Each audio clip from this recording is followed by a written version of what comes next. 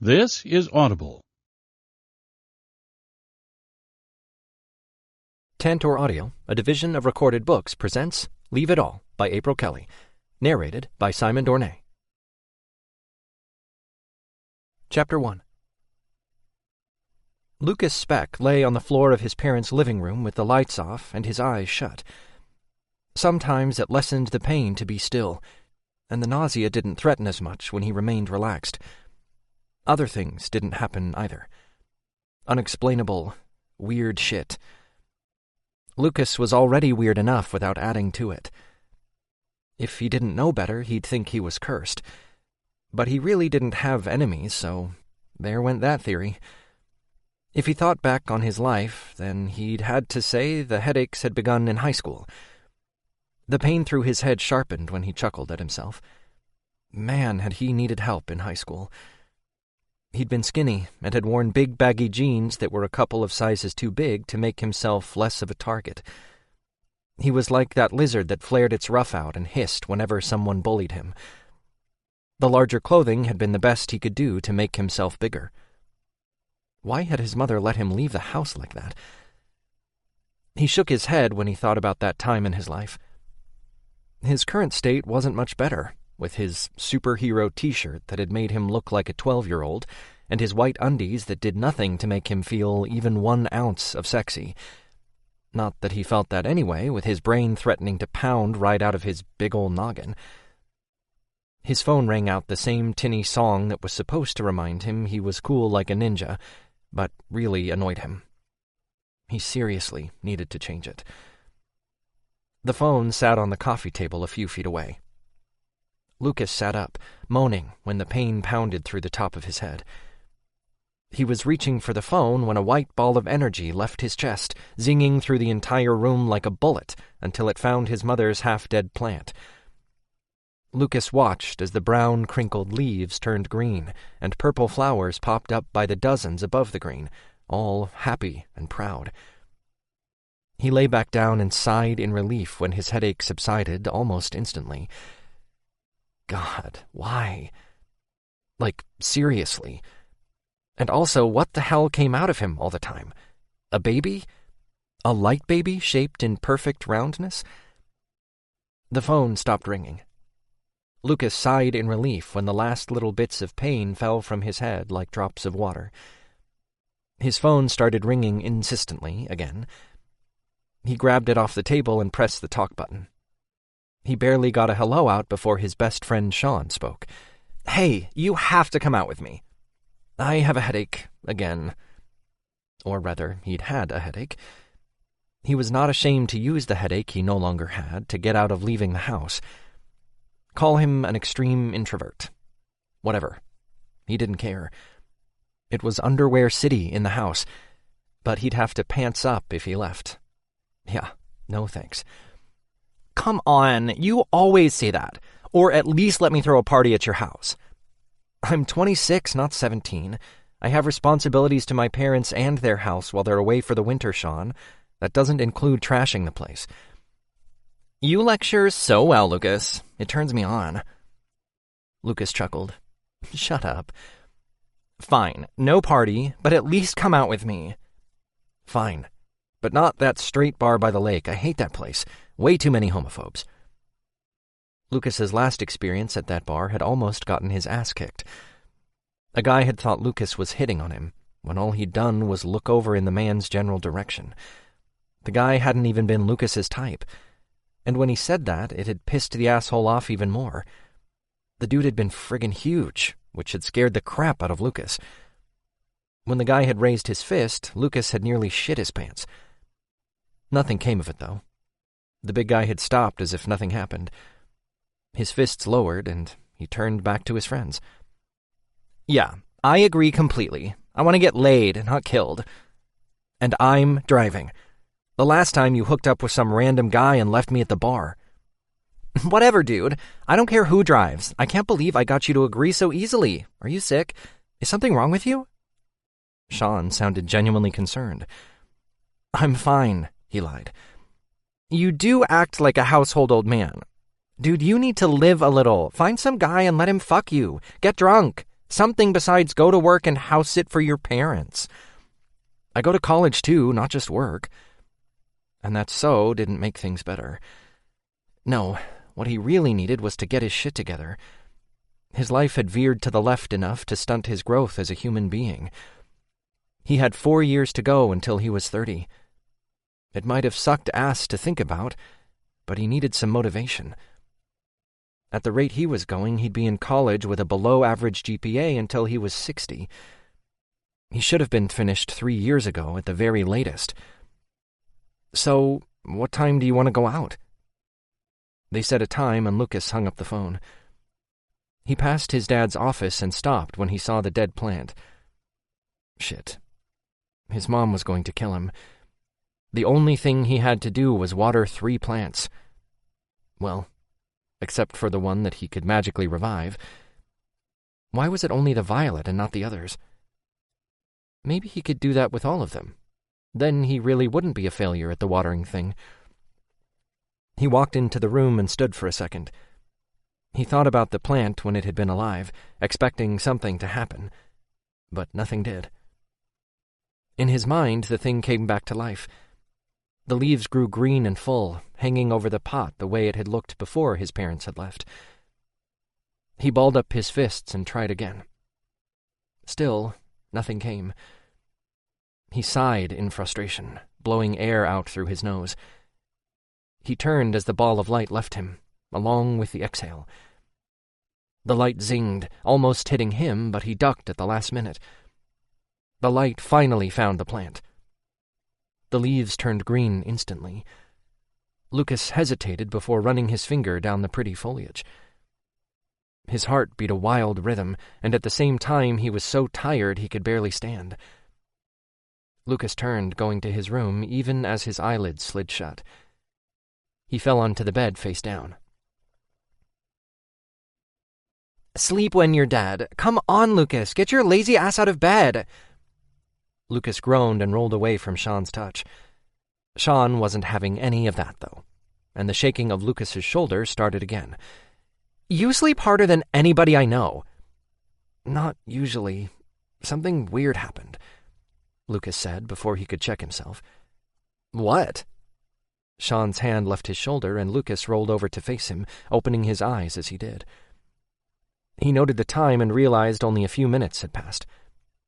Thank God for the 15-minute power nap, because he felt better already. "Nothing, just felt sick." No way he would open up about the plants. "Still getting headaches?" Sean eyed him knowingly. "Yeah." Sean averted his gaze to the nightstand. "You're still coming out with me, right?" "Yeah." Lucas sat up.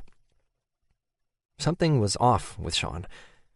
Guilt oozed from his pores, but that wasn't the only thing. He wasn't dressed to impress the way he normally would be. Lucas had known Sean since their junior year of college, and in all that time Sean had always dressed like a slut whenever they went out.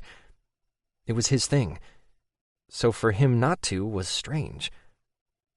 Also, Sean had circles under his brown eyes, as if he suffered from some ailment. The flu, maybe? Reading auras had always been something Lucas could do, even as a kid. It had taken him a long time to figure out his ability. A library trip in middle school and many books had enlightened and clued him into the fact that he wasn't alone in his aura-reading abilities. Sean had a gray color around him. Sickness. On the outside of that was pale purple. Fear. Lucas climbed out of bed. "I don't think either of us should go. We both look like run-over shit." He started out of the room. "No!"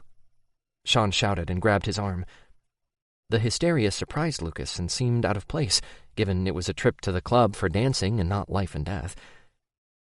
Then Sean's expression softened and he smiled. "I'm fine. You're fine. Let's just go and have a good time. I really need this." Nausea clawed up his esophagus the second Sean's hand closed around his arm.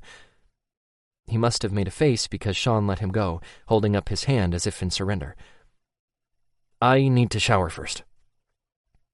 Lucas thought about it as he walked to the bathroom, and the entire time he showered.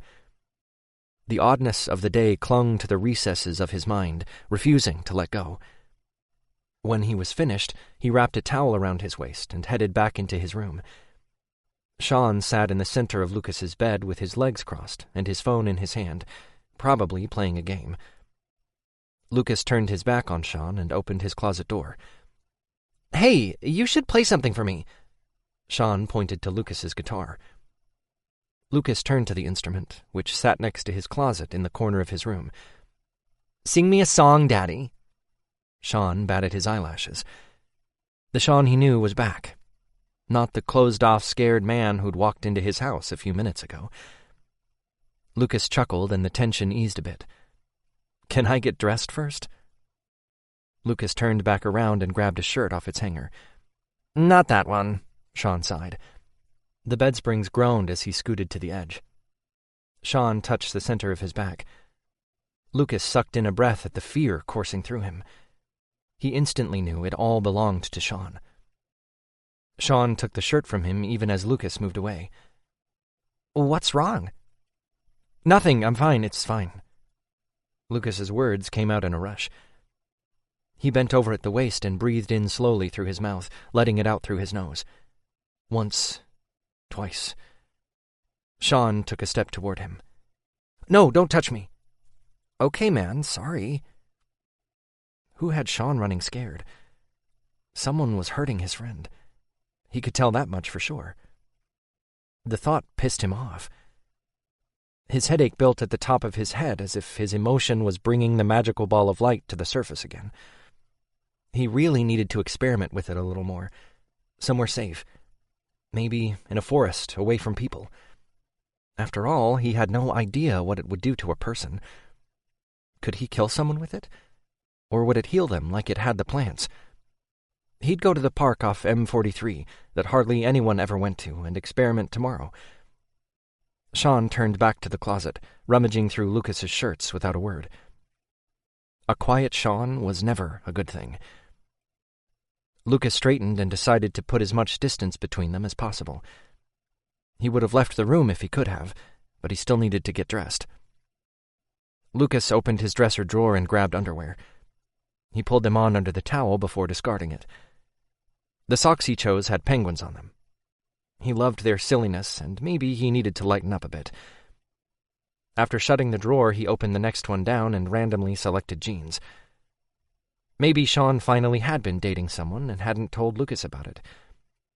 Maybe the person was abusive or something. He dressed as he asked the question. "Are you going to tell me what's going on with you?" "Nothing is going on. And ditto, man." Sean turned and threw a button-down shirt at him. "What's that supposed to mean?" Lucas took the shirt. "You haven't been telling me shit either." "There's nothing to tell." Lucas buttoned his shirt. He wasn't paying attention to what he was doing. His entire focus was on Sean. "Well, then I guess we have the same fucking story, don't we?" Sean walked over to him. Lucas held up his hands, letting Sean know he didn't want to be touched. "Relax. I'm just going to button your shirt for you. You have it all messed up." Sean's fingers were a whisper down the center of Lucas's chest, but no skin actually touched. "Is someone hurting you?" Lucas asked. Sean's eyes widened. "I got it handled." "Just tell me, Sean." Sean smirked and focused on Lucas's buttons again. "You wouldn't believe me if I told you." "Try me." "Play for me first, and I might think about it." Lucas smiled. "No, you won't, but I'll play for you anyway. What do you want to hear?" "I don't know, something relaxing?" "You know you're probably my best friend, right?" Sean chuckled. "Probably." "Okay, you are my best friend." "And you're mine too, Todd, and we'll always be friends forever, won't we?" Sean said in a high-pitched voice that made him sound like a child. Lucas laughed. "I should have never told you that Fox and the Hound was my favorite movie." "It's a cartoon, Lucas, and it's sappy." "Well, excuse me for not liking the guns and violence that you like." "The guys are hot in those movies. It's the only reason I watch them. All those muscles. And usually they don't have a shirt on. I love a nice chiseled chest. And I like 'em big."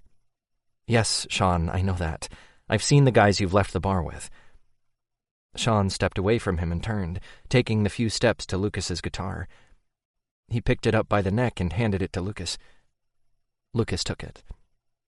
"I have something I've been working on. Maybe you can tell me what you think."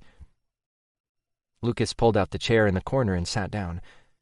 Sean sat on the edge of the bed. Lucas took a moment to tune his instrument before playing. The music soothed them both. Chapter 2. Lucas regretted agreeing to come out. The music was too loud, and there were so many people. Anxiety welled up in his chest, cutting off his air. The headache started again. The pain blossomed at the top of his head and spread down, like it had when he'd felt Sean's emotions. Would the light come again? That was the burning question. If it did, would the government put him in some laboratory like a rat? It was next-level weird for sure. Science might get him answers he desperately needed, but it wouldn't do much else. Shit. It wouldn't be good if that ball of light went zinging around the room like a stray bullet. His headache was getting worse. What made the whole situation even more craptastic was the fact that he felt all these emotions at the bottom of his stomach, and he didn't think they were his own. He had thought he had to touch a person to feel what they were feeling, but apparently not.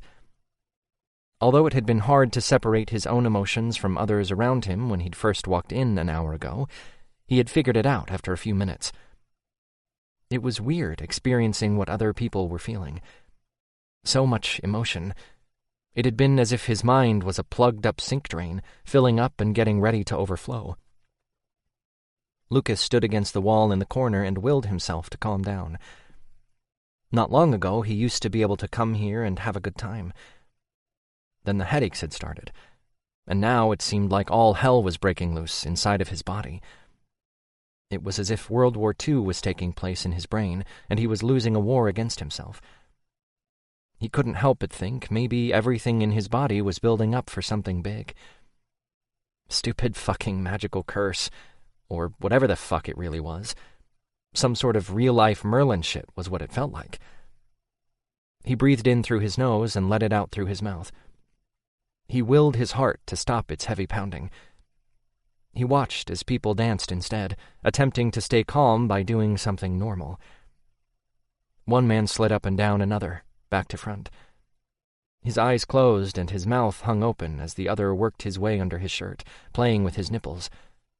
Or so it looked like from Lucas's vantage point. Lucas figured they were a couple. All that love reflecting off them toward the other person was like this pink stream of color extending out, as if it were a bundle of strings connecting them. That color had calmed him when he had first seen it. As they danced, and things began to heat between them, the pink hue turned to red. They'd be fucking on the dance floor if they didn't leave soon. It wasn't that kind of club. His parents had auras similar as the couple, always pink with gold or peach. One time his dad had gotten sick with the flu, and there had been a hint of gray with the pink. His mother's aura had turned blue, as if she loved his dad differently when he was sick. Maybe she became more nurturing toward him or something. She definitely went into mom mode when he or his dad even had the sniffles. He had asked her about it once. Why did she love Dad differently? And she answered that she didn't. And he had said, "But your color is different, Mommy." He remembered her telling him not to mention the colors again, to anyone, ever, not even her. He glanced at a man who didn't appear much older than a teenager. He probably had a fake ID. The calculating look in his eyes spoke of experience. The boy turned to someone at the bar. It was too crowded for Lucas to tell who held his interest. He smiled, and Lucas could swear he saw longer than normal canine teeth. Even stranger was the fact that he didn't have an aura like everyone else in the place. The kid's lips covered his teeth, and in the blink of an eye, they were gone from Lucas's sight. It must have been a trick of the light. It was dark in the club, especially on the dance floor, and the colored lights left strange shadows on people's faces. The boy glided across the floor as if picking a different target, and finally tapped a bigger guy on the shoulder. The man turned and gave the kid a lecherous smile.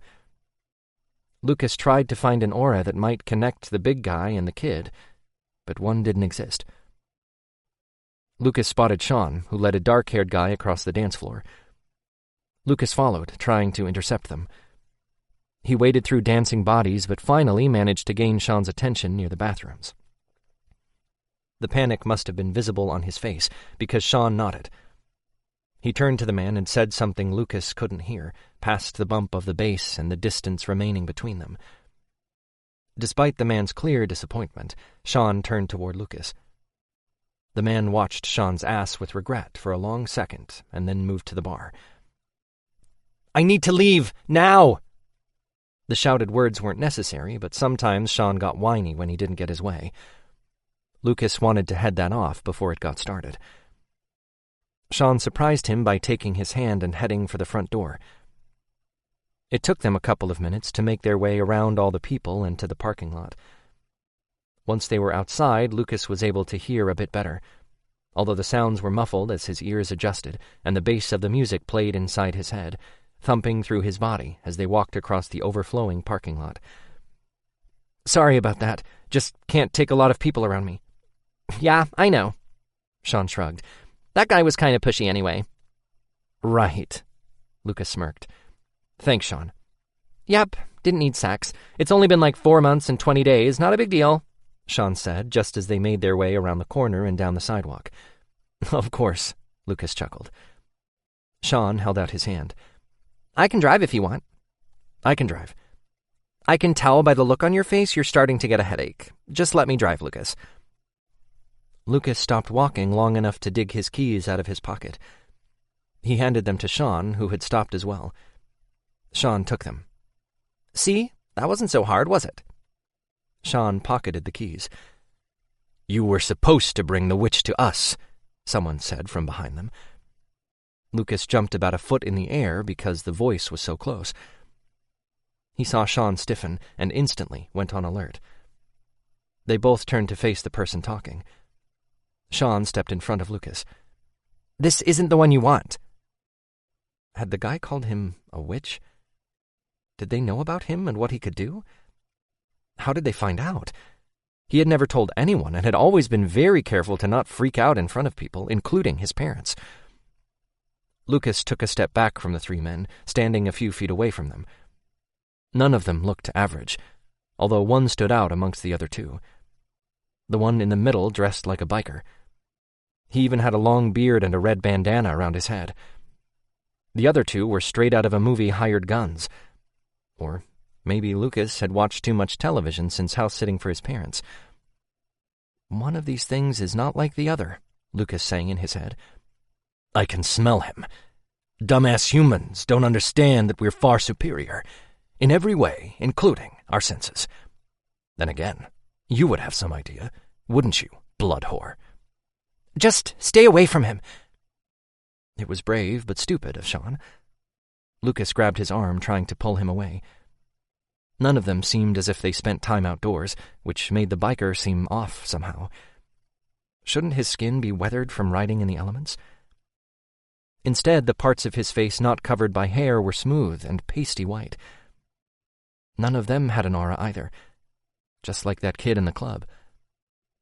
Then the biker guy spoke again, and Lucas sucked in a breath at the sight of the fangs. "Nicolono will not be happy that you're holding out, Sean." Oh God.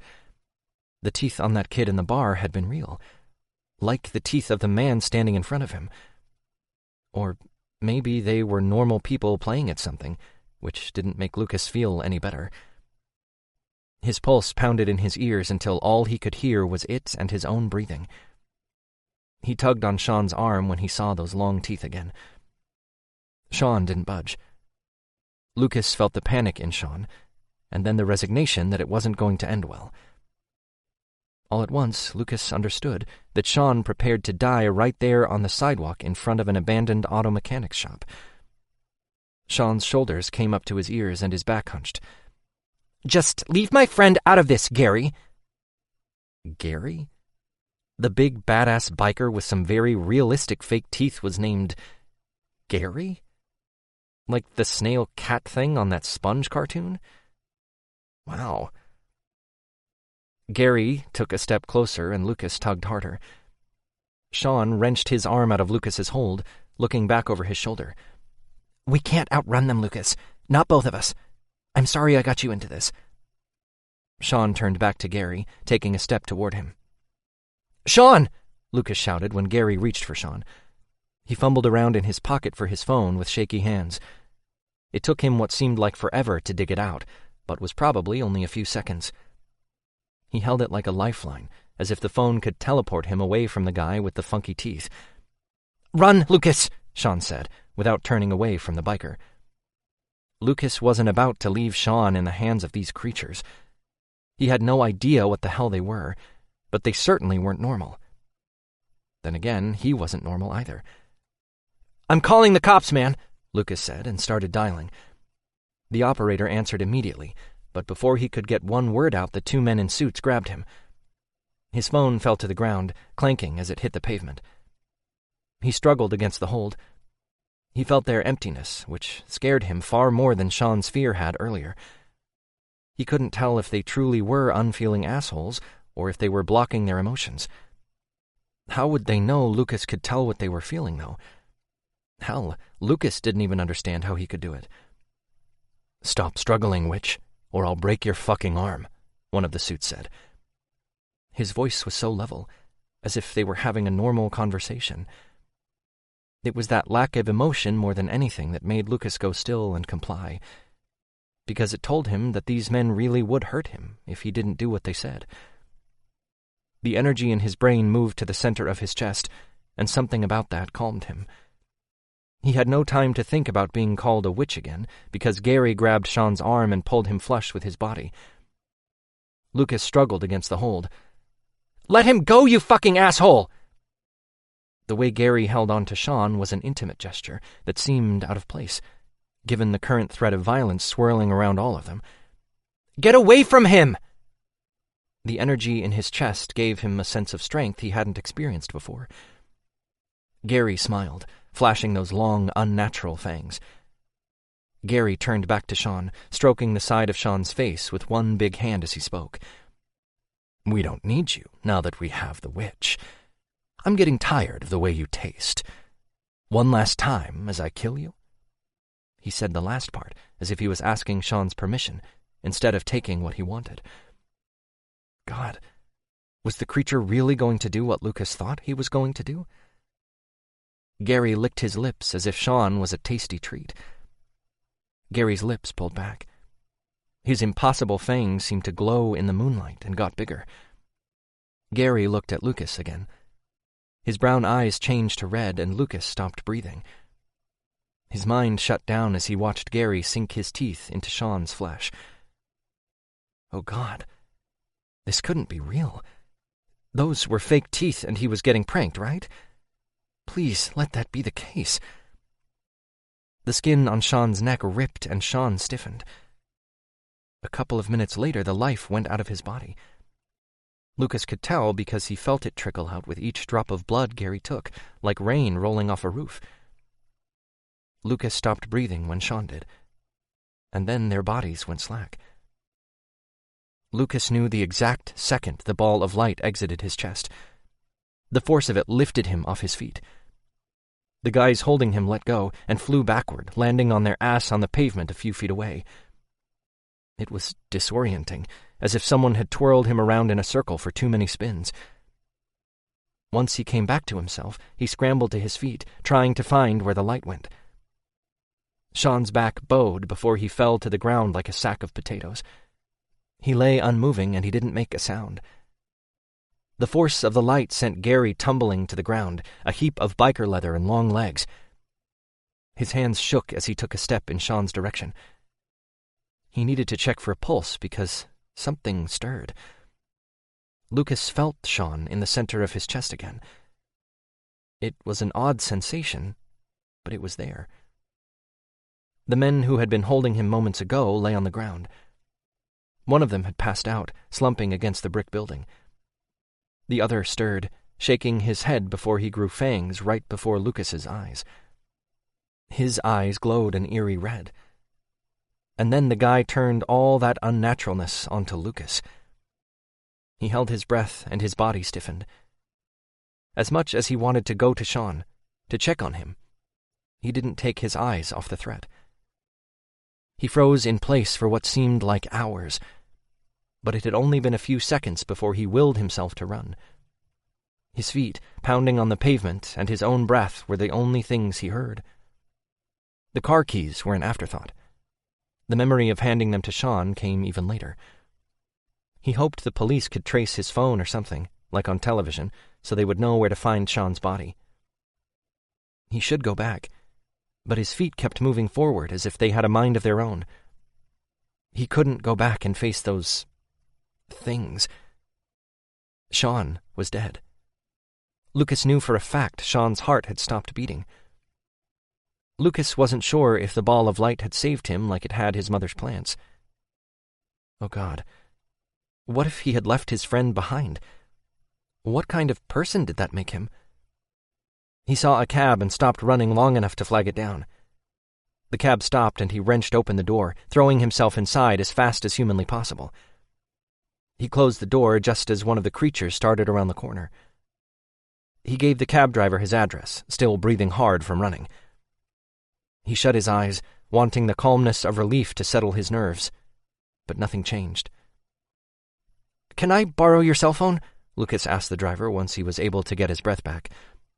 "I don't loan it out," the cab driver said, without taking his eyes off the road. The man was older. The dark hair had flecks of gray through it, and he had more wrinkles than not on the parts of his face Lucas could see. "Please, sir, there were men attacking us. I think my friend is hurt really badly. I think they killed him." Maybe. He didn't know. Shit. "There are some bad elements in this city. I don't know how many times I gave rides to you people." The man's hands came up and held out a cell phone. "What do you mean by you people?" Lucas took the phone. "Thanks." "You non-humans, or whatever the fuck you are." "I don't know what you're talking about." Okay, he sort of did know, but he wasn't about to admit that he might be like those things that had killed Sean. He dialed emergency. Before we move forward, let's take a little breather. Lean back, enjoy a peaceful tune, and get ready for the next exciting chapter. Time with you every single night. Alright, yeah. I love it, baby. Ooh, you drive me crazy. I'll give it, baby. I love it, baby. Ooh, you drive me crazy. Yeah, I'll give it, baby. 'Cause only you can drive me crazy. I love it, baby. Ooh, you drive me crazy. I'll give it, baby. I love it, baby. Services and waited. When they answered, he told them what had happened and where they could find Sean. They asked where they could find Lucas, and he told them he was in a cab and that one of the men chased him. "We'll send an officer to your location." He gave her his parents' address. He shut off the phone when the conversation ended and handed it back to the cab driver. The driver took it back. "I used to be a hunter. I'm too old for all that bloodshed and violence now. Plus, I learned things aren't always black and white with paranormals." "Paranormals?" "It's what you call yourselves, right? Or has that changed over the years? Hell, I've been out of the loop for so long, you could call yourselves just about anything by now. What with all the political correctness going on in this country." Lucas couldn't really focus on what the old man said. "I don't really know what you're talking about." He looked out of the window, watching the houses on the street as they drove by. He thought about the men with the teeth, like vampires in a movie, but they were real. Hopefully, he was having a psychotic breakdown, and he'd come to consciousness in a hospital with his arm strapped down. That was much better than what he was experiencing at the moment. "You know about paranormals?" "Hunted them for 30 years. course, that was a long time ago, when we didn't know as much as we thought we did and were scared off by it. I was a bigoted fool before I met my Cassie. She changed my mind, but it was a rough start we had. I finally came around. Those things that hurt my friend... Lucas rubbed his hands on his pants and then clenched his fists to keep from shaking. They had long fangs and red eyes. One of them stuck his teeth into him and drained his blood. Yep, vampires can be a nasty sort sometimes. The coven around here didn't used to be too bad, but in the last few years they've been killing more humans. Probably got a new coven leader that's not as good as the last one. Politics suck no matter what you are. The cab driver said it in such a matter-of-fact tone, Lucas could tell he believed in such creatures. How do you know they're killing people? Lucas couldn't keep his voice from shaking. Police scanner. Sorry about your friend, kid. The cab driver parked the car in his parents' driveway and then turned around. Lucas handed him a $20 bill for the ride, and the cab driver waved him away. It's on me, kid. You're probably going to need it more than me. Thanks. You've never come across a vampire, have you? Lucas shook his head no. Never in my entire life did I know those things existed. You want some advice, kid? Yeah. He would take all he could get. Don't trust anybody around here, including the cops. With as many vamps are in this damn city, there's bound to be one on the force. What should I do? I think they want me for some reason. Lucas shook even harder. His fear kicked up, and he could feel the light start to leave his body. He closed his eyes and breathed in, trying to calm down enough so that stupid ball of light wouldn't hurt the nice man in the front seat. He had no way of knowing exactly what it would do. He didn't even know if it had helped Sean. He thought it had, but who the fuck really knew for sure? The cab driver sighed. Damn it. Cassie is gonna have my head for getting involved. Grab clothes and as much money as you might have, and whatever else you might want. You can come home with me for the night. Cassie might be able to help you. You can't stay in the city for long, though. Those vampires have your scent now. They'll track you here. Probably to my cab, too, the fuckers. Lucas nodded and opened the car door. His hands shook so bad he had to try the handle twice before it opened. He did what the man said and packed a bag as full as he could get it. He got the cash he had been saving out of his sock drawer and stuck it into his pocket. He looked out his bedroom window at the cab still parked in the driveway, and then farther up the road, making sure no one had followed them. He didn't see a vehicle, but he could see movement across the street between two neighbors' houses. It was difficult to see in the dark, but whatever it was turned on those motion sensor lights at almost every house it passed. He ran down the stairs and out of his parents' front door. Everything happened so fast after that. Lucas was in a daze. The old man must have sensed it coming because he put the car in reverse and backed up just as the vampire stopped in the road. The ball of light left Lucas at the same time. Only the light was gray, and not that stark white color. Lucas focused and pushed the light toward Gary, who stood in the middle of the road.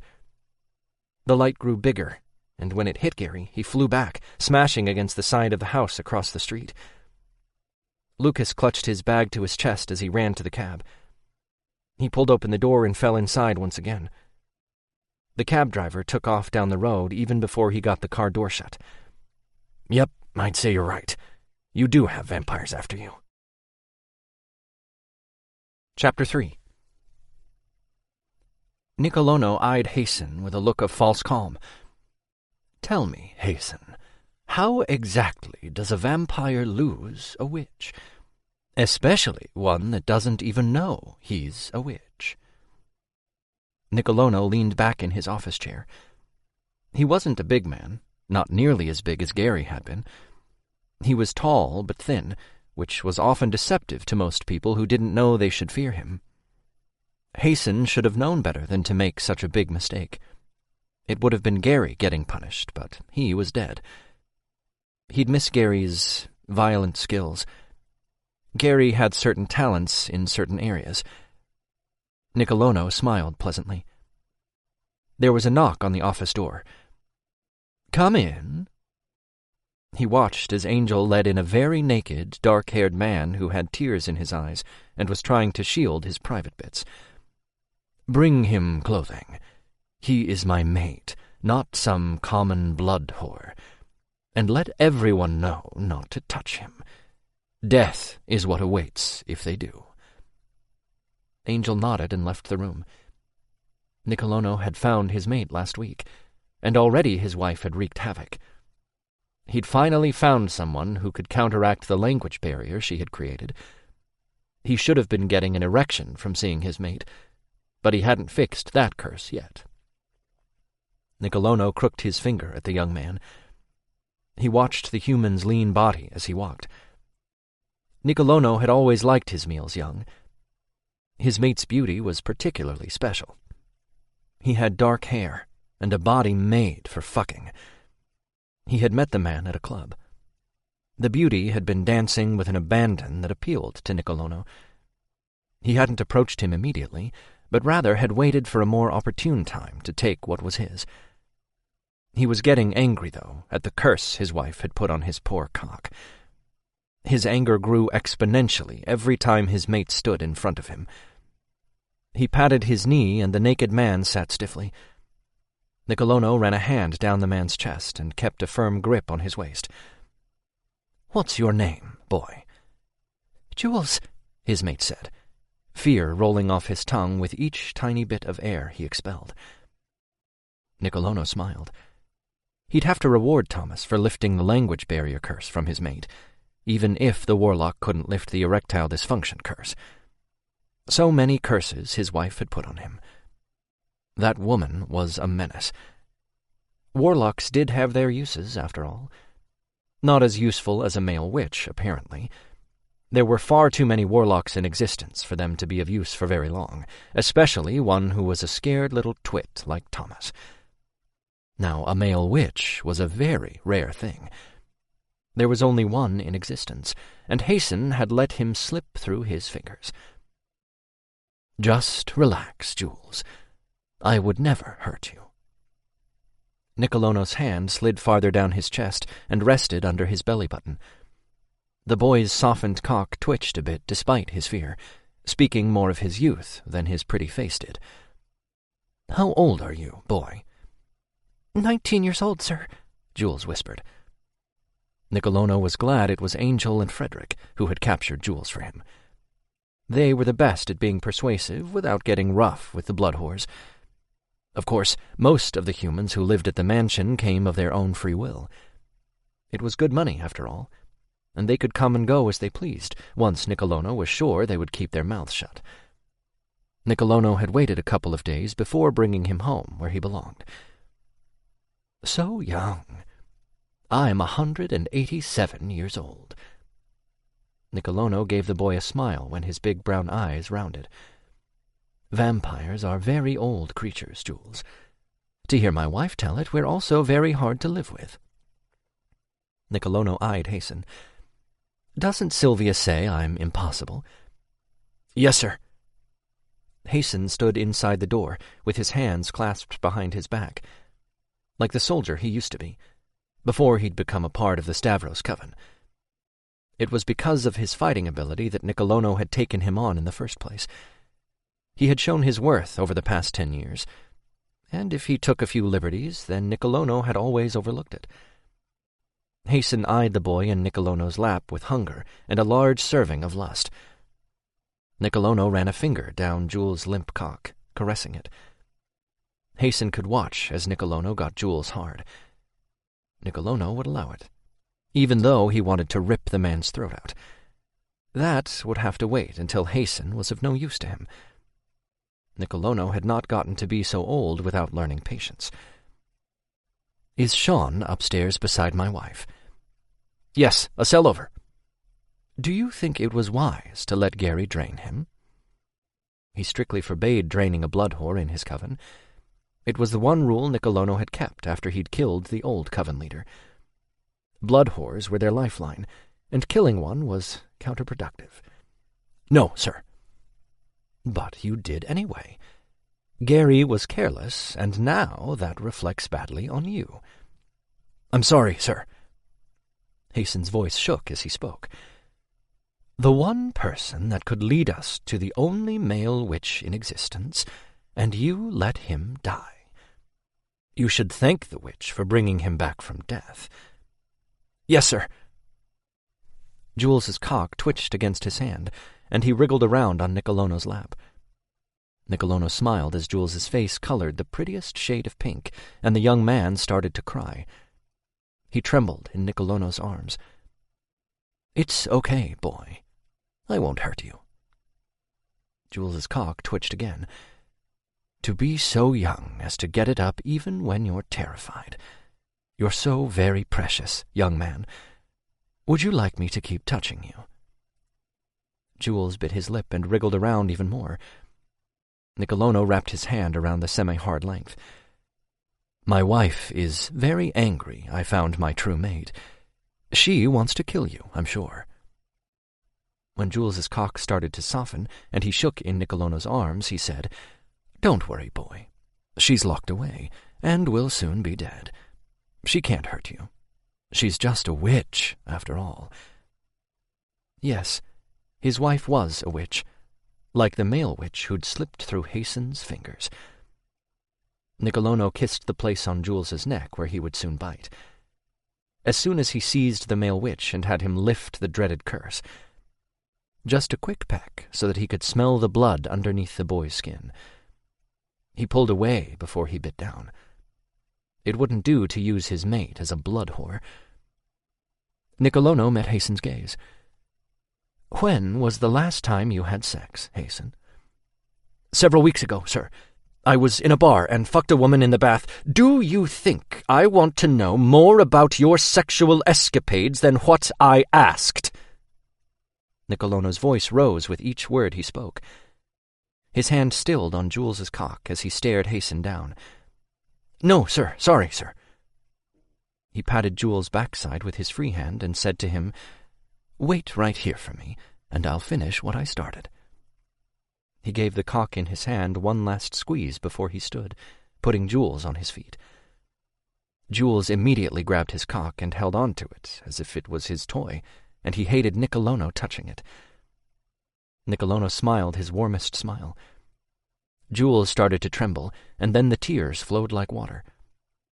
His mate smelled of fear, and Nicolono wanted to roll in it. Yes, he was rather fond of his newfound mate. He could already feel himself growing attached to him. Shall I have Thomas put a curse on you? Or maybe my wife would hobble you. She's very good at causing pain with her damned curses. Nicolono had always thought warlocks were the dark lords of the magical community. Even the fairies had bowed to them. Of course, that was long ago, even before Nicolono's time. Thomas had proved too weak to be a lord of anything. Still, he'd reward the little warlock and maybe keep him on for his own uses. He turned back to Hasten, and his smile fell. Do you know what it's like to find your mate and not be able to bond with him? No, sir. Hasten took a step away from him. Hasten shifted his eyes downward, as if the carpeting held something fascinating.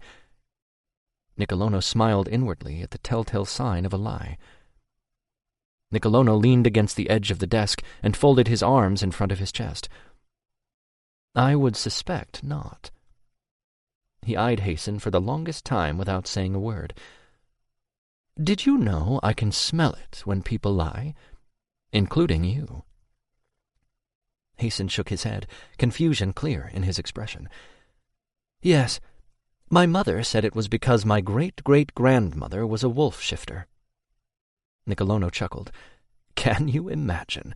A wolf and a vampire, a mated couple. My mother tells me it was a true mating. She could smell it when someone was lying as well, you see. You killed the human that would help me bond with my mate. That was Gary. Gary is dead.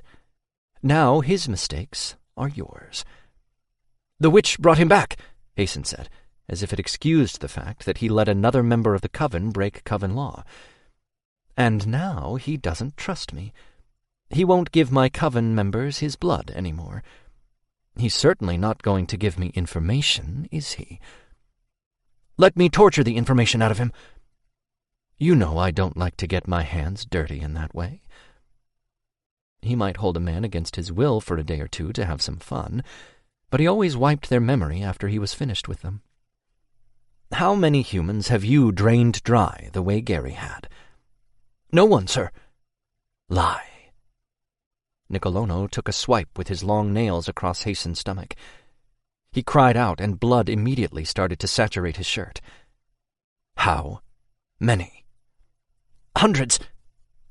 To Hason's credit, he stood there, staring straight ahead. Nicolono shook his head in disgust. Do you know the council will be on my ass once they learn of this? I've been hiding it from them for too long. I can't keep covering for you and your stupid friends. He rose from the desk and walked around Hason. Nicolono could see him trying to struggle to break free. He lifted the metal spear off the wall and stood for a moment, taking in the weapon, feeling the weight of it and the cool metal against his skin. When he turned back, he found Jules's eyes riveted on him. His whole body trembled. I'm not going to kill him, Jules. I'm going to do something far worse. Jules slowly turned, facing away from Nicolono. Yet another of your sins, Hason, making my mate turn his back on me. Nicolono put the spear back on the wall. Bring Thomas to me, and stay in the room while I talk to him. You'll want to know the kind of curse the ancients will bestow onto you. Nicolono smiled. Their curses are always worse than death. Chapter 4. Lucas felt so incredibly drained by the time he got back into the cab, and the driver rolled it down the street. Remind me never to piss you off, kid. That's some trick you got there. Yeah, pretty scary, huh? I wish I knew how I was doing it, or what it even is. The old man gave him a curious look. Don't you know? I've never heard of a paranormal not knowing they are one. Usually it's pretty obvious. Sometimes the fangs come out. Lucas gave him a smirk. Or the wolf. Wolves? Really? Holy crap. How many more things could be out there? And other creatures. The old man smiled at him. My name is Lucas. Gus. When we get to my house, my wife will tell you what you are. Why not just tell me now? She's just like you and can explain quickly. You'll need to listen carefully to what she says and then get on your way. You can't stay in the city now that we know they're close. I have a car that hasn't been driven in a while. The vampires that work for the police department won't be able to trace it. Why can't they trace it? Because it's registered to a dead man. Now focus, Lucas, Gus said sternly, as if Lucas could actually think about anything but the fact that it felt as if someone was punking him. Cassie will talk to you, tell you some things that might not make sense right away. Just do whatever it is she tells you, and then get the hell away from this city. You already made me a target. We're going to have to put up some wards if we're going to keep them bastards out. Hell, might even have to move. Lucas reached up and patted his shoulder. I'm sorry I got you into this mess. Gus shrugged. Wrong place, wrong time. Thanks for helping me. He didn't normally initialize touching someone, but he thought he'd make an exception this one time, considering the old man was risking his life. He felt something when his hand connected with Gus. Some sort of sickness inside the man. I think I can fix that for you when we stop the car, if you want me to. Either that or he'd kill the guy, but he didn't think that would happen. The more he thought about Sean and really focused on his friend, the more he was certain he was alive. Fix what, son? Lucas sat back in his seat and closed his eyes, telling himself it would be for a second. He wouldn't fall asleep even though he really wanted to. He was so tired. The light totally zapped his energy. The sickness inside you. I'm pretty sure I brought Sean back, so I should be able to help you too, I think. This last part Lucas said more to himself than to Gus. He didn't want to hurt Gus. He heard Gus gasp, but otherwise never said a word the rest of the car ride. At some point, Lucas knew he fell asleep. He wasn't sure where he was, or even how long he had slept. He just knew that Gus was looking at him as if he'd grown 3 heads. "Do it here. I don't want Cassie to know." Gus waved a hand. "Hurry up." "I can't just turn it on and off. It can be unpredictable, like when I'm scared." Lucas sat up, running a hand through his hair. "Think about the vampires coming after you, or me dead because my wife killed me for keeping shit from her." Lucas chuckled. The fact that he managed it even after all he'd been through astonished him. "That's not helping." "Don't laugh. You haven't met that woman yet." Lucas sobered quickly and thought about Sean, dead on the sidewalk. The small amount of blood he had left trickling through the puncture wounds on his neck. He felt the light leave him then, and he focused it on Gus. It seemed a lot easier to direct it than before. The light hit Gus, and he bowed forward, his chest out. He relaxed against the seat again and sat there for long minutes. Lucas held his breath. "Please be okay." Lucas waited for Gus to say something to let Lucas know he hadn't hurt him as he had Gary. The light wasn't that gray color when it had appeared, though. It had been a pure white, like the one which had gone into his mother's plants and Sean. Gus grinned. "I've never felt better." Lucas sighed in relief. There was a knock on the car window that startled them both. An older lady scowled at Gus. She had the bluest eyes Lucas had ever seen, even bluer than his own.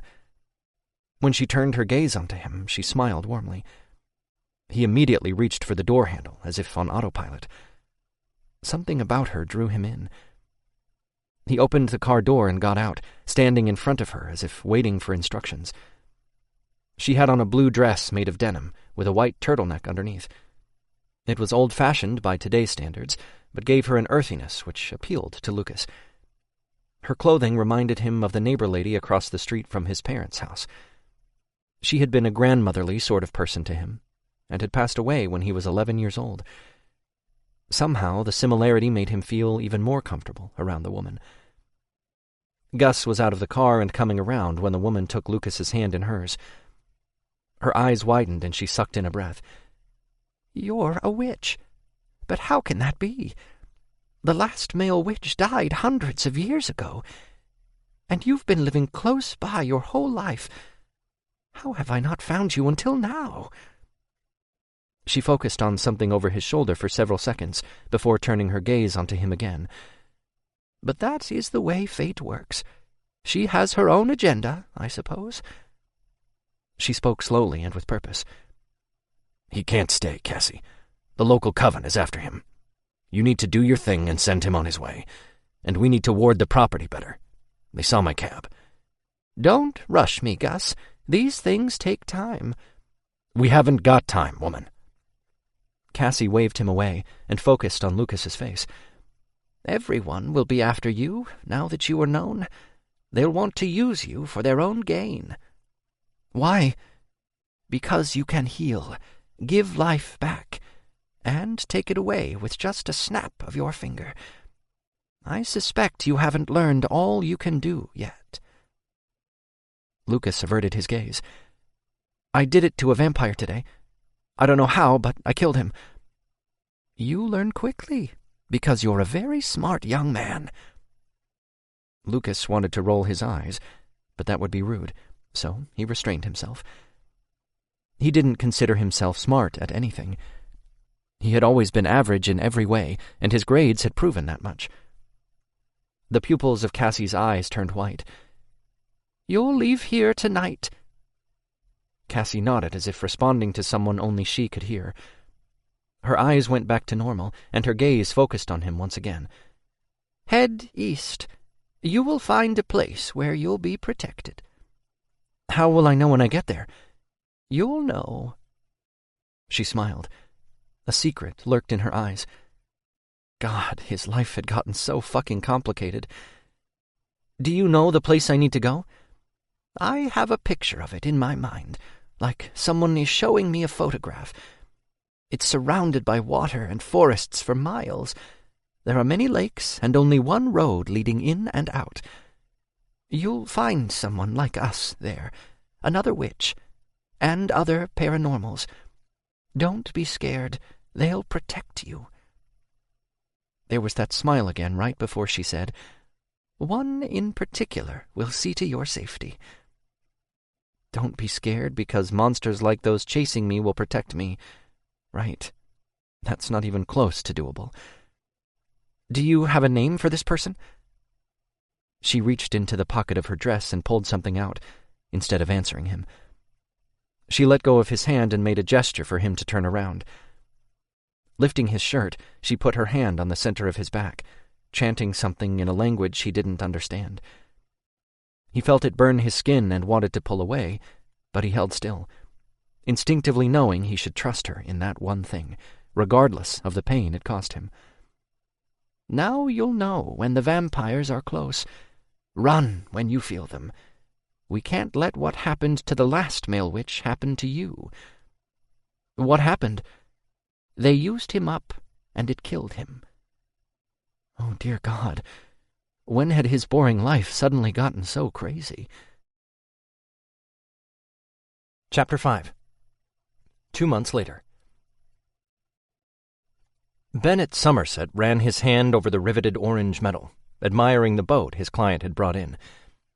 It was a 70s model made of aluminum, which was a much better material than the fiberglass used to make new boats.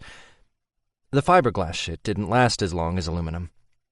Bennett ran his hand over the spot where the paint was chipping, and the metal gray underneath showed through. He couldn't wait to start on the paint job and make the old girl look brand new again. The owner of the boat had paid him for a complete restoration of the whole thing, inside and out, and it was costing the guy a lot of money. It was worth it, in Bennett's opinion. Bennett probably would have done it for free, but then he would want to keep the boat. He had to overhaul the motor.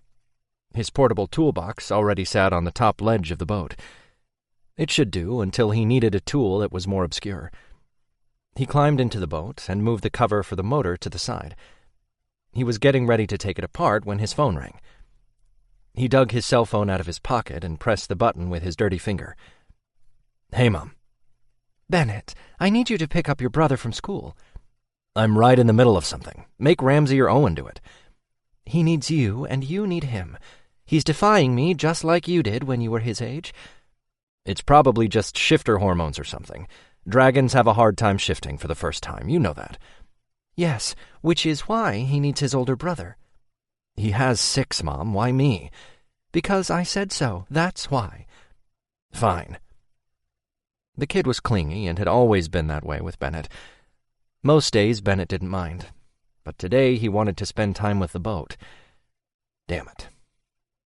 Bennett sighed. His little brother Layden had always had his abandonment issues, ever since he'd come to live with their mother. The poor kid had it bad before coming to them. Layden's family had left him with a neighbor when the kid was still pretty young. The neighbor happened to know Mother Estelle and had dropped him off after a couple of weeks. It was Bennett's opinion that something very violent had happened to Layden's parents, not that Layden would listen. He had never wanted to hear that explanation when it was given. It was especially bad since he'd hit teenager status and had become pissy about everything. All his brothers and his sister had a similar story, including Bennett. Bennett's childhood story was much more violent than most. "When was the last time you left your house, son?"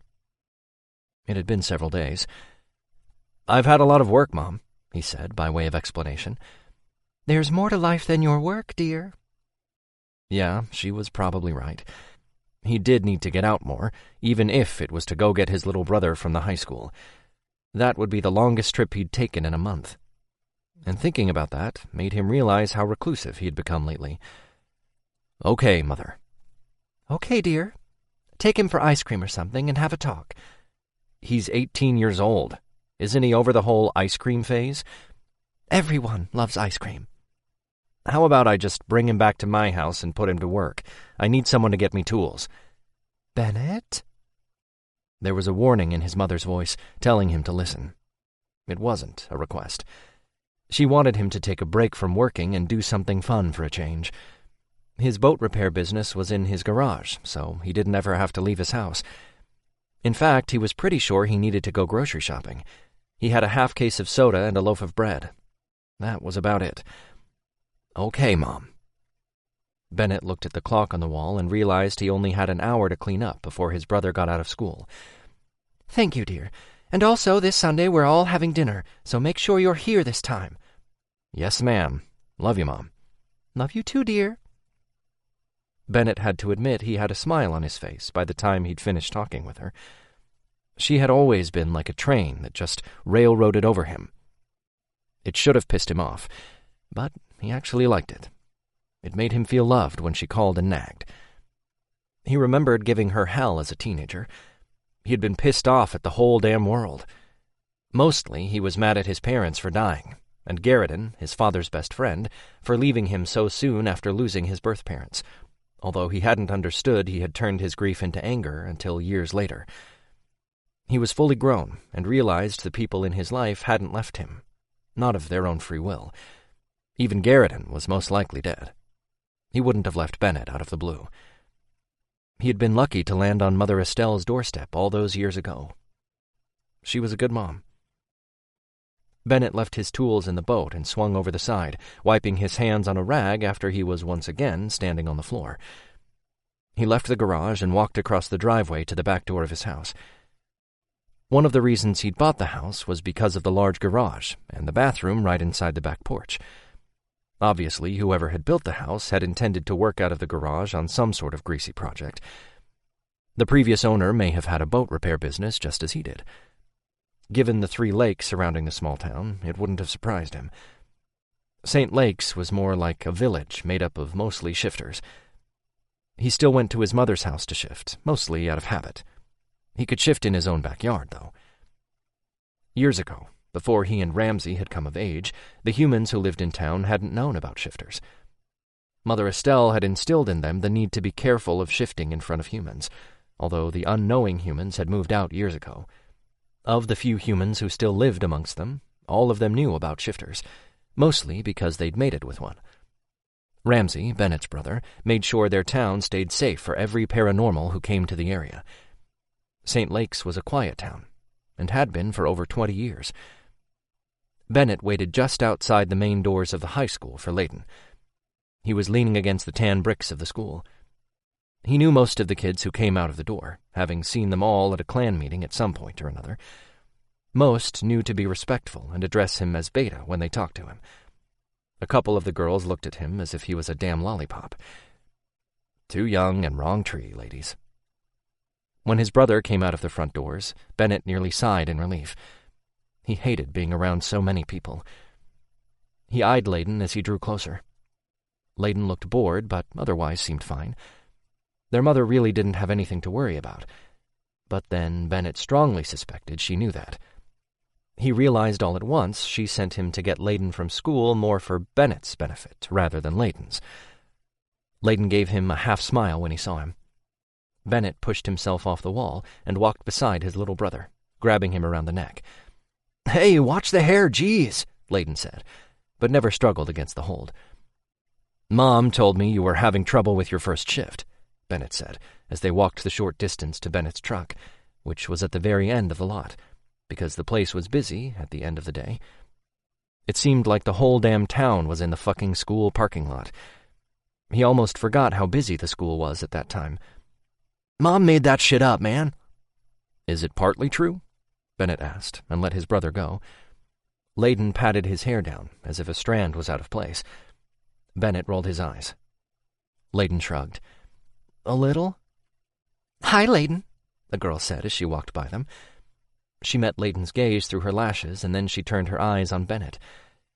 Bennett had forgotten her name, because she hadn't been part of the clan long. He had met her once, though, at a pack meeting, although she had only been to the one. She smiled at him. "I've never seen you guys together. You look alike." They did resemble each other, but that had more to do with the fact that they were dragon shifters than anything else. They both had dark hair and green eyes. That was where the similarity ended, because in truth, they weren't genetically related. Still, if there was anything he'd learned from his mother, it was that family consisted of the people who loved him most, not the people who shared his blood. Layton shrugged, looking bored. "How many brothers are there again?" The girl's family had moved to town a few months ago. They had a bad experience with their last alpha. Bennett wasn't certain what their problem with him was, but the stepdad pledged loyalty to Ramsay almost immediately. The stepdad was a wolf shifter who mated with a human. "A lot. More than normal people," Layden said with a smirk. 6. He has 6. Bennett narrowed his eyes at Layden's rudeness. Wow, that is a lot. "Yup," Layden shrugged, ignoring Bennett. Do all of your brothers look as hot as you two do? "Yup, and they're just as gay, too, except for Ramsay. I'd say he's the least gay of all of us. Wouldn't you say that, Bennett?" Layden grinned at him. Ramsay didn't discriminate when it came to dating. "Oh, then do you want to go shopping?" she asked Layden. Bennett couldn't help it. He burst out laughing. Layden wasn't the shopping type, and anyone who knew the kid could figure that out. It was such a weird stereotype anyway, and so incredibly ridiculous. "Not all gay men like shopping, Lydia." "Do you?" "Not at all." "Well, who buys your clothes?" "My mother?" Lydia narrowed her eyes. "I can tell." She started walking away from them, but Bennett's words stopped her. "You will come to the next pack meeting." "My stepdad says I don't have to go because I'm human." Lydia turned to face them again with her hand on her hip. Bennett planned to have a talk with her parents in the near future about the disrespectful way she had spoken to him. She might have been human, but she was still a member of the clan and needed to heed the hierarchy. For now, he let his eyes change and he saw her gasp. "You will do what I say and come to the next clan meeting." "Yes, Beta." "You may go," he said to her dismissively. He watched her walk away as if someone had shoved a stick up her ass. Her parents needed help because they were raising a spoiled brat. Well, I just successfully pissed her off. "She's just some weird girl, plus she was hitting on you, and that skeeved me out." Bennett snorted. "Why?" "I don't know. I guess because you're my brother. It's weird to think about people actually, I don't know, liking you that way." "How are you going to react when one of us finds their mate?" "I don't know. Barf?" Layden made another weird face and a sound in the back of his throat as if he were going to upchuck. They stepped up to Bennett's truck and he opened the door, getting into the cab at about the same time Layden did. "Just for that, I won't buy you ice cream." "Fuck that, I want ice cream." "Yeah, Mom told me you would." Bennett put the truck into gear and pulled out behind the long line of vehicles heading out of the school's parking lot. Bennett tapped his fingers on the wheel. "So, what's your deal, Layden? You scared of your first shift?" "Duh, it's gonna fucking hurt, man. And I don't even know what kind of dragon I am. What if I'm the kind that breathes fire and shit?" "So, you'll still be you. You're not going to hurt anyone. Plus, I really don't think you have a fire. You'd feel it by now. I did by the time I was your age. But it's hard to control, right? Mom told me you had a hard time controlling yours." "Yeah, I did. But I didn't have another dragon shifter to help me. I'm there for you, brother. You know that. I'll stay at the house when you start getting close, so you don't feel alone." "Thanks, Bennett." "That's what family is for, man." They drove through town in comfortable silence and parked in the small lot of the shopping complex that held the only restaurant, ice cream parlor, and grocery store. The ice cream parlor would only be open a couple more weeks. Bennett parked his truck and shut off the engine. He turned to Layden and stuffed his keys into his pocket. "What flavor are you going to get?" Bennett asked as he was getting out of the truck. He noticed a man enter the grocery store and had an impulse to follow him. His blonde hair curled at the ends. His raggedy sweater had a tear on the left shoulder, and the collar looked frayed. He held his shoes together with rainbow duct tape. They looked freshly taped, if the lack of dirt was any indication. He wasn't sure if the man was trying out some new trend, or if the clothing told a sad tale. For the guy's sake, he hoped for the former. "Bennett, Earth to Dragon, come in, Dragon," Layden said, waving his hand in front of Bennett's face. Bennett dismissed the guy when he lost sight of him, meeting his brother's gaze. "Ready?" Layden rolled his eyes. "I saw you eyeing that guy with the hot ass." Bennett growled low in his throat. Layden's eyes widened. "Calm down. You want that ass, then it's all yours. Before you do get some of that, can we have some ice cream, please?" "Sorry." Something about the man pulled Bennett to him. His dragon cried out when Bennett headed for the parlor instead of the grocery store. Huh? Chapter 6. Lucas took his coffee cup with him as he made his way out to the small cement landing outside his cabin door. It was just a few feet from the water. It was the perfect spot, in his opinion. He sat in the plastic chair next to the door. Of all the towns he'd passed through, it was the prettiest. He always felt an itch between his shoulder blades, where Cassie had touched him, when it was time to leave, as if there was an invisible hand pushing him right on down the road. Cassie had said he would know when the vampires were closing in on him, and he figured that itch was it. The itch had come with a vengeance one night. He'd gotten into his car and drove, landing in the cutest little spot in the world, St. Lakes. He counted himself lucky. He usually picked bigger towns or cities to stay in, liking the anonymity. He could control his light of energy a lot better, so he wasn't afraid to be around crowds of people. Plus, there were usually more job opportunities in the city, and more people willing to pay him cash, too. Cash helped him stay in one place a lot longer than using credit cards would have. He wasn't taking the chance that the vampires could track him through technology and such. Technology was not his friend now that he was on the run, and keeping a job for as long as possible was a good thing. He hadn't been doing great financially before going on the run, and had tried to save every penny he could in order to get out of his parents' house. He never could do anything the easy way, including leaving home for the second time. The brighter side of the whole situation was the fact that he didn't live at home with his parents anymore. In fact, he'd probably never see them again. He wanted to cry at the thought. The past 2 months had been a lot lonelier than he'd expected. There were times when he missed his old life terribly, and he thought the loneliness, more than anything else, was turning him into a bitter hag. It was early in the morning, and he still had on his sleep pants and hoodie. He propped one of his bare feet on the chair and took a sip of his coffee. The water was calm and still, like glass. There was an easiness to everything around him. Peace washed over him for the first time in a long time, even before he'd gone on the run. He was starting to like moving around, though, minus the loneliness and the lack of resources, of course. Thank God for the rainbow duct tape he found at the supermarket in the last city he'd squatted in, or he probably wouldn't have shoes. They had been getting bad before leaving, and now they reflected how rough his life had gotten. He hadn't been willing to spend what little money he had on clothing, even when he'd lived on his own. Then he'd had to move back home, and somehow the little things had gotten shoved aside as he spent every spare moment finding another job. It didn't matter. Eating and coffee were more of a priority than clothing. Having a roof over his head was also up there on the list, which was why he was staying in a one-room cabin. The cute little dude who ran the place didn't charge him much. Probably knew Lucas was hard up based on the state of his meager possessions. He slept in his car the night he arrived, not able to go any farther because he was tired. He'd parked at one of the public beach accesses because there were no motels and the cabin rental office was closed so late at night. Maybe he could stay there longer than he had in other places. It felt right, somehow.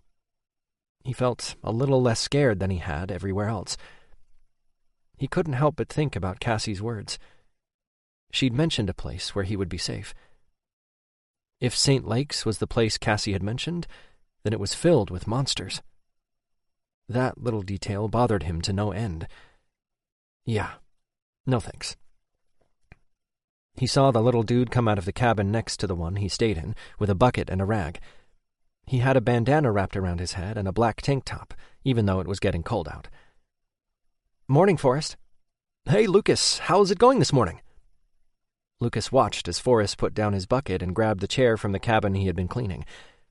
He picked it up and carried it to where Lucas sat, making himself at home on Lucas's small porch. "Would you like some coffee?" Lucas asked. "Sure, thanks, man." Lucas stood, setting his mug on the seat of the chair he'd vacated. The screen door squeaked as he opened it. Lucas closed it gently behind him. He went to the small kitchenette and got a cup off the rack thing on the wall. "How do you take your coffee?" he yelled out to Forrest, his voice carrying easily through the open screen door. "Just black, thanks." Lucas carried Forrest's mug of coffee outside and handed it to him. He picked up his mug off his chair and sat back down.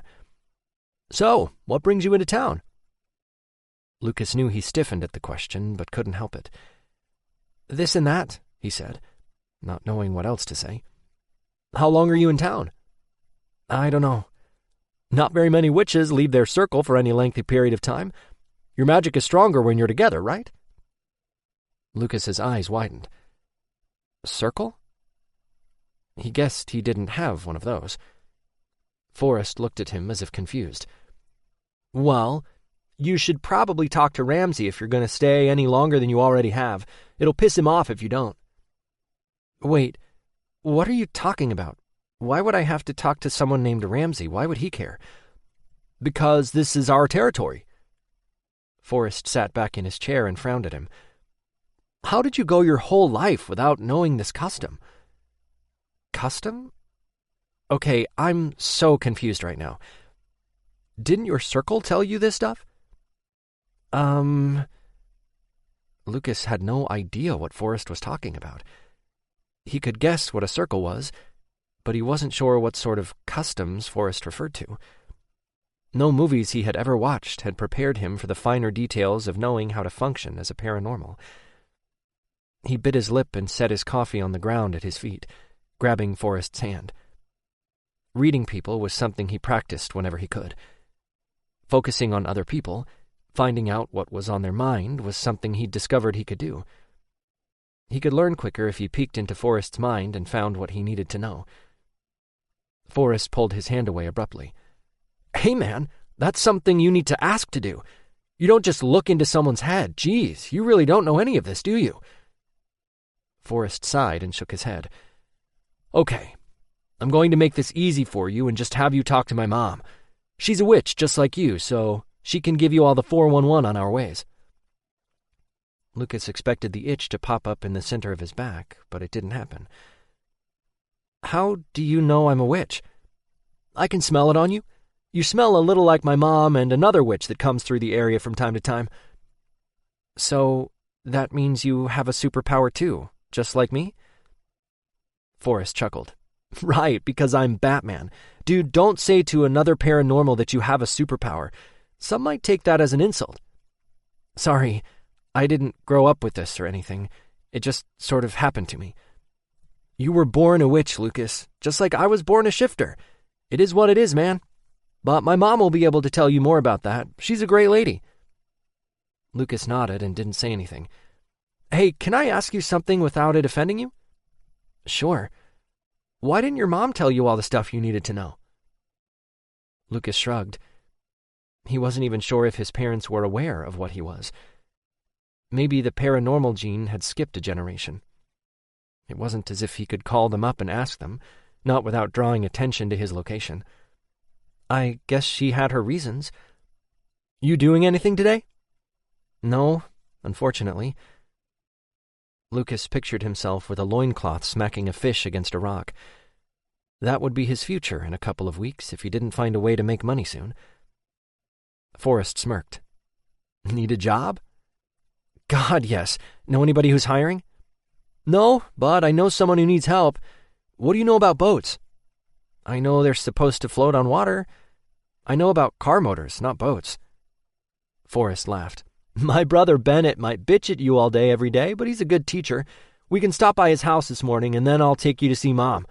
Maybe Ramsey, too, depending on what Mom says." "Thanks, man. I totally owe you." "Don't thank me yet. You haven't met Bennett. He can be surly, to say the least, and Ramsey still has to let you stay in his territory." Oh, God. If that was the case, once these people learned what kind of baggage Lucas came with, they were totally going to kick his ass out of town. Chapter 7. Bennett rolled his eyes the second he saw his brother Forrest come through the door of his garage. He could tell Forrest wanted something as soon as he walked in. He always got a sheepish grin on his face whenever he was getting ready to talk Bennett into something. "Whatever it is, the answer is no." Bennett got back to his job, dismissing Forrest. He was in the zone with the boat motor and didn't welcome an interruption. Forrest walked closer and leaned against the boat. When he did, Bennett smelled something completely delicious. "You don't even know what I was going... Why are you looking at me like that?" Bennett came closer and sniffed. He jumped down next to Forrest, getting a good whiff of his hair and clothing. "You smell good." Bennett's cock got hard and he backed up, away from Forrest. "Why do you smell like that? Who have you been around?" "New renter is all. It's why I'm here, actually." His brother bounced around on the balls of his feet. Bennett frowned and dismissed the wonderful smell. It was easy to do, especially when he moved away. "Whatever it is, I said no." "But he needs a job and you need help. It looks like Rag City threw up around here." The smell drifted to him again, but it didn't come second-hand from Forrest. He turned and saw the most beautiful man standing just inside the door. Bennett's cock hardened in his coverall, and his eyes changed. His dragon was pacing, wanting closer to their mate. Bennett stalked around Forrest, taking in deep breaths as he drew closer. The cute little witch took a step away from him, and his eyes widened. "Forrest?" the man said his brother's name in a panic, which pissed Bennett's dragon off. Bennett growled out a warning to his brother to stay away from his mate. "What is he? Oh, God, get him away from me before I freak the fuck out and lose my shit!" He held up a hand. "Seriously, dude, I don't know what your problem is, but I don't always have control when I'm scared.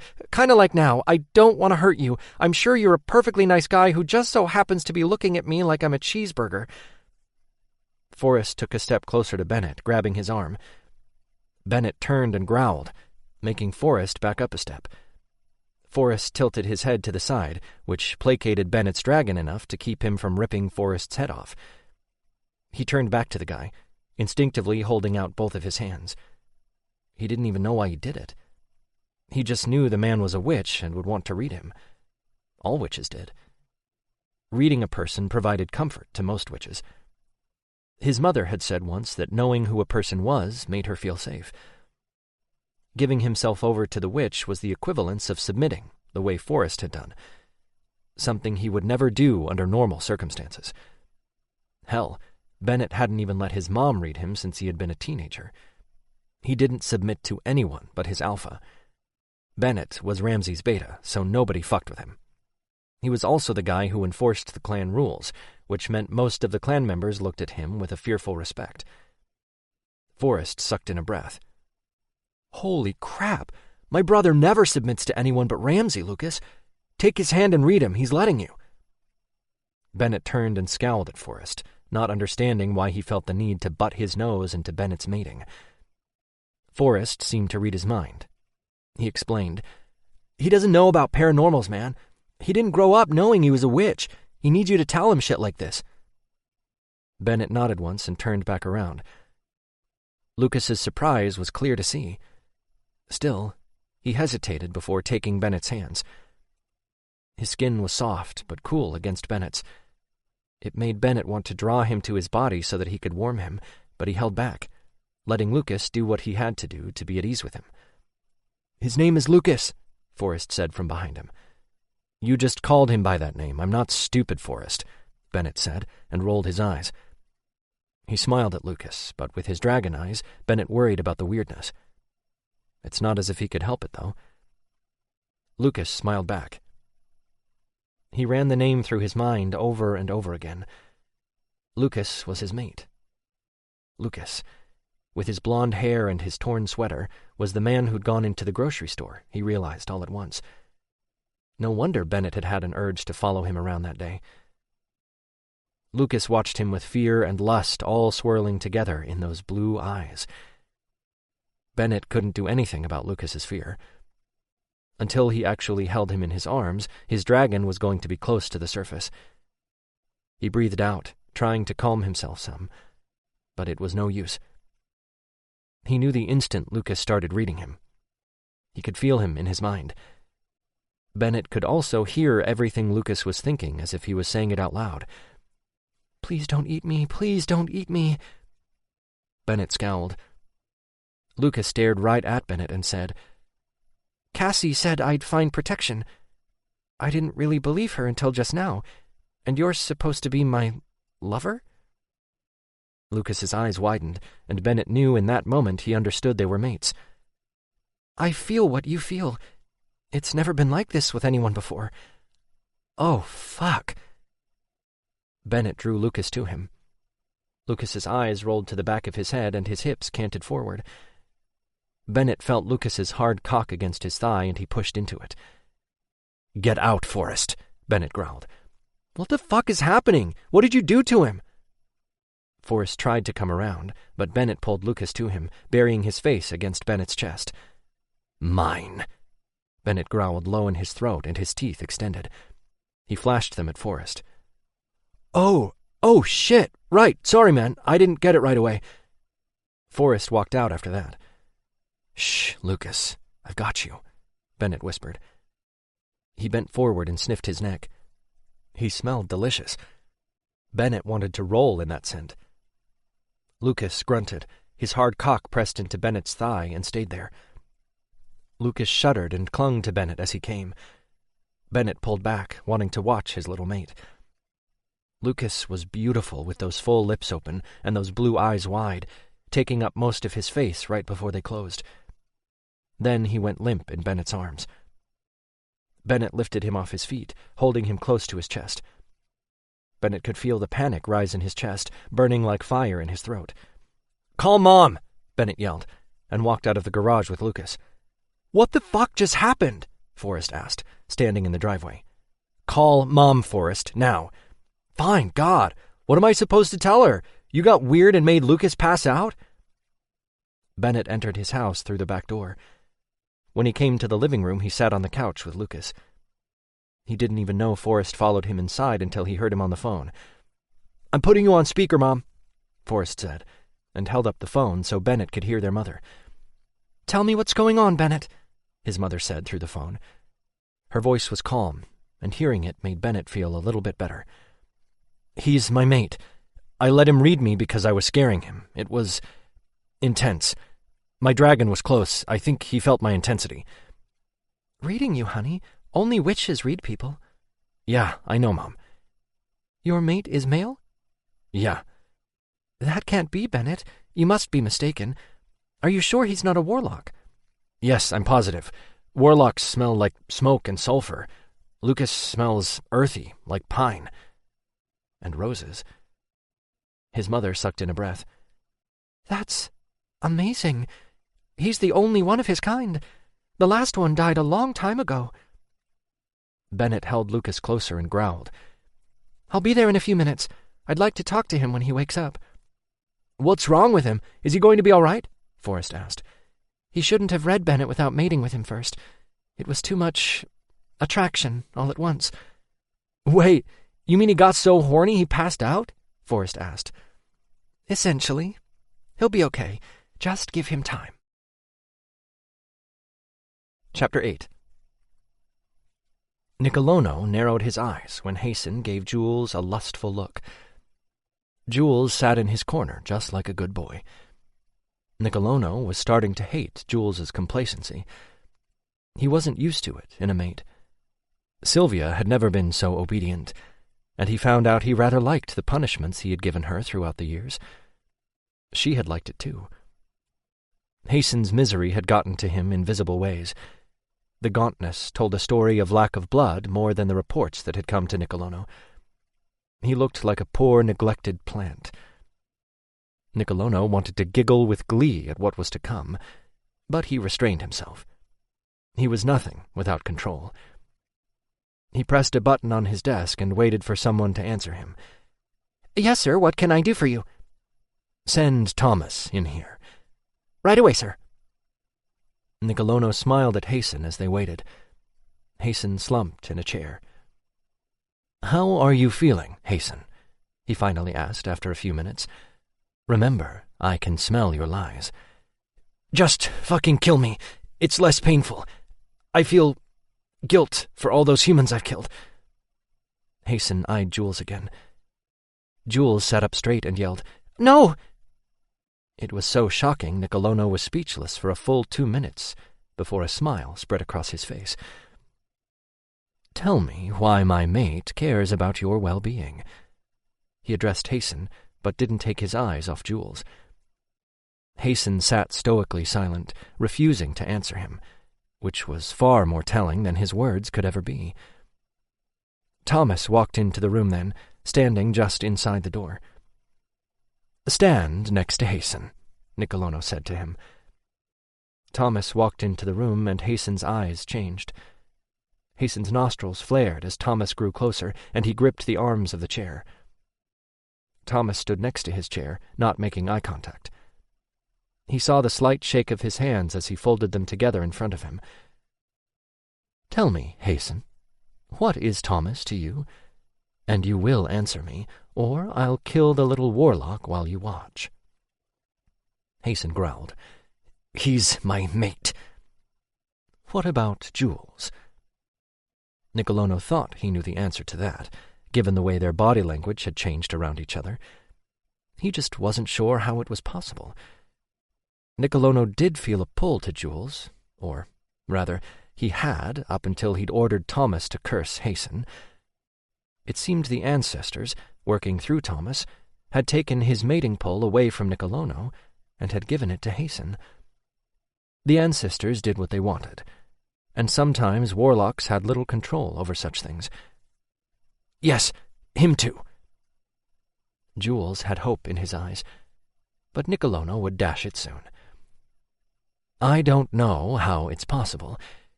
Playing with fate is never a good thing. Don't you know that, Thomas?" Nicolono smiled.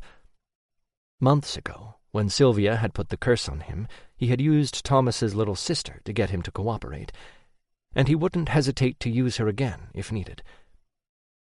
"Take off your clothes, Thomas." Hasten's jaw clenched.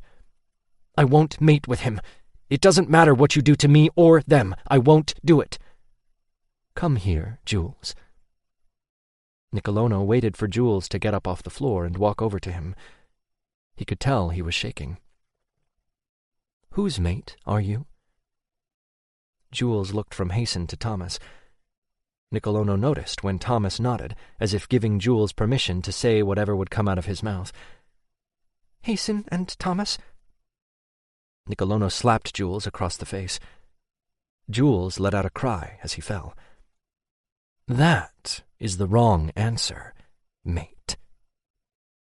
Hasten's eyes changed and he stood, taking a step to put himself in front of Jules. "He is my mate. Mine," Nicolono said to Hasten. His claws came out and he took a swipe, missing Hasten by mere inches. "Jules, come here." Jules started to get up, but Thomas took Jules's hand, pulling him up.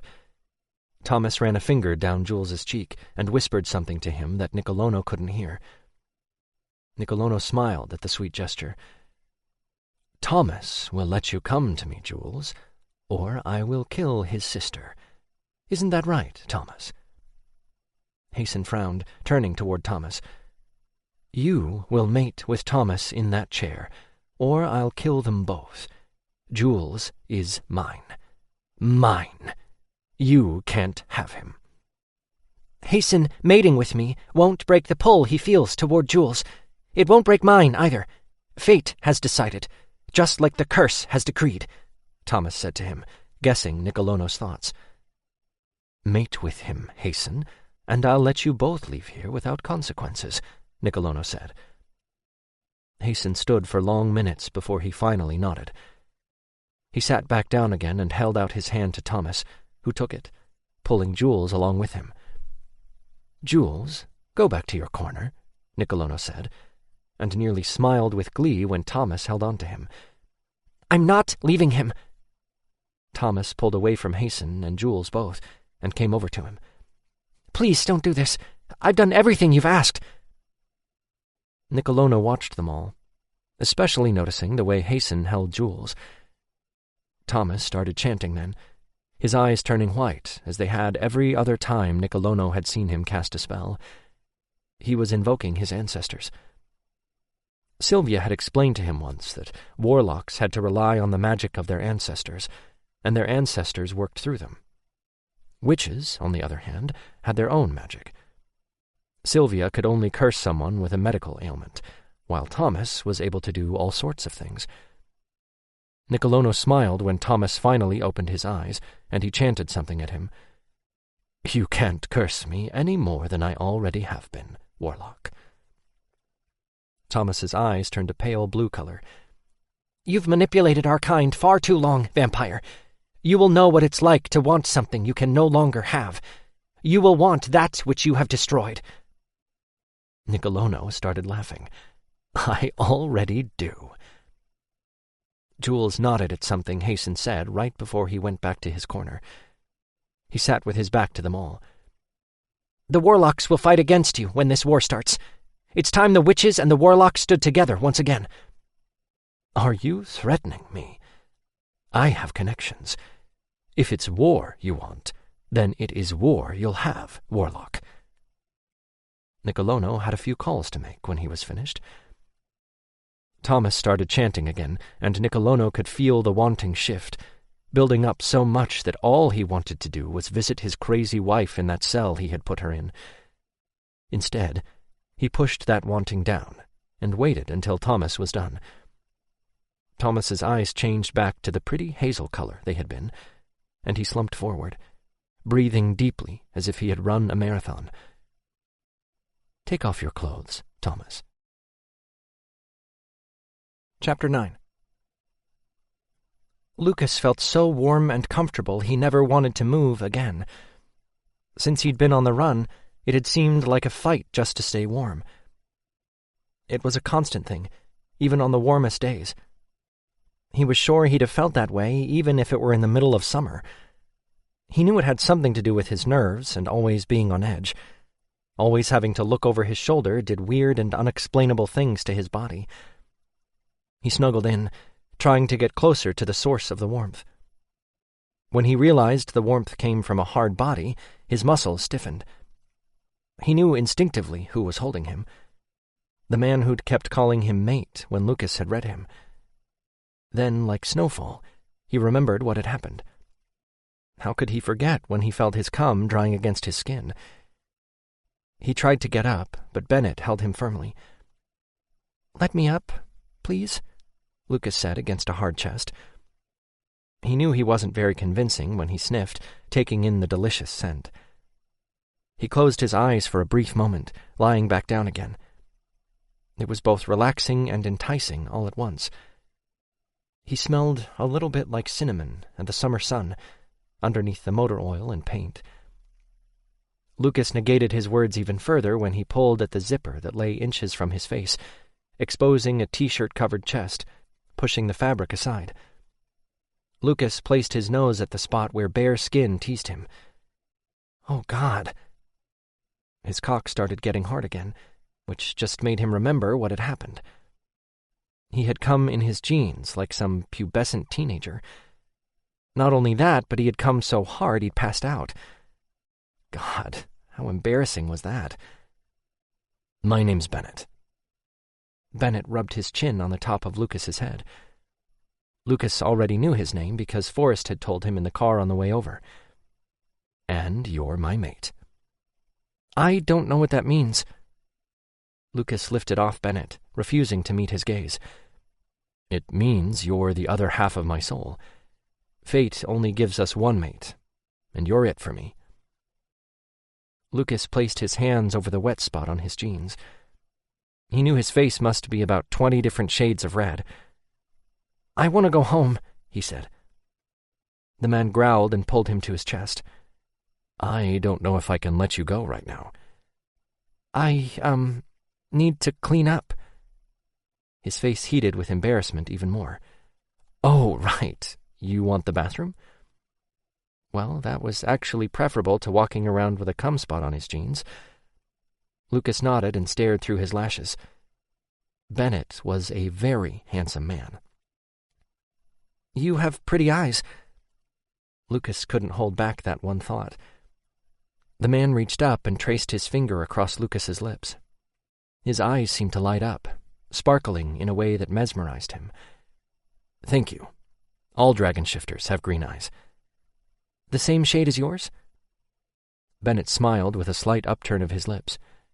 "No, My little brother Layden has eyes with blue specks in them, along with the green.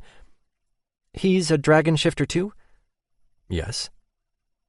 Lucas averted his gaze. I saw your dragon when I touched you. He's very pretty. Shiny black. I took this boat ride out on the ocean with my parents once. The water was the same dark blue-black color that got lighter when the sun hit it just right. Your dragon reminds me of that. Same color and stuff. Lucas knew he was babbling, but couldn't seem to help it.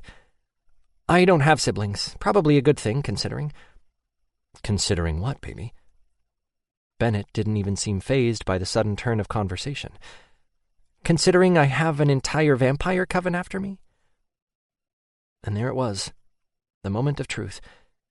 He'd probably get kicked out of town. Bennett growled. No one will touch you.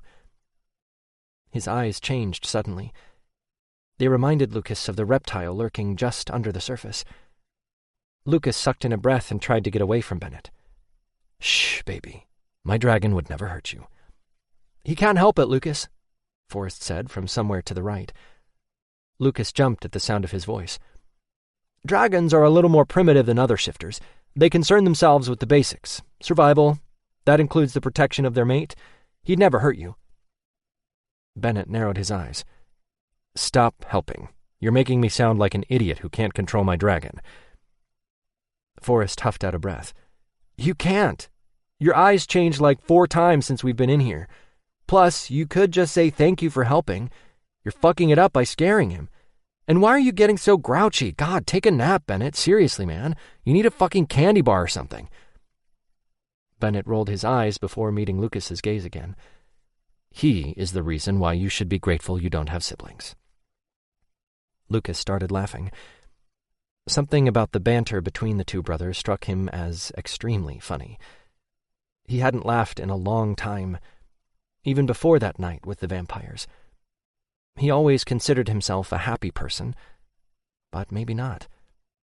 If he hadn't laughed in months, maybe longer, didn't that mean he was unhappy?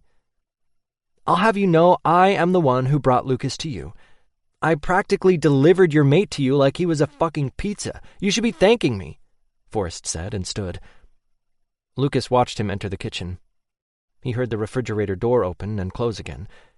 Seriously, Bennett, you have ketchup, pop, and pickles.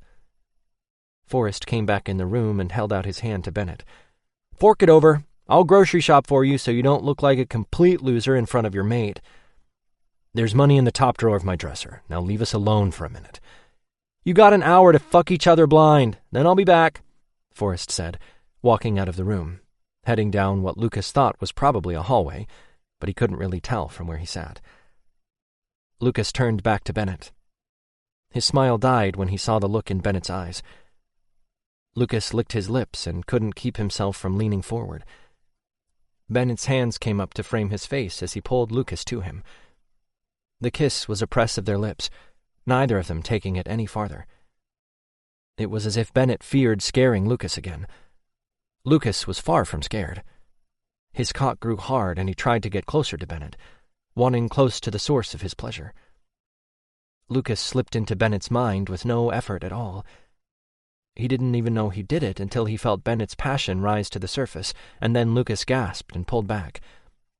I'm sorry, I didn't mean to. All the passion Bennett felt, coming off him in waves, was too much again, and Lucas panted, trying to catch his breath. It's all right, baby. Shh, I've got you. You're okay. So pretty like this, though.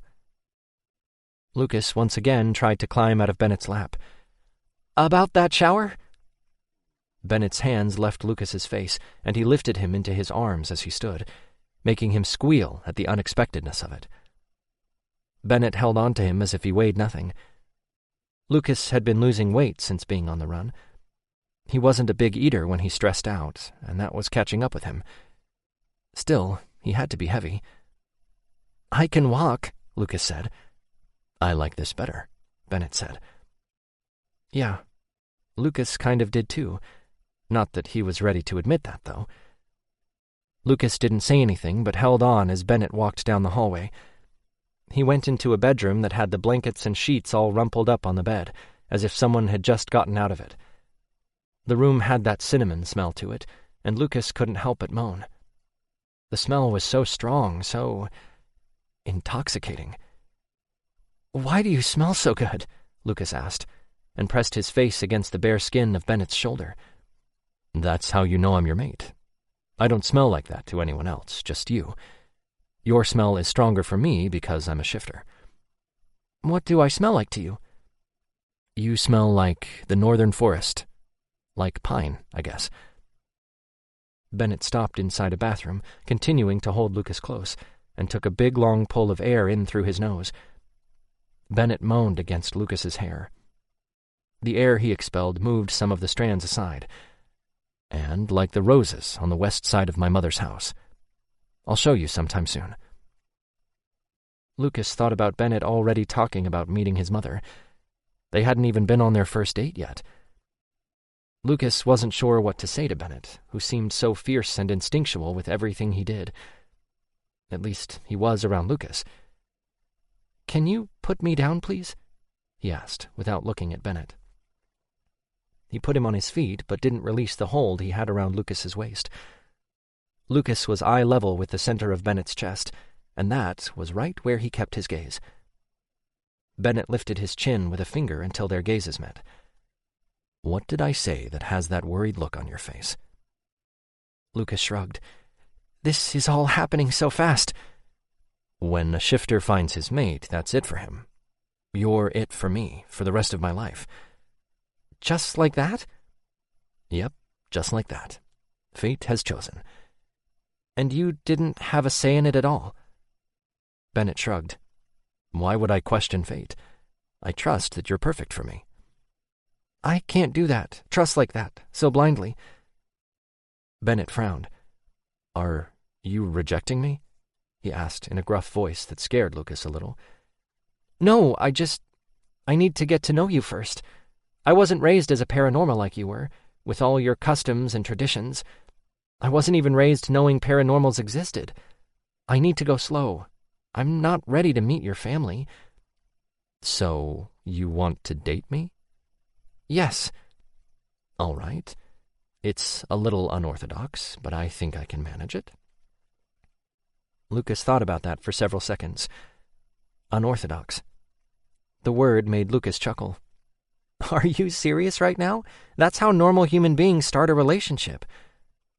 Bennett raised one eyebrow as if to say he wasn't a human. "Yeah, okay." After that, there was an uncomfortable silence. "Mind if I hop in your shower?" Lucas hoped the guy would take the hint. Bennett grunted a response that Lucas took to mean he could, but he never actually moved from the room. "Can I get undressed now, please?" Bennett's eyes flashed to that of his dragon. Lucas was finally starting to understand that the eyes flashing thing meant Bennett was horny or protective of Lucas, not that he was angry. Lucas probably wouldn't be so scared of him, but Bennett was so much bigger than Lucas. It was hard to think of him as anything but dangerous, especially after the vampires attacked him and killed Sean. "Alone?" "Oh." Bennett gripped his nape, kissing him quickly.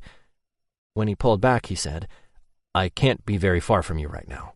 My dragon doesn't like it." "Well, he's gonna have to deal with it, Bennett, because I've had just about all the weird I can handle for one day," Lucas said, and pointed to the bathroom door. He wasn't giving in, and he tried to make his expression reflect that.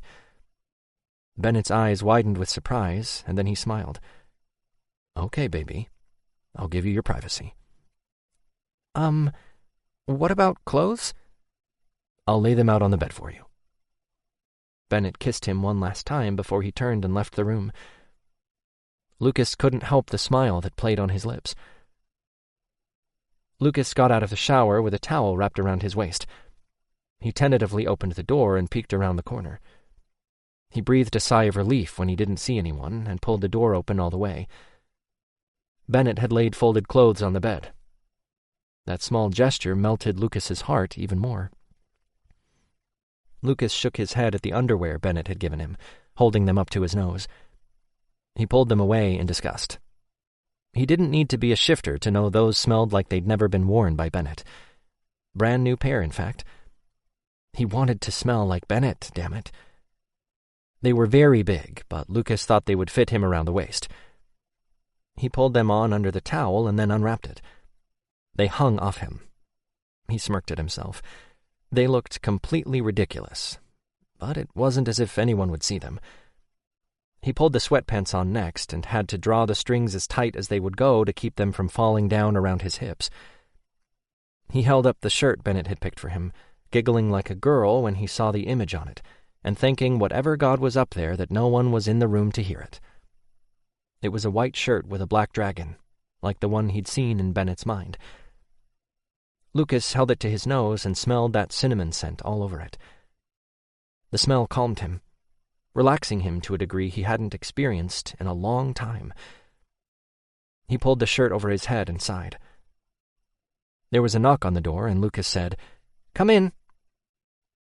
He expected it to be Bennett, or maybe Forrest, but a middle-aged lady walked through the door. She had blonde hair with gray streaking through it. She smiled kindly at him. "Oh, I can already tell you're perfect for my Bennett. You have fire in your eyes. You'll need it when Bennett gets stubborn." "I can't imagine Bennett being stubborn." Lucas was starting to believe Bennett was one big giant teddy bear, or rather, a soft, cuddly dragon. "Give it time." She shook her head at the unmade bed. "When he lived at home, he always had to make his bed." "I always make mine, every morning. It's a habit," Lucas said, and eyed her. "You're like me, aren't you?" "Yes," she said, and smiled at him curiously. "Is this the part where I let you read me?" "If you'd like, or we could just talk first." She sat on the bed and patted the space next to her. For a witch, she dressed like anybody else would. He half expected her to be the earthy grandmother type like Cassie. Instead, she had on a pair of capri pants and a pink shirt that said Nashville on it. He walked over to her and sat. It was kind of weird being in a room that smelled so much like Bennett, sitting on the man's bed with his mother. "So, Bennett and Forrest tell me you didn't grow up knowing you were a witch." "No."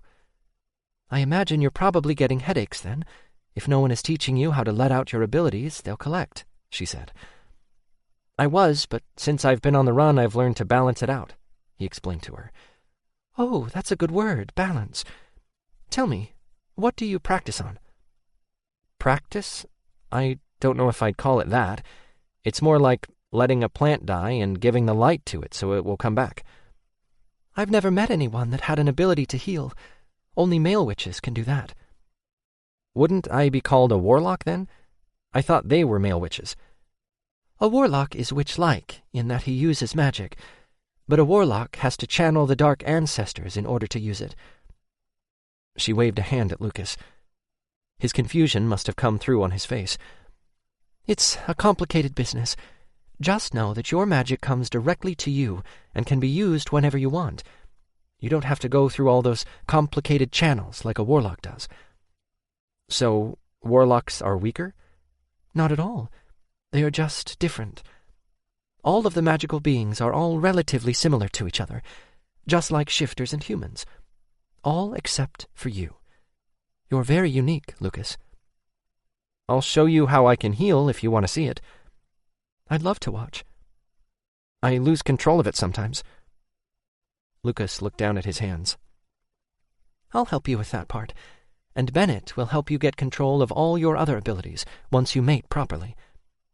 "I have others?" "Oh, yes. We'll talk about them later, but one will be the ability to help Bennett protect you." "He's going to protect me from the vampires? That's like his job now?" "More like his instinct. You'll want to protect him, too. Once you settle in, you'll feel it." "You've had a hard few months, haven't you, Lucas?" she whispered, and took his hand. He nodded, and had to fight back tears at the caring in her expression. It was as if her giving a voice to his situation brought back all the loneliness of the last couple of months. And then he thought about Sean. His friend was gone now. He couldn't help but think it was his fault. "Oh, my sweet boy, you have come to the right town, it seems. We'll keep you safe. My sons will make sure those men don't hurt you." I have a question about something. If you've never met anyone with the ability to heal, then that means I'm the only one. Is that why I'm being hunted? Yes, that's it exactly. Oh. Lucas didn't have anything else to say. It sounded as if he would be hunted for the rest of his life, and if he stayed, what kind of trouble was he bringing to their doorstep? It hardly seemed fair to drag them into his problems. He had to really think about whether staying was worth getting people killed. It seems he already did that once. Maybe. Even if Sean wasn't dead, he was still hurting because of Lucas. It didn't matter that Sean had betrayed him by handing him over to the vampires. He had had a change of heart, and that was where Lucas would focus. She let his hand go when someone knocked. "Are you done, Mother? Can I have my mate back now? My dragon's going crazy." Bennett's voice, muffled by the door, sent jolts of pleasure through Lucas. Bennett's mother grinned and shook her head. "Yes." The knob turned, and Bennett seemed to swallow up the spaces around them. His eyes flashed to the dragon, and his nostrils flared. Forrest grinned as he entered the room behind him. "Forrest, honey, let's leave the room." Their mother stood. He heard the door close gently as Bennett covered Lucas, forcing him to lie on the bed.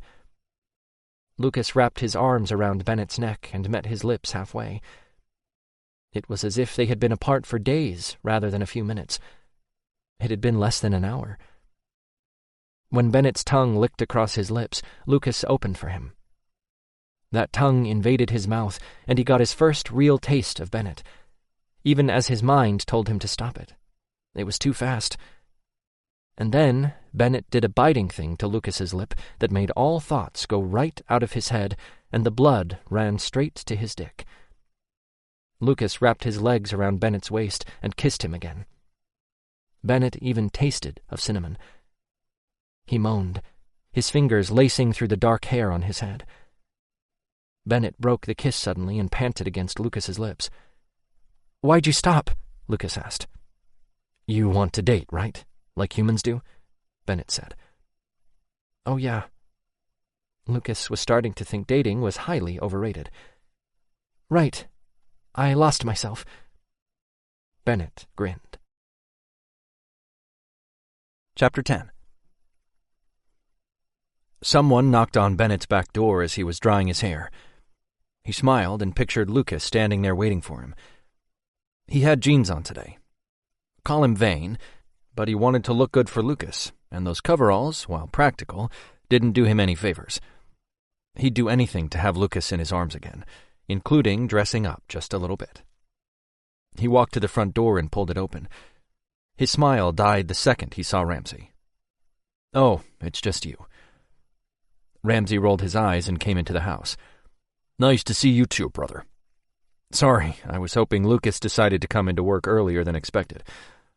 "Do you have time to go to the diner for breakfast?" Ramsay asked, leaning against the kitchen counter. "Yeah, just barely. Lucas is due in a couple of hours," Bennett yelled from farther down the hall. He put the towel on the rack and combed his hair back with his fingers.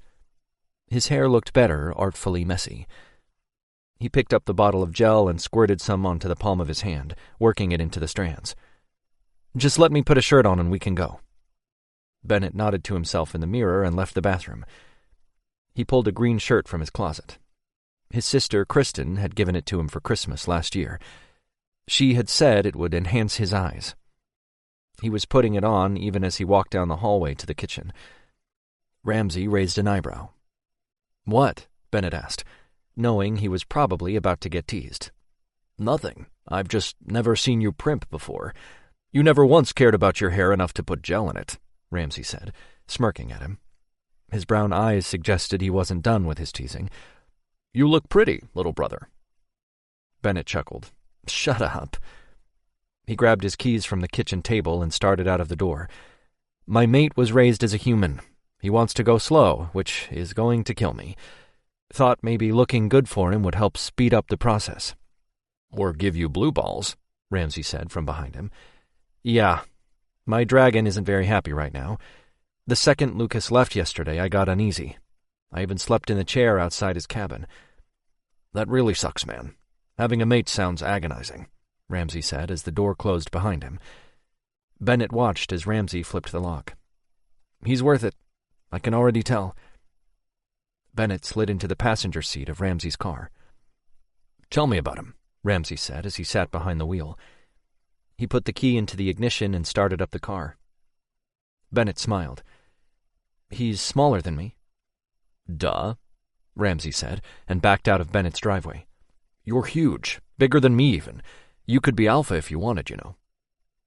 Bennett knew he was big, especially his dragon, and he wasn't the type to take someone's shit for any length of time. His lack of patience with most people was exactly why he would suck at being an alpha. Ramsay was much better at it than Bennett would ever be, simply because he was able to listen to the clan members when they talked to him. He was a fair leader. The brothers led together. Bennett was the only enforcer the clan really needed. If someone got out of line, and not very many did, Bennett was usually the one who corrected the problem. Delvin caused trouble on occasion. That asshole was heading for an ass-whooping if he challenged Ramsay's leadership position one more time. Bennett had had enough at the last clan meeting when the little bastard had refused a direct order from Ramsay. Why his brother insisted on giving Delvin one more chance was beyond him. One more was all he was getting.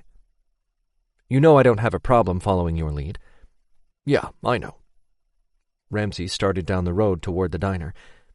It was only a couple of miles from Bennett's house, and they probably could have walked. You said your mate is in some sort of trouble. Yeah, he's a witch. According to Mom, the only male witch in existence. He needs protection. Of course. He'd have that anyway, as your mate. It's more complicated than that. Mom says there will be people after him. He has abilities that nobody else has. He's wanted because of them, by everyone. Bennett could feel the anger rise in him, knowing someone somewhere wanted to hurt his sweet little mate. He'll be protected by one of us at all times, from here on out, Bennett. Ramsay patted him on the shoulder. It's an order from his alpha. I'll tell him when we meet today. Bennett nodded once, understanding that was an order for him as well as for Lucas. They pulled up in front of the diner and Ramsay shut off the car's engine. What do you know about his history? Not much, honestly. We didn't exactly talk about it. The only thing he said to me was he had a vampire coven after him. I think Mom read him, though. He'll tell me, Ramsay said matter-of-factly. When he's ready. Don't scare him away, Ramsay. Please, as if I could. I might not want the shitstorm this guy is bringing to our town, but even I know there's not much I can do about it. I can't kick him out. He's family now. The way Ramsay said it, as if he didn't want Lucas around, made Bennett's dragon roar in his mind. Relax, Ramsay said, and rolled his eyes when he saw the tick in Bennett's jaw. Bennett growled and opened the car door. Unfortunately, he wasn't paying attention and hit something with it. Bennett saw a blonde head peek up above the corner of the door. Ramsay said something, but Bennett's head was filled with Lucas's smell, so he couldn't focus on anything else. God, that smell was so unique. Bennett wanted to roll all over in it. All at once, he realized what exactly he had done. Bennett got out of the car and shut the door behind him. Lucas was bent over at the waist. Just seeing him like that shouldn't have made his cock hard, but it did. Fully clothed didn't seem to matter to his happy dick. Seeing Lucas's ass like that, as if on display for him, was enough. And then he felt horrible for hurting his mate and thinking about sex after he'd done it. Lucas straightened and had a scowl on his face. Jesus Christ, Bennett, are you trying to kill me with your car door? Oh. Lucas's voice trailed off at the end. He stood there staring with the most amazing blue eyes, which were wide with passion. Lucas placed his hand in front of his jeans-covered cock as if to shield it from view. Bennett sniffed the air, smelling his mate's arousal. He grinned and reached for Lucas. The corners of Lucas's mouth turned up into a small smile. When Lucas was fully against Bennett's body, he could feel the smaller man's erection, and knew Lucas could feel his as well. Are you okay, baby? I'm sorry for hitting you like that. I didn't see you there. It was my fault, Ramsay said. He was mad at me for something I said. He came around the car's hood. Ramsay went to touch Lucas's arm, and Bennett couldn't help the growl that came out. He knew his eyes changed to that of his dragon. He pulled Lucas even closer. Mine. Lucas was smashed against Bennett's body. He didn't seem to mind, though, because he clung like a monkey. Bennett came back to himself and realized what he'd done. Sorry, Alpha. He tilted his head in submission, exposing his neck, which wasn't the usual way to submit to a water monster like Ramsay, but it was the way of their family clan. Ramsay smiled at him and nodded in understanding. It's fine, brother. Lucas seemed to take in the exchange between them with silent fascination. I was going to bring you some donuts or something from the grocery store, but then I saw you in the car and decided to come over and say hi, Lucas said, still staring at both of them as if he couldn't decide if he should run away or not. Bennett bent down. That's sweet, baby. Would you like breakfast at the diner with us instead? Lucas pulled back. I wouldn't be intruding? No, of course not, Ramsay answered for them. Lucas pulled away from Bennett, eyeing Ramsay with wariness. He held on to Bennett's hand as if that grounded him somehow.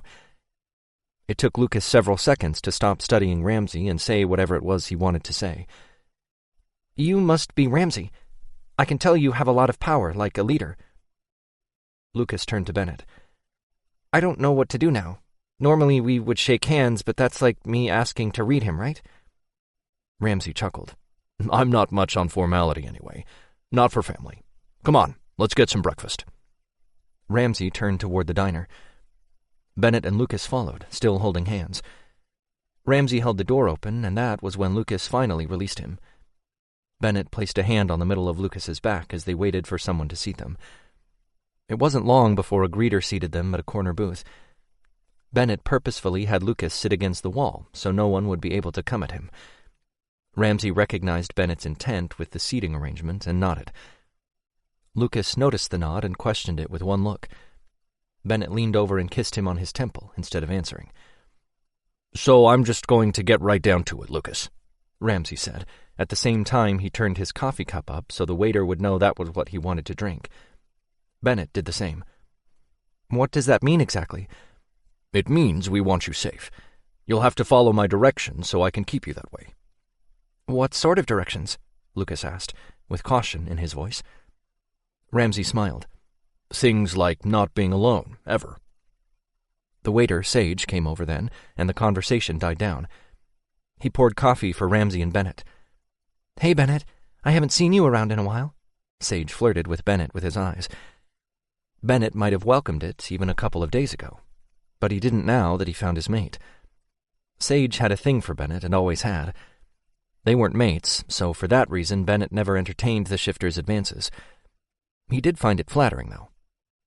He grunted a non-committal response and turned to Lucas instead. Lucas narrowed his eyes at the waiter. I want orange juice, thank you. Lucas sounded as if he wanted to set Sage on fire or freeze him with his tone. It seemed either one of those things would work. Bennett grinned until Lucas turned his irritated gaze onto him. Lucas turned back to Sage. That will be all for now. Sage took a step closer to Ramsay, as if seeking his protection. Bennett's eyes widened at the realization that Lucas was stronger than Sage. Sage sensed it too. Sage looked to Ramsay, who nodded. What is with that man? Someone really needs to tell him to keep his eyes in his damn head. If he spits or pees in my juice, I'll have his head on a spike. Just wait and see. Lucas took in their raised eyebrows. What? Oh, nothing, Bennett said at the same time Ramsay started laughing. And here I was worried about his safety. I think your mate has it all under control, Bennett, Ramsay said when he calmed down enough. Well, a human I can handle. It's the guys with big fangs I need help with. He isn't human, baby. Bennett kissed him again. He isn't? Nope. Snake shifter. Of the harmless variety, though. How can you tell? His smell, for one. Like dirt. Plus, Bennett had seen the man shift several times throughout the years at clan meetings. And do you like dirt? Lucas asked, and opened his menu. Not really, no. Have you ever had a moment of weakness and decided to like dirt? Bennett smirked. No, baby, I've never been with the waiter. And you better never either. Didn't Lucas know anything about mating? I couldn't even if I wanted to, because we're mates. You honestly don't know a thing about mates, do you? Only what you told me yesterday. This isn't the time to discuss it. Ramsey's tone didn't leave room for arguing. Sage brought their drinks, not meeting their gazes. Lucas grabbed his hand when he sat the orange juice down on the table. He held on long enough to find out if the man did anything to his drink. At least, that was what Bennett assumed was Lucas's intent. Lucas didn't seem like the mean, vindictive type, so Bennett didn't think he was going for a full read on Sage. Sage frowned and yanked his hand away. That's so fucking wrong, man. Lucas shrugged. Apparently his drink was fine because he took a sip of it. So is openly flirting with someone's mate. Lucas met Bennett's gaze. That has to be a thing, right? He nodded. Now, if you do something to my food, I'll know without touching you, so don't. Lucas gave Sage his order, completely ignoring Sage's surprise. Sage turned to Bennett, keeping his tone businesslike. What can I get you? Bennett ordered, not saying another word about the situation. He barely heard Ramsey as he ordered, focusing on Lucas, who sat beside him with a possessive hand on Bennett's thigh under the table. Sage might not have been able to see the hand, but it didn't appear that Lucas cared very much. Lucas was a sassy little thing, that was for sure. Bennett liked that about him. But he still couldn't let him get away with grabbing someone's hand like that and reading him as if he had a right to do so. Lucas knew he needed permission. That wasn't okay, Lucas, Bennett said when the waiter left. Lucas shrugged. He was a jerk. He didn't know I was mated, baby. Lucas shrugged, looking away. His orange juice suddenly fascinating. I won't do it again. Lucas, you can't do that to anyone, whether you like them or not. Bennett's tone sounded harsh, even to his own ears. Hurt crossed his face. He never said another word after that, even when Ramsey gave him instructions. When Sage brought their food, he apologized to Lucas for flirting with his mate, and still, Lucas never said a word. He's sorry, too. He'll come by your house and apologize later today. Ramsey would make Lucas if it came down to it. That was clear in every word. When Lucas nodded, Ramsey turned back to Sage with a smile. You'll come by the lake soon, Sage? Sure. Thanks, Alpha. Bennett leaned over and whispered in Lucas's ear. Are you going to eat or look at your food? Lucas turned and glared at him. Eat, now. Again, Lucas looked as if he wanted to stab Bennett with his fork through his forehead. How everything had gone so wrong so quickly, Bennett didn't know. He knew one thing, though. He learned more about his mate in the past few minutes than he had after hours of spending time with him yesterday. Ramsey grinned at him, as if to say he had his hands full with that one. It's wise for you to move in with Bennett, Ramsey said suddenly. That seemed to open Lucas's mouth. So the overbearing ass can boss me around all the time and talk to me like I'm a child? No, I don't think so. Lucas pushed his plate away. Lucas, Bennett said in warning. What?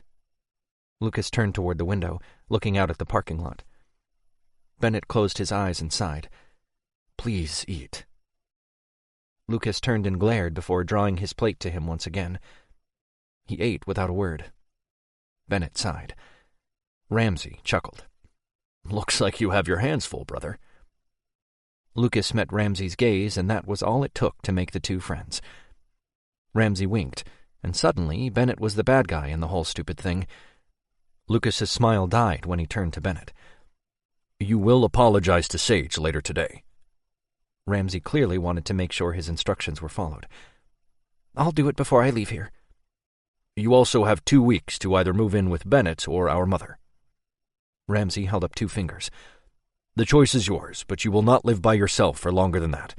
It won't take the vampires long to figure out you're here, and once they do, you'll be easy to catch without Bennett nearby. Yes, Alpha, Lucas said. Chapter 11.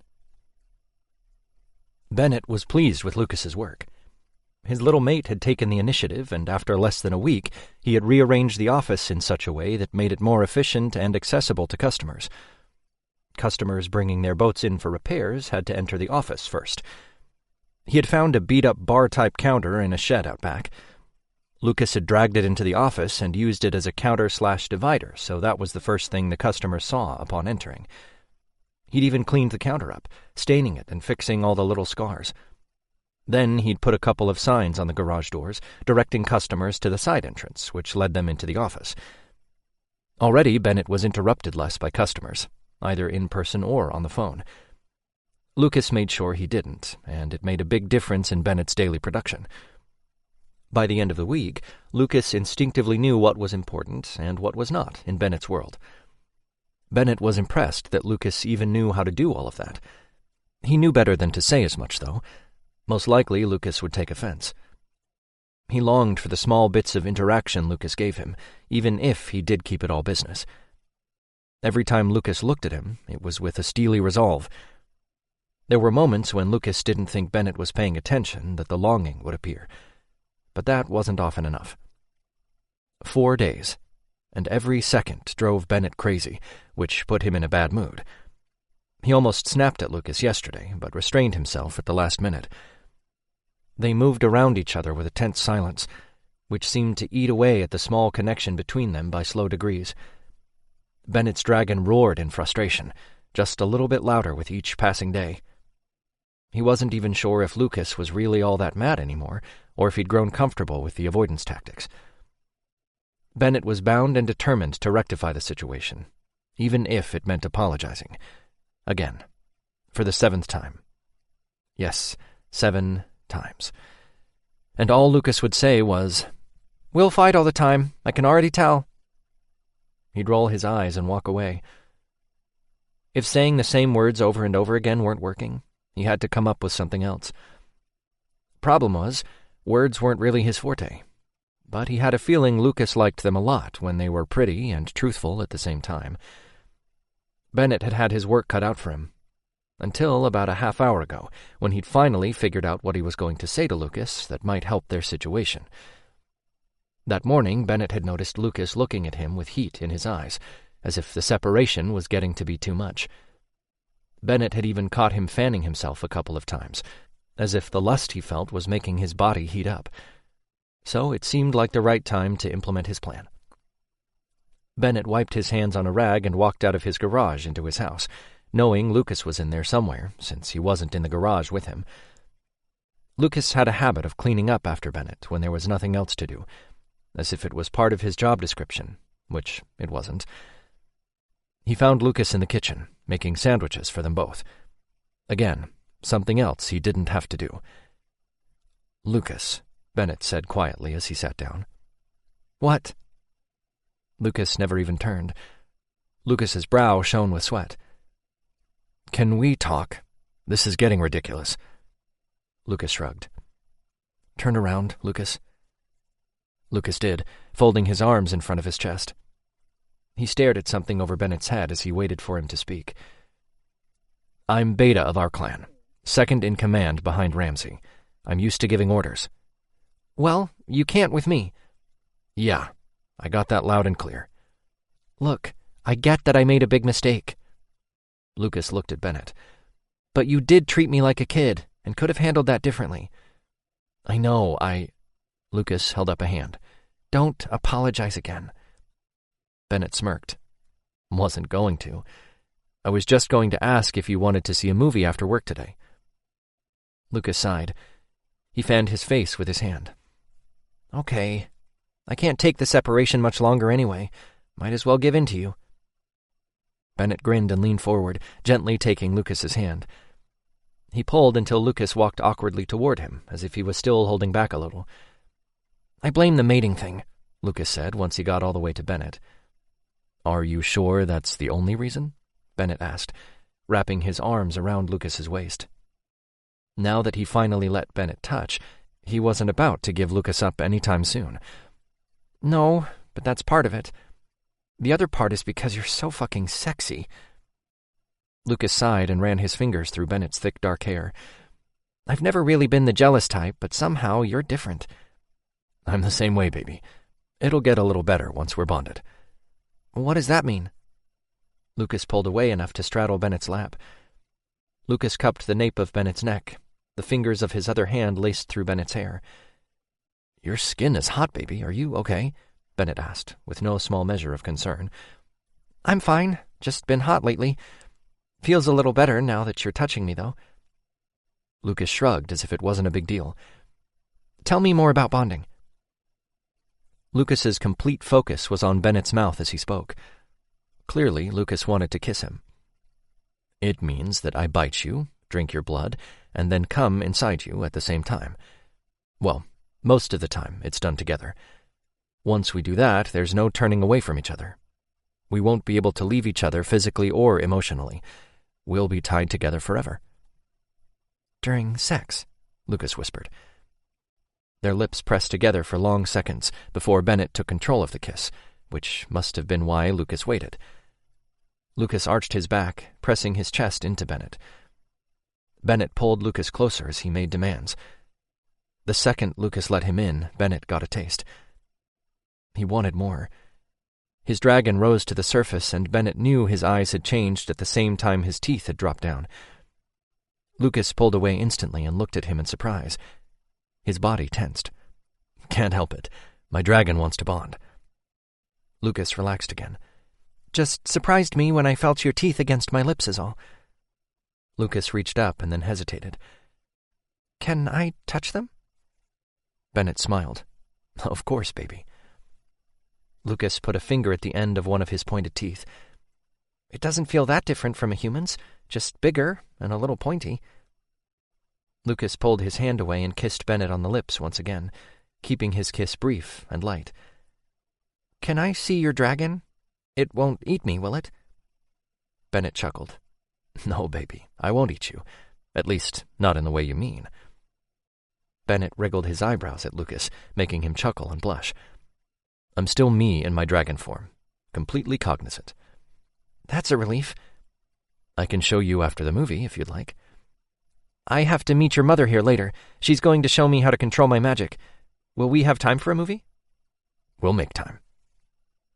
Lucas smiled and laid his head on Bennett's chest. Chapter 12. Lucas watched Bennett out of the corner of his eyes as the man ate the sandwich he had fixed. Something about the way Bennett bit into his food turned Lucas on so much it made his cock hard. It pressed against the zipper of his jeans, and he wriggled around in his seat, trying to find a more comfortable position as discreetly as possible. "I can smell your arousal, you know," Bennett said, and took another bite of his sandwich. "Oh, well, that's embarrassing." Bennett set his sandwich on the table, his eyebrows drawing together in puzzlement. "It shouldn't be. I'm your mate. I like it when you get aroused. It makes me that way, too." "I'm making you horny?" "Oh, yeah, baby. You want to feel me?"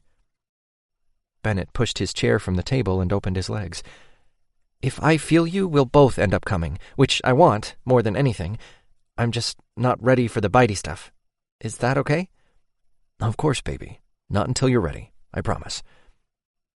Lucas couldn't sit there another minute while Bennett had his long legs apart like that. The coveralls he wore sort of fell around his body in the most delicious way. Lucas must have had it bad if Bennett's coveralls turned him on. His horniness only grew with each passing second, his skin heating the longer he sat there. Bennett's eyes widened when Lucas started sweating. "It feels like my blood is boiling," Lucas said. Lucas pulled his shirt over his head at the same time Bennett lifted him out of the chair. The second his body touched Bennett's, he felt better. Lucas kissed Bennett's cheek as he carried him through the house. He kissed down Bennett's jawline, licking wherever he could. "You're really warm, baby. Are you sure you're okay?" Lucas needed more skin. All he could think about was getting as close to Bennett as possible. "I need you." "What do you need?" "I don't know, your skin to feel you?" Lucas pulled on the zipper of his jumpsuit and then groaned in frustration when he saw a white t-shirt underneath. "Please." Bennett's body stiffened. Something's wrong. Lucas couldn't focus on anything but Bennett. He pulled his shirt up, his hands cooling as soon as he touched his mate's skin. Now, if only the rest of him would. Bennett lay him on the bed and pulled away. "Please, Bennett." "I'm just getting naked for you, baby. I'm coming back." He let the jumpsuit fall to the floor, awkwardly kicking off his shoes afterwards. Lucas watched as Bennett pulled his t-shirt over his head and let it lay next to his worksuit. Lucas closed his eyes, his heart rate increasing when he felt Bennett's fingers on the button of his jeans. Bennett pulled the material off his sweaty body. Lucas lifted his hips to speed up the process. He felt Bennett's body come down on top of him an instant later. He was almost naked, all except for the underwear. "How long have you been like this, baby? God, you're burning up," Bennett said. And it was only then that Lucas noticed the concern on Bennett's face. Lucas sighed at the feeling of Bennett's bare skin against his own. Everywhere Bennett touched, it seemed to ease the ache that had been building over the last few days. "I don't know. Since I met you, I think it has something to do with my superpowers." Bennett smiled at him. "Superpowers, Lucas?" "Which powers, then? Whatever." Lucas wrapped his arms around Bennett's neck, his fingers playing with Bennett's soft dark hair. "I take it you feel better," Bennett said. "Mm-hmm. Wherever you touch me feels cooler." Lucas looked at Bennett's lips as he spoke. He couldn't seem to get his mind off how sensual Bennett was. How perfect. Lucas really wanted those lips on his skin. Then he thought about Bennett's cock. He felt it against his thigh. Lucas had never been a size queen, but Bennett's was big even through the fabric of his underwear. "Lucas," Bennett whispered his name right before those lips touched his own.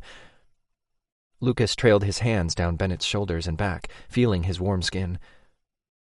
Bennett did something with his mouth that opened Lucas's lips, moving back and forth. Lucas met Bennett's tongue with his own, both trying to get as much of each other's taste as they could. He moaned when Bennett trailed his fingers down Lucas's chest, touching his nipples until Lucas arched into him, wanting more. Bennett smiled against his lips and moved his hand farther down. He played at the waistband of Lucas's underwear, teasing him with his gentle touch. Bennett worked a finger under the waistband and then across it, touching the tip of Lucas's hard cock. Lucas made a noise in his throat, breaking the kiss when he did. "Please, Bennett." "You're so responsive, baby." Bennett pushed Lucas's underwear down, exposing him. "Fuck, you're so sexy." The desperation ate at Lucas until all he wanted was Bennett over him, in him, however he could get him.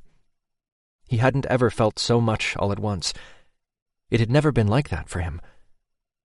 Bennett pushed down the fabric of Lucas's underwear, exposing him, and wrapped his big hand around Lucas's cock, pulling upwards, and then pushed down again. Lucas humped up into Bennett's fist. "Bennett!" "I'm going to taste you." "Oh, God, yes, please." Lucas watched, his eyes wide with lust, as Bennett bent down. He kissed the tip of Lucas's cock, meeting his gaze at the same time, smiling right before he wrapped his lips around the head and sank down. He didn't stop until the whole thing was in his mouth. Lucas cried out when wet heat surrounded his cock. He didn't mean to, but he slipped into Bennett's mind, seeing what he was thinking about, what he felt. A picture of them together, Lucas on top of Bennett, riding his cock, flashed to him and made him moan out loud. He saw the dragon a second later. It purred at Lucas and seemed to smile in satisfaction. Then the dragon blew fire at him, and it instantly heated his skin. The heat stayed with him, even when Lucas pulled back from Bennett's mind, shutting himself off from that. It was too much passion all at once, and it was going to overload him if he didn't leave. Lucas buried his fingers in Bennett's hair, just holding him there. He couldn't keep his hips from moving, didn't even know he was doing it until he felt Bennett's arm come around him, holding him in place. It was that show of dominance which sent Lucas over the edge. He cried out again as his orgasm slammed through him. It was only after Lucas had settled that Bennett pulled off, coming back up to settle beside Lucas. Bennett kissed him, letting him have a taste of himself on his lips. "You taste good," Bennett said against his lips. Lucas smiled. "And you're very good at that. Now I want to give you what you were thinking about a second ago." Bennett's eyebrows drew together and he drew back. "When?" "When you were blowing me." Lucas bit his bottom lip, worrying it with his teeth. I'm sorry, Bennett. I didn't do it on purpose. Bennett smiled and kissed him on the forehead. It's fine, baby. I trust you. I know why I feel so hot and sweaty, and why touching you helped so much. I saw your dragon.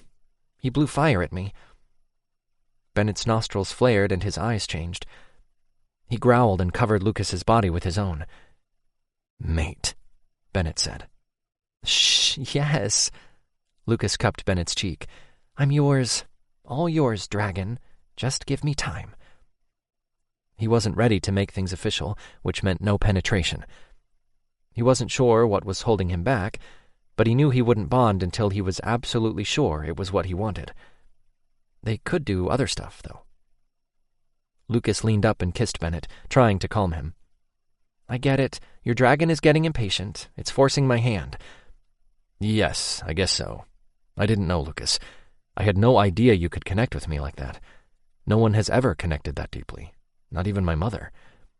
I think we need to figure out everything I can do. Yeah, baby. I think that's a good idea. Lucas smiled at him and then shut his eyes, letting Bennett into his mind, creating a link between them. He showed Bennett the position he wanted to be in. Bennett's eyes widened, and then he grinned, flipping onto his back, letting Lucas straddle his lap. Lucas chuckled. He climbed off Bennett enough to take his underwear all the way off. Once he was completely naked, he straddled Bennett again. God, did you hit the genetic lottery or what? Bennett chuckled. I'm glad you like what you see. Lucas ran his hands over Bennett's chest. You're perfect. Bennett's wide shoulders and chest muscles tapered down to his narrow waist. He had more than a six-pack. Lucas looked down at his own flat chest and blushed. They were so very different. Hey, Bennett said, putting a finger under his chin and lifting it until their gazes connected. Read me. Look inside, Lucas. Lucas did, and saw himself the way Bennett saw him. Bennett projected the scene from a few minutes ago. The thought of penetration, of going that far and not having a way out of the bond it would create, made him shiver. He wasn't sure if it was from fear or excitement. He really didn't want to analyze his feelings in that moment. So he decided to make light of it. He winked and said, Tease? Who's teasing? Lucas lifted off Bennett again and pulled down his underwear. He stared at Bennett for long minutes, taking in Bennett's hard length. He knew Bennett was a little impatient. His cock was so hard and leaking pre-cum all over his stomach. Lucas swiped a finger in the small pool and lifted it to his mouth, tasting it. Bennett's eyes changed to his dragon again. Lucas took Bennett's hard length in his hand. It felt like silk over steel. Lucas fisted it and pumped his hand up and down softly. Come on, baby. Come here, Bennett whispered as he gripped Lucas's hip gently. Lucas swung his leg over Bennett, settling himself on top. Bennett's other hand came up, holding him there. Just feeling Bennett's cock against his balls made him hard again. Lucas moved back and forth, rubbing his ass all over that cock, almost the way Bennett asked him to. Oh, yeah, that's it, baby, Bennett said, when Lucas picked up his pace. Bennett fisted his cock and Lucas cried out. His hand pumped in time with Lucas's movements. Bennett! Bennett grunted and his eyes squeezed shut. Lucas couldn't help the whimper that came from his lips when his orgasm built. He stopped breathing for a second when that heated tingle burst from him. His cum covered his mate's hand, dripping onto his stomach. He liked that it marked Bennett. He liked it a lot, and started rubbing it into his skin with his fingers. He felt hot wetness at his ass and on his balls. Bennett grunted. He reached behind him, wanting to feel Bennett's cum more than anything. It was on the outside of his hole, and Lucas couldn't help rubbing that cum around his pucker, slipping his finger in a second later, suddenly needing the fullness. Something snapped into place the instant he pushed cum into his hole. He could feel everything about his mate and hear him in his mind. Bennett looked at him in surprise, and his teeth dropped down. Lucas leaned forward on pure instinct, tilting his neck to give Bennett access. It felt completely natural to give himself to Bennett as if he was born for it. He expected the bite to hurt, but it didn't. Then the most intense pleasure he had ever felt took over, turning him rock hard in seconds. He wasn't sure if he actually came again. It seemed impossible. He felt a tingling in his mouth and let instinct rule him once again. "My mate," Lucas whispered before he bit down on Bennett's shoulder, letting his teeth break the skin. He should have felt bad for hurting Bennett, but he couldn't. Not when the moment felt so perfect. Bennett's pleasure was so loud and clear through the connection, Lucas had little doubt he'd feel it even when they weren't touching. Bennett pulled his teeth out of Lucas, licking the wound. Lucas heard the dragon purr in his mind and sighed in contentment. Blood should have made him gag, but Bennett's actually tasted good when he looked at the wounds he had created. He lifted up enough to meet Bennett's gaze. It seemed one little slip of a finger took the decision out of his hands. It was his own finger, too. Bennett wasn't even the one who messed up, although the guilt was clear to see. "It's not your fault." "I don't know how that happened. I'm sorry." "I pushed your cum into me with my finger." "Oh." Lucas smiled and changed the subject. It was too late to go back, even if he wanted to, which he didn't. "I've never felt so close to someone before. I really like it." Bennett smiled. "Me too, baby." Lucas laid his head on Bennett's chest and fell asleep. Lucas woke up to the smell of cinnamon, but he knew he hadn't slept very long. Bennett's bed felt like home. He tried to snuggle into the bedding and go back to sleep, but couldn't. Not without Bennett in the bed, too. He scratched his chest and sat up. He was still naked, but didn't feel dried, crusty cum, so he figured Bennett had cleaned him. He looked out of the window and noticed it was getting dark. He had stayed way later than he should have. He scratched his chest again and got out of bed.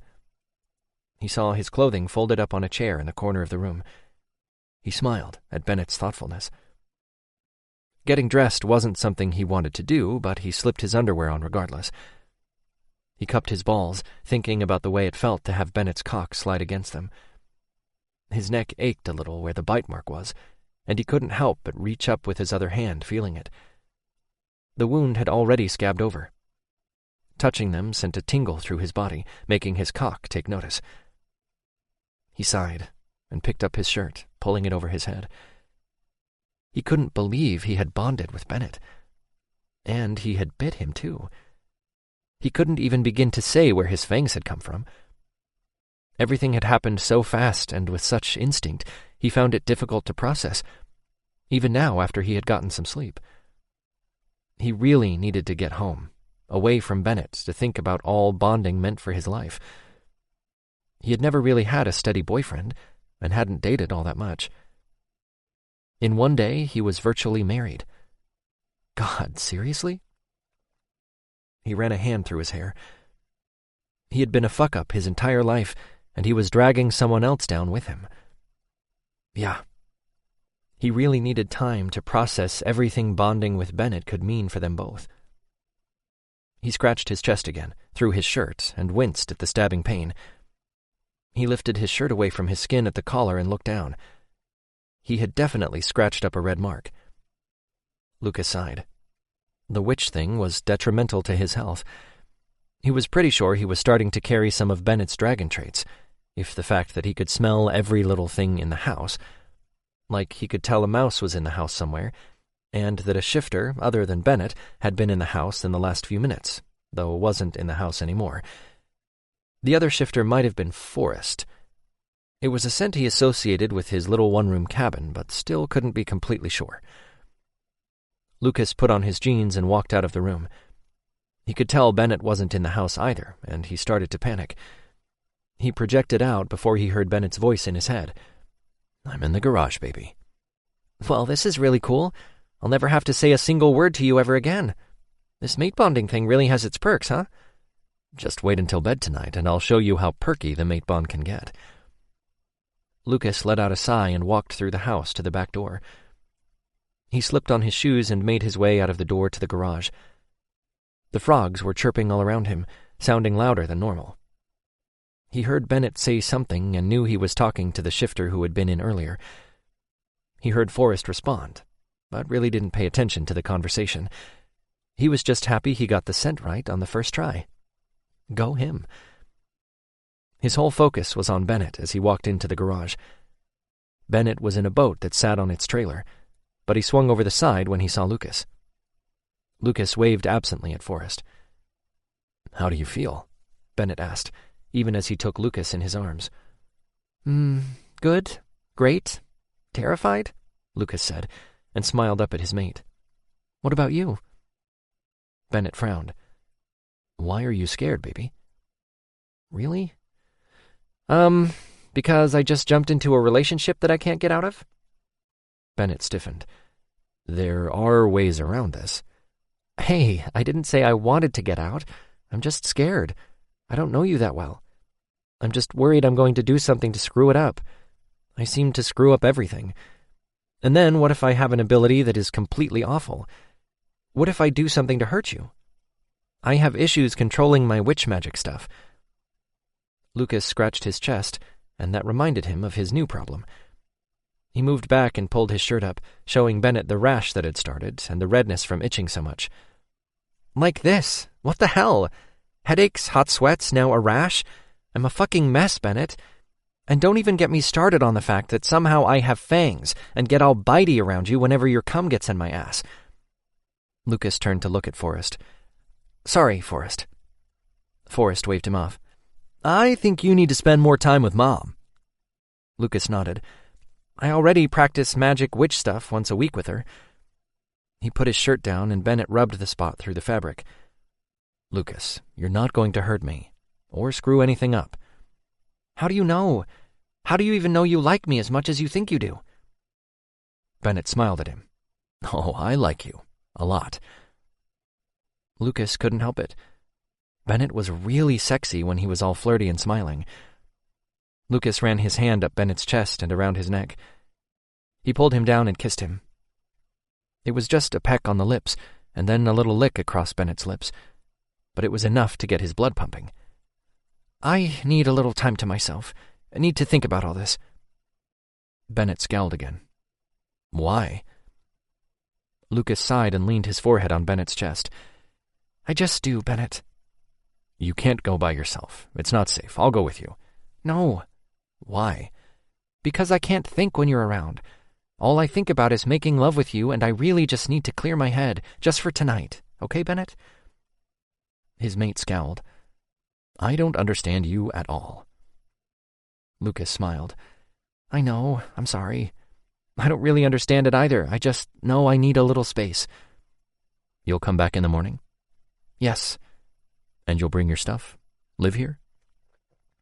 Lucas smiled again and pressed his cheek to Bennett's chest, taking in his scent. "Okay." "Okay, you can go, but you have to take Forrest with you." "Gee, thanks for giving me my freedom." Bennett pulled him away, far enough to look into Lucas's eyes. "This isn't our way, Lucas. We're newly bonded and you're asking me to spend a night away from you." Bennett's green eyes pleaded with him to reconsider. Shit. He had hurt his mate's feelings. Chapter 13. Lucas stared at the ceiling of his small one-room cabin. He could hear the water lapping at the shore and the frogs chirping outside the screen door. He had had to admit that it felt wrong to be here. His little cabin didn't feel like home anymore, not the way Bennett's house did. He thought he had needed time to wrap his head around the fact he'd basically gotten married with one single bite. No engagement, no year-long planning session, not even a goddamn cake. One bite wasn't exactly how humans did things. He supposed the big ball of light leaving his body every few days established the fact that he wasn't human, at least not as human as he thought he was, nor did the itching, or being able to hear Bennett through his mind scream human in any way. Lucas's resolve had slipped every time Bennett smiled or touched him softly. In the end, he held firm and went back home with Forrest. It had been difficult when Bennett had looked at Lucas as if he'd stolen the last cookie. Bennett had stood in his driveway in those gray-blue coveralls, watching Lucas leave in Forrest's car. It broke his heart just thinking about it. He had made a mistake. He should have stayed. He felt completely awful and wanted to be with Bennett in his bed. It was clear Lucas wasn't going to be able to sleep. He sighed and sat up. He missed Bennett already. It was the craziest thing and so incredibly ridiculous. How could he miss someone he barely knew, made it or not? Lucas scratched his chest again. He sucked in a breath, pulling his hand away when he saw black scales on his own chest, as if he was turning into Bennett's dragon. He wasn't sure why Bennett's dragon was appearing on his body. He knew instinct ruled the dragon. Maybe it was the dragon's way of staking his claim on Lucas. Or maybe by mating with Bennett he took on some of the dragon's traits. Whatever the reason, the scales itched like a bitch.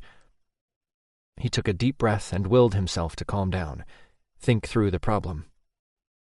Was it even that big of an issue? So he was turning into a dragon. If Bennett could handle it, then so could Lucas, right? Right. Problem solved, sort of. What would it be like to fly? And does shifting hurt? Lucas slipped Bennett's dragon t-shirt on over his head. He had stolen it from Bennett's closet a few days ago. Bennett's scent covered the shirt still. He held it up to his nose and took a big breath. God, it smelled like his own personal version of heaven, and it made his dick hard.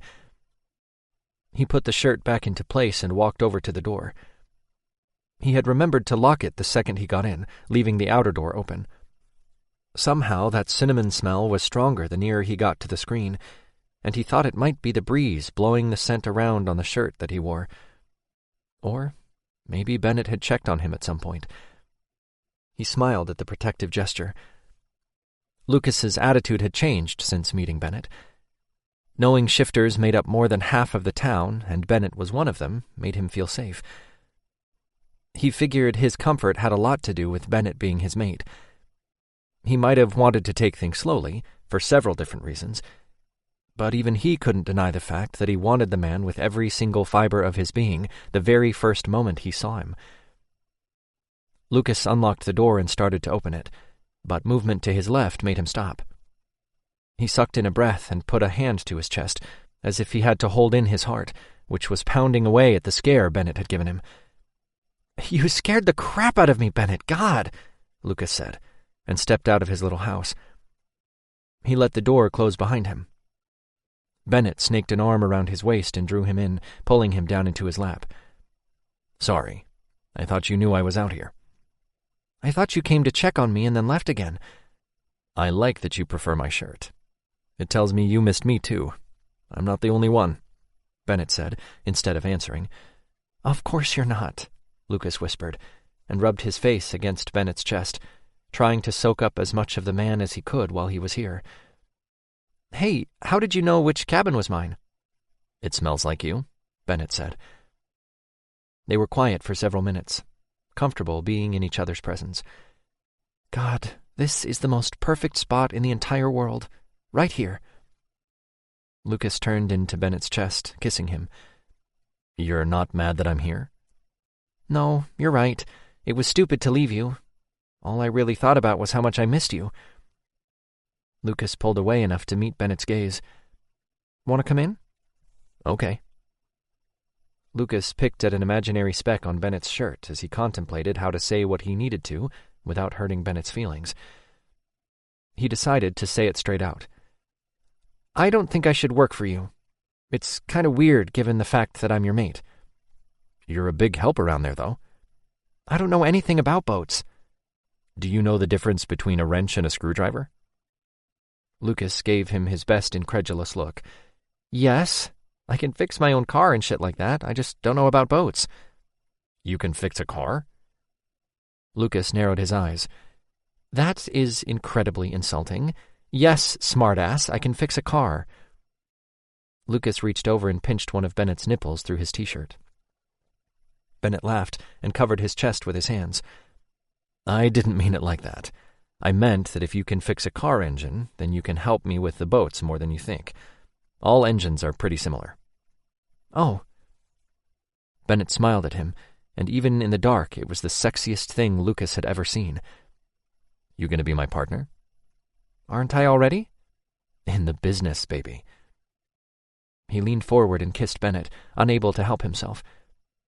Bennett seemed a little surprised that Lucas initiated the kiss, but the man certainly didn't complain. Lucas broke the kiss long enough to take Bennett's lower lip between his own, sucking on it a little before letting it go. "You taste good." "So do you, baby." Lucas kissed Bennett's chin and then again on his jawline. "I'm sorry I hurt your feelings." Bennett chuckled. "You're making it better." Lucas licked a path down his neck, sucking at the spot below his ear. "We have to stop if you just want to sleep tonight." "Who said that? Maybe I want to make love and then sleep." Lucas's dick got hard thinking about Bennett's hard length inside of him.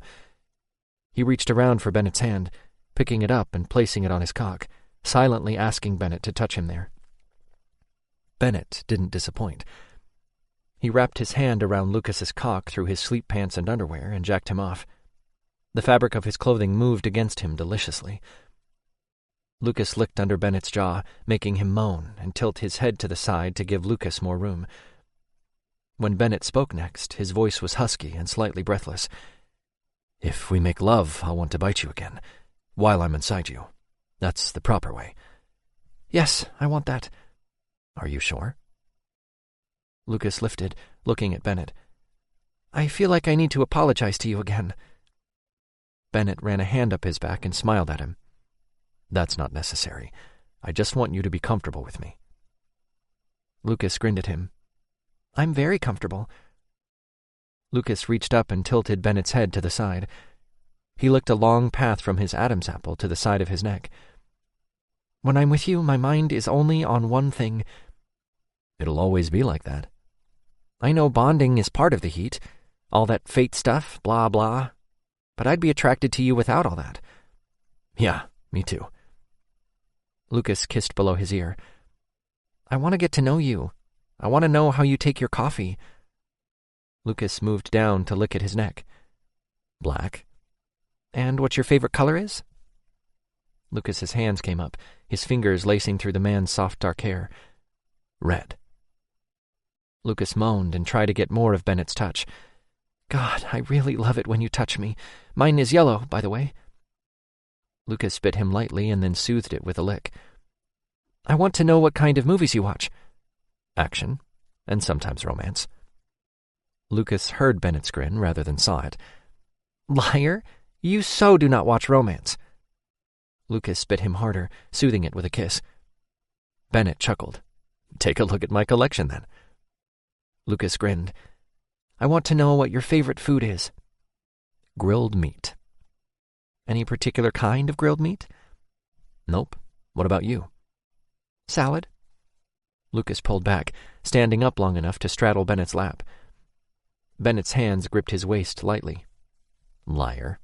It's something sweet, like pie or candy." "Apple pie. I like macaroni and cheese, too, though." Lucas's smile died when Bennett scowled. "What?" "You're really thin, baby. I don't know how I missed it yesterday." Lucas avoided eye contact. He kneaded Bennett's shoulder nervously, barely aware of it until Bennett took a hand away from his waist and brought it up to cover his. Lavender floated across Lucas's senses, confusing him because he had never smelled that at his little cabin before, and he didn't remember seeing a plant in Forrest's small garden.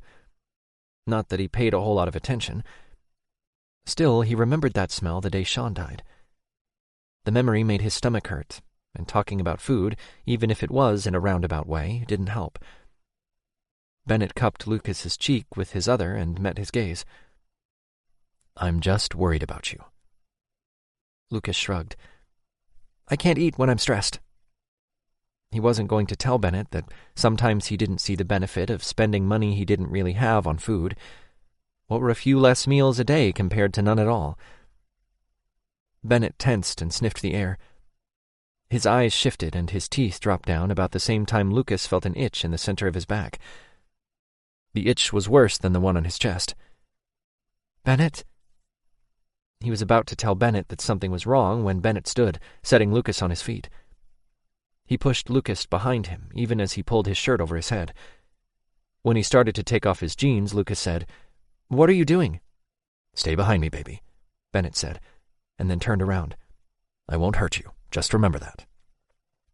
Lucas nodded, not sure what Bennett was talking about, and then Lucas was staring at the ass end of a huge dragon, and the itching in his back stopped.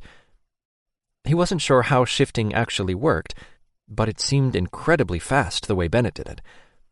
He expected more bone crunching and screaming in pain, but none of that even happened. And if it did hurt, Bennett didn't show it. He saw something move in the dark, a shadow along the edge of the water. "Be careful, Bennett," Lucas projected out. "One vampire. A scout, most likely. It's a simple kill." He wasn't so sure.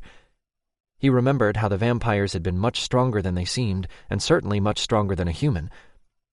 What did Lucas know? He was staring at a very strong dragon. The dragon turned his head, eyeing Lucas with the same green gaze Bennett had, as if to say he was still him, still had the same mind he always did. "Oh." "That's right, baby. I'm still me." Bennett swung his big body around, rubbing his head down Lucas's face and to his chest, then back again. Lucas closed his eyes and took in that cinnamon smell. He ran a hand down Bennett's long neck. "So beautiful." He opened his eyes in time to see the vampire walk toward them. He had a knife in his hand. The moonlight glinted off the metal blade as he pointed it at Bennett's tail. The vampire smiled, showing his wicked fangs. "Bennett!" Lucas cried out, when the vampire charged forward. Bennett swung around. How he managed to keep his tail from hitting Lucas was anyone's guess, but it glided about a foot in front of him. The vampire's eyes glowed an angry red in the moonlight. The bastard swung his blade at Bennett, which pissed Lucas off. No one hurt his mate. No one. Bennett blew fire at the vampire and sent him up in flames.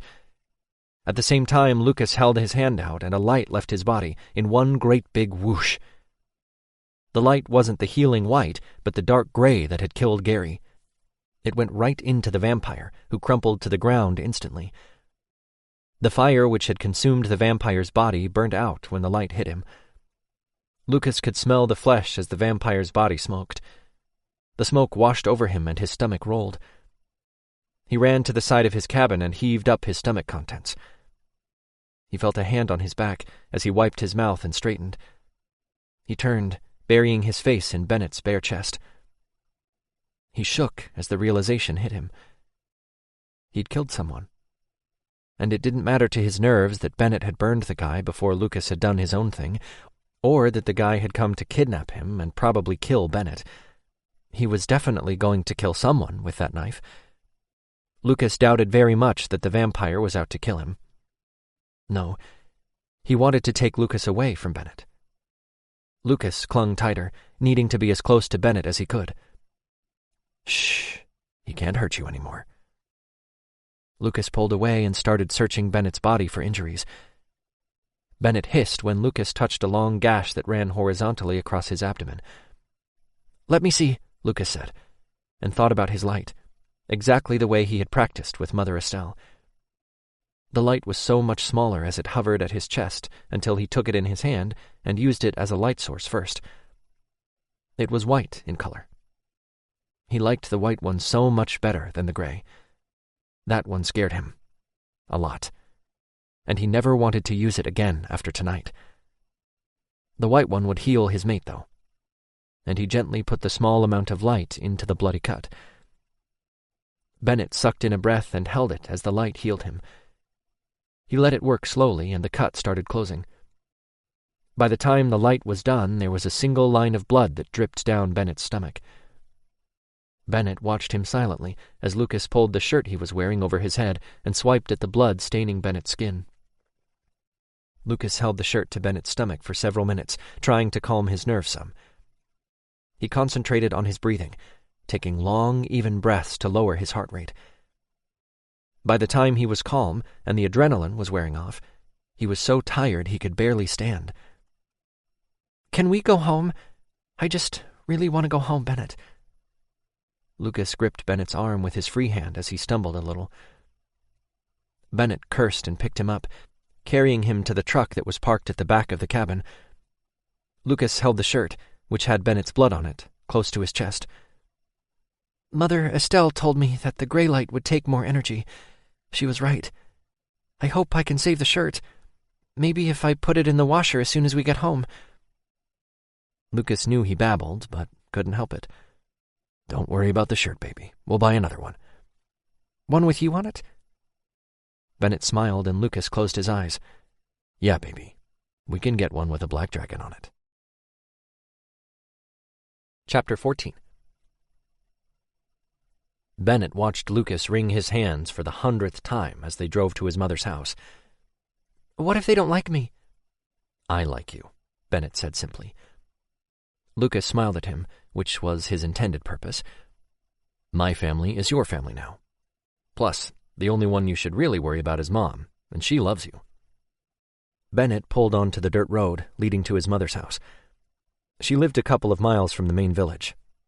Forests surrounded the house on all sides, except the front. It was perfect for shifting and frolicking, which Bennett was going to have fun doing with his mate. I'm just worried about the rest of them. What if they hate me? Why would you think anyone could hate you? You're perfect. Lucas smiled. No, I'm not. I actually don't make friends that easily and never have. My mom loves you just like she loves me, and so will everyone else. I guarantee that, baby. How? Because she loves all of her kids that way. She's a good judge of character, and we all trust her on that. In everything, actually. My brother Layden is the youngest of all of us. He came to Mom when he was 7 years old. He's a young dragon whose biological parents dumped him on a neighbor. Want to know the first thing Mom did when she got him here? Lucas smiled. What? She had all her kids come home for dinner. She said I should shift for Layden to make him feel comfortable. So I did. Layden has clung to me ever since. She knows what to do to make someone feel at ease. Lucas smiled. Yes, you should trust her to do that for you. Okay, thanks, Bennett. Bennett nodded. They were silent for several seconds before Lucas said, You spend a lot of time with Layden, don't you? Yeah. We usually have a twice-a-week thing when my workload is manageable. And because of me, you haven't spent time with him recently. Bennett pulled up onto the long drive that led to his mother's house. Layden understands about mates, baby. He'll be okay. Lucas didn't say anything as they pulled up in front of the house. Bennett shut off the engine. He waited for Lucas, watching him closely. He wouldn't push Lucas to get out. Lucas needed his patience, so that was what he'd get. Lucas looked at the house with curiosity, as if he could see through the vinyl siding and past the wood. Hell, for all Bennett knew, he could. He was sure even Lucas didn't know everything he could do yet, despite Mom working with him that past week. The house was a white, large 2-story that appeared ordinary. Even the flowers around the sides and the boxes of greenery hanging from the windows were pretty, but normal.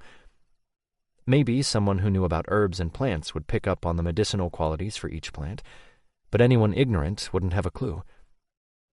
He knew his mother kept certain types of herbs in those boxes, and some of the flowers at the base of the house were poisonous. She hadn't used them since Ramsay had come to be alpha, but she tended them as if she was waiting for something. Maybe the shitstorm that was about to go down because of Lucas's presence in their town was it. Lucas nodded to himself.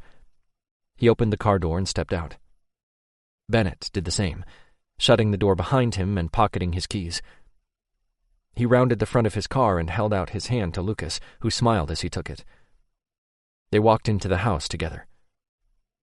Lucas had slept all night and through to the afternoon. All that sleep scared Bennett a little, so he planned to ask his mother about Lucas's abilities.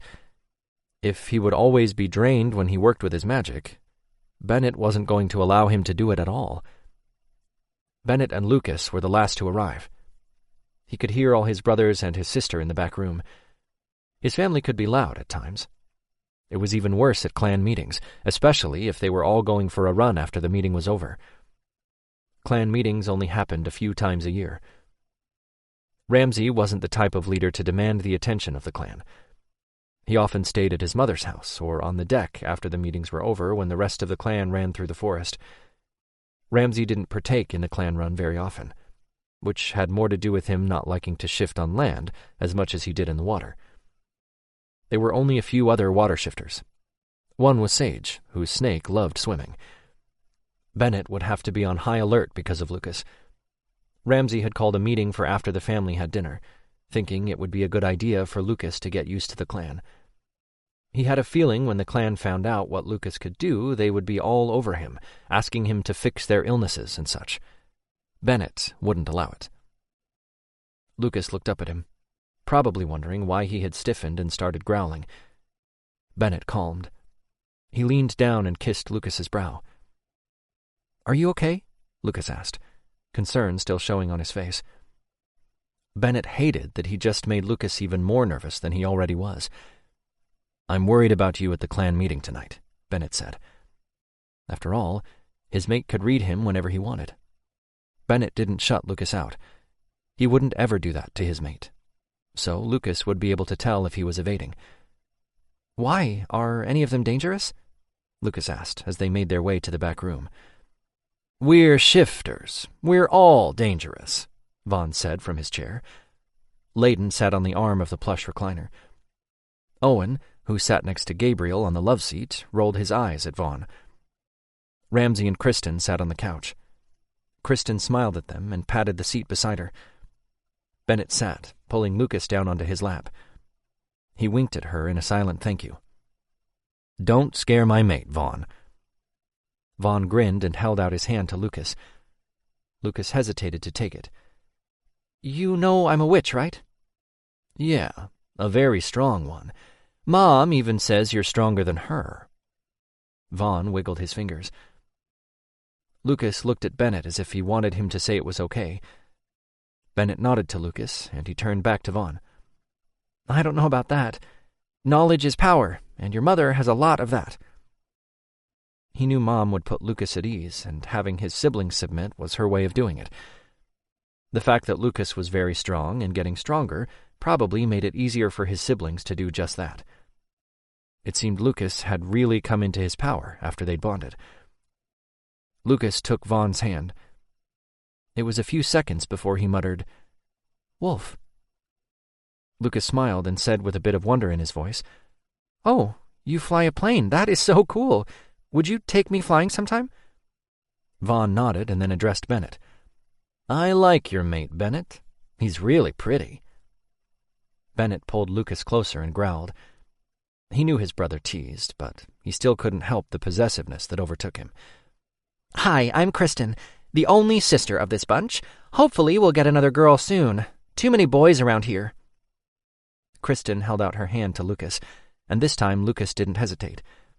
"There's no such thing as too many boys, Kristen," Vaughn said with a grin. Lucas muttered to himself, "Eagle. Oh, you have a twin." Lucas moved his gaze to Owen, letting go of Kristen. "You guys look a lot alike, actually, even though you're not identical twins. Can a boy and a girl be identical twins?" "No, I don't think they can." Owen stood and held out his hand to Lucas. Lucas took it. He did his thing quickly, chuckling at something Owen must have had in his mind. Lucas turned to Bennett, laughing. "Why did you start a fire in the garage? Didn't you know it could burn down?" "Really, Owen? Did you have to show him that?" Bennett tried to be stern. "Like he did the shed, you mean?" Vaughn said and laughed. "That thing was like a box of matches. Just whoosh." "Wait, Bennett burnt down the shed?" Layden asked, his gaze going from Vaughn to Bennett. "When he was coming into his dragon, he did, yes," Ramsay said. "Where's Forrest? Forrest did way more stupid shit than Bennett did," Gabriel said. "He's helping Mom in the kitchen," Owen answered before addressing Lucas. "She can't stand the rest of us in the kitchen with her. Just Forrest. Probably because he's good at taking directions, which he did when we were young. Vaughn and Gabriel talked him into all kinds of shit." "Not Bennett?" Lucas asked, settling into his lap, an arm going around the back of the sofa. Bennett smiled to himself at the way Lucas just went with the flow of the conversation, instead of demanding to read everyone. It said a lot about his mate. Owen snorted out a laugh. "Hell no, Bennett's way too serious for all that. He kicked our asses for some of the stuff we talked Forrest into doing." Lucas ran his fingers through Bennett's hair. "You're a good brother. I still don't get why you would start a fire in the garage, though. Makes 0 sense, Bennett. So you never did anything dumb when you were a kid? Bennett asked. Not that I'm going to tell you about. What if I demand you tell me? Lucas rolled his eyes and leaned forward to kiss him. Yeah, right, you won't do that.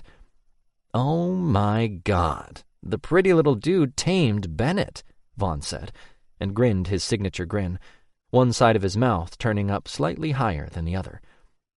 Bennett couldn't keep the growl from coming out at the compliment Vaughn had given Lucas. One time was teasing. The second time felt like a challenge for his mate. Bennett took it as such, and his eyes changed. Lucas ran a hand down his chest. Bennett growled low in his throat. Vaughn tilted his head to the side. Sorry, Bennett. Oh, stop, he's just teasing you. Lucas twisted Bennett's nipple to prove his point. Bennett covered Lucas's hand with his own at the painful pleasure. Lucas turned to Vaughn. He knows you're just joking. They might as well have had 4 heads with the way everyone watched their exchange. That's not exactly true, Layden started to say, but quickly shut his mouth when Bennett gave him a narrow-eyed stare. Chapter 15. They ate at the kitchen table, which proved to be much more chaotic than Lucas thought a simple dinner should be. He sat next to Bennett, who was currently shoveling his food in as if it was his last meal before his execution. Lucas watched. All the brothers ate like that for some reason. He met Kristen's gaze. We'll all shift later, and that takes a bit out of us. Oh, yeah, it's the same for me, Lucas said, completely understanding how much energy it took to be paranormal sometimes. What's the same for you? When I let the light out, I get very tired. Well, I do when I don't mean to let it out. I'm getting better at controlling it. A lot better, Lucas told Kristen. He liked her. She had an intelligence in her eyes that Lucas found intriguing. He turned to Mother Estelle. I'm getting better, right? He needed her praise for some reason he couldn't explain. He never even needed his mother's approval as much as he needed Mother Estelle's. Maybe it was because she was like him. A witch, but wiser about the magic stuff. So how often can you... Kristen waved her hand. Before you pass out? Lucas shrugged. He didn't know how to answer. Multiple times when he's healing. When he's taking a life, probably twice before he's so drained he passes out. More than that, and it would probably kill him, Mother Estelle answered for him. Bennett growled low in his throat. He set his fork down on his plate before turning to Ramsay. He won't do it for the clan. I don't care what kind of sob story each of them has. He won't fix whatever problems they have, and he won't kill for us, not at the expense of himself. And we need to mention the vampire scout coming to town. The clan needs to be on alert.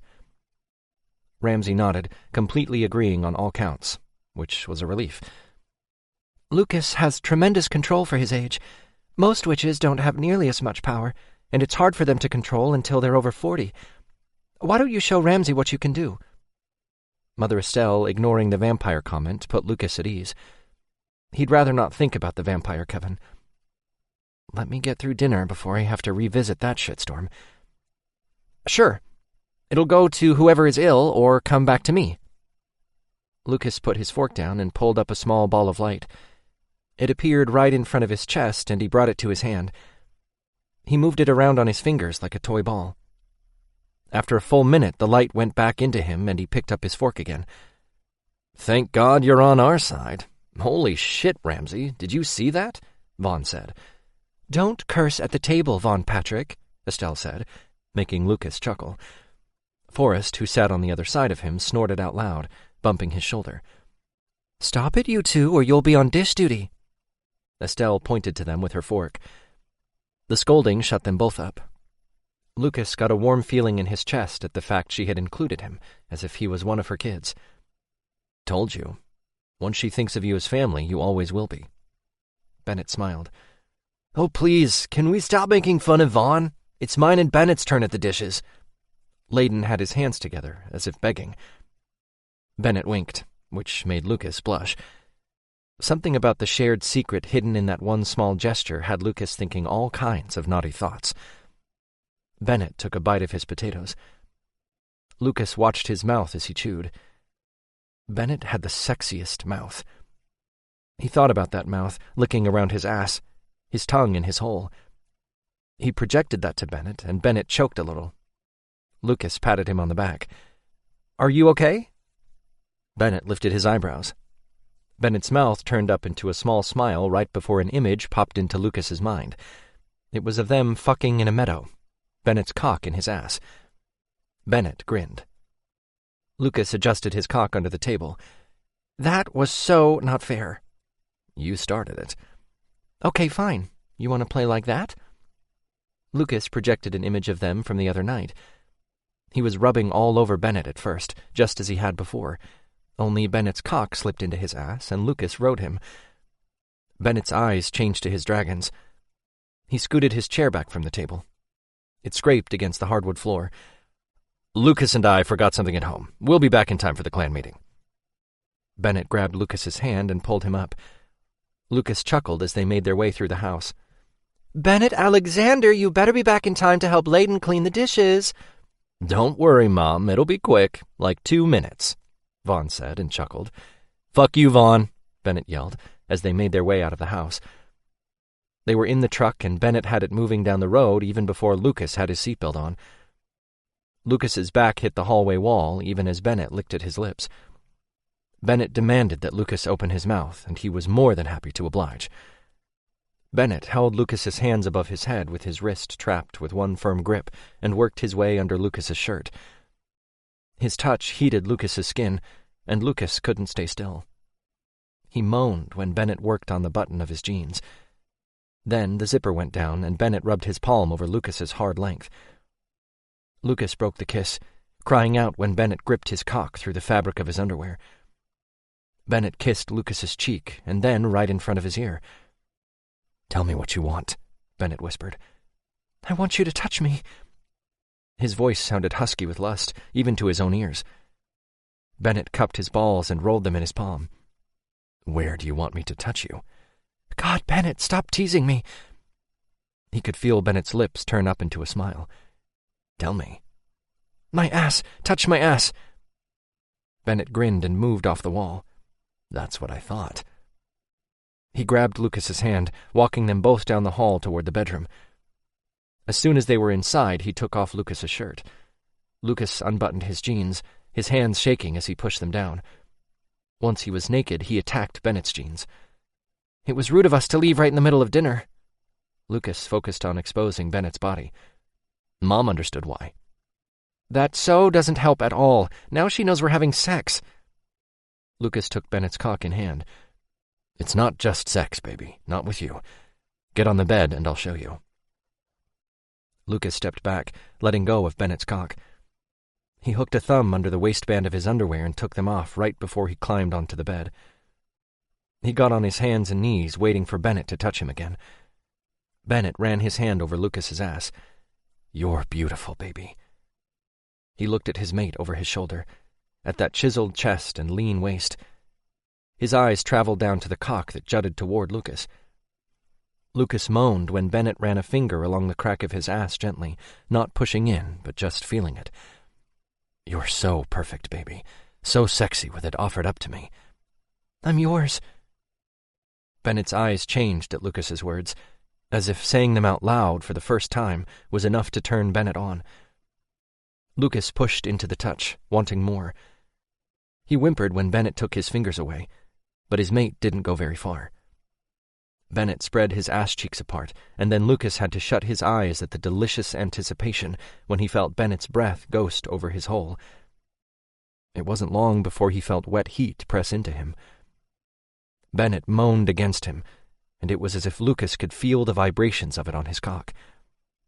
He licked at his ass again. Lucas couldn't help but grind down on that tongue. "Fuck!" Lucas shouted when Bennett slid a digit into him, swiping over his prostate. At the same time, Bennett licked at his balls, drawing them into his mouth gently. Lucas couldn't help but cry out again at the pleasure of it. It had been a while since he had had sex, and Bennett's gentleness felt perfect. Bennett was perfect. Lucas fucked himself until one became two. Each time Bennett touched that magic spot, a small orgasm worked through Lucas's body. He couldn't keep still. He barely felt the arm as it came around his waist, flipping him onto his back. The fingers in his ass leaving him briefly before entering him again. Bennett looked at him with his dragon eyes. "You're really tight, baby." He blinked up at Bennett, watching him as he leaned over and opened the bedside drawer. Bennett fumbled around with the cap on the lube bottle, finally opening it and squirting some out onto his fingers. He threw the bottle down beside Lucas before sliding into him again. Lucas had a hard time concentrating on anything but the fullness. He liked the feeling. Always had. "You're so responsive." He rocked against the fullness and tried not to come. His balls tightened. "Please, Bennett, I'm close." "You will not come until I'm inside you," Bennett growled. Lucas nodded and clung as Bennett lifted him farther on the bed. He longed to feel Bennett's weight on him, making him feel safe and loved all at the same time. He needed to take in his scent and warmth. That was why, when Bennett tried to release him, Lucas held on as if his life depended on the physical closeness. "Aw, baby, you should have told me you needed me like this." Bennett settled against him once again, relaxing his body. His cock pressed against Lucas's opening, but neither needed anything more for the moment. They pressed their cheeks together. Stubble abraded Lucas's skin, but he still didn't care. "I didn't know I needed to feel your weight on me until now." It wasn't until Lucas wrapped his legs around Bennett's waist and his cock slipped in a little bit that either of them moved. Lucas whimpered. "Shh, I've got you, mate. I'll always give you what you need." And true to his word, Bennett pushed inside. The fullness was back, and with it, pressure. "Am I hurting you?" Lucas nodded. "A little." "Fuck, I'm sorry, baby. Do you want to stop?" "No!" Lucas held on to him tighter and tried to take more of Bennett's cock inside. Bennett got the message, but went slower. The head of his cock pressed against Lucas's prostate and made his blood boil with passion. He cried out when he tried to get more of that delicious feeling. "Oh, God!" "Don't you come until I'm all the way in," Bennett whispered, his voice going husky, and he breathed heavily. "Yes, okay, just more. Yeah, just like that. That's perfect, Benny." Bennett pulled back out a little, and then worked it back in again, giving Lucas exactly what he asked for. Lucas felt Bennett's mouth turn up into a smile as he kept going. Finally, Bennett was all the way in. "So full." Lucas breathed out and then in again, letting it out slowly. Bennett lifted, meeting his gaze. "Are you okay?" "I'm good. Really, really good. Move, please." Bennett smiled and kissed him. Bennett's teeth came down. He set a rhythm that drove Lucas crazy in the best way possible. Lucas sucked in a breath. "Oh, Benny, I'm gonna... Fuck, please let me come, please." Bennett picked up his pace, growling out when he did. "Not yet, baby."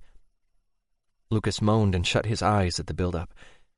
He tried to think about anything else, but it was impossible when Bennett was wrapped around him, pumping in and out. Lucas opened his eyes in time to see Bennett bare his teeth. Lucas tilted his head, submitting to his mate, who didn't waste time. He struck Lucas's neck, reaffirming their bond. Lucas felt Bennett's pleasure through their link, and it sent him over the edge. Lucas cried out, as he wasn't sure whose orgasm he felt more, his own or Bennett's. Lucas could feel the pull of his blood as Bennett drank from him, as if he was drinking it himself. He felt how much Bennett liked the taste. Bennett's movements grew erratic, and he stilled. The teeth left his neck as Bennett cried out. He drew out the pleasure as much as possible. Bennett licked the drops of blood away from his neck, sealing the wounds he made. Bennett rubbed his cheek against Lucas like a big cat. His dragon started to purr, which sounded more like a rumbling, steady growl. I like it when you're all cuddly," Lucas whispered to him. "Only with you." Lucas smiled. "Forrest told me that shifters can't get diseases and stuff." "No." "That's good, because we didn't use a condom." "Yeah." Lucas slid his hand down Bennett's back, all the way to his ass, gripping one globe. Bennett flexed his muscles, pushing his softening cock farther in, not that it would go very far. Benny, have you ever, bottomed? No. Would you? Lucas bit his lip when Bennett lifted up and looked at him.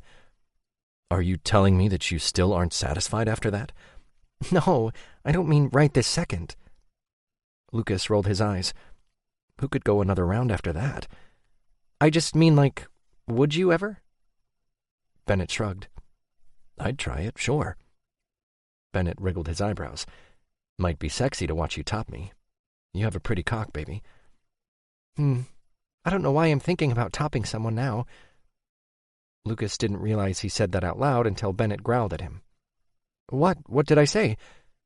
Not just someone. Me. No one else will ever touch you again, or I'll kill them. Lucas rolled his eyes. I know that's silly. It's just an expression. I meant you. But I've never topped anyone, ever. I don't have a lot of experience with sex, period, actually. Bennett kissed him. A gentle press of the lips, and then pulled back a little. You aren't scared of me anymore, are you? Lucas snorted out a laugh. Bennett, you're on top of me and your naked wet cock is slipping out of my ass. We wouldn't be here right now if I was scared of you. Bennett's softened cock slipped all the way out. Want to join me in the shower? Lucas asked, as he loosened his legs from around Bennett's waist. Bennett grinned, lighting up those green eyes in a way that was reserved for Lucas. Lucas already knew Bennett didn't look at anyone else like that, not even his mother or siblings. That sparkle in his eyes made Lucas feel special, which was exactly what Bennett had been trying to tell him the entire time. Duh. It took Lucas long enough to understand how incredibly unique Bennett truly thought he was. Maybe they really were perfect for each other. Chapter 16. Bennett's mom dominated the conversation, talking about the latest gossip. Something about the mayor of St. Lakes having sex with the town's accountant. Bennett could care less about any of it. He'd never tell his mother that, though, or she'd make him clean the damn basement or move furniture as punishment if he did. He hated cleaning. It was bad enough he was doing the dishes. Mom wasn't talking to him anyway. She was sitting at the table with Lucas and Forrest, telling her story. He rolled his eyes. Layden gave him a small smile and handed him a plate he had just washed. There was something in his eyes that told Bennett his little brother was having problems. What's wrong, Layden? Layden shrugged. Nothing. Bennett narrowed his eyes. He didn't tolerate that game people played where they have an issue with him but never said anything. Then when he asked them, they said exactly what Layden had. Tell me, now. The slight force in Bennett's voice had his mother quietening. Her eyes narrowed as she took in both of them with a slow intuition that could only come from a mom. Crap. Here it comes. Okay, what's going on with you two? Bennett held up his hand. I'm handling it. Benny, Lucas said in warning. Layden raised his eyebrows. Benny? I thought no one was allowed to call you that. Just tell me, Bennett said through clenched teeth. Nothing! God, get off my back! Layden yelled. Bennett growled and set the towel down. Are you challenging me, boy? Layden lowered his eyes, tilting his head to the side, exposing his neck. Lucas stood and walked over to them. He crooked his finger for Bennett to bend down. Bennett huffed out a breath in annoyance, but he did what Lucas wanted. I think I know what the problem is, and if I'm right, you barking orders is making it worse, Lucas said through their link, and then kissed his cheek. Fine, Bennett said when his mate pulled away. Lucas held out his hand to Layden. I think I can help, if you let me. You coming here and being his mate are what started the problem in the first place. Landon looked at Lucas as if he were gum underneath his shoe. Bennett roared and his eyes changed. He took a step closer to Layden, intending to get him away from Lucas by any means necessary. Lucas put a hand on his chest. He's just upset because you're not spending enough time with him, Lucas said to him in his mind. Out loud he said, Knock it off, both of you. Lucas held out his hands for each of them. Bennett didn't even hesitate, putting his hand in Lucas's with an annoyed huff. Layden took Lucas's hand, and Bennett felt Lucas take himself out of the equation, giving Bennett a clear view of what Layden was thinking. turned out Lucas was absolutely right. Layden was feeling neglected by Bennett. And apparently there was someone in the clan bullying Layden, which seemed impossible given Layden's size, but there it was. Bennett growled when he finally figured out who it was giving Landon a hard time. Delvin. That fucker. This wouldn't have been so bad, but Delvin was a full-grown man.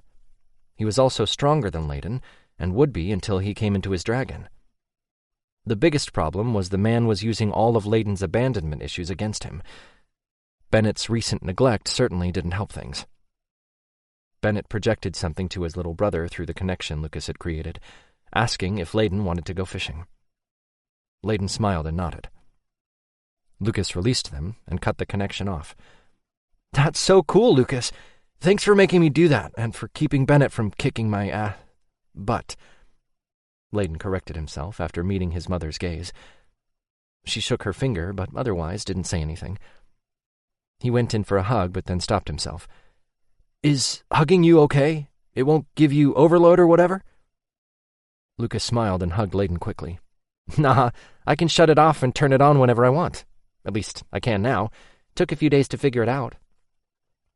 Lucas pulled away and took a step closer to Bennett. "Sorry I got bitchy with you," Layden whispered.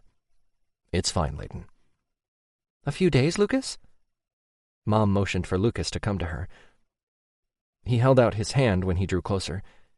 She took it and read him quickly. Her eyes grew big the longer she held Lucas's hand. "You're right. You did figure things out that quickly, didn't you?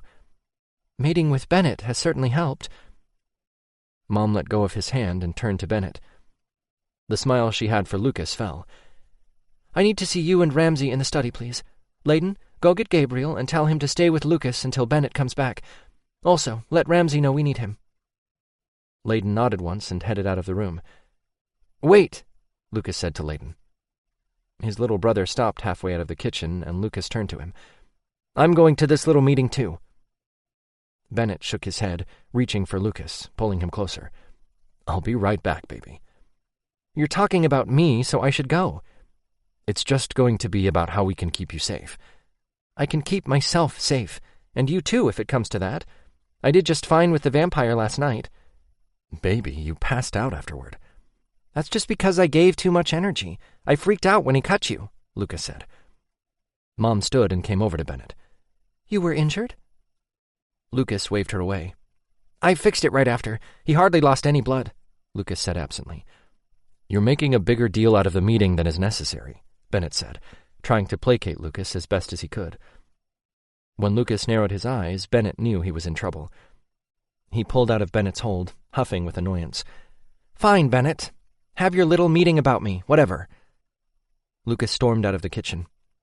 Bennett tried to call him back, but Lucas held up a hand. Layden followed him out. Bennett sighed. "Thanks a lot, Mother." Bennett was probably going to pay for excluding Lucas from the meeting, and not in the fun way. "He doesn't understand clan dynamics," Mom said. "He's going to stay mad forever, probably.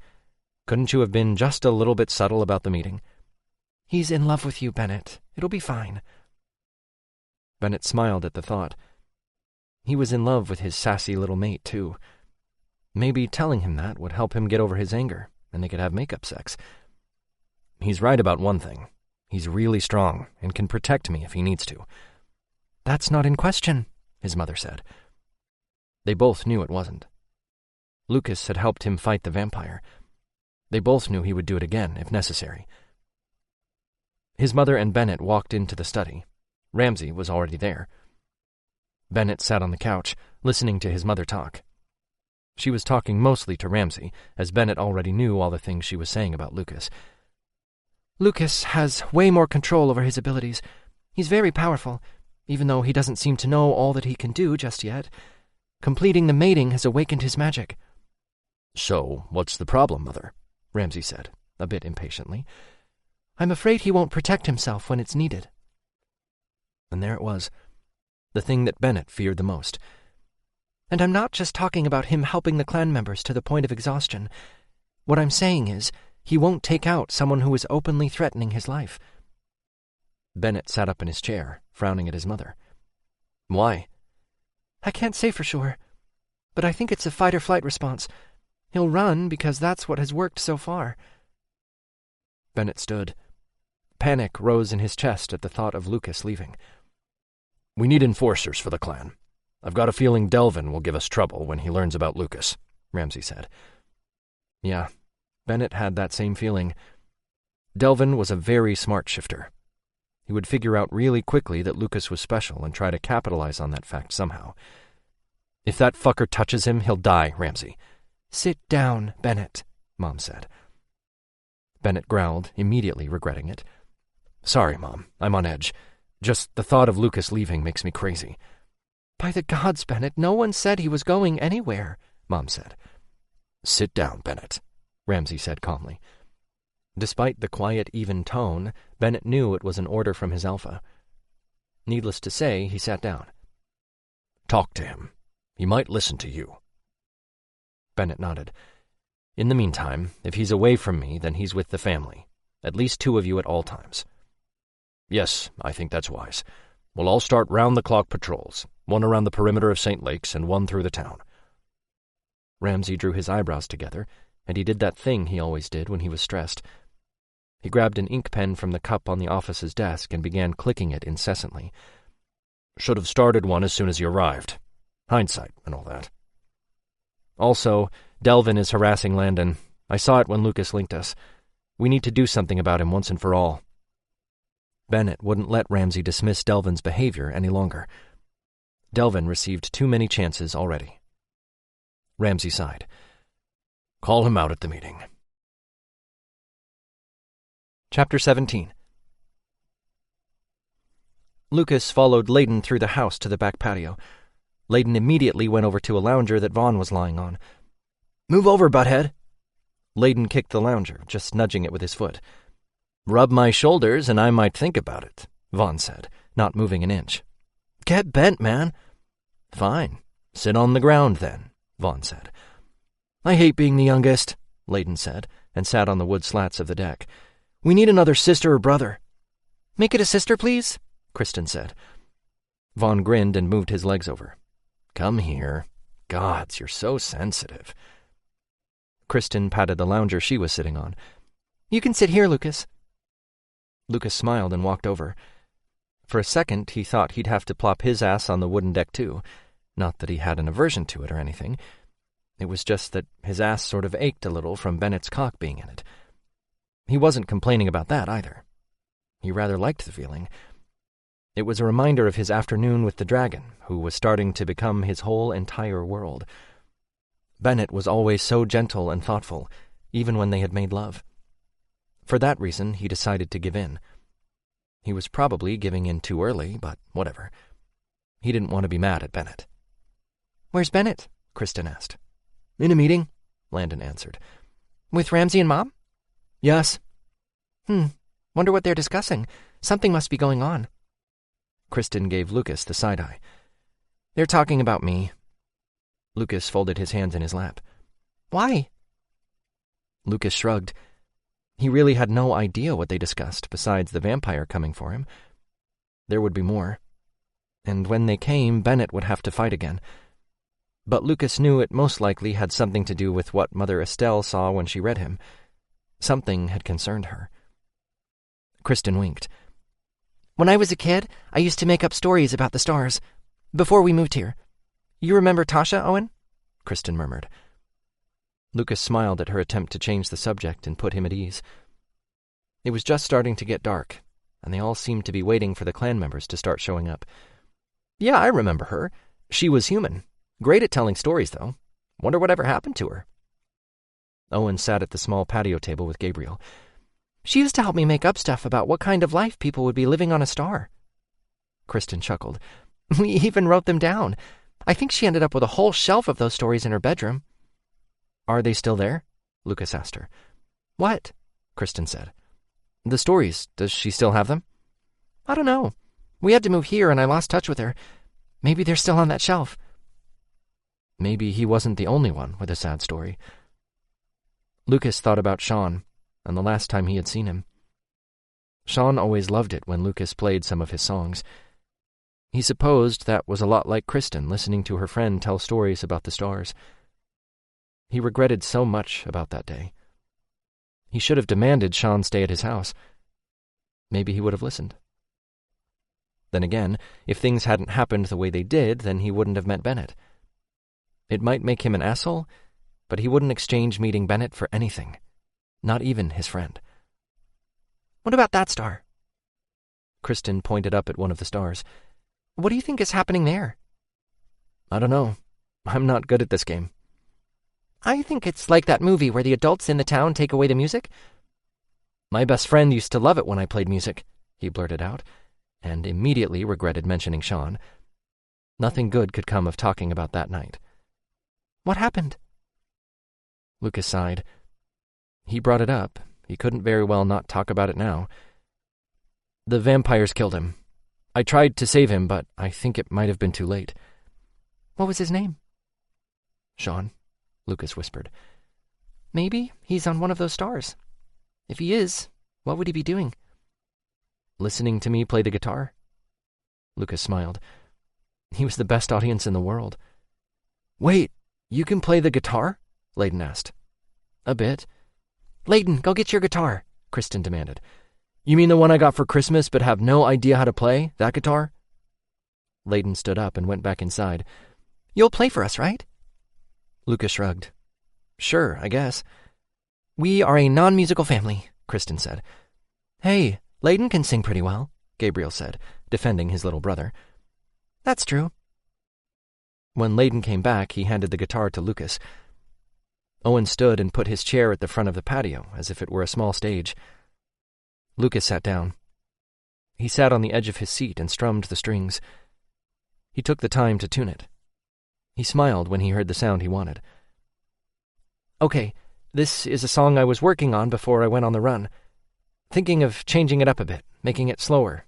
More of a love song, I guess. Like this, Lucas explained. He started strumming, playing the chords. Bennett, Ramsey, and Estelle came out of the door. He winked at Bennett and started singing. The entire time he sang, about being Bennett's until the stars fall from the sky and the rivers ran dry, he had his eyes closed. It was a song that had a very 1960s feel to it. He liked that decade, and had been experimenting with songs of his own. It was quiet and so sweet, if not a little naive.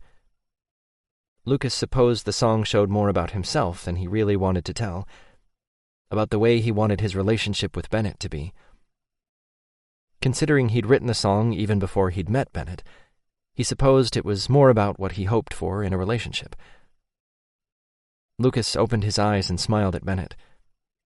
They were certainly on the right track. He shut his eyes again and finished the last chorus. He heard several people clap. Way more people than was originally there. Lucas held a hand against the strings of the guitar to quiet them and opened his eyes again. He blushed with embarrassment, so he didn't want to turn to see all those people. Bennett! Lucas didn't need to say anything else. Asking for help and getting it only took saying Bennett's name. Bennett closed the distance between them. That song was for me? Lucas couldn't decipher the look of stone. Yeah, I was thinking about you when I sang it. Go in the house and wait for me. Did his eyes just soften? Gods, Lucas hoped so. Lucas nodded, not wanting to create even more of a scene than he already had. He stood and walked past Bennett, handing Layden the guitar. Thanks for letting me play. That was amazing. Can you teach me? Lucas smiled. Later. I'm pretty sure Bennett's going to yell at me now. Layden crooked his finger at Lucas and then whispered into his ear. Bennett has to maintain his badassness for the clan, but he loved it. You should have seen his face before the clan showed up. Lucas waited in the living room. He paced and wondered what Bennett was doing. Probably acting all threatening. Bennett could be like that. Not that he ever really was with Lucas, but he was with everyone else. Literally everyone. I'm sorry if I embarrassed you, he projected out to Bennett. Nothing from Bennett. Did you mean it? Bennett asked from behind him, and Lucas jumped. He held a hand to his heart in an attempt to keep it in his chest. "Shit, you scared me." "Did you?" Lucas saw the hope on Bennett's face, and he realized that Layden was right about Bennett. He really did love the song. "I meant everything I sang. Every word, Benny." Bennett flexed his fingers as if wanting to touch Lucas, but not at the same time. "That was amazing, baby." "Really? You weren't embarrassed?" Lucas hadn't known he was even worried about it until he let out a breath and smiled at Bennett. "No, baby, not at all. I just couldn't show emotion in front of some of the clan members."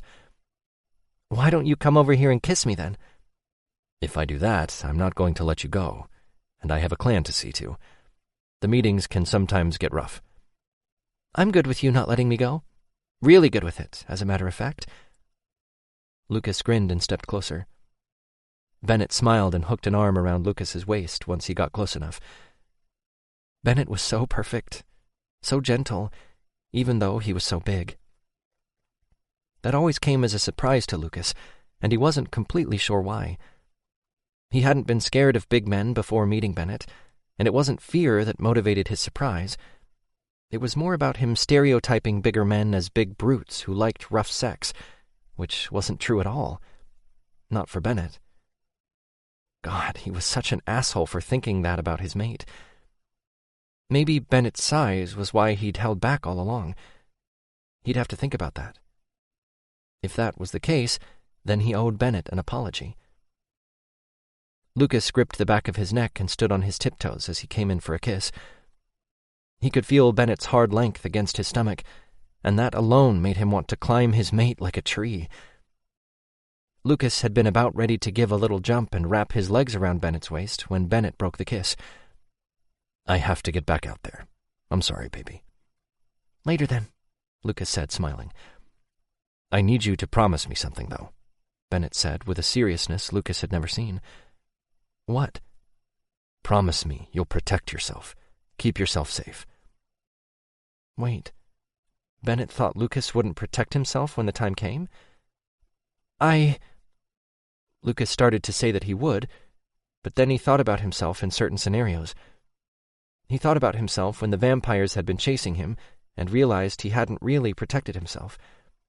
He had protected other people only. "I'd die for you, Benny. You know that, right?" "I do. Now promise me you'll keep yourself safe." "I just do what's instinctive. I promise to try." Bennett frowned. "You'll start training with Gabriel tomorrow afternoon, and your sessions with Mom will get bumped up to 3 times a week." Okay. Knowledge is power, right?" Bennett nodded once and pulled away, grabbing his hand as he made his way out of the living room. Lucas followed. "I'm concerned for your safety, baby. I need you to help me keep you safe. It would kill me if something happened to you." And there was the one reason Lucas had for keeping himself alive when the vampires came.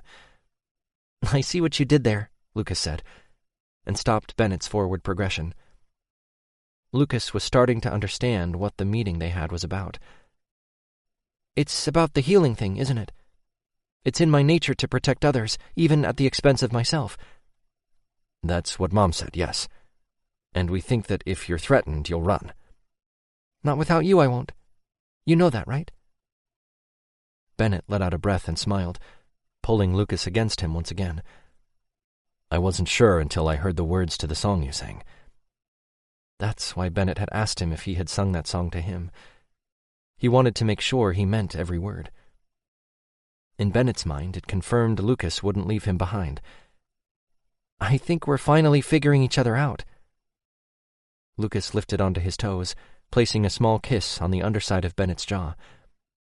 "I promise, Benny. If it keeps you safe, then I promise." Chapter 18. Nicolono stepped out of the shower, grabbing the towel Jules handed him. Jules wouldn't even look at him anymore. Not since he had forced Hasten and Thomas to bond, and then kicked them out of the coven. They'd be back for Jules, and when they came, Nicolono would kill them both. He would kill anyone who got close to Jules.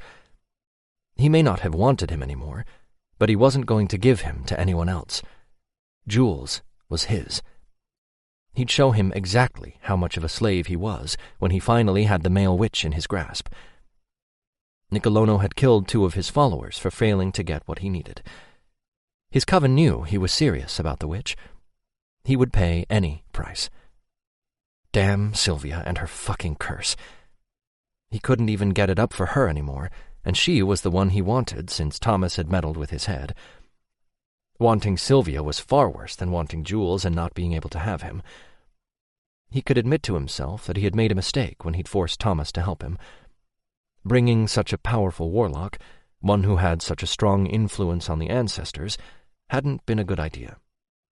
He'd find someone he could manipulate easier. It would not do to want his crazy wife as much as he did. It made him vulnerable. He'd have to pay her a visit and try to reason with her yet again. He handed the towel to Jules, who winced at the sudden movement. Nicolono rolled his eyes. "I will not do permanent damage." "Yes, sir." Jules took the towel and then took a step back, his head down, looking at a spot on the floor as if it were fascinating. "Are you my mate?" "Yes, sir." "You're very good at telling me what I want to hear. I don't think you believe you are." Nicolono sighed in frustration. Jules had been his mate at one point, but not anymore. Nicolono knew that better than anyone. He just wanted to test Jules to see if he would lie. "Go to your spot, now." He would likely hit him if he didn't make Jules leave. Besides, he liked his punishments to be a bit more internal. Jules's fear wore on Nicolono's nerves. Jules turned to leave the room. At least he was obedient, but then very few weren't. They knew what would happen if they disobeyed. He dried himself and went into his bedroom. Jules sat against the wall with his knees up to his chin. His cheek rested against the top of his folded legs. He was such a pretty little thing. Nicolono sighed and looked at his soft cock. He'd fuck him even if he wasn't mated to him, if he could get it up. That would add salt to the wound for Hasten and his 2 little mates. Oh well. Nicolono dressed, putting on his boots last. They had pretty metal spikes at the end that had seen their fair share of blood in the past. Today would be no different. When Nicolono finished, he walked over to Jules. "Get up, Jules. You need to know the lengths I go to punish those that disobey." Jules sat there trembling for several seconds. Finally, Nicolono grabbed a fistful of hair and lifted him up by it. Jules's hands came up to his own, trying to alleviate the pain. Nicolono had seen the behavior before, touching because of fear. It was the first time Jules had voluntarily touched him. "You'll learn to listen, or I'll find Hasten and the warlock and kill them both. They couldn't have gotten far, not without you. Now, get some pants on so we can go." He wouldn't tell Jules yet that he'd already sent some of his best trackers to find Hasten and Thomas. That little bit of knowledge could wait until he killed them. Nicolono pushed him toward the dresser drawer that held a single pair of sweatpants in Jules's size. Jules stumbled a bit as he made his way over and opened the drawer. "Hurry up. I have little patience today. This persisting problem with the male witch is taxing my nerves." Jules dressed quickly and followed him out of the room. "Keep up this time, Jules. I really dislike disciplining you." Perhaps he should have sent Jules with the other 2 after all, to rid himself of the headache. But then there was no fun in that. The separation was torture. He could see it in Jules's eyes and in the way he slumped his shoulders.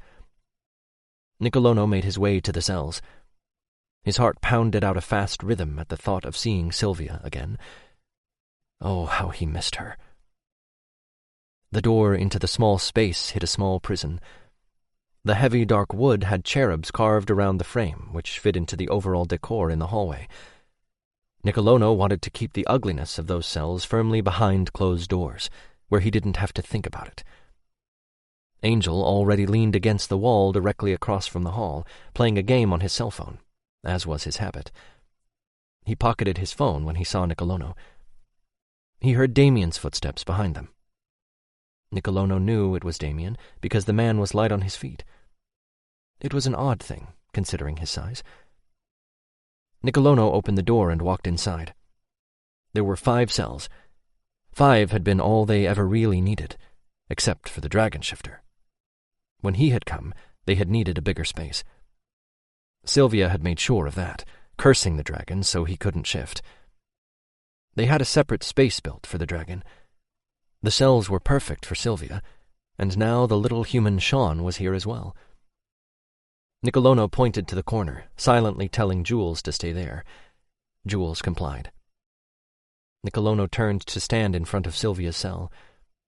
Her blonde hair stood up in places, and her eyes were slightly wild as she gripped the bars of her cell. "Let me out, Nicolono, and I'll be gone from you forever." Nicolono smiled. "That is not what I want. I'm not here to bargain with you, wife. What I want is much simpler than deal-making. Tell me how much you love me, instead." Sylvia smiled. "I regret marrying you." "We were meant for each other. The warlock showed me that, and now I'll show you." Nicolono nodded for Angel and Damien to go into the cell and get started. Nicolono smiled and then turned his head. "Jules, get the pliers off the table to your left." Sylvia's brown eyes grew wide and she backed away. Jules handed him the pliers with tears in his eyes. "I would think you'd like this part. She is the one who started the whole fiasco. If she hadn't cursed me, we'd be mated, and you wouldn't be pining for 2 men who will never want you. You're just a weak human. Don't you see that?" Nicolono said, patting his cheek right before taking the torture tool from him. Jules had tears in his eyes. "That's not true." "It is true, little human." Sylvia started chanting, taking Nicolono away from the fun game he was playing with Jules. Angel covered her mouth with one hand. She kicked out, and his hand slipped. Nicolono handed them the tool and snapped his fingers at Jules, indicating that he should follow him out of the room. They both left as she finished the words. His wife and her fucking curses. She was clever. More than most, in fact. It had always pissed Nicolono off that Sylvia was smarter than him, but he found it endearing since Thomas had shown him his true mate. He'd have to reward her when she finally came back to herself. He stood outside waiting for someone to scream in pain or something. He hoped he had dodged her words. She used words like guns, blowing a hole in all that her opponent held dear, like his precious manhood. Angel and Damien came out of the room a second later. "What are you doing? Get back in there and finish the job." "We can't." "Why? What did she do to you?" "She made us see our truth," Angel said, and turned from him, heading down the hallway. Damien walked away without a word. Chapter 19. Lucas watched the change happen in Bennett when they stepped out of the back door and onto the patio. Lucas clung to Bennett's hand, holding it a little bit tighter when all eyes turned to him. Lucas wasn't used to all the attention and really didn't know if he liked it or not. For all Bennett's badassness in front of the clan, he let Lucas cling. Lucas tried to remain as calm as possible for Bennett's sake, but he was having a hard time, especially when Bennett stood right behind and to the left of Ramsay. Bennett squeezed his hand gently before letting him go. "Stand behind me, baby." "Why?" "I don't trust one of the clan members." Lucas did as he was told. He fisted the t-shirt Bennett had on, holding on for dear life, and decided to keep his mouth shut for once and do what Bennett said. There were several animals staring, including a big snake rattling its tail. It was pretty in color and had brown diamond shapes on its back. Lucas knew this because the thing was only about 5 feet away from them. It looked at Ramsay with its beady black eyes, and its tongue flickered as if to say, "All the better to eat you." "Reggie won't hurt you, baby," Bennett said. "I don't like snakes." He's completely aware and has human thinking capabilities, just like me when I'm my dragon. Lucas waved at the snake. "Hey there, little snake. Don't kill me. That's a nice snake," he whispered into Bennett's shirt. He could have sworn the snake smiled at him. A mountain lion licked its paw, and a black panther sat right next to it. It definitely wasn't common to see all these animals together in the same small space. A bobcat sat next to him, and a wolf took up Ramsey's side. Lucas looked from the bobcat to the wolf and swallowed the lump of fear. His throat went dry when the bobcat put a paw on his leg. He instantly had a picture of Forrest in his head and breathed a sigh of relief. "I'm freaking out a little, Forrest. I've never been around so many animals in my life." "Shifters, baby. Don't let them hear you call them animals." Lucas winced. "Sorry." That was another thing. Shifters had so many customs. He wasn't even aware of most of them. He just knew he was going to say something offensive. "There will be a competition for 3 enforcer positions. Anyone can compete, and the best 3 will be chosen. The competition will be fighting to submission, and the first pairings will be chosen by Bennett and myself. This Saturday at 6 o'clock in the afternoon. We have a vampire coven interested in taking our newest member from us, and we will not let that happen. The coven has already sent a scout, so be on alert and let one of the inner circle know when you see someone lurking around. That's all I got.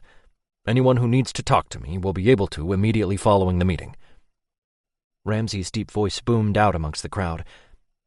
Murmurs followed Ramsey's very minimal speech regarding the vampire coven and Lucas. Everyone had a ton of questions, and Bennett didn't blame them for it. Ramsey could have explained things with a bit more depth. "Who's the cute blonde behind Bennett?" someone yelled from the back of the group. Lucas could feel the tension in Bennett's body, so he worked his hand under Bennett's shirt, rubbing up and down his back, hoping his touch would help. "That's not how we announce a new member of the clan, and you know it, Delvin," Ramsey said. "How do you announce a new member of the clan?" he asked Bennett through their bond. "We don't. Each clan member will introduce themselves to you individually. The clan doesn't question the alpha the way that Delvin just did. Who becomes a member of the clan is up to Ramsey, no one else. Delvin is being an ass, and the entire clan knows it." Lucas didn't see what the guy did next. He never said anything, but he must have made a gesture or something because Bennett shifted. Lucas winced when he saw Bennett's shirt rip across his back.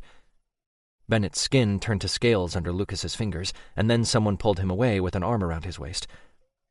He started to struggle, knowing it wasn't Bennett who had him. He was getting ready to work his witching magic when Ramsey stopped him. "No, Lucas." "Bennett!" Oh God, something was going to happen to Bennett. "Let him defend us." Ramsey released him inside the door of the house. He turned to see his big black dragon blow fire at a gray wolf. The wolf yipped in pain and leaped away from the fire, sidestepping it. "Stay in here until Bennett comes to get you," Ramsey said, and shut the door behind him. Lucas huffed out a frustrated breath and plastered himself against the sliding glass door, watching to make sure Bennett didn't get hurt. If that fucker hurt his dragon, there was no way Lucas was listening to Ramsey and staying put. Lucas wouldn't be able to listen to his alpha at that point anyway. He was really trying to follow Ramsey's order, and it looked as if Bennett were winning the fight, although the wolf still wouldn't submit the way he knew Bennett would demand of his opponent. Lucas winced when the wolf's ass burst into flames. The wolf gave a very doggy cry and rolled on his back in the grass. Bennett stood over the wolf and then let out a roar that was almost deafening, even through the glass of the door. Lucas didn't cover his ears, though. He was far too riveted on the scene playing out around him. Bennett shifted so seamlessly it was barely visible. He gripped Delvin's hair and whispered something Lucas couldn't hear. When he let him go, Delvin fell, shifting as he lay on the grass. "Does anyone else want to disrespect my alpha?"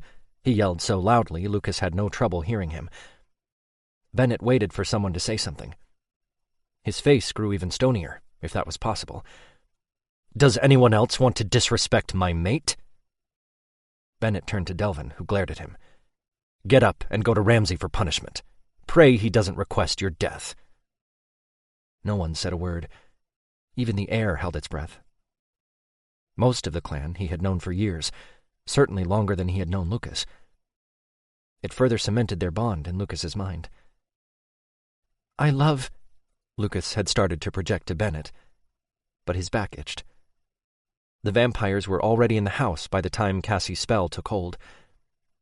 His last thought before something struck him on the head was that the delay probably had something to do with how safe he felt around the Somersets as a whole, and Bennett in particular. Chapter 20. Bennett really wanted to kill Delvin, but he refrained. It wasn't his place, and leaving it to Ramsay sent a clear message about where his loyalty lay. Not that there was any real question his loyalty was with his brother. It would always be with Ramsay, and the whole clan knew it. What the whole clan didn't know, until that moment, was 1, Bennett had a mate, and 2, he would defend him at all costs, because attacking another clan member was punishable by his alpha. He was fairly certain Ramsay wouldn't punish him, given that Delvin had challenged the alpha, even if it had been in an indirect way. Still, Ramsay never gave Bennett a direct order. Bennett's job as Ramsay's beta was to defend any challenge or threat. Delvin had been both for a long time, and Ramsay had let it go. It was long overdue, and Ramsay knew it. Bennett walked across the yard, everyone giving him a wide berth. He felt Lucas in his mind and softened a little. Even the air around him felt lighter, warmer, whenever Lucas was near. He heard him start to say something, and then Lucas was gone, as if someone wiped him away. He looked toward the patio and quickened his pace. "Where's Lucas?" he asked Forrest as he passed him.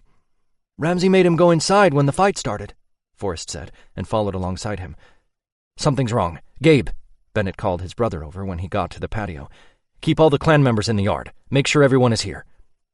Gabe nodded once and took Kristen and Owen with him. "Forrest, see if you can scent anything unusual." Forrest did so immediately. He watched Forrest sniff the air and then head around the house. "What's going on?" Vaughn asked, walking behind him. "Something's wrong with Lucas," Bennett said, and walked through the sliding glass. Vaughn was just getting ready to follow him when Ramsay stopped him. "Grab Delvin, Vaughn, and take him to the basement. Hold him there until I tell you differently." "Got it." Vaughn turned and left the doorway then. "What is it?" Ramsay asked as Bennett tried to find even a hint of someone. "I don't know. Nothing." Bennett turned to look at Ramsay. "Smell that? Nothing. Not even Lucas's scent is here." Bennett started to shake as he searched the house and couldn't find Lucas anywhere. Bennett made his way through the house into the front door. He saw taillights down the road and knew instinctively that Lucas was in that car. Bennett started to follow the truck, but Ramsay stopped him with a hand on his arm. "We need to plan our strategy. We already know it was the vampires that took him. Going off alone will only get you killed, and probably him as well," Ramsay said. "Yes, Alpha." He saw Forrest sniff around for a few seconds before shaking his head. Forrest shifted as he made his way over to them. "There's a chemical smell? I've never smelled it before. The weird thing is I can't smell anything else until I get over there." Forrest pointed to the road and then turned to walk over. Bennett followed, smelling the air as he went. Lucas and Sage, the waiter from the diner, and then... "Vampire! At least 6 of them," Forrest said to him. Bennett's eyes changed as he let out a roar. "No, Bennett. There's too many for you to take on alone." He turned to Forrest. "Can you track the vampires?" "I can tell they went south, but the scent trail went dead just a few yards ahead." Forrest pointed to the left. Ramsay patted his back. "We'll get him back, Bennett." Bennett couldn't keep from shifting, forcing Forrest and Ramsay to step away from him, making room for his much bigger dragon's body. "Try your link, Bennett. See if you can talk to Lucas." Bennett had been trying to reach Lucas, and it wasn't working. He shook his head and shifted back. "He's not there." "What do you mean he's not there?" "He's not there, Ramsay. As in, I don't feel him at all. Fuck, what if he's dead?" Nausea clawed at Bennett's throat, and all he heard for long seconds was the sound of his own breathing. He fought the urge to shift and take off after Lucas. Ramsay's orders be damned. He'd do it if he thought a reaction like that would help get Lucas back faster. "Forrest, would you go get Gabriel? Tell him to bring some clothes for Bennett," Ramsay said from right behind him. "Yes, Alpha." "Can I have a moment, Ramsay? I need space, man," Bennett said when Ramsay put a hand on his shoulder. "We'll get him back, Bennett. And no, you can't be alone right now. I'm your fucking brother first, man. Plus, those fuckers came into my territory and took one of my clan members in my own mother's house. I want him back too. And then we'll make those fuckers pay. This just caused a war. Their coven leader had to know that." Bennett looked at Ramsay. He couldn't hold back his emotion even if he tried. He had a tornado of terror threatening to eat anything in its path, and that included his brother. "He's my whole fucking world, Ramsay." I know. The front door of the house opened and closed. Bennett wiped the tears from his face with the back of his hand and turned around just in time to see Gabriel come toward them. He tossed a pair of sweats and a shirt at Bennett. Bennett caught them midair, pulling the sweats on and then the t-shirt over his head. "Where did Lucas say he was from?" Gabriel asked Bennett. Something about the question finally calmed Bennett enough so he could think about the answer. "West of here, a few hours' drive." Vaughn came out of the front door and then went right to his truck without a word to anyone. "Well, we're not driving. Vaughn is leaving for the airport and will be getting his plane ready to go. I think the vampires will take Lucas back to their lair.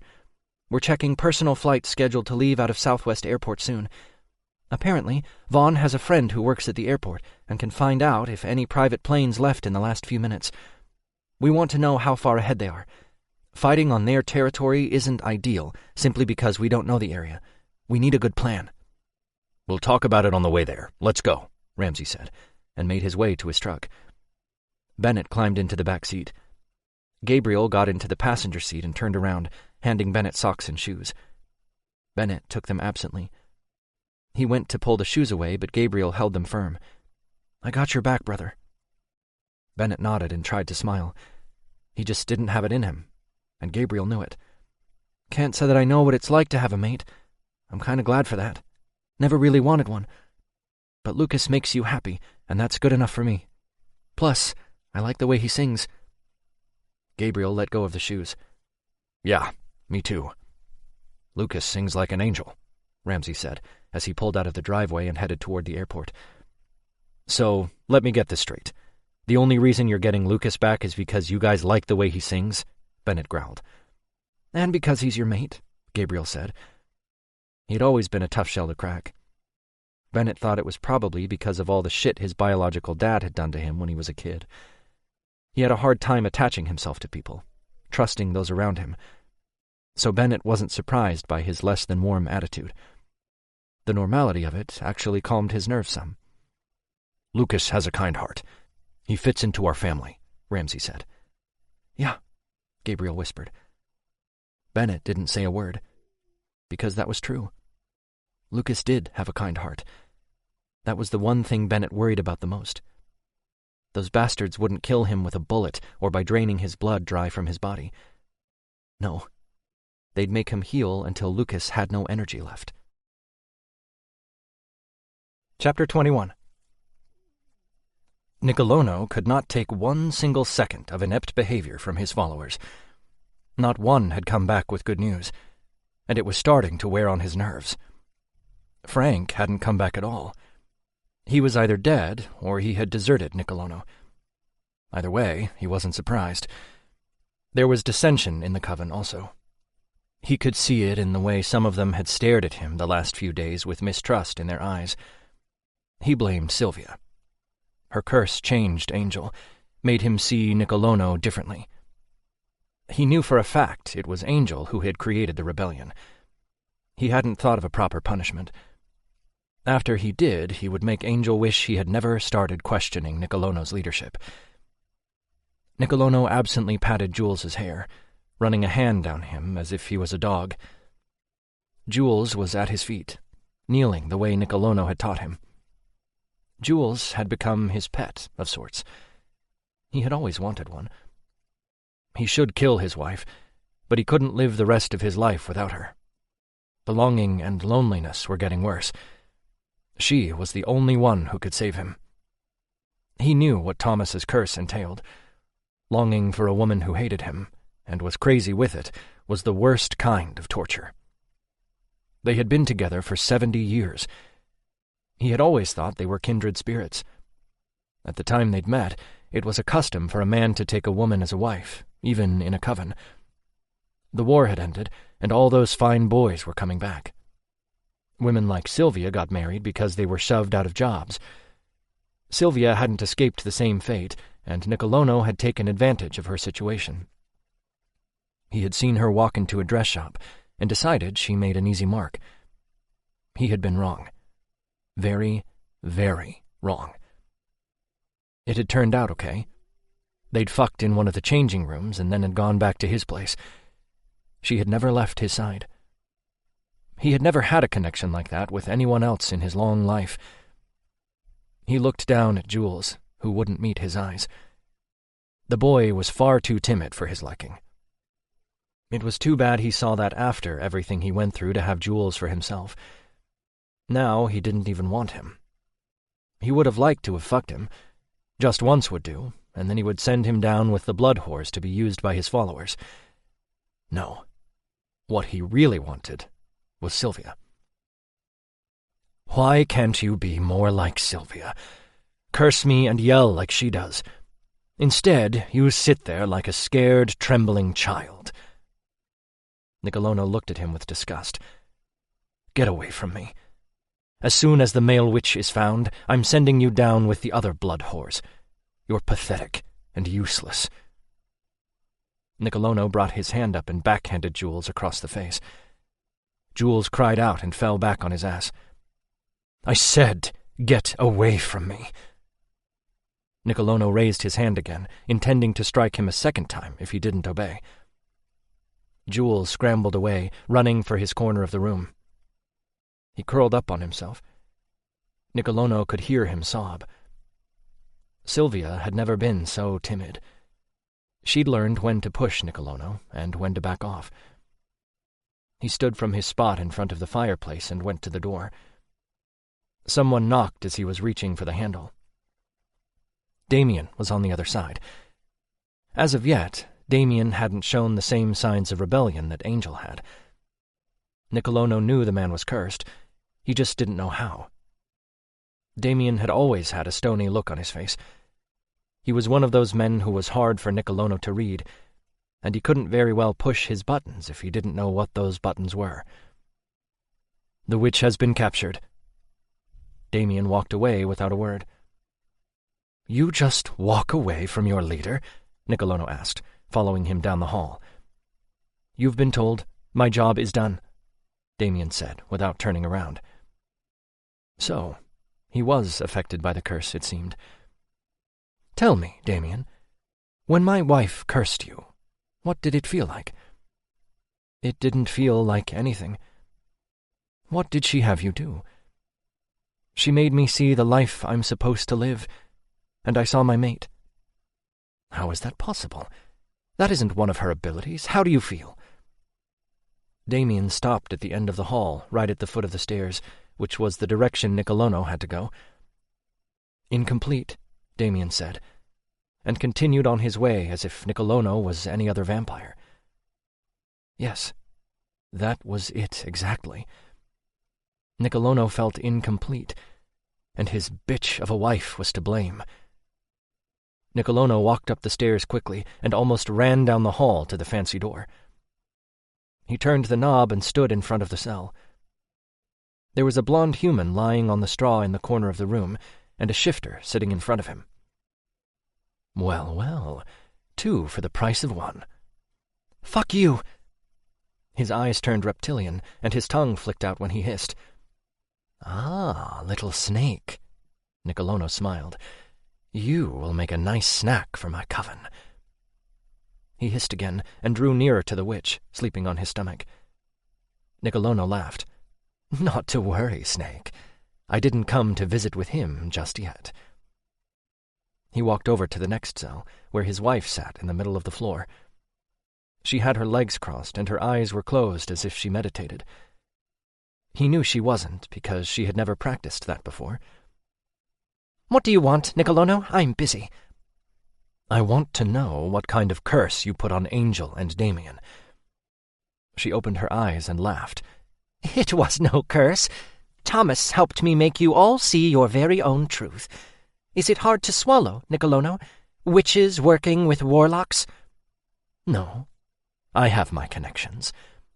You aren't the center of your followers' universe. Pretty soon you will be nothing to them at all, just like you are nothing to me. I know about the curse that little warlock put on you. Nicolono swore, and Sylvia cackled. You will pay for this. I wanted that boy as my very own. I know, Sylvia said around her laughter. And now you want me. Let me out, Nicolono, and I'll wait for you to go to sleep before I plunge a knife in your heart. Sylvia had tears in her eyes. She was laughing so hard. "Prison life has made you crazy." She sobered instantly. He left the room when she started chanting. Chapter 22. Lucas gained consciousness slowly. He tried to sit up, but his head hurt so bad he could barely see. His hands came up to grip at the pain because it felt as if his brain was going to fall out through his ears. He touched a spot in the back that had him crying out. He pulled away immediately. "Shh, still bleeding." Someone touched his back, rubbing it. Lucas knew it wasn't Bennett. He would have smelled him by now. Then the hand stopped rubbing, and he lost consciousness again. It didn't feel as if he lost large chunks of time, maybe just a few minutes, and no one touched him. He must have been dreaming. He lay there for several minutes, concentrating on his breathing, needing the air to work through his lungs to lessen the pain enough so he could open his eyes. Even the migraines he used to have weren't as bad. Nothing felt like the kind of pain he had. Childbirth, maybe. Not that he would know anything about giving birth, but based on what his mother used to say about his own birth, he could guess it was pretty awful. His thoughts were scattered enough that he couldn't focus on anything but the pain. Headache. He lay there for long minutes on his stomach. There was straw underneath him, as if he were a goat in a zoo. Still, it did alleviate some of the hardness of the cement beneath. Headache. He thought about his light and tried to focus it through his body, going to the spot on the back of his head.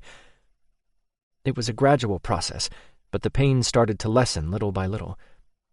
It was as if a group of tiny surgeons was in there sewing him back together. Thank God he was a witch and not a human, or he would have been in a lot more pain for a lot longer. When he could focus enough on his surroundings, he felt Bennett in his mind. The worry Bennett felt turned Lucas's stomach. He dry heaved, his eyes watering. The tears ran down his cheeks as the pain in his head worsened. "Fucking be okay, baby. I'm coming to get you. God, please just be okay." It was the same thing over and over again. "Benny." Lucas sat up slowly. There was still just a hint of pain at the top of his head as those little surgeons finished their job, and he had to be careful. "Benny," he said out loud, not ever realizing he did it until he thought about the sound of his voice echoing off the gray cement walls and the metal bars surrounding him. "Thank God. Are you okay?" Bennett said through their link. "Yeah, I'm okay. Just trying to figure out where I am." Something scuffled around, like shifting body weight from somewhere in the room. "Hello?" Lucas said softly, not wanting to yell because the sounds were magnified around them in the small spaces. He stood up and walked to the metal bars. "Tell me what you see." Cement and bars? Like a jail, I guess. It kinda smells. Like shit and pee and mold. Also, it smells like that waiter, Sage.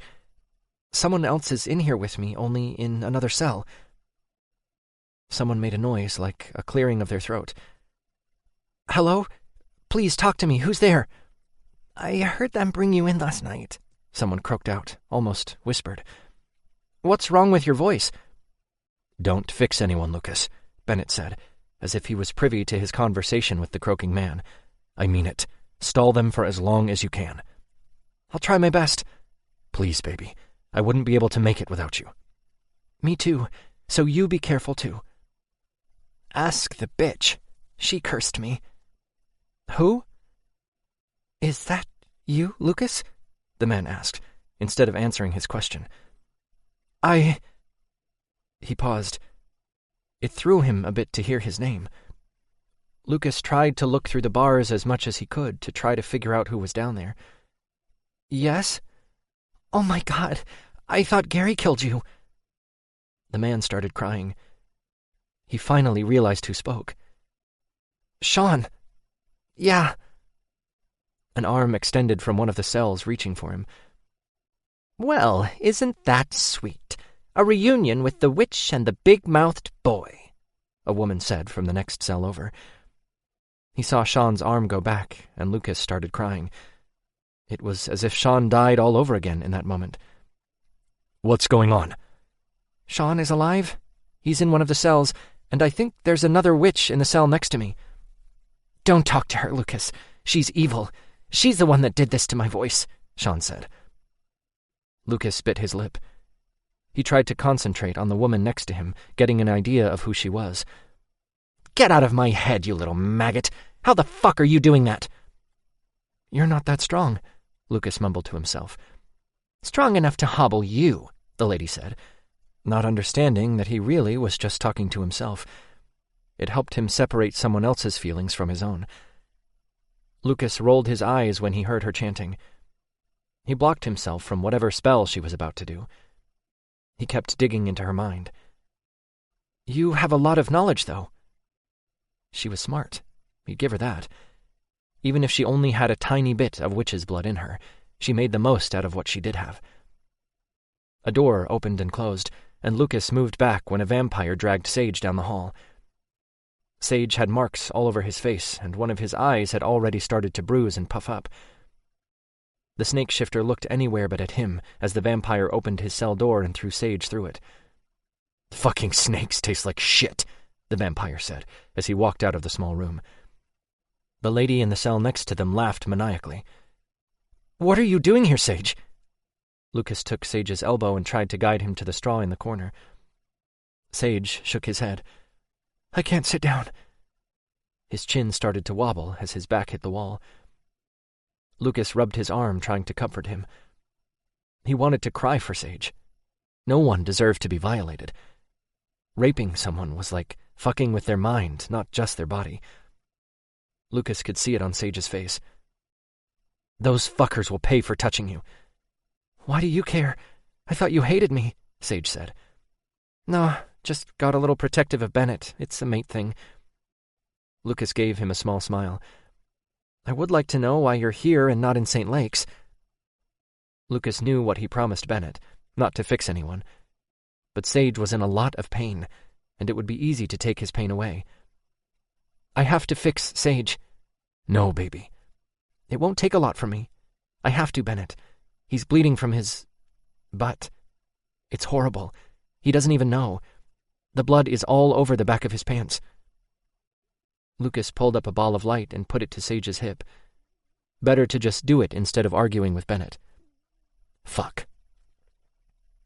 Sage widened his eyes. The marks on his face healed, and Sage touched his cheek. Then his fingers came down to his jeans.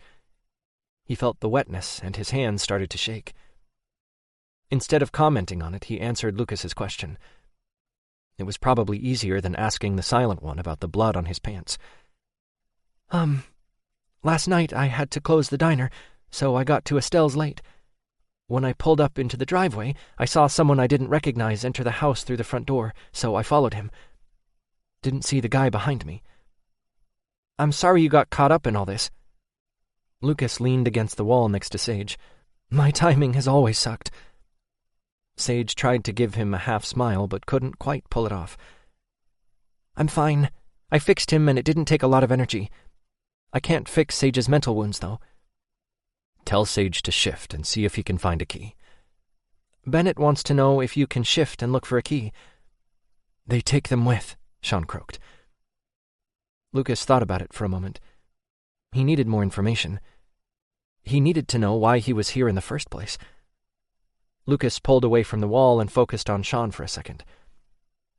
Sean had willingly given himself to the vampires for money. In exchange, the vampires would feed from him. Something had happened, though. "The coven leader is ill," he mumbled to himself. "Nicolono," the lady said, as if she was in his ear. "You should destroy him. Make him pay for kidnapping you. He plans to use you until there's nothing left."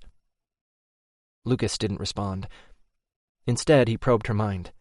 "Get out of my head!" she yelled, and chanted something that he couldn't stop in time. All of a sudden, Sage fell to the floor, crying out in pain as he did. His leg looked like it was broken at the femur. Lucas was instantly pissed and never even thought about what he did. Whatever small gift the woman had, Lucas focused on it and then thought about erasing it, as if he was standing in front of a chalkboard. The woman screamed, getting louder as Lucas kept erasing. Someone opened a door, probably alerted to the noise. Lucas didn't even think twice. He stopped the guy in his tracks, quite literally. He was just about to fix Sage's leg, but he noticed it straightening out, as if it was mending itself. Lucas wasn't sure how it was possible, because it wasn't him fixing Sage. The woman stopped yelling, and Lucas knew her mind was broken. He didn't have time to think about her, though, or about how Sage's leg was normal again. He crouched next to Sage. "Are you okay?" Sage nodded. "My voice is normal. How?" Sean said. "What the fuck is happening right now?" Maybe taking away the woman's powers also erased every curse she ever put on anyone. "Do you think you can shift and get the key from that guy? I won't be able to hold him much longer," Lucas said, ignoring Sean. Sage shifted immediately. His clothing fell to the floor. He slithered out from under his bloody jeans and through the slats of the door. His little black head turned to Lucas. Lucas smiled at him in encouragement. He really was rather pretty as a snake. He was all black with green stripes running down his back. Lucas watched as Sage shifted to his human form, grabbing the keys. Blood smeared across Sage's naked ass, and Lucas wanted to cry for him. Instead, he sucked in the tears and gathered up his clothes. The vampire struggled against Lucas's influence. Lucas could feel him in his mind, seeing the guy's lust for blood. He had a hunger for killing. He also knew what he'd done to Sage. Sage's hands shook as he grabbed the keys from the vampire's pocket. Sage ran back to him quickly and fumbled with the keys in the lock for several seconds. Lucas touched his hand, stilling it. Tears gathered in his eyes. "He won't be able to hurt you or anyone else ever again. None of them will when I get done." Lucas meant every word, because Sage needed him to forget his own fear and exact justice. It didn't escape Lucas's notice that Sage could have slithered out of the cell long before now. Lucas had been a dick to him at the cafe, and still Sage had his back. Quite literally, as it turned out. Sage finally got the key into the lock, and Lucas pulled his hand away. The door opened, and Lucas stepped out, handing Sage his clothing. He heeded Bennett's warning about not draining himself, and decided to do to the vampire what he'd done to the crazy lady who seemed to curse every single person she came into contact with. He stood in front of that chalkboard again and began erasing the vampire from the man. It took longer, because vampires were closer to human, and that made it harder to separate the parts that made him a vampire. Lucas hesitated when he felt life leave the vampire. His skin wrinkled as if his time on Earth was catching up with him all at once. Then Lucas thought about what he had done to Sage, and he kept erasing. "Holy shit! What is happening to that guy?" Sean said from directly behind him. "Lucas is happening to that guy," Sage answered. Lucas finished erasing the vampire until he turned to ash. Erasing took longer, but he exuded a lot less energy. Lucas turned to them then, and Sean shied away from him when Lucas tried to hug him. "What the fuck are you?" Sean asked. "I'm a witch. You know what I am, Sean. You knew even before I did. I'm not going to hurt you." Lucas pleaded with Sean. He missed his friend and just wanted to know he was real. Lucas sighed and turned back around. "Let's go." "I'm out of that stupid cage." "We're 10 minutes out." "I don't know if I can get us out of the house in one piece. There's a lot of vampires in this place. I sense a shifter, too. I think he's held prisoner somewhere." "Are you sure?" "Not 100%, no. I feel someone, though. We can't leave him to these people." He hated to admit that, but killing all these people would drain his energy way too fast. Chapter 23. Lucas expected the vampires to have locked the door, but they hadn't. He pulled it open as quietly as he could and held his breath, counting to 3 before he stuck his head out. When he didn't see anyone, he inhaled again.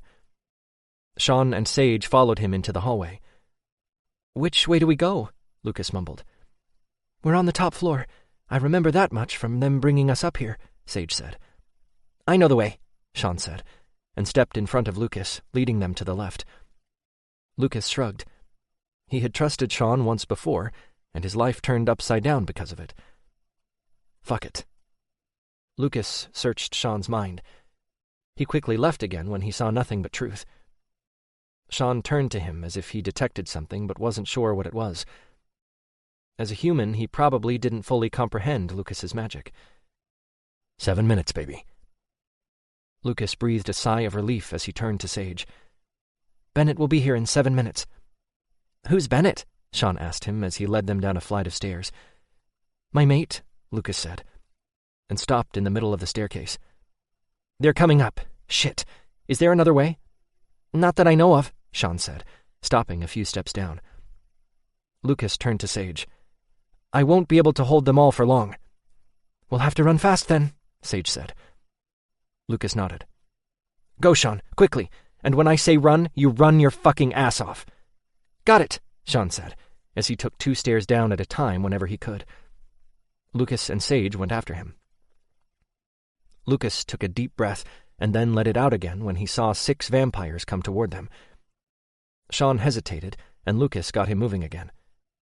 Trust me, Lucas whispered in his ear, right before he stopped the vampires. They literally froze in place. Sean pushed a couple of them aside as he went past, making a path for Lucas and Sage to follow. How many floors are there in this place? Lucas asked, as they made their way down the endless staircase. I don't know, 1,000,000? Fuck, there's more of them. Sean pointed around the side of the stairs when the bottom came into view, and with it, several vampires. Damn it. I have to release the group I can find up the stairs to stop the vampires down the stairs, Lucas huffed out in frustration. Just do your best, Lucas, Sage said from behind him. Lucas tried to hold the men at the top for as long as possible as they made their way down. He felt Bennett close by and was so relieved he wanted to cry. Instead, he tried not to think about it and concentrated on the problem surrounding him. Okay, run your ass off, Lucas yelled as they got closer to the first floor. Lucas froze the vampires below them. He couldn't help but release a few of the stronger ones at the top. It was weird because he felt a few disappear up there, as if someone had killed them. He didn't have time to think about it because Sean was running right toward the strongest vampire Lucas had ever come into contact with. Sean stopped when he finally saw the vampire standing there. Come here, Sean. Sean nodded and backed up. You must be the male witch that made my life worth living again. The vampire took a step toward them. They all backed up. Lucas reached for Sage's hand, and he held on for dear life. I don't know how you did it, but the bitch's curse lifted. I separated her human side from her witch side. I think that released all of her curses. Lucas tried to keep the guy distracted for a few more minutes. A dark head poked around the corner of an open door just behind the vampires. Lucas peeked into the guy's mind first and discovered that the vampire was holding him prisoner. He used to be the vampire's mate, but fate had taken the mate pull away, giving it to someone else. Wait, the man had 2 mates. He really liked that lady Fate. Run, go before he sees you, he told the man, and watched him turn. He was naked, and that didn't seem to faze him as he made his way along the wall toward the front door. Lucas noticed the bruises on his sides. They appeared to be fingerprints, but when Lucas looked in, he saw the human hadn't been violated, although it was a close thing. The poor man looked at Lucas for guidance once he reached the door. Lucas tried not to alert the vampire to his presence, keeping his gaze trained on the vampire in front of him, who was narcissistic enough to expect the complete attention. You're a very strong witch, aren't you, boy? The vampire said, and took another step closer. My wife can be a real bitch sometimes. Tell me, did you kill her? Lucas shook his head. Fractured her mind even more than it already was. She's altered. The vampire smiled. I should thank you for saving my sanity. I was getting frustrated. My poor slave understood my frustration, didn't you, Jules? The vampire's lips curled as he turned to Jules. Jules froze in his tracks and fell to his knees as if commanded to do so. Get up, now, Lucas told him, and stopped the vampire from going to him. The vampire was way too strong for Lucas to hold for very long. Jules bit his lip. Lucas nodded. "Trust me." Lucas knew what being mated was like, having the pull towards someone. He wouldn't blame Jules for staying. His mates would know where to find him if he did. "Why isn't he leaving?" Sean whispered to him. Lucas took Sean's hand in his, keeping the three of them together. "His mates won't be able to find him if he leaves. I'll help them find you." Lucas would figure it out if it meant Jules would stay safe. "What's a mate?" Sean asked. "The other half of your soul, dumbass," Sage said to Sean. "Well, I don't know anything about you weirdos, so fucking sue me," Sean whispered. The vampire tried to move his hand. The will he used pulled at Lucas's strength. "I can't hold him for long, Jules, so if you're going, then leave now." Jules's chin wobbled and he turned. He reached for a door handle just as Lucas lost his hold on the man. "Run!" Lucas yelled, and tried to push Sage and Sean along with him. The vampire moved so fast Lucas couldn't see him, but he grabbed Jules before he could get outside the house. Jules flew back as the vampire stood in their way, hissing at them, with red eyes and fangs. A part of Lucas willed Jules to get up, but he curled into a ball, covering his head with his arms. He couldn't concentrate on anything. When Sean pulled his hand away from Lucas just as the vampire came at them, he felt everything slip from his control. Lucas turned, meeting Sage's gaze. Sage spoke, but the words drowned amongst the sound of his own breath. The vampire took a step in Jules's direction just as a big, black dragon roared outside. "Bennett!"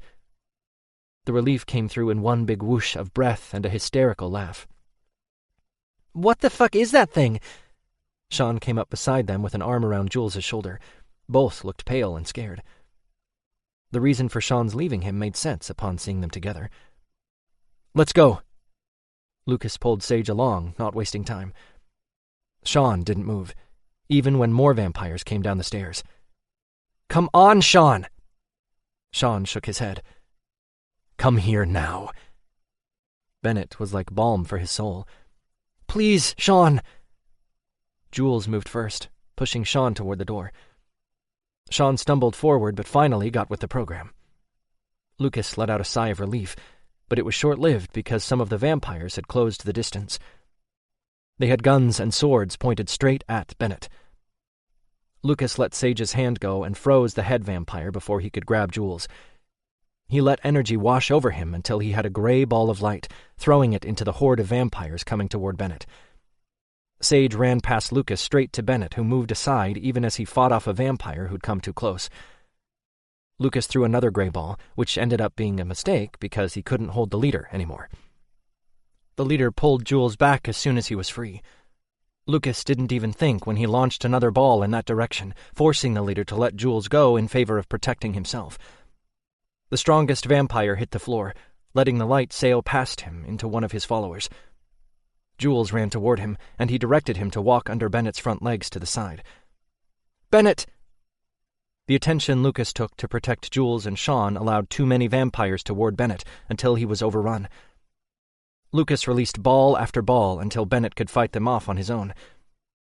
Somewhere in the back of his mind he knew Sean hadn't made it out of the house yet, but the thought took a back seat when his vision faded to black.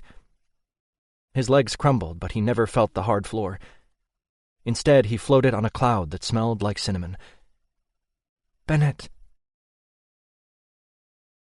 Chapter 24.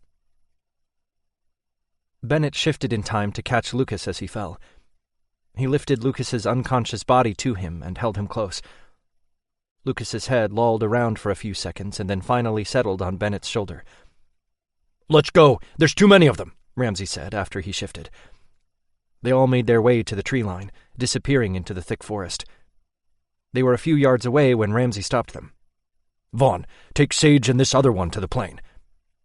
Vaughn led Jules and Sage north. Sage turned back to Bennett and Lucas. His brows drew together. "He saved our lives." Whatever had happened at the vampire's mansion had obviously built a connection between Lucas and Sage. "Let me know how I can help him." Sage turned and followed Vaughn through the woods. He had a dark stain on the back of his jeans, which made Bennett cringe. Fuck.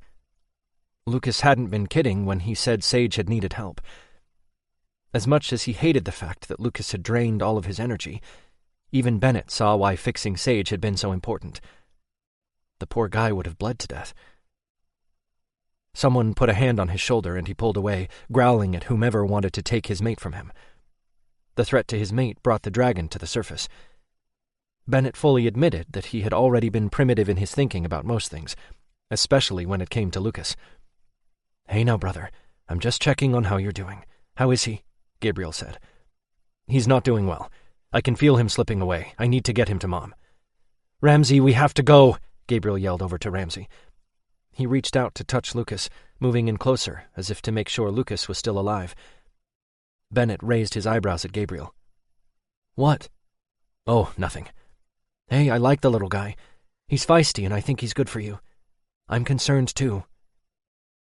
Gabriel ran a hand over Lucas's hair, as if he was a sleeping child. He inhaled, leaning over Bennett's shoulder. "Son of a bitch." "What?" "Lucas has been with my mate." Gabriel looked pissed off. He huffed out a sigh and glared at Bennett. "It's gotta be the human. The one the vampire snagged back there. Fuck, this is not something I want." Gabriel sniffed the air right before he turned, shifting in midair. He growled and stood in front of Bennett, protecting him. Bennett didn't know what set Gabriel off until a vampire with long dark hair and a sword strapped to his hip came around a clump of trees. The vampire held his hands up as if surrendering, but quickly dropped them when another smaller guy came at them with a gun. The dark-haired vampire pulled his sword and swung it around so quickly Bennett had a difficult time tracking the movements. The sword's tip drew blood as it pressed into the smaller vampire's neck. "Submit, Edward." "I'll never submit to you," the smaller guy showed his teeth. "Not to me, you idiot. Him."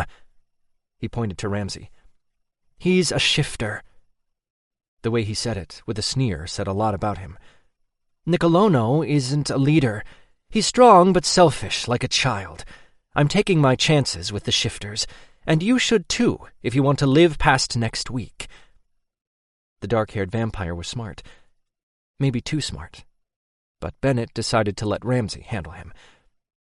Edward flashed his teeth at the other vampire, and the guy didn't even hesitate as he pushed the sword through. Edward's eyes widened right before he gurgled. When he was done, he pulled the sword out and sheathed it. He turned and held up his hands. "My name is Angel. Nicolono handled the whole situation with the witch with pointless violence. I want to help you get out of here." "I know your leader is keeping at least one shifter. I can smell a dragon," Ramsey said. Bennett could tell Ramsey didn't trust Angel. "That way. There's a hidden basement area in the stables. He's been down there for a long time, even before I came." "Why haven't you released him?" "I've tried, but he blows fire at me every time I get close. He couldn't shift, thanks to Nicolono's wife. That might have changed since your witch arrived, though. He erased all the damage Sylvia did. She's a mean bitch, and Nicolono let her have her way until it became inconvenient for him." "How long have you been here?" "Just a few years." For a paranormal, a few years could equate to 50. "I trusted Nicolono at first, but he lost that trust along the way. I'll show you where the dragon is. Maybe he'll calm down for shifters. I'll help you get the human out of there, too. They'll kill him if we don't." Angel led them around the side of the house. Bennett heard Gabriel growl and completely understood. Even though Gabriel didn't want a mate, his instinct would help to keep him safe. "Ramsey, I have to get Lucas to Mom. He's bad, man." Bennett held Lucas even closer, rubbing his cheek in Lucas's hair. He felt Lucas take a deep breath and then sigh. It was the most beautiful sound he had ever heard. Ramsey looked from Angel to Gabriel and then back again. "Don't fuck with us, or I'll kill you." Instead of answering, Angel bared his neck to Ramsey in a sign of submission. The fact that a vampire was submitting to a shifter was unheard of, and Angel did it, without reservation. "I grew up around shifters. I have no problem calling you Alpha." Ramsey nodded and then turned to Bennett. "Go to the plane. Tell Vaughn to take off." Bennett shifted and took off through the treetops. Bennett could feel Lucas slipping a little bit more with each second that went by. "No, baby." Bennett kissed Lucas's cheek. He sat with him on his lap on the plane. I love you, baby. Please don't leave me. When he was in the cell, he seemed to get stronger when he was taking Sylvia's power. I noticed he sort of glowed when he did that. Well, I noticed it after he fixed my leg. Couldn't focus on much through that pain. Sage wrung his hands together. Bennett reached up and felt the mating mark on his neck. He remembered the teeth Lucas had gotten when they'd bonded and wondered how he'd done that. And Lucas's senses had become a lot more intense after they'd mated. Bennett shifted his teeth and pierced his wrist, bringing the wound up to Lucas's mouth. Can't hurt, right? Whatever brings him back, or at least sustains him enough until we can get him to Estelle, Sage said, surprising Bennett. He admitted he didn't know the snake shifter very well, but he had a feeling Sage would be hanging out at his house a lot. It seemed Lucas had gained a new best friend. You have to be okay. Do you hear me? Who's Estelle? Jules asked. Vaughn had given the poor guy clothes. They were too big, making him appear younger than he already seemed. How old are you? 19. Fuck, he was young. Estelle's my mother. She's a witch. Like Lucas? No one is like Lucas, Sage said. Lucas was unique. Bennett pulled his wrist away from Lucas's mouth when he felt him get a little bit stronger. It would buy them time, at least. Bennett licked his wrist to close the wound. Lucas sighed again and moved closer to Bennett. We'll land in 5 minutes. Vaughn's voice came over the loudspeaker. No one said anything else until the plane landed. When they touched down, Jules whispered, I don't want to go back home. You'll stay with my mom for a while, Jules. She'll take care of you until you get back on your feet, Bennett said to him.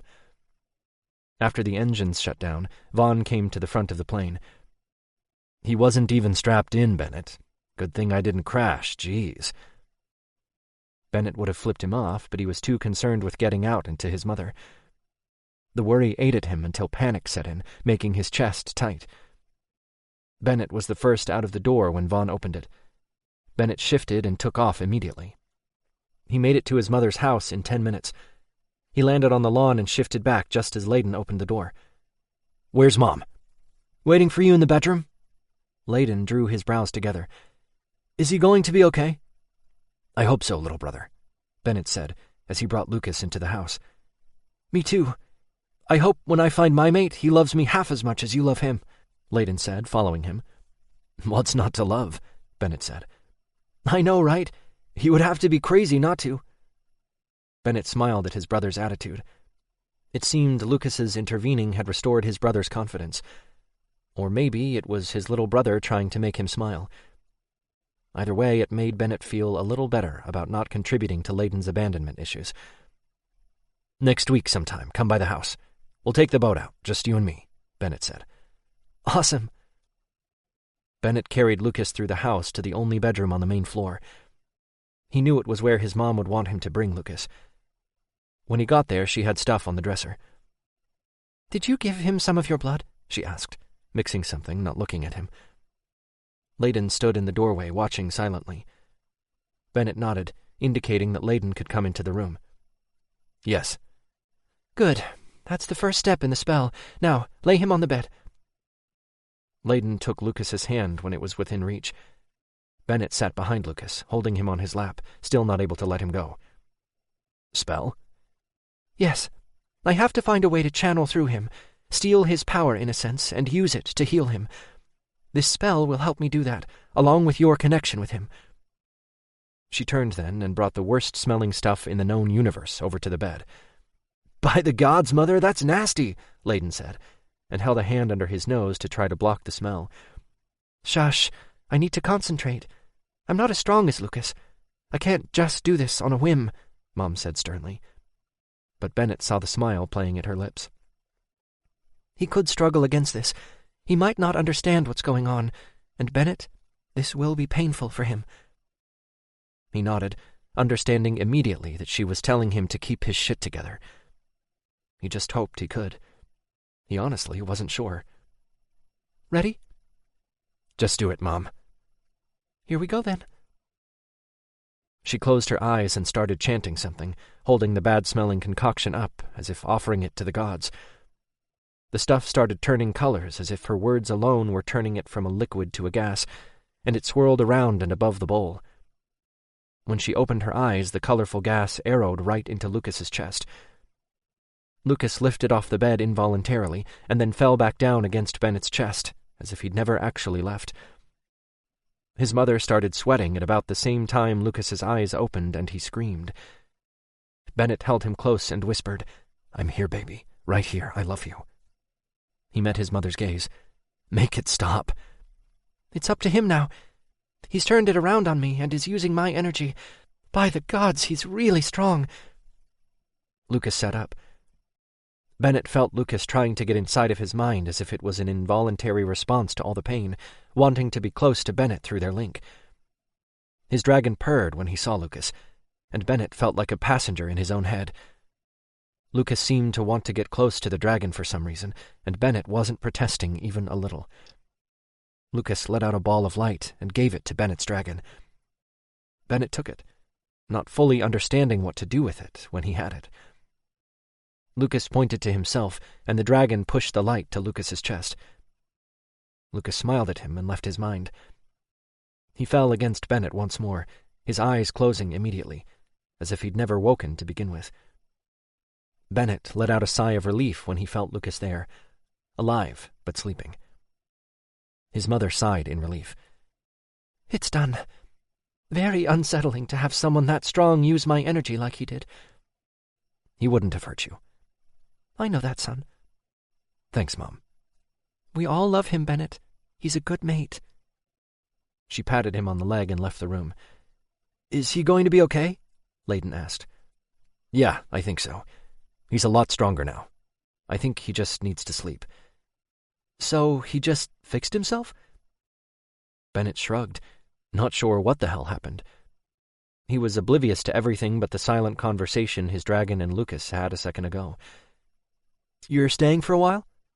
"Yeah, till I know for sure he's 100% okay. Why?" Layden shrugged. "Just wondered." "You want to come home with us when we go?" "Yeah, kinda." "You can come stay whenever you want. You know that, right? Hell, you can even move your shit in. Mom probably won't mind, and I know Lucas would love having you around." Bennett smiled at him. "I love you, little brother. You know that." "I know. I love you too. But I don't want to leave Mom alone here." "She won't be. She doesn't know it yet, but she's getting another son. This time he's human, though." Layden's eyes got big. "Oh my God, how is he going to survive all of us? The poor guy." Layden grinned. "At least I won't be the youngest anymore." "No, you still will be. He's 19 years old. His name is Jules.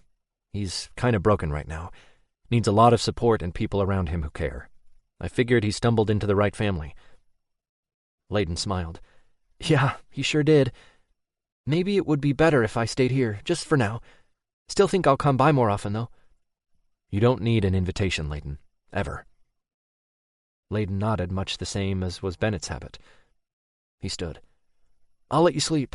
You look like shit." Bennett chuckled. "Thanks." "My pleasure." Layden got to the doorway and then turned. "I'm glad your mate is okay." Chapter 25. Lucas woke in stages. He wasn't sure where he was at first, but he smelled Bennett, so he knew he was safe. He sighed and snuggled in, running his hands up Bennett's arms until he got to his shoulders. Warmth and comfort enveloped him, and he wanted nothing more than to fall under again. His mind wouldn't let him, though. Still, he laid there, taking in everything. The sounds of someone moving around in another part of the house. Were they at home? Somehow he didn't think so. The wetness under his cheek was the grossness that got him moving. He lifted and swiped his hand over the drool, trying to get rid of the evidence before Bennett woke. Then Bennett chuckled, shattering his illusion that he could potentially get away with drooling without dying of embarrassment. He wiped the side of his face off and then made circular patterns on Bennett's chest. Sorry." "After the last few days, I'm just glad you're alive. Drool all over me if it makes you happy." Bennett kissed the top of his head. His words brought the last few hours. Wait. Did Bennett just say days? Days? Yeah. You've been asleep for the better part of a day and a half. Really? Yes. Bennett's jaw ticked. Are you mad at me? Lucas whispered, making those circular patterns on Bennett's skin. Bennett shook his head. No, baby. I was so scared. I thought I was going to lose you. Lucas heard him sniffle as if he had a cold and noticed the tears. Lucas reached up and ran his thumb across Bennett's cheek. I'm sorry for scaring you, for making you worry. I need you. I'm not going anywhere. Do you promise? Yes, I need you too, always. Lucas kissed him. He was finally kissing his dragon, finally feeling Bennett's body against him, his warm arms surrounding him, making him feel safe. He wouldn't leave Bennett ever again, not for any reason. Lucas cupped the nape of Bennett's neck, trying to draw him in, not that he could really get any closer. Lucas moaned, pushing Bennett over so that he lay on his back. Lucas climbed onto Bennett, straddling his waist. He could feel Bennett's cock harden as it lay next to his own hard length. He moved his hips forward, rubbing himself against Bennett. Bennett's hands came up to frame Lucas's face. Bennett drew him away. We're at my mom's house. Lucas grinned. I know, I feel so naughty. Bennett chuckled. You know everyone will know what we're doing, right? We're in a house full of shifters. It's an inevitable fact. Even more naughty now. Lucas wriggled his eyebrows, and then he thought about what Bennett just said. Why is everyone here? Worried about you, Gabriel, and Ramsey. Where's Gabriel and Ramsey? Getting your human friend out of that place? Shit. Lucas sat up. You make me forget. Bennett grinned. My hotness made you forget the last few days? Yes, and that is the most big-headed thing you've ever said. But it's true. Yeah, it is. How are Sage and Jules? Bennett sobered at the question. Physically, they're both fine. I guess that's as good as it's going to get at the moment, huh? Yeah. We'll stick close to them, right? The whole family, I mean? Yeah, baby. Jules has already moved in with Mom, and Sage is getting ready to move in with us. Sage? Yeah, I insisted on it. I figured you'd want him close. Vaughn and Layden helped move him into our house yesterday. And stop teasing me, baby. What? Lucas realized then what he was doing. Oh. Lucas grinned as he moved his hips again. He leaned down and kissed Bennett, letting him take over. Bennett's arms came around Lucas's waist, and Bennett turned them so that he was on top. Bennett pulled away, breaking the kiss. You need to behave. Maybe I need a spanking, Lucas said with a grin. Bennett chuckled. Yep, you're feeling a lot better. Someone knocked on the door and Bennett sighed. He got off Lucas and pulled the blankets around them. Come in. Layden came in with a flourish that only a little brother could do. Sage was too shy to actually knock on the door. He wants to see you, Lucas. Let us get dressed. We'll be right out, Lucas said, and waited for Layden to leave the room. Layden gave Lucas an evil, annoying little brother smile and said, He said to go right in. Lucas's mouth fell open. What the hell, man? We're shifters. We see each other naked like once a week while shifting. Don't be such a prude. Layden opened the door for Sage, who came in, wringing his hands and looking at the floor. Lucas flipped Layden off as he left the room. Your brother's annoying, he said to Bennett, and then turned to Sage. Hi, Sage. Hey, just wanted to make sure you're okay. I can go. Sage turned and started out of the door. Nah, that's okay. Layden does have a point. Lucas sat up and patted the bed beside him. Sage shook his head. I'm not getting in bed with you two. That's weird, even for shifters. Bennett started laughing. Only because we're mated. Lucas had to think about that for a second. Wait, did you just imply that shifters fuck in groups? Not all of them, Bennett said. He had an arm around Lucas's waist. Lucas narrowed his eyes at Bennett. Did you do that in a group? Lucas? Oh my God, you did? I can tell by the look on your face. I feel so repressed. I think I might have to catch up to you now. Come here, Sage." "Oh, hell no," Sage said, turning to leave the room. Lucas started laughing when he practically ran out of the door. Lucas let out a squeal when Bennett pulled him down, growling at him. "No one touches you but me." Lucas chuckled at Bennett's serious face. "Benny, I know that. I was just kidding." Bennett kissed him. Just a press of the lips. Bennett searched his face. What he was looking for, Lucas didn't know. Then he said, "You know I love you, right?" "I do know that. I love you too." Lucas wrapped his arms around Bennett. "Are you going to make love to me now?" Bennett grinned and rocked his hard length against Lucas, and then someone knocked on the door again. Bennett sighed and put his forehead against Lucas. "We should probably just get up. The family isn't going to leave us alone until they know for sure that you're okay." "What do you think is happening on that star?" Lucas pointed to it. Kristen lay back in the lounger next to the one Bennett and Lucas occupied. She shared the space with Owen, her twin. Lucas was in front of Bennett, lying between his legs. Bennett wrapped his arms around his waist. Everyone sat outside on the patio, even Jules. Gabriel and Ramsey were the only ones absent, not having made it back yet. "I think on that star, a family is sitting around a deck, wondering what's happening down here." Lucas reached out a hand to Sage, who sat in a chair beside him. He smiled at Sage and laced their fingers together. "I think they're tall green people who come down here and abduct humans to use in their sexual experiments, only the humans like it," Kristen said, without batting an eye. "Wow, I had no idea you had such a pornographic imagination," Lucas said, his eyes still wide. "I read a book about it once," Kristen said with a shrug. "Really?" Lucas had no idea they made books about that sort of thing. He might have to borrow that from her.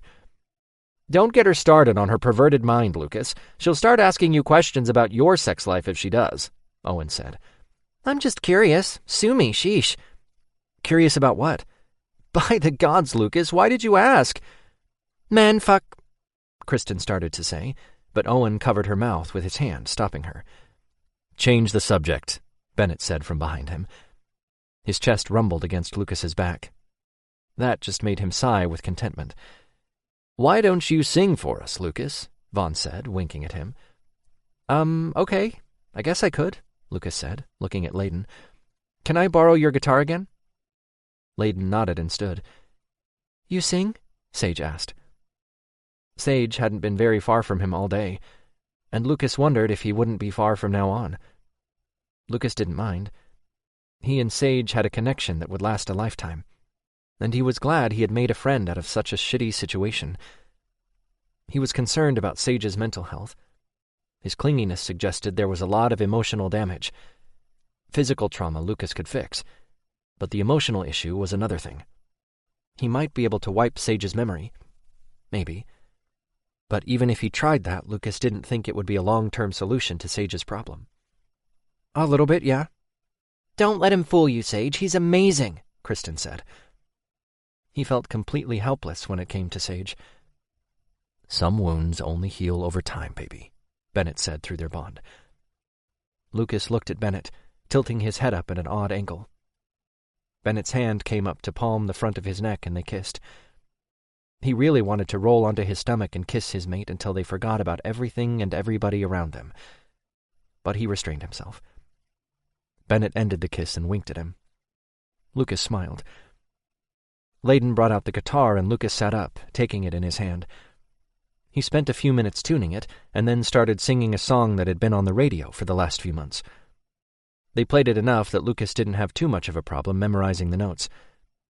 It was really simple, as was the band's writing style. The song reflected his relationship with Bennett. He sang about holding him, and about the fact that Bennett kept his heart from getting broken. That last part would probably be truer the more their relationship progressed. He went right into another song about leaving everything for his mate. It had a faster beat, but Lucas slowed it down a little. "I'd leave it all for you two, baby," Bennett said through their bond. Bennett sat up and kissed him on the cheek when Lucas ended the song. Kristen stiffened as she sniffed the air. Forrest shifted and stepped onto the grass, Vaughn following his lead. Lucas squealed as Bennett lifted him onto his feet. "Stay behind me, baby." Lucas nodded, even though it was pointless, since Bennett had his back turned already. He gripped his t-shirt in one hand and the guitar in the other as he peeked around Bennett's broad back. Ramsey came around the side of the house, carrying someone Lucas didn't recognize. He had blood all over his face and clothes, and he limped as he walked over. Ramsey collapsed in the yard, letting the big guy in his arms fall to the ground. Forrest and Vaughn both shifted and ran to Ramsey since they were closer. Mother Estelle followed. Lucas let go of Bennett's shirt and leaned the guitar against the house. It looked as if Ramsey might need his help. "Garrison!" Bennett held the stranger's hand. Ramsey called for Lucas. Lucas touched Bennett's shoulder. "Can you help him?" Ramsey asked. Lucas nodded. "I need to know what's wrong with him first." Lucas got down on his knees beside Bennett and then took Garrison's hand. He saw Garrison pick up a little dark-haired boy. He then saw the same scene from the little boy's perspective and knew instantly the scene was Bennett's memory. He pushed it aside for now, not wanting to invade the man's privacy any more than necessary. "Let go of him, Bennett, just for a second." Lucas smiled. "I'm sorry, I'm having a hard time focusing. I'm worried about you." "Don't fix him if it's going to drain your energy, Lucas. I won't have you hurt, not even for Garrison," Bennett said. "I'm just going to poke around, see if I can fix each thing with a tiny bit of energy instead of a lot all at once." Bennett nodded and let Garrison's hand go. Lucas concentrated. He found the biggest problem after a few seconds of poking around. He brought the light to his chest and then directed it into Garrison's body where he wanted it to go. He brought another ball of energy up and fixed the bones that were broken. Lucas took a big breath and poked around, making sure he got the stuff that would be life-threatening or take a long time to heal. He went back into Garrison's mind then, making sure he hadn't left anything there. Lucas saw the dragon, who was pissed off. The dragon sniffed his hand and started to purr. Lucas looked up at Sage then and smiled, winking at him. Lucas released Garrison and immediately took Bennett in his arms. "I fixed all the major stuff. He's still knocked out from a concussion. I didn't fix it because I think he'll recover just fine without my help, but I'll stick close to him just in case I'm needed." Ramsey nodded and got to his feet. "Good. Now I need a shower and a bed." "Do you need any wound repair, Ramsey? And where's Gabriel?" Mother Estelle was clearly worried about her sons. "This isn't my blood. I'm just tired, Mom. And Gabriel's still working with the vampire to get Sean out. Garrison is very malnourished. Someone had to get him help quickly." "I fixed that," Lucas said. He laid his head on Bennett's shoulder. "I want to call my parents," he said to Bennett through his link. Bennett, reconnecting with the man who saved his life and became like a parent to him, made Lucas miss his own parents. "Of course, baby." "Is Garrison going to live with us?" "That's up to him." Lucas could tell Bennett had missed the man, more than he would ever let show to anyone but Lucas. Bennett needed Garrison, and Lucas was going to make sure the two had a chance to make up for lost time. Sage's eyes hadn't changed, but Lucas could tell he knew Garrison was his mate. He wrung his hands together and took a step in Garrison's direction. He still couldn't bring himself to touch him, though. Well. Fate meant for Sage to have a dragon of his own. Lucas had seen enough of Garrison's thoughts to know he would be a good fit. This concludes Leave It All by April Kelley. Narrated by Simon Dornay. Copyright 2015 by April Kelley. This unabridged audiobook is published by arrangement with Hard Rose Publishing and was produced in the year 2024 by Tantor Media Incorporated, a division of Recorded Books, which holds the copyright thereto. Please visit tantor.com for more information on our growing library of unabridged audiobooks. Audible hopes you have enjoyed this program. This is Audible.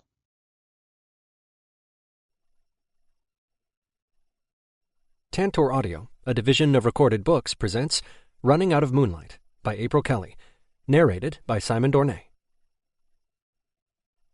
Prologue. Garrison watched as Bennett shoveled macaroni and cheese into his mouth. Truth be told, he had more cheese on his face than in his belly. The poor kid's entire life had changed, and Garrison worried every single day that it would have lasting negative effects. He appeared to be resilient, even though he asked about his mom and dad at least once a day since the attack. That, more than anything, told Garrison all he needed to know. "Bennett, slow down or you'll choke." Garrison stood and walked over to the phone on the wall. He held it, making sure there was a dial tone, and then pressed buttons, calling his friend Tony. Tony was the only friend he had left. Everyone else had died in the attack. "Okay, Uncle Garrison." The way Bennett said his name, as if the I didn't exist, always made him smile. It erased a little of the worry he had for the boy. Garrison shook his head and watched the kid like a hawk as he ate. Bennett wasn't going to choke to death on his watch. He put the phone to his ear and stretched the cord across the room, so he'd be closer to Bennett in case he needed rescuing. He ruffled Bennett's hair, but kept a hand on his head. "Tony here. Is the meeting set up?" "Yes." "And this blood whore is trustworthy?" "Fuck no, he's not trustworthy. He's a blood whore. You know how they are, loyal to his master. He doesn't know about the attack, though, and he has information that suggests the vampires are preparing for a war with all shifters." "What does that have to do with the wolves attacking our village?" "The wolves were forced. They feared the vampires more than they feared retaliation from us. Rightly so, too. Fuckers wiped us out, man." "Do you think you can find one of the wolves? Tell him I just want to talk?" Tony was the best tracker in their entire village, and seemed to be able to find information on just about anything. "Yeah, probably. You want to go that route and not meet with the blood whore?" "No, I'll meet with him too. I have a bad feeling about him, so be careful." "Yeah, you too, man. I'll see you later at the club." Garrison took his hand away from Bennett's head and walked across the kitchen to hang up the phone. The more he dug into the attack, wanting answers as to why his best friend and his best friend's mate had to die, the more questions he had. Garrison came back to the table and ruffled Bennett's hair again before sitting down. There were so many things to worry about since he'd become Bennett's sole guardian. All he wanted was to be able to explain to him why his parents died when he was old enough to know. If Bennett were older, and they had to have that conversation, the only thing Garrison could tell him was that he was looking into it. What kind of answer was that? Garrison worried about him adjusting to his new situation, and he worried that maybe he wasn't going to be a good enough parent. He wasn't going to do as good a job as Samuel and Jeanette would have done had they lived through the attack. What if he fucked the kid up? What if he wasn't enough? Bennett's cheese-covered lips pinched together, and his little brow furrowed as if he too were worried about something. It took Garrison a few seconds to realize that Bennett was mimicking him, frowning because Garrison was. Garrison chuckled and then tried to frown again, just to tease Bennett, although Garrison definitely didn't succeed the second time around. Garrison smiled at the cuteness that was Bennett. "Hey, you stole my face." Bennett giggled. "You're so silly, just like Daddy is." Garrison smiled. He supposed he was a lot like Samuel. They had been best friends for most of their lives, and were similar in many ways. They'd shared a sense of humor that had made their friendship stronger than it would have been otherwise. They'd trained together every day, and had even lived together before Samuel found Jeanette. They were like brothers. So much so that Samuel's son had always called him Uncle, and Garrison had gone over there every Sunday for dinner, along with the rest of Samuel's family. He was grateful for those dinners more than ever. He missed his friend so much since he'd been gone. He was just grateful he had spent so much time with Samuel. It gave Garrison an opportunity to have a relationship with Bennett, which was proving to be important, considering the kid was stuck with him. God, the poor kid would have had a much harder time if he didn't know Garrison quite so well. Bennett never once questioned being with Garrison. They had one moment that first night, when Bennett wouldn't go to sleep, so Garrison had to make a game out of it. They'd camped out in front of the television watching cartoons. Right before Bennett had fallen asleep, he'd asked if Mommy and Daddy would come to get him soon. Garrison had had to explain to the kid that Samuel and Jeanette weren't coming back. Bennett had cried, and Garrison had held him all night long. He started a thing, so every night was camp out with the television playing because Bennett couldn't go to sleep without the background noise. Garrison was content with their little arrangement. They both needed each other during the nights. The darkness was a reminder of how hard they fought to survive. Screams and breaking glass had woken Garrison that night. The wolves had already surrounded the village. They had been smart about it, too. They knew which house to hit and had killed the leaders first. Garrison hadn't known any of that at the time, though. He'd just fought next to Samuel for what had seemed like several hours, trying to take out as many as he could. He had killed a wolf and turned to another when he'd seen Samuel go down. Garrison had been close enough to whip his tail around, knocking the wolf, who was just getting ready to shift, off his feet. He went over to Samuel, staggering just a little in his exhaustion. Garrison had shifted and checked his best friend's pulse, but hadn't been able to find one. Garrison had roared even as he'd shifted back. He focused on the wolf who had been trying to get back up, but Garrison whipped his tail around again. The wolf shifter had fallen to the ground, landing hard on his ass. Garrison had blown out a breath of air in warning, moving the guy's hair around his face. Garrison had been going in for the kill when the wolf said, "They made us do it! Please, I have children!" Garrison had been too far off the edge of grief to pay attention. The kill had gone quickly. It was over before the wolf could say anything else. Jeanette had come running from the house screaming when a wolf had come out of nowhere, its thick jaws wrapped around her neck. Her eyes grew wide just as her body went limp, and she fell to the ground. She was dead before her body ever hit the grass. Garrison's jaws had wrapped around the wolf's head and nearly ripped it off before the wolf even had a chance to turn around to face him.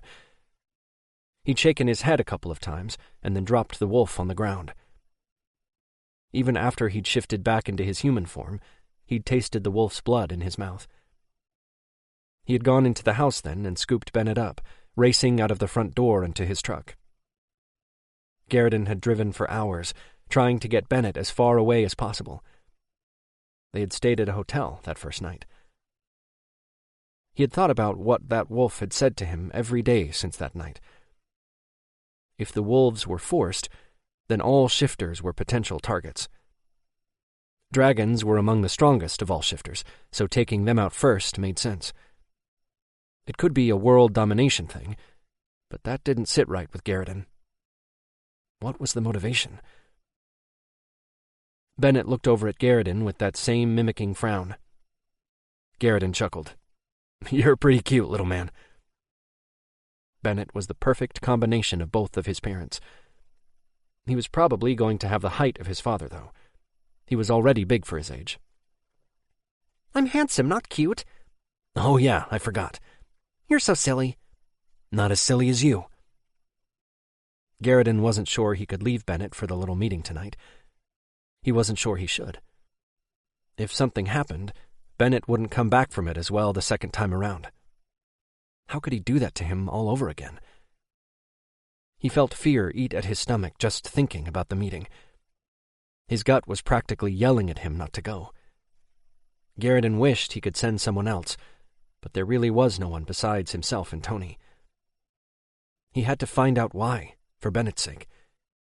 He'd go one time and then turn what information he'd obtained over to the Shifter Council, where it belonged, letting them handle it from there. Whatever information he was able to get from the meeting would have to answer enough questions. He had a kid to think about. "Hey, buddy, I have to go somewhere. The Connors really want you to stay with them for a couple hours." "No." "Xavier really wants to play cars with you." "No." Garrison scowled.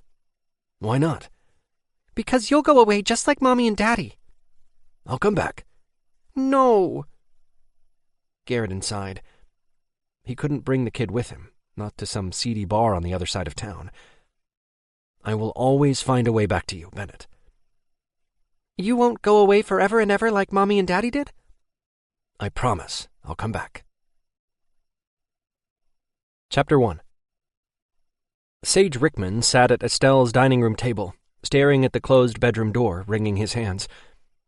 His mate was inside, and had been for the past 6 hours, which was about how long Sage had sat there. When they'd first brought Garrison through the house and into the bedroom, Mother Estelle had told him he could go in if he wanted. He had just nodded and sat down, putting the table between himself and his mate. The longer he sat there, the farther away he seemed. It was as if an invisible force pushed him away by small degrees. He wanted to go in there, hold Garriden's hand, and maybe even lie next to him as he recovered. He just couldn't get past the thought that maybe Garriden wouldn't want a mate at all. Not to mention one who the vampires had used as a fuck toy, who wasn't strong enough to fight them no matter how hard he'd tried. Sage doubted he'd be able to lie next to Garriden anyway. Mate or not, just the thought of someone touching him sent Sage over the edge of fear.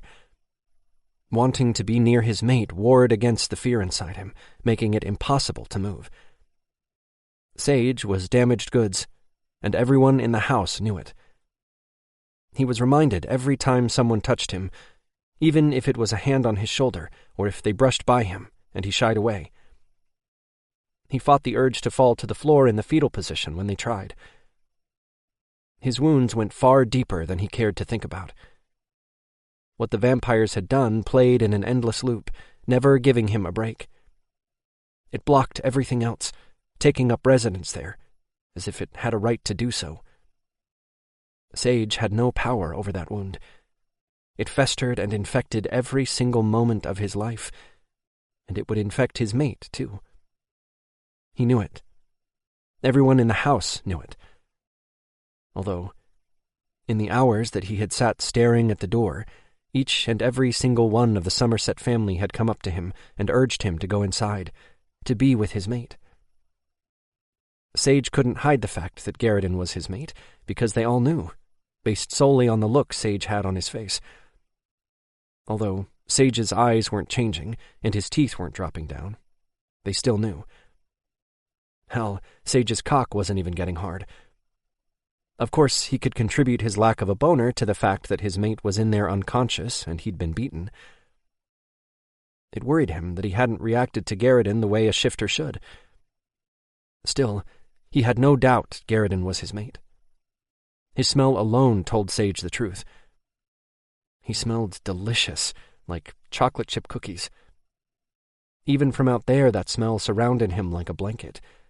It alone was the reason Sage wanted to go in there.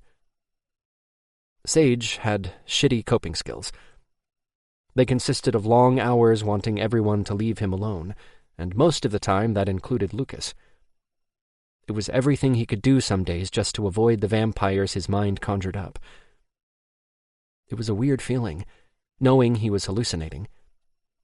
And he knew that's what it was, too. Someone sat beside him, and Sage stiffened. When Lucas took his hand, Sage flinched and fought the urge to pull away. Lucas was the one person who Sage could let touch him and not have to fight the need to scream. Lucas only ever touched his hand, though, so that was probably why. Consistency was key. A second later, he felt Lucas's calming presence in his mind. He relaxed as much as he could. Sage said, "Nosy?"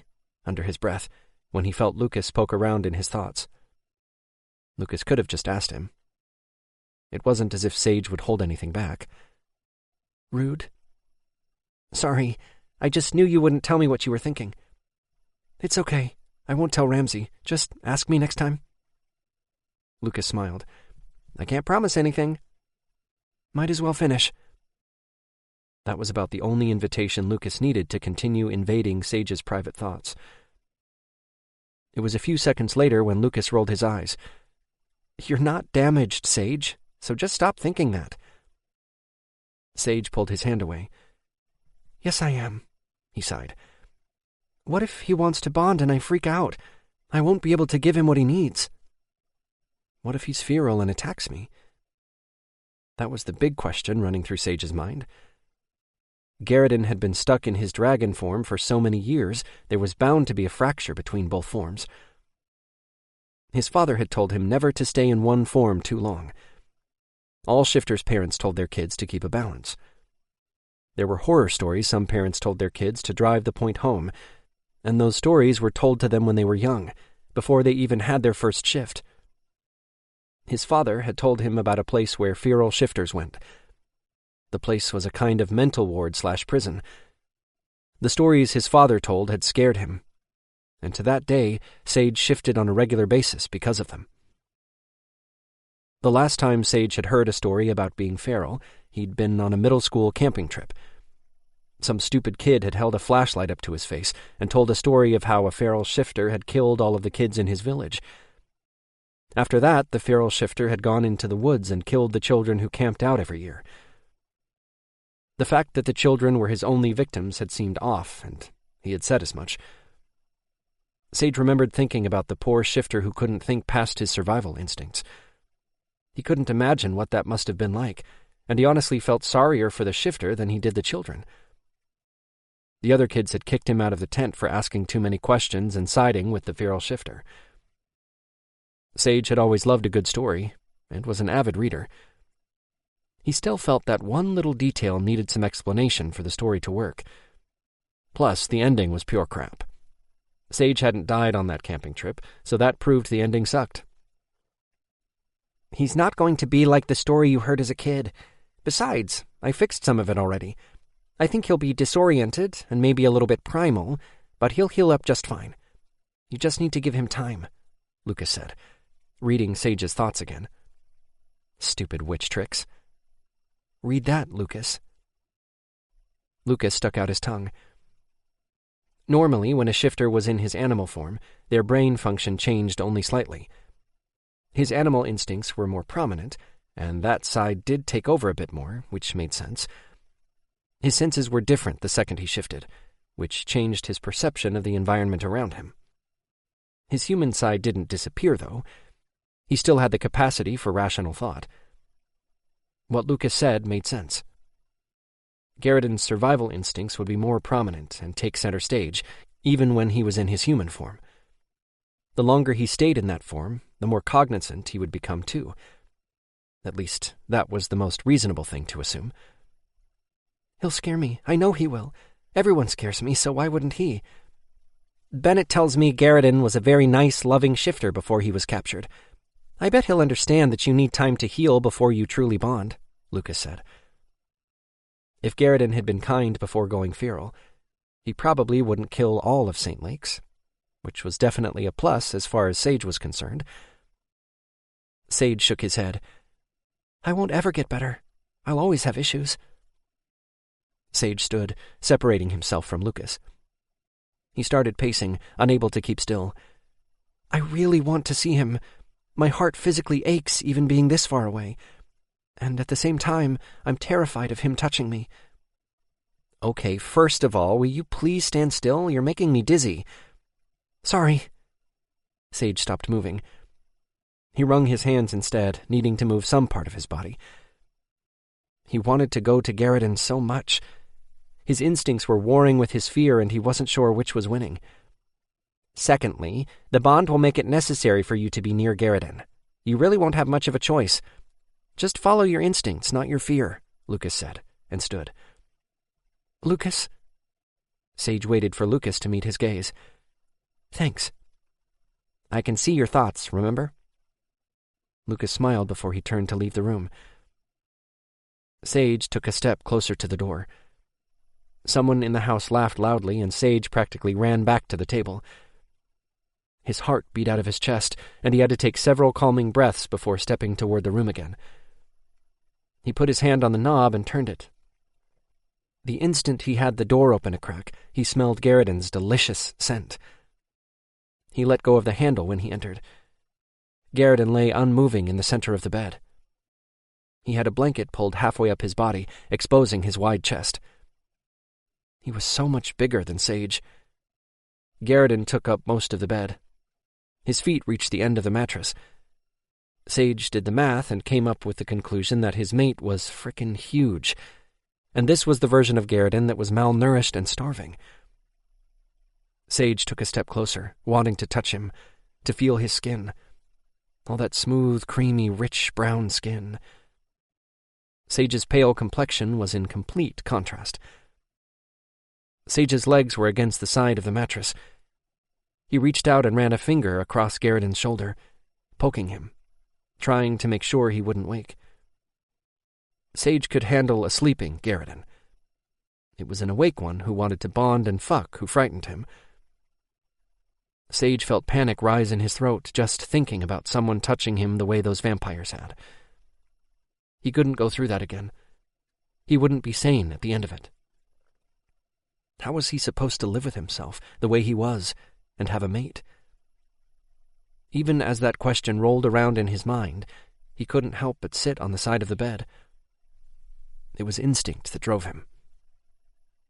He ran 2 fingers down Garriden's arm and over a tattoo of a tree. The tree was one of those with low-hanging branches and represented family.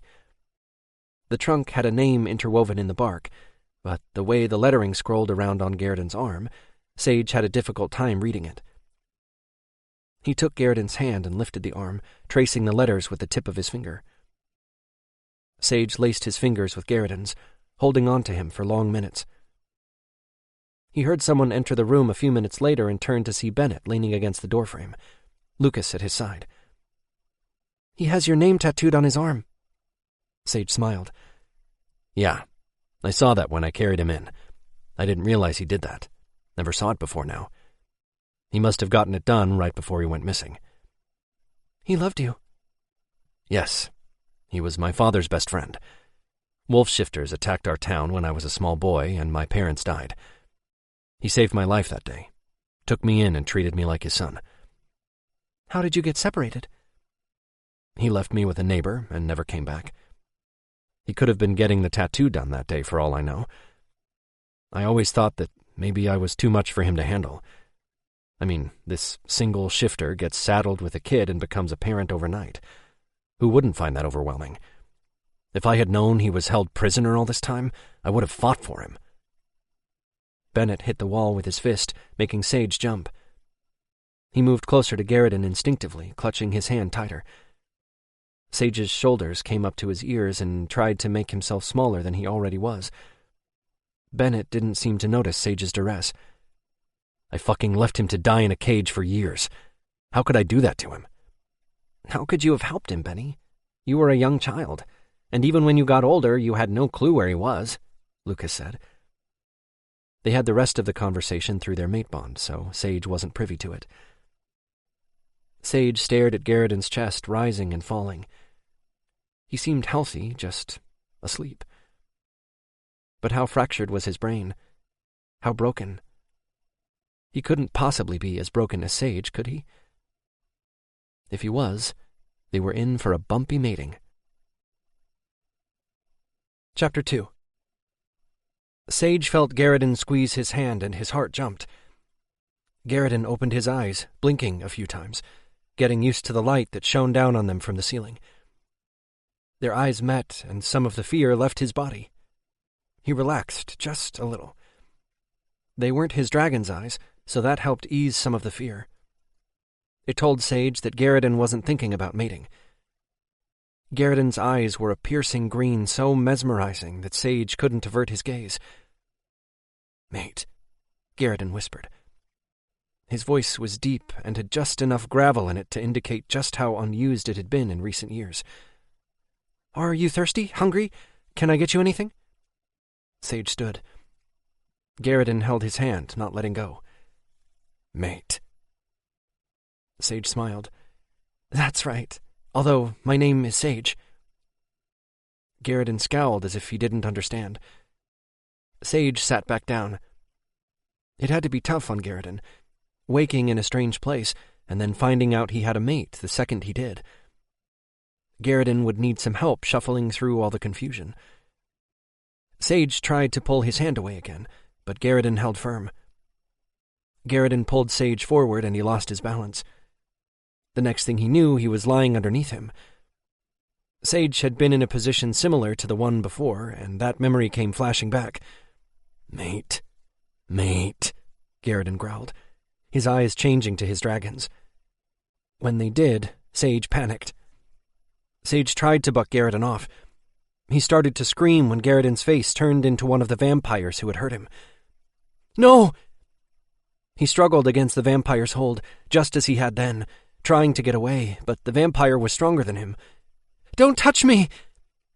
The vampire seemed confused, almost troubled by Sage's reaction.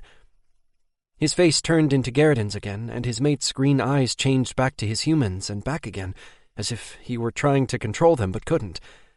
"Please, I can't. Don't make me. I can't." Sage's chest tightened, restricting his breathing. Tears spilled onto his cheeks, blurring his vision. 1 minute, Garriden was on him, and the next he wasn't. Sage moved from the bed after he was free. He went into a corner of the room and tried to make himself as invisible as possible. His knees came up to his chest, and he wrapped his arms around his head. He stayed that way until he heard Garriden roar, "Mine! My mate!" Bennett pinned Garriden against the wall, an arm pressed on his neck, not cutting off his air completely, but still enough to keep him in place. Sage could tell Bennett was struggling just to hold him, which said more than anything could that he had been right earlier to assume that Garriden was a very strong shifter, and would only get stronger the more he healed. Sage had sensed it before, and could physically see it as Garriden fought. "Come back, Uncle Garriden. Come back to me now. Mate!" Garriden never took his gaze off Sage. He struggled when Sage sat on the floor, transfixed with fear. It wasn't until Garriden cried out in pain that Sage got up from his spot. Sage started across the room, hissing at Bennett. His instincts took over, and all he could think about was the threat to his mate. Don't hurt him, just let him go." "I can't, Sage, he's feral."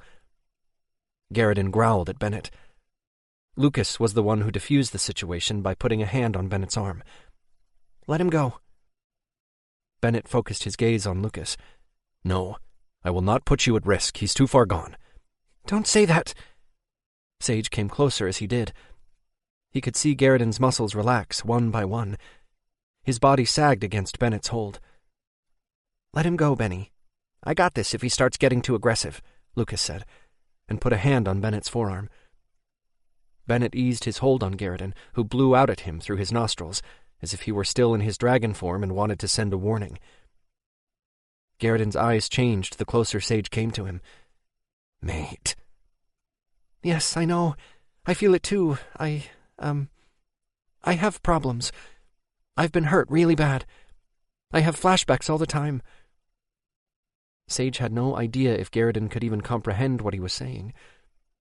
He should have been able to, but really, it didn't matter. Sage had to try to make him understand. Garriden made a noise in the back of his throat at Sage's words. Garriden's gaze went to Bennett. His eyes narrowed as if he was the one who'd hurt Sage, and he started to move from the wall. "It wasn't him. He didn't hurt me." Sage thought he should explain further, since Garriden seemed confused. "Vampires. The same ones that kept you prisoner for so long." Bennett gave Sage room as he closed the distance between them. Garriden's eyebrows came together in confusion. He scanned the room as if searching for an escape route. "You're safe now. We both are. It's hard for me to remember that sometimes. We're both safe, I promise." Sage reached for Garriden, wanting to touch.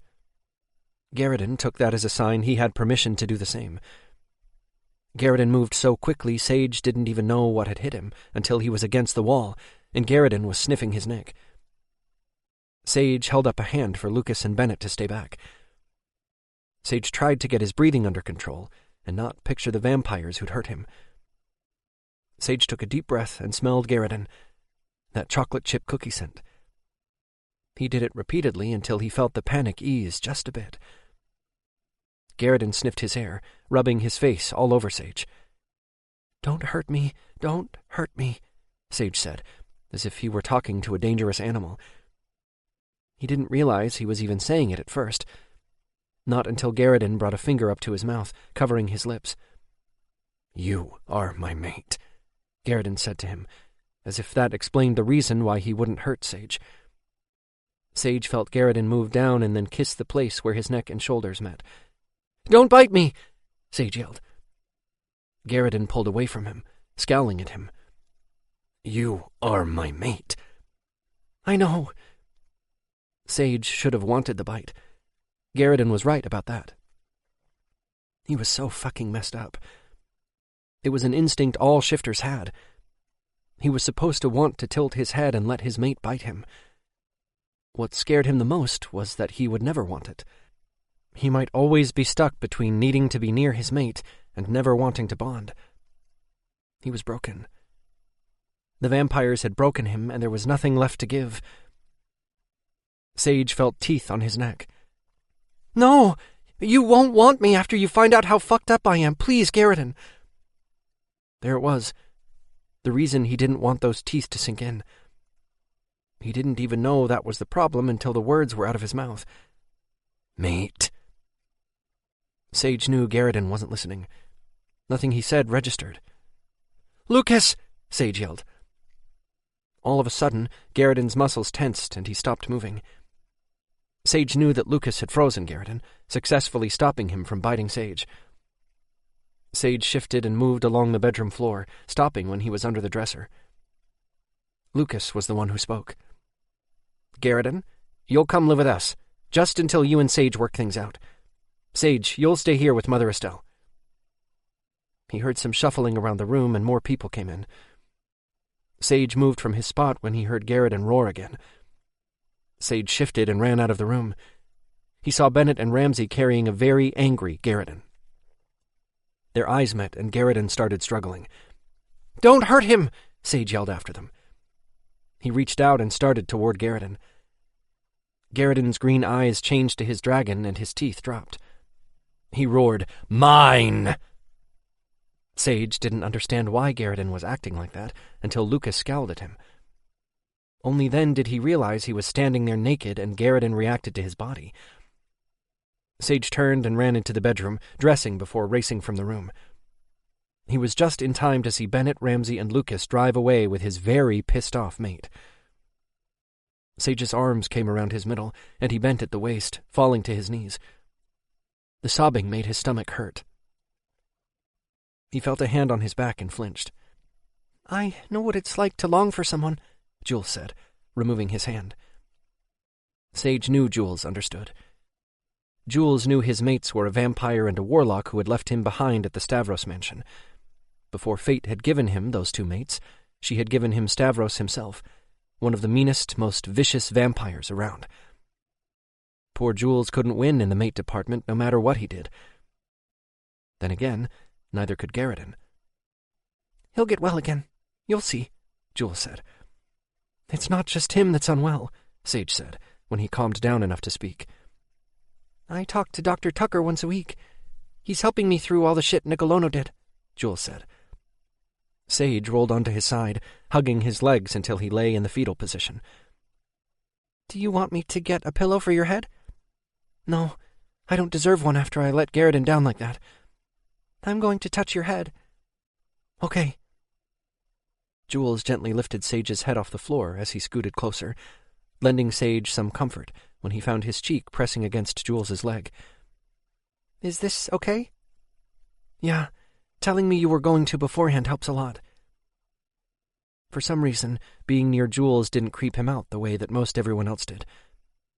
Maybe because Jules knew, to some degree, what it was like to go through something traumatic and come out on the other side less than you were before. Also, Jules was the very last person on the face of the planet who would hurt anyone. He was a gentle soul. Chapter 3.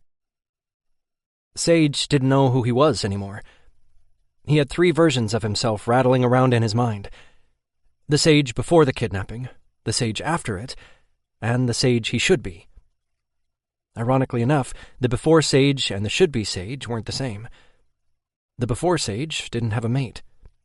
He had a good life in St. Lakes and was content. The should-be Sage was the one with a mate, the one who needed to bond and make a relationship work. He was the one who wanted to be next to his mate at all times. The after Sage was the worst one, the one who grabbed hold of him most often, the one who kept him imprisoned inside his own head. Sometimes he wasn't anything at all. He didn't exist. Sage walked through Estelle's house like a ghost. He felt unseen, and had felt that way for the better part of a month. Estelle had stopped trying to talk to him days ago. Even Jules was staying away. Whatever vibe he gave off made talking impossible. Maybe they were just tired of his weirdness.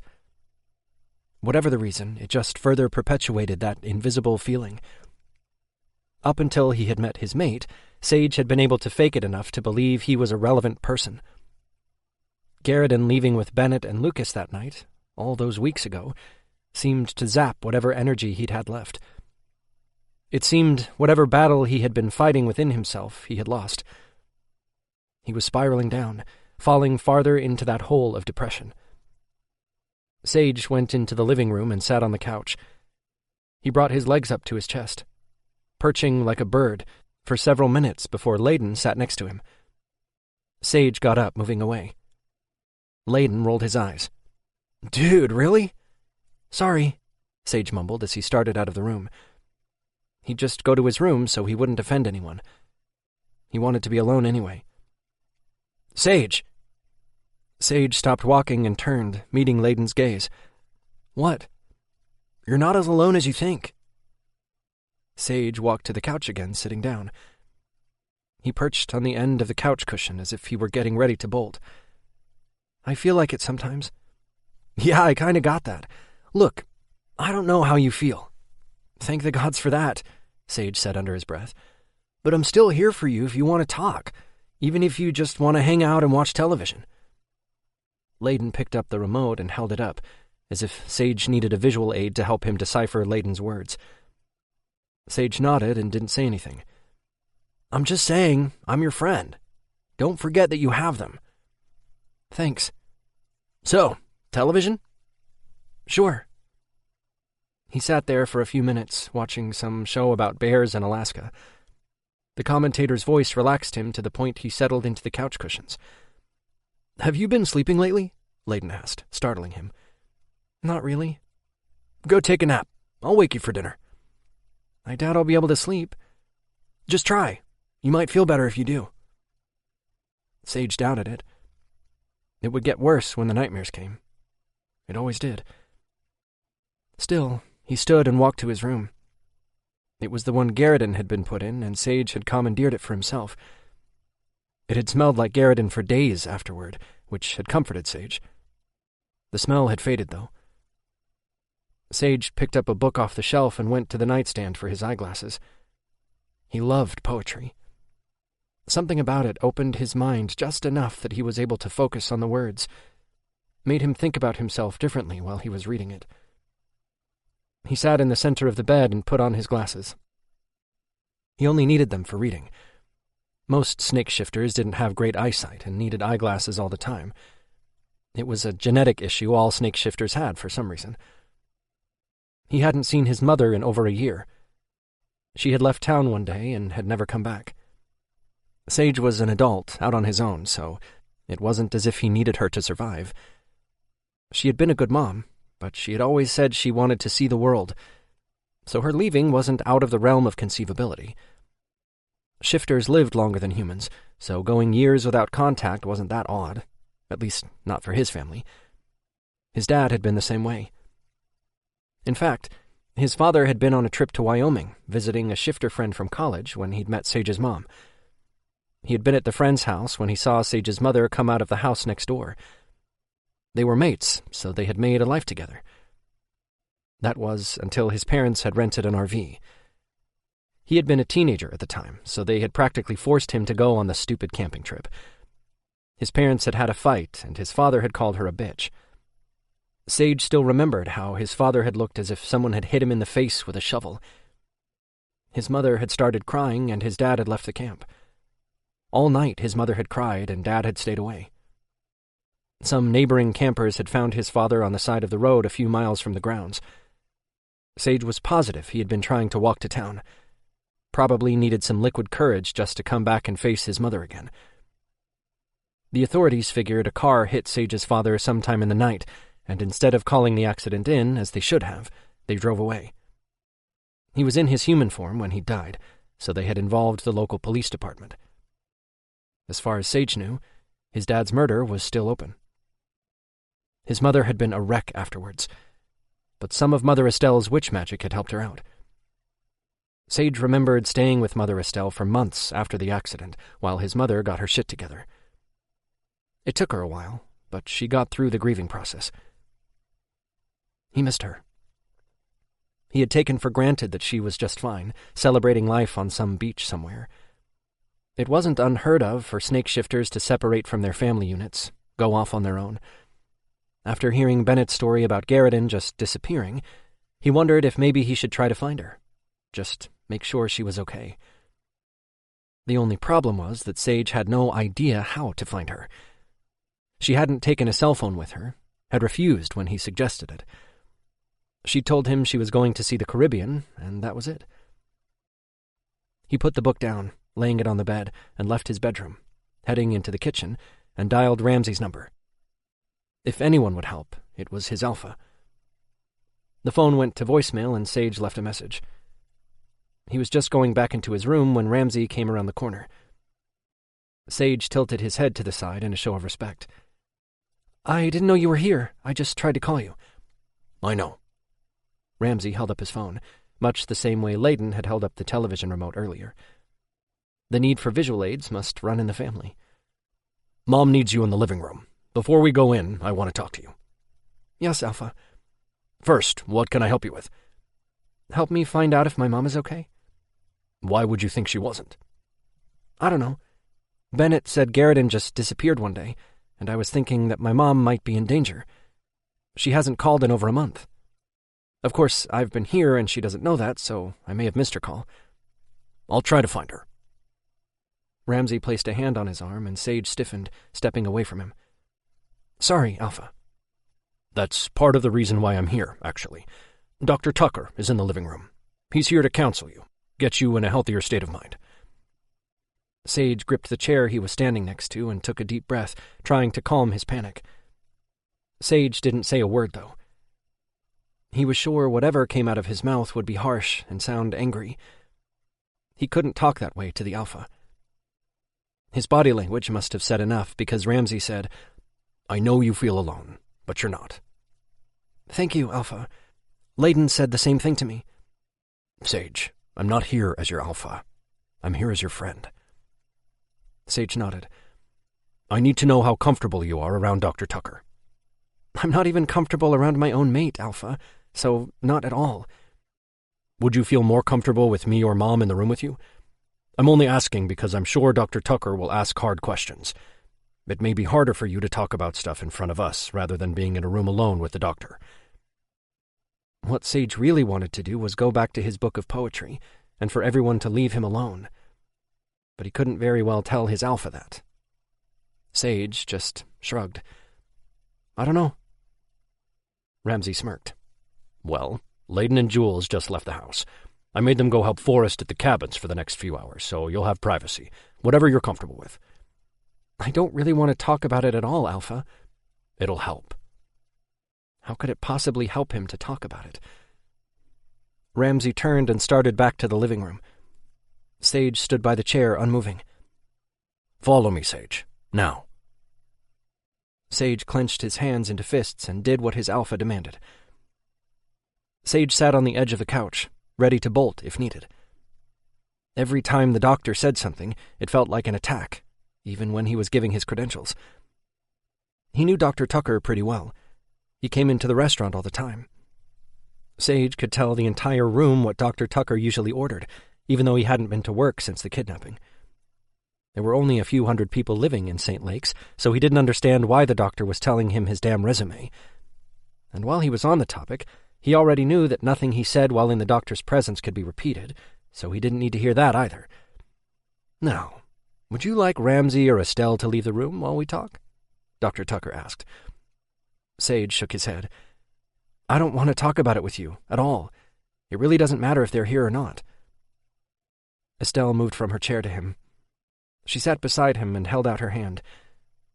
Sage hesitated before taking it. Some of the anger he felt at being in Dr. Tucker's presence melted away with the touch. "This is not an intervention, Sage. If you're not ready, then you don't have to," Estelle said. "I want to be better," Sage whispered. "Why are you getting angry, then?" "Because I can't. It will make it worse, and I'm already barely holding it together." "What do you think will happen if you do talk about the rape, Sage?" Dr. Tucker asked. I'll cry. I'll fucking shatter into a million pieces? I'll think the vampires will come back? I've been seeing them around town, and I know that's not possible because Lucas killed the one I always see, Sage said, and took his hand away from Estelle, running them down his thighs. Why do you think you see that vampire versus the others? I don't know. Probably because he was the worst one. What did he do? He made it hurt. I think he liked causing pain. He laughed when I screamed, but I couldn't help it, Alpha. Sage didn't want to seem weak in front of Ramsey. It's okay, Ramsey said. Sage shook his head, folding down on himself. If he could just get smaller, then maybe he wouldn't have to talk about it anymore. What happened after it was over? The doctor asked him. They put me back in the cell with Lucas. Lucas healed me with his witch thing. I would have bled to death if it weren't for him. He doesn't think I know that, but I do. I know how much damage they did. I felt it. I would have died. I wanted to. About halfway through, I wished for it. I sometimes still do. Everyone was silent except for Sage. Sage couldn't stop crying, as if something just let loose inside of him. He told them he'd shatter, and he was right. He couldn't seem to put himself back together. At some point, he was sure the Alpha left the room and then came back a few minutes later. Sage felt something soft press against his hand. He took it when he noticed how it smelled like cookies. Like Garrison.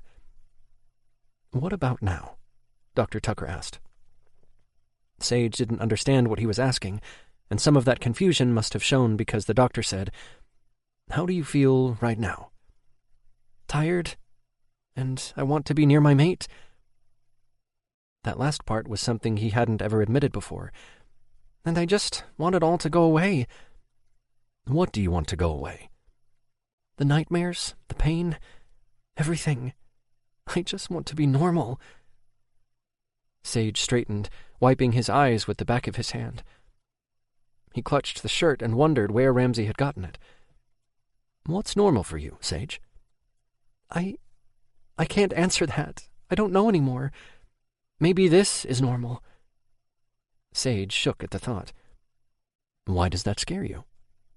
Because it hurts so much, Sage whispered, bringing his knees up to his chest. Exhaustion set in to the point he couldn't keep his eyes open. It was as if he had run a marathon. He laid his cheek on his knees and closed his eyes. You'll find that you feel a little better after you get some rest. I'll see you in a couple days. We'll talk some more, Dr. Tucker said, and stood. Thank you, Sage whispered. You were very brave. Never forget that. Dr. Tucker left the room, Estelle following him out. Why don't you go and take a nap? I'll have Lucas let Garrison go so he can come here, Ramsey said. How is Lucas keeping him back? I don't know. His witch mojo, I guess. Garrison can't leave Bennett's property. How do you know he'll come here? Ramsey snorted. I was just at Bennett's yesterday. The man growled and said, "Give me my mate." That's the only thing he said to me the entire time I was there. Trust me, he'll be here. Ramsey punched some buttons on his phone. Sage put his feet on the floor again and stood, staring out of the room. Sage. Yeah? It'll get better. Sage nodded once, just so he wouldn't have to argue with his Alpha. Sage had no idea what better was. Better definitely wasn't the image he saw in the mirror. Better was a thing that didn't exist. At least, not for him. He wanted normal, but he had no idea how to get back there. Chapter 4. Garrison didn't know who these people were, but he'd kill them for keeping his mate away from him. They were like the vampires. The vampires had kept him away from his child. They had kept his child prisoner and wouldn't let Garrison see him. Garrison wouldn't let that happen again. He wouldn't make the same mistake with his mate. He would bide his time, wait for his body to heal and for him to gain his strength back before he made these people pay. The vampires hadn't fed him enough, and he had lost weight over the years. He also had a pain in his head that had come about just since he changed into his human form. Images flashed in his mind of his child and a man. He felt a connection to them both. The man's name was Samuel. He whispered it to himself. The word felt familiar on his tongue, and he had to say it from time to time. There was a woman, too. He tried to remember her name, but it just wouldn't come. It was stuck in his mind, lost somewhere in the fracture. For the past couple of weeks, he'd felt a pain in his chest whenever he thought about the child. He wanted to shift and find the boy.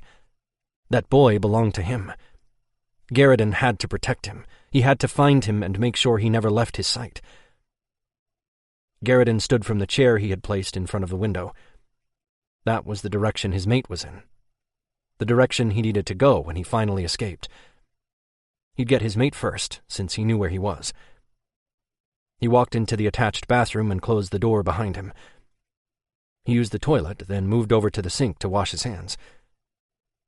He had thought the Alpha had helped him escape from the vampires, but he had just taken him from one prison to another.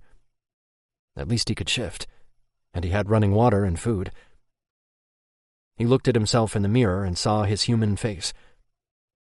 He hadn't been human in more years than he remembered. His face seemed foreign, as if it shouldn't have been there. He should have been staring at his dragon. At times, he thought about shifting back. But then his mate's face would pop in his mind and he'd stay human. Garrison walked out of the bathroom and opened the door to his room. He saw the big dragon shifter at the end of the hall and narrowed his eyes at him. "I want to see my mate." "I'm not keeping you from Sage. It's his choice. He has a few problems to work out before he'll let you see him." The dragon shifter came down the hallway toward him. "Release me so I can go to him." Garrison tensed as the male stopped a few feet from him. "Lucas won't do that until Sage tells him it's okay." "How is he holding me here?" "He's a witch. He's using his energy to keep you on the property." The man shrugged and then started moving again. "I want my mate." Garrison waited for just the right moment and raised his fist, punching Bennett in the jaw. His back hit the wall. He seemed a little dazed, so Garrison took advantage of that fact and punched him again. The man grunted as Garrison's fist connected with flesh for a third time. "God damn it, would you stop doing that? Give me my mate and give me the boy." "The boy?" The man's eyebrows drew together. "Fuck, Lucas is going to be pissed. Shit. I want the boy back. Where is he?" Recognition crossed his face. "I'm not a boy anymore." Garrison moved closer, trying to make sense of the words. Samuel flashed into his mind. "Samuel. That's my dad. Your best friend. He was killed. My mother, too. You saved my life that night. Kept me safe for a while after that, but then you disappeared." Garrison tried to get a clear picture of the boy in his mind, but he couldn't. His headache was getting worse. He closed his eyes and brought his hands up, as if he were trying to hold his head on straight, making sure it didn't explode. "Are you okay, Uncle Garrison?" Uncle Garrison. Only one person called him that. Garrison remembered. "I lost track of time," Garrison said through the pain. "Yes.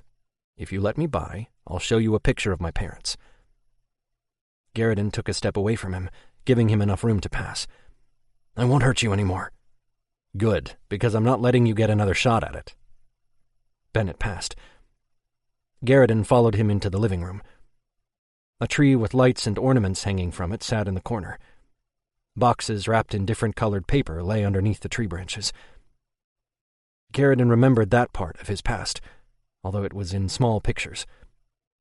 He remembered stringing popcorn and tying red bows on the end of branches. He supposed that made him far older than his face appeared in the mirror. There was a picture on the mantel that Garrison had seen in passing. He hadn't been able to focus enough to pay attention to it before. Bennett picked it up and handed it to him. Garrison took it, studying the three people captured in the photo. It was of Samuel and the woman. The boy stood in front of them with a smile on his face. "This is my child." "Yeah, I know. You gave that picture to me the day you disappeared. I was crying because I didn't want you to leave." Garrison didn't remember it. Only the people in the picture. He reached out and grabbed Bennett around his nape, holding him close. "I don't remember that. I remember you." "That's a start, Uncle Garrison." "You are my son."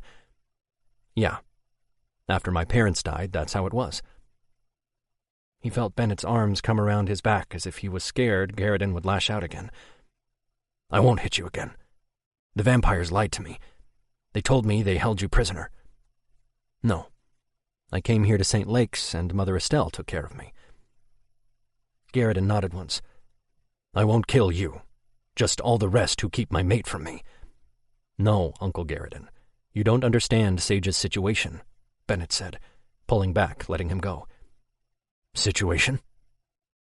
Bennett nodded and started to explain, but the witch interrupted them by coming through the back door.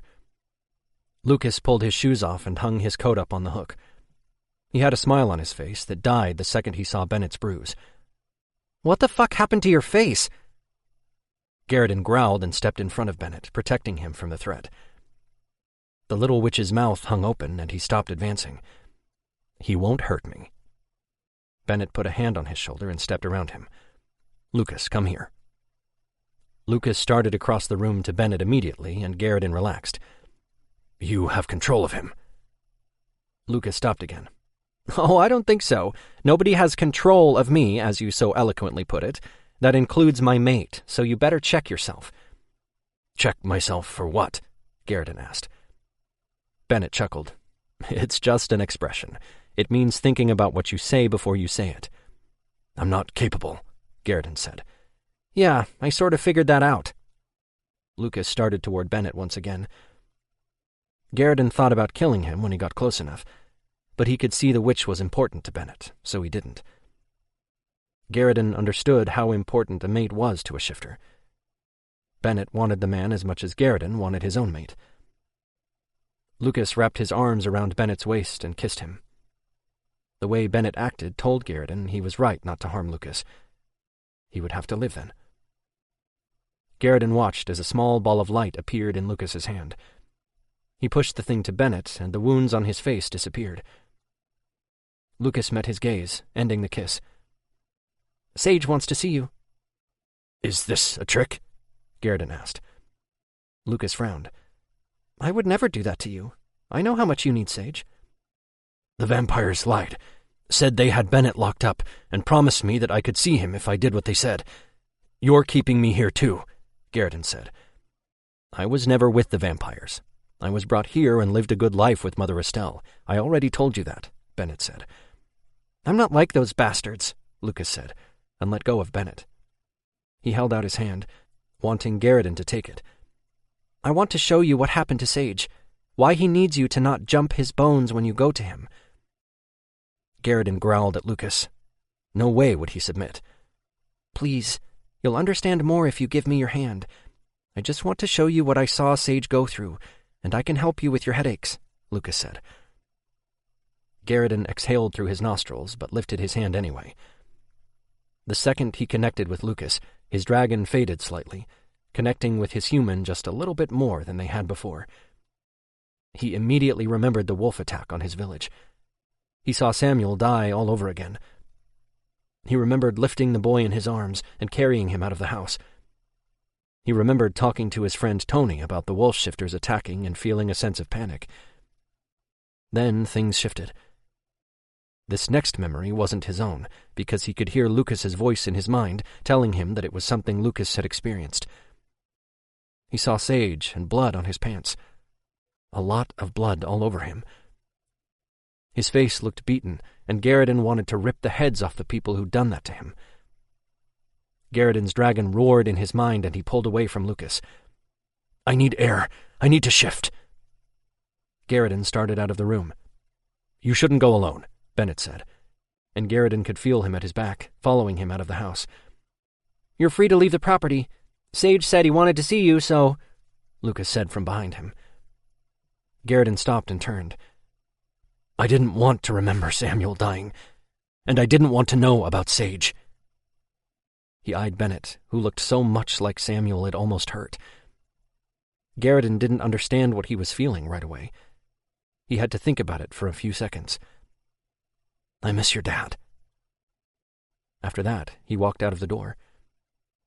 He shifted in the yard and flew around for over an hour before he finally landed at the house where Sage stayed, Bennett right beside him. Garrison sniffed the air, finding that delicious smell that was his mate. It was all over and would probably be stronger inside. Garrison walked outside the house until the smell was the strongest. He made a sound in his throat that would alert Sage that he was there. It would also alert anyone else around that he wasn't a threat. At least, not at the moment. A few seconds later, he saw Sage appear in the window. Sage's hand came up to the glass, as if he wanted to touch him. He said Garrison's name. Garrison stepped closer so he could hear Sage through the glass of the window pane better. "You came."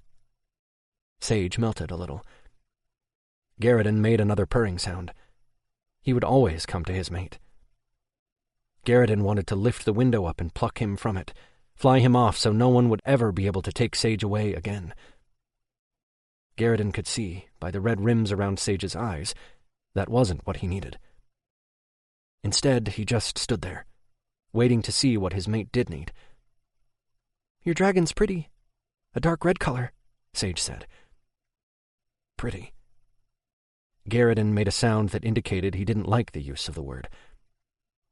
Sage's smile was so mesmerizing that Garrison took a step closer, and then another, until there was only glass separating them.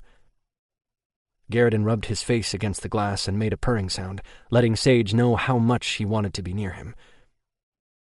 He felt the glass move, and Garrison pulled back. He breathed in deeply when his mate's smell became stronger. The warmth from inside the house hit him, made him want to crawl through the window. Garrison didn't, though. He didn't even shift to his human body, but he did move into Sage's touch. Garrison chuffed and then started to make the purring sound again. Sage chuckled and pulled his big dragon head closer to him. Garrison let Sage do whatever he wanted. Half his neck was inside the room, and the side of his head was against Sage's chest. "Oh, gods. This is so not fair to you.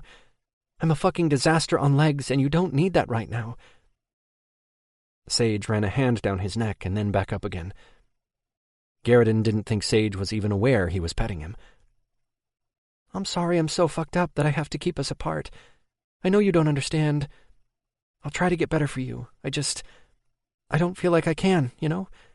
It's like this weight is on my chest, and I see those vampires that hurt me, and I'm talking too much. I'll shut up. I don't know why I'm like this right now. I don't feel like talking to anyone else." Garrison chuffed, which moved the fabric of Sage's shirt. He was trying to tell Sage that he liked the sound of his voice and didn't mind the talking. He wanted to say that he did understand. Lucas made him see what happened. He couldn't say any of that, though, not in his dragon form. Shifting into his human form might have scared his mate. It seemed his mate liked touching his dragon. Sage stayed silent for several seconds, not understanding that Garrison wanted him to talk. Finally, he said, "I'm glad you came, though. Maybe you could come back in a couple days? Maybe we could talk. You can tell me what kind of stuff you like, so I know what to get you for Yule." "Yule?" "I think I still need time. I hope that's okay. I'm sorry I can't give you what you need." He wasn't sure what Sage thought he needed, but just being close to him was good enough for Garrison. Chapter 5. Garrison put on his coat at about the same time as he heard yelling coming from the kitchen. Some of it sounded as if it came through a tin can. Garrison stepped into the room when he heard Lucas say, "I don't understand why you wouldn't want us to be with you for Christmas, Mom." "I have renounced that life long ago, Lucas. I suggest you do the same. Until you do, you are not welcome back home." A woman's voice rang through loud and clear for the whole house to hear. How that was possible, Garrison couldn't guess, but then he also couldn't understand how Lucas was talking on a phone with no cord attached. He had seen Lucas put that thing into his pocket, so he guessed that it worked everywhere he went. In the past month, he had learned that things had changed, such as these portable telephones. Some changes were good, and some not so much. The portable phone thing was not a change for the better, in Garriden's opinion. Garriden was a lot more coherent since seeing Sage on a regular basis. Spending time with his mate definitely changed things for the better. "What fucking life are you talking about? How can you renounce anything? That's stupid, Mother. Being a witch is a part of who you are. You can't just make that go away. How are you keeping from getting headaches and stuff, Mom? By releasing the energy. That makes you a fucking witch whether you like it or not." "Don't you talk to me that way." Lucas sighed. "That's all you have to say to me? Fine, Mother. I can't change who I am, so I guess this is goodbye." Lucas pressed a button on the phone. Garriden made a sound with his foot to let Lucas know he was in the room, not wanting to scare the energy out of him. "You heard that, huh?" "Yes." Lucas gave him a sad smile and turned away. He wiped his eyes. "My dad is human. She hid who she was because of him for so many years it was unreal. He didn't even know until I had graduated high school, and she never said a damn word to me. Not one single time. She refuses to talk about it now. I guess she figured I was safe because I'm male. Yeah, the witch gene didn't skip me like she had hoped. The people who love you the best don't always share your DNA." With that, Garriden turned to go out into the backyard. His breath turned to vapor as he stepped outside, telling him just how cold it truly was, although Garriden didn't feel it on his skin. He was out there for about an hour before he heard the door open and then close behind someone. "Leave me alone." The urge to train overwhelmed him. He wasn't sure why. There was snow on the ground, and the coat he had on restricted his movements, but it didn't matter. He needed it to clear his head. The longer he was out there, the more he remembered doing that very thing with Samuel. He had no idea he even knew martial arts. His body remembered, though. "Where'd you learn that?" Bennett asked.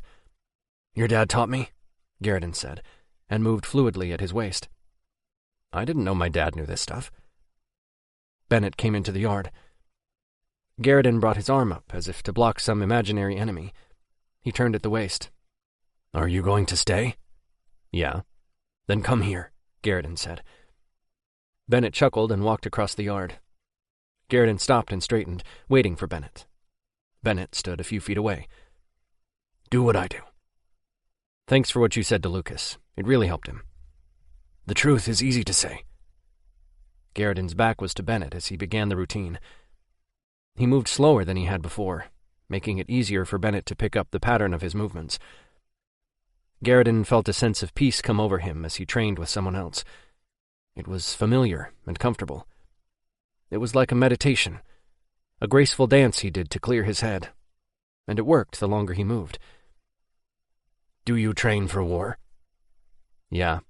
Mother Estelle made sure we each knew how to protect ourselves. Ramsey and I train all the time still," Bennett said. "Good." War was imminent. Garriden wasn't sure how he knew that, but he did. It was an inevitable fact that gave him the overwhelming urge to go get his mate and take him away. But he knew that was a bad idea. Bennett and Lucas both needed him. He wouldn't run away and leave his son to die. His mate didn't trust him anyway. He still had to earn it. Sage wouldn't go with him even if leaving were an option. Garriden didn't know how long they had been out there when he smelled his mate. He stopped immediately and looked around, searching. He saw Sage by the back door watching them. "Tomorrow morning, Bennett," Garriden said, as Bennett started into the house. Garriden never took his eyes off Sage, though. "Yes, sir," Bennett said as he walked up the stairs. Sage had a small wrapped package in his hand. I didn't give you your Christmas gift the other day at the family thing." Sage's voice was shaky as he said it, and it took Garriden a second to realize the reason why. Sage was scared of him. "I won't hurt you." "No, I know. I'm just really nervous, and scared I'll see the vampires again now that I'm out of the house." Sage took a step closer. "That was really nice to watch. The way you move is beautiful." Garriden's focus was on Sage's fear. He couldn't think about anything else. "They won't hurt you again." Sage frowned. "You can't know that." "I do know it. I'll kill them for touching you." "I didn't come here to talk about that. I don't want to ruin the moment." Garrison waited for a few more seconds, making sure Sage didn't have anything more to add. He liked it when Sage talked and didn't want to interrupt him. They ended up just staring at each other for several seconds, which was fine with Garrison. His mate was nice to look at. Sage was the one who was beautiful, with his dark hair falling on his forehead and his big brown eyes. Garrison wanted to scoop him up and never let go. Garrison wouldn't touch him, though, not until Sage allowed it. "Are you getting cold?" Garrison asked when he noticed Sage shiver. Sage nodded. "A little." "Do you want to go inside?" Sage smiled. "Okay." Garrison held up a hand, letting Sage know he should go ahead of him. Sage turned and started up the stairs. Garrison walked a few feet behind, not wanting to make him feel penned in or fear Garrison any more than he already did. He really would kill every single one of the fuckers who touched Sage. None of them would live. Sage stopped in the small foyer and began taking off his shoes. "I don't think Lucas and Bennett want snow in their house. I never like stepping in it. Wet and cold. Yuck." Sage had a way of talking that gave off a nervous energy, making Garrison want to soothe him. He knew that wouldn't be welcome, though, so he stayed silent. The foyer was so small, Garrison couldn't help but brush against Sage. Sage winced and moved away. Garrison had a completely different reaction, though. His eyes changed to his dragons, and he clenched his jaw. His most primal instincts were to mate, to take Sage up against the wall. But Garrison knew if he let his instincts take over, he'd lose what little trust he had gained with his mate. Sage needed him to have patience and to think things through, which was still hard for him to do with his feral mind. He'd fuck it up if he gave in to his dragon. Garrison bent and took off his boots. When he straightened, he noticed Sage watching him. He wondered what he was thinking, but didn't know how to ask. Instead, he held out his hand and said, "Your coat." Sage's eyebrows drew together, as if he didn't understand, and then recognition hit him. "Oh, sure." Sage held out the wrapped box. "Would you hold this for me?" Garrison took the package. It was heavier than he expected. Sage removed his coat and handed it to Garrison. Garrison gave Sage the package so he could free up both hands. He hung up Sage's coat before taking off his own and hanging it next to Sage's. Every move he made, he felt Sage watching him. Maybe he thought Garrison would attack, like he had when they first met. Or if it was just that Sage wanted to study his movements. "I won't hurt you." Garrison wanted to put that fear to rest. "I know. I don't think you will." "You're staring." Pointing that out might tip the conversation toward the truth. "Sorry if it makes you uncomfortable." "It doesn't. I just don't like that you're scared of me." "That's not why I'm looking at you. I like the way you look." Garrison raised his eyebrows in surprise. The longer he stared, the more Sage blushed. A pretty pink covered his neck and cheeks. It made Garrison want to pull him into his arms and never let him go. Can, we go inside?" Sage asked, and shuffled his feet around. Garrison nodded and let Sage go ahead of him. Garrison kept his gaze on Sage's ass as they walked into the living room. Garrison wanted to find out if it was as round as it seemed through his clothing. If he never got permission to touch Sage's ass, then his hands would be assless for the rest of his long, long life. But he would still die a happy dragon, because at least he got to spend time with his mate. "Hi, Sage," Lucas said from his spot on the couch. Garrison silently demanded that he leave the room. Lucas winked at him and stood. "Hi." Sage looked shy. When Lucas started over to Sage, Garrison growled. "I'm just going to give you a hug, Sage," Lucas said. "Yeah, okay." Garrison turned so he wouldn't see his mate touching another man. His dragon was still too close to the surface for even an innocent touch like the one Sage gave Lucas. It was everything he could do not to demand Sage come to him. Sage moved over on his own, though, and hesitated before taking his hand, lacing their fingers together.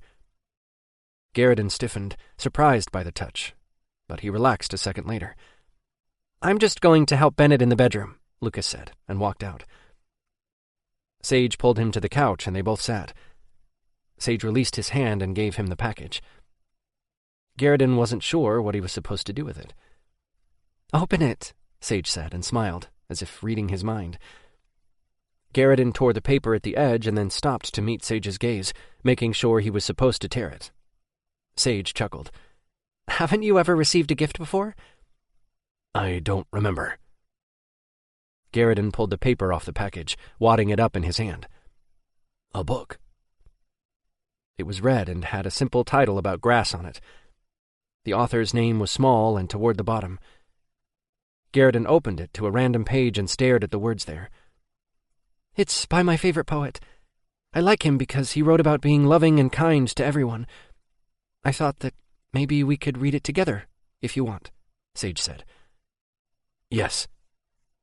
Garrison handed Sage the book and settled into the couch. "Oh, okay. I guess I get to read first." Sage put on glasses before opening the book. Those glasses were the sexiest thing Garrison had ever seen.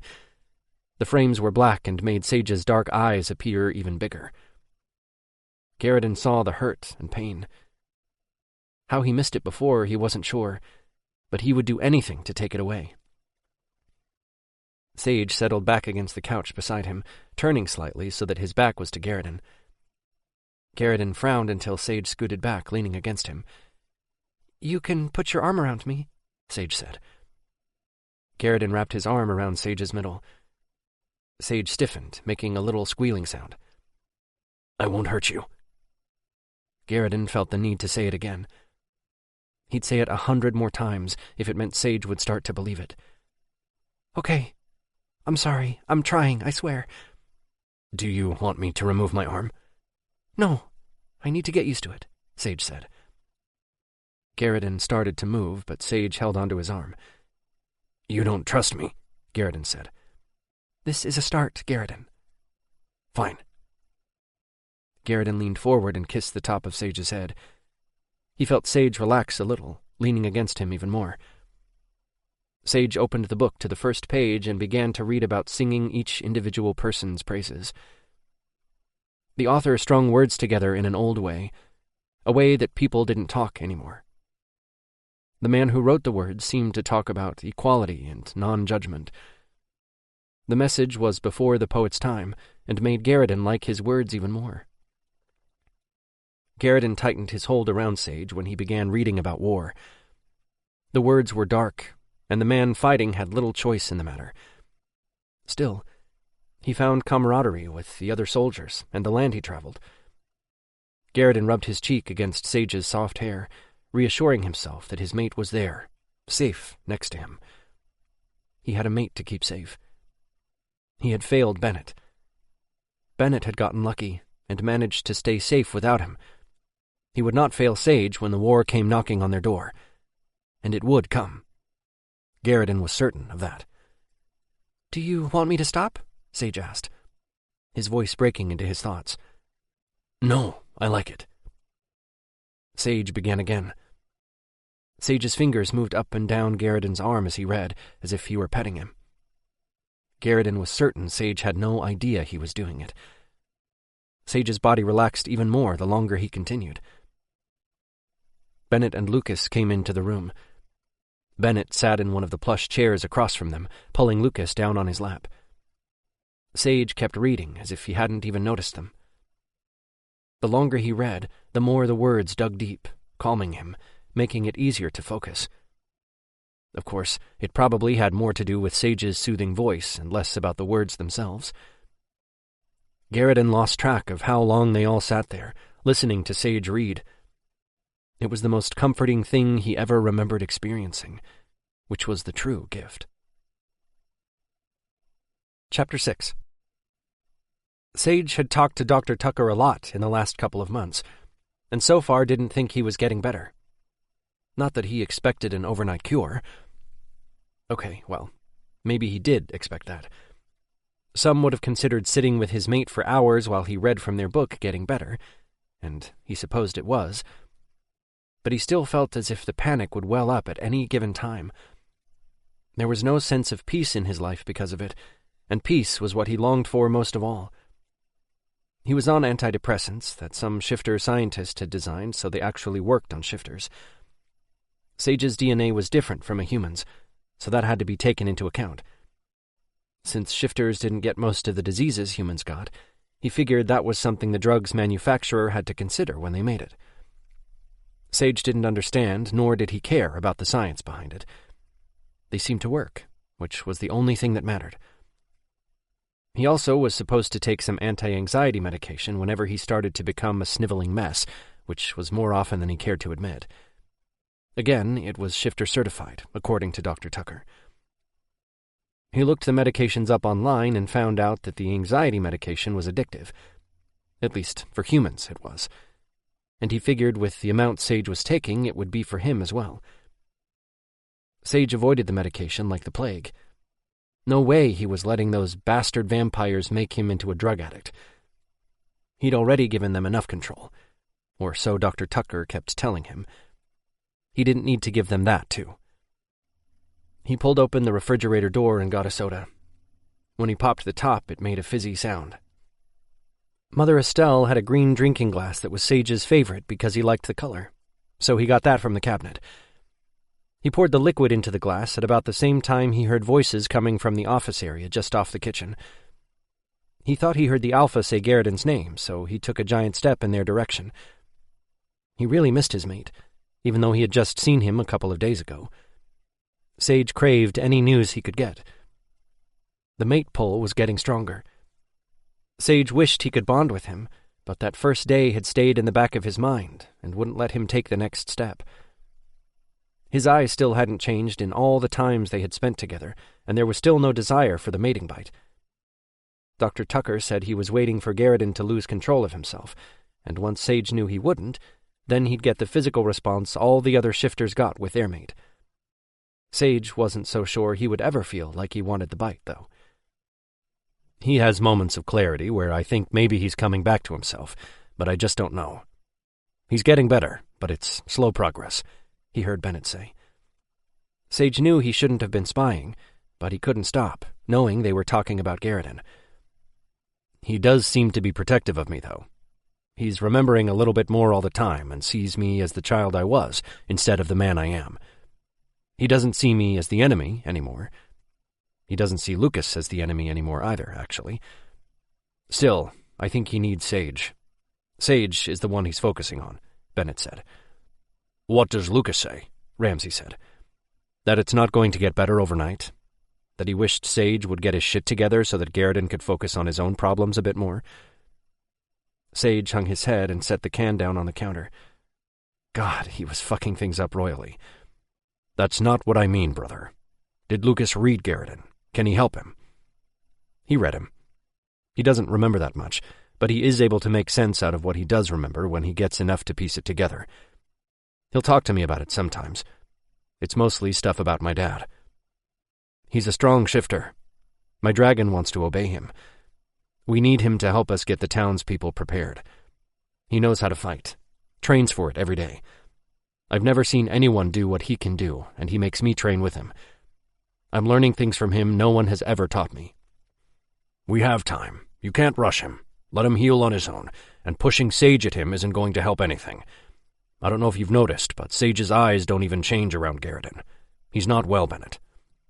I know he's not. I don't mean to push either of them, but we need Garridan. We're running out of time. It won't be long before the enemy tries to take Lucas again. I need him to help me protect my mate. Let's be realistic here. Neither one of us is prepared to lead in this war that's knocking on our door. This town isn't ready either. We can get ready. He can help train right now. We need him to lead, Ramsey. You need his counsel. I have yours. No. You and I both know I'd make a better enforcer. I don't know the things that Garridan seems to. No offense, but he could be Alpha. Yeah, I know. I can feel it every time I'm over at your house. I'll give him the Alpha position if he wants it. If Garridan became Alpha, he would lead in more of a traditional sense. Even if he didn't become Alpha, Sage could see him demanding a division in leadership that just wasn't there with the way Ramsey and Bennett led.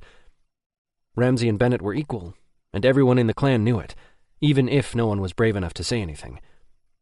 Still, Ramsey's a good alpha because he listens to the clan members. He cares about their lives. Sage understood what Bennett was trying to tell Ramsey. They needed Garrison in the right frame of mind. But that's just my point, Ramsey. Garrison's focus isn't on anything else but Sage. He doesn't give a shit about taking a leading role in the clan. Sage was failing his mate. It sounded like the whole town needed Sage to get his head out of his ass and start being a good partner to his mate. He wiped the back of his hand across his cheeks, drying his tears. I put the challenge off because of Lucas and Sage getting kidnapped. Now that we have them back, I'll reschedule it. Whether he gives a shit or not, it needs to happen. We need leadership firmly set in place because we need to prepare the clan for the vampires' attack. Having this challenge will be the first step in making the preparations, Ramsey said. If you have that challenge before Garrison's ready to take a leadership position, we'll lose this war, Bennett said. With such dramatic finality, Sage sucked in a breath. I don't have a choice. It'll be scheduled with or without Garrison. Yes, Alpha. Sage walked out of the kitchen, not needing to hear any more. He needed to try to get better, for his mate's sake. The question was, how? I'm going to work, Sage said to Mother Estelle as he walked through the kitchen a little while later. Estelle was standing at the stove, stirring something with a wooden spoon. Sage walked over to her, sniffing the air as he went. He made a face and shook his head the closer he got, plugging his nose. Estelle turned her head sharply. That's great, Sage. Do you want someone to drive you? No, that's okay. I'm okay. Maybe if he said that last part enough times, it would come true. What is that? He peered into the pot. The stuff was dark green and smelled as if someone had taken a giant shit in a compost pile. It's part of a banishing spell. It will keep anyone who isn't a clan member off the property, Mother Estelle said. Yeah, I can see why. That stuff smells awful. Mother Estelle smiled. That's part of it. She stirred it for a few more moments and then chanted. When the liquid changed colors, she winked. Are you sure you don't want me to drive you? She asked. He understood what she'd really asked. She wanted to know if Sage was able to go to work. I'll drive myself. He wasn't sure if he could be around all those people in the restaurant. He could already feel a tightness in his chest just contemplating the idea of going to work. Sage kissed her on her cheek and moved away, so he wouldn't have to smell her concoction anymore. He went into his bedroom to find his work shoes, opening the closet and rummaged around at the bottom, looking for the pair he always wore when he worked. Being on his feet all day had been hard, and the right shoes made a big difference. He had to start somewhere, and being in a restaurant with people threw him into the real world. He would either make it work or crash and burn. Even Sage had no clue which one he would do, although he suspected he'd crash and burn. It was time to go to extremes. When did going to work as a waiter in a restaurant become extreme? If there was any doubt that Sage had lost his mind, he just got confirmation. He just wanted to fix himself. The sooner the better. Going to work might seem like a little thing, and to most people it was. But to Sage, it was like facing down a firing squad. Sage pulled out the shoes he needed and sat on the side of his bed. He willed air in and out of his lungs, trying to take long pulls. It's all psychological. You can breathe just fine. It's just a panic attack. No one is trying to hurt you. Come on, Sage. Snap out of it so you can be a whole person, not just a scared, worthless snake. That stupid word, worthless, played around in his head, dancing in his mind as if it had a right to be there. Sage stood and changed his clothes. He was out of the back door, running for it before he even knew what he was doing. Good for him that Andrea was a great boss and told him he could come back whenever he was ready after the kidnapping. He might not have been ready for work, but his mate and his wallet needed him to go. Sage took a deep breath. If he didn't at least try to go, then he never would. "Whoa, Sage, where's the fire?" Ramsey said, when Sage passed him on the back porch. Sage must have had a wild look in his eyes or something. The more the panic built in his chest, the more the panic changed to desperation. It felt like the most important thing in his entire life, as if his future hung on that one moment. He was sure the world would end if he didn't get to the restaurant in the next few minutes. "I have to go to work," Sage said, and started down the steps. "I thought you were taking time off," Ramsey said from behind him. "I can't take any more time. Garrison needs me to get better. He needs me to not be a worthless piece of shit, so I need to go to work," Sage said, and walked out into the yard. "That doesn't make sense. Sage, stop walking away from me," Ramsey said. "I'm going to be late." Sage just kept walking around the house. "I said stop, now!" Sage stopped immediately and stiffened when he heard his alpha take a few steps closer to him. "Did Andrea put you on the schedule today?" Ramsey asked. "No, Alpha." "Then why are you going?" "Garrison needs me?" "Yes, he does. But I still don't get how you waiting tables in a restaurant will help Garrison." "It's what I did before. I need to get back to how I was before." "Who told you that?" "No one. I need to try to get my shit together. That's what Lucas says will make Garrison better." "Did Lucas tell you that?" "No, I overheard earlier." "That's not... Why don't you talk to Dr. Tucker first?" "How is talking to Dr. Tucker going to help right now?" "How is going to the restaurant going to help?" Sage clenched his fists and didn't turn around. "I can smell your anger. And your sadness." Sage forgot how sensitive a water monster shifter's sense of smell was. His alpha could see his anger as a challenge, and with any other leader it would have. But Ramsey was different. He cared about his clan members, and it showed. Sage knew Ramsey wouldn't punish him. They stood there for several minutes. "Do whatever makes you feel better, Sage. But don't ever let me hear you call yourself worthless again," Ramsey said. Sage didn't need to say it aloud again. His inner dialogue told him every single second of the day. Sage walked away and got into his car. He pulled out of the driveway and was down the road in minutes. He felt good about it the farther down the road he got, as if just having a purpose again made him feel just a little bit better. He was just turning onto the main road that would take him into the center of town when he saw one of the vampires who'd hurt him standing on the center line just a few dozen yards ahead. The vampire was not the one that he had been seeing, the one that Lucas had killed. Sage remembered that this one wasn't as strong as that one had been. The knowledge didn't help Sage. He was stronger than Sage was, and that was the bottom line. It was a hallucination, just like the other time. It was his mind tormenting him. Even so, Sage slammed on the brakes and reached over to press the button to make sure the doors locked. This was not real. It was just his way of tormenting himself. It felt real, though. They stared at each other for what seemed like an hour, but probably was only a few seconds. Sage dug his phone out of his pocket and dialed the first number that popped into his head. It rang twice before Lucas answered the phone. I'm scared." "Why? What's going on, Sage?" Lucas asked, his voice direct, as if on alert. "I need Garrison." Sage said the first thing that came to his mind. It was instinctive. He dropped the phone when the vampire started toward him. Sage could see his teeth when he smiled. He started to scream Garrison's name when the vampire's eyes turned red.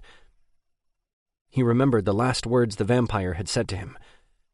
"I'm going to own you, Snake." He shut his eyes and put his hands over his ears to shut out the words in his mind. The handle of his car door jiggled, as if someone tried to get in. He tried not to look toward the window as he scrambled into the back seat of his car. He managed to wedge himself between the seats so that he sat on the floor. He heard something scrape against the car window and then the roof, as if someone dragged something across it. Someone's knuckles rapped against the window, and he heard someone call his name. It sounded like Lucas. Then he heard the sweetest, most comforting sound in the entire world. He heard Garrison's voice saying, "Mine, my mate." The sound came from behind him, muffled by the car door at his back. He opened his eyes to see Lucas through the driver's side window across the car from where Sage sat on the floor. Lucas's eyes were wide and held fear in them. Sage scrambled up on the seat and turned to Garrison. His breath hitched when he saw blood around Garrison's mouth, and he unlocked the door.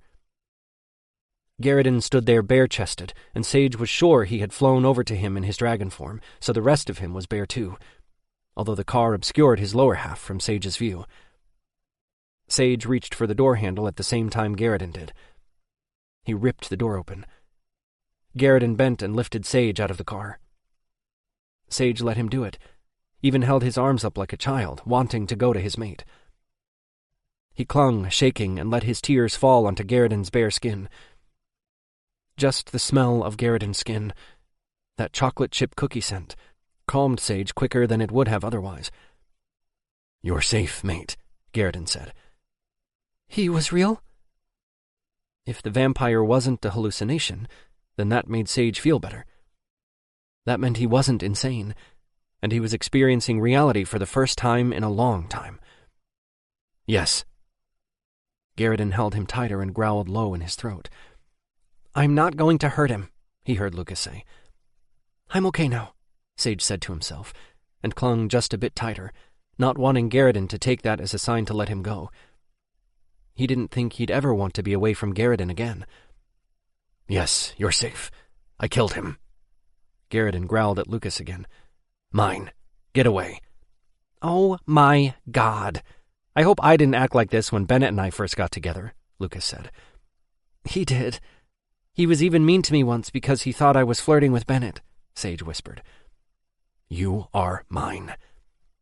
"I know." And he did. He felt safer than he had before the kidnapping. "I know that now." Sage closed his eyes and breathed deeply for the first time in what felt like weeks. Chapter 7. "Well, I guess I'll drive us back to Mother Estelle's house since neither one of you will move away from each other," Sage heard Lucas say. But he didn't pay much attention. Sage's entire focus was on Garridan, on the fact he was in Garridan's arms and not freaking out. In fact, he was very comfortable.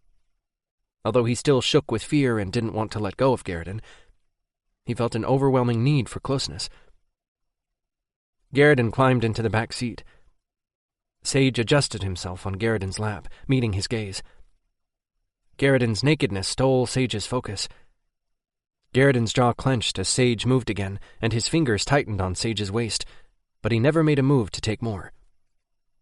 "I don't want to see the vampire's body," Sage whispered. "He's not alive."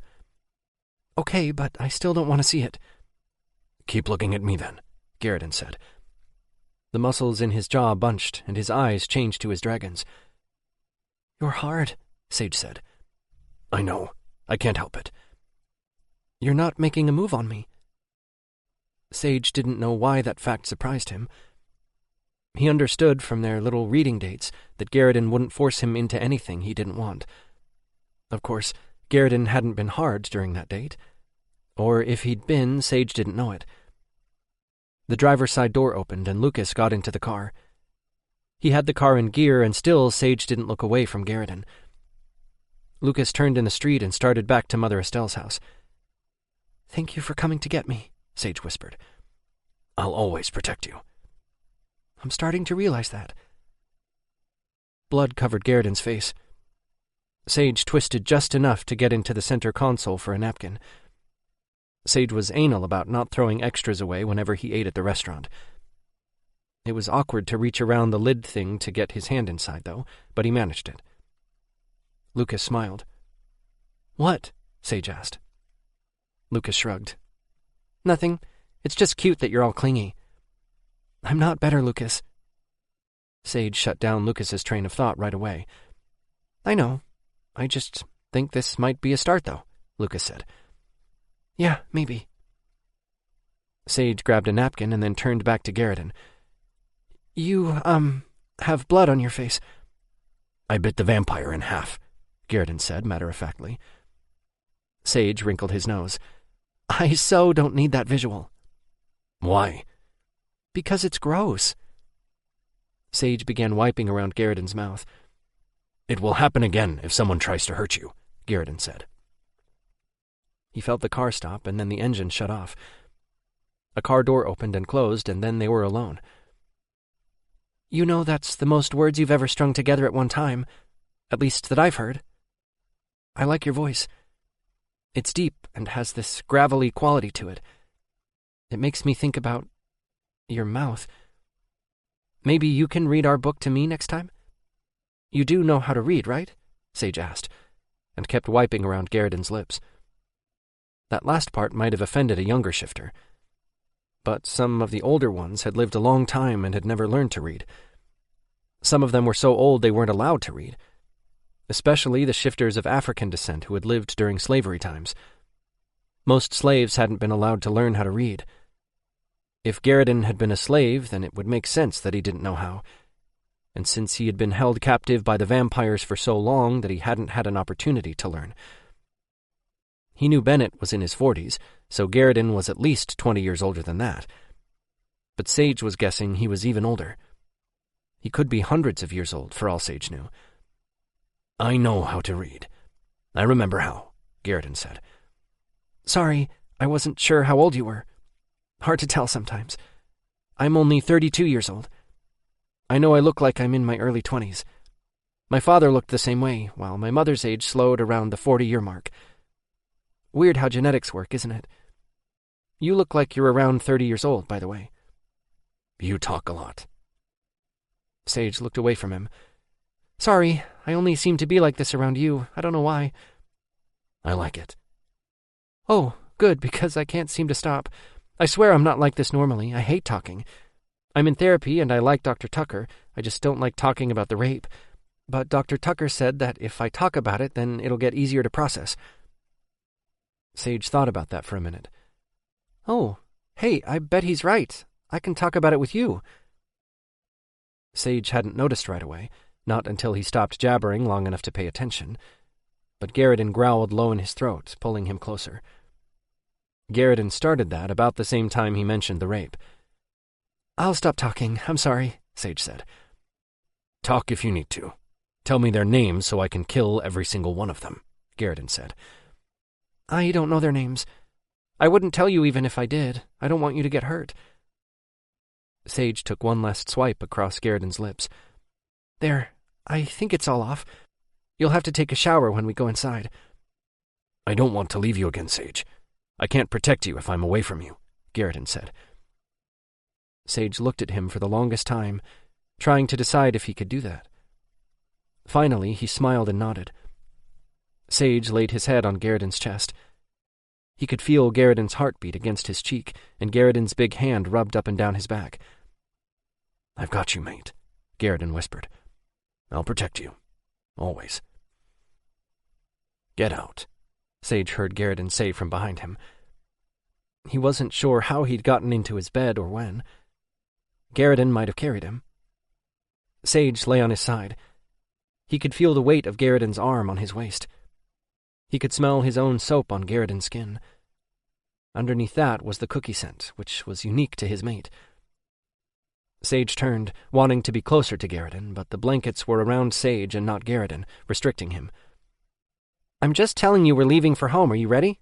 Lucas said from somewhere by the door. He's staying, Sage yelled, still not opening his eyes. Sage was so comfortable. He hadn't slept that well in so long that he couldn't even remember the last time.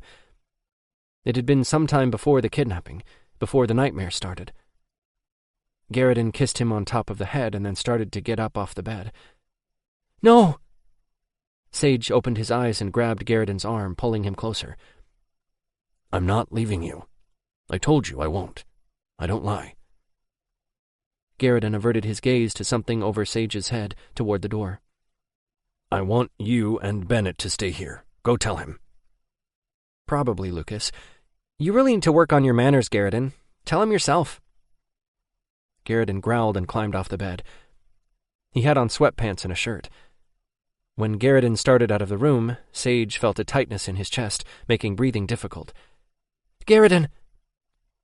Sage scrambled from the bed and practically ran across the room, grabbing his hand and laced their fingers together. I want to go with you. Garriden drew his eyebrows together, his forehead creasing. He nodded anyway, starting out of the room. Sage pulled him back, effectively stopping him. Wait. He turned, the annoyance clear. Sage moved closer, facing Garriden. He lifted onto his tiptoes and kissed Garridan's lips once. He pulled away and then did it again. And then again. In all that time, Garridan never moved, although he did kiss Sage back. "Can I kiss you like I want?" Garridan asked. Sage bit his lip. Just... Yes. Okay, let's try. Garridan took a step back, shaking his head. "I won't scare you." You don't. I'm just nervous. Really nervous. Please, I want you to. Garridan nodded and then leaned against the wall.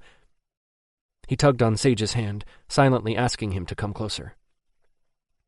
It was sexy the way Garridan stood there with his legs apart, waiting for Sage to settle between them. When he did, arms came around his waist, holding him. Garridan watched him for long seconds. I'm comfortable. Not scared at all. Sage wanted Garridan to kiss him more than just about anything. Garridan nodded, but still didn't move. The longer they stood there, the more the anticipation built, making him antsy. Sage brought his hands up to trace around Garridan's lips. Garridan's mouth curved into a small smile, and Sage was mesmerized by it. Why Sage was scared of the man, he had no idea.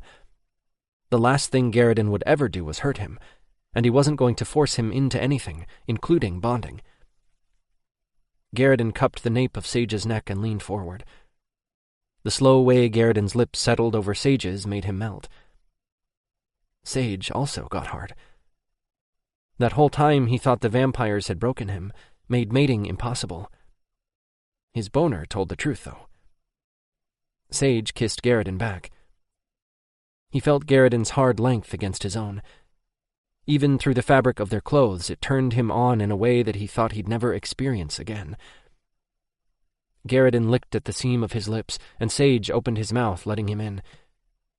He moaned and wrapped his arms around Garridan's neck, pulling him closer. The longer they kissed, the more Sage felt a frantic desperation to bond, to mate with Garridan. Sage wanted to crawl inside him and live in his skin. He wanted everything Garridan could give all at the same time. He felt his teeth drop down and figured his eyes had changed, although they were closed so he couldn't tell. There was a knock on the door, even though it was open. Sage pulled away, turning to whoever interrupted them. His eyes narrowed when he saw Bennett and Lucas standing in the doorway, grinning. Well, Lucas was, anyway. Sage hissed at them and then buried his face in the crook of Garridan's neck. He took a deep breath, smelling Garridan. His scent just made him harder than he already was. Sage kissed Garridan's skin, right where he wanted to bite. Every mating instinct he had hit him all at once, and it was hard to hold back. It was as if his instincts were making up for lost time. They had been dormant for so long that it felt like a speeding truck hit him. Just wham. "You wanted to see me before I left," Sage heard Bennett say. Apparently Lucas couldn't resist doing Garridan's bidding after all.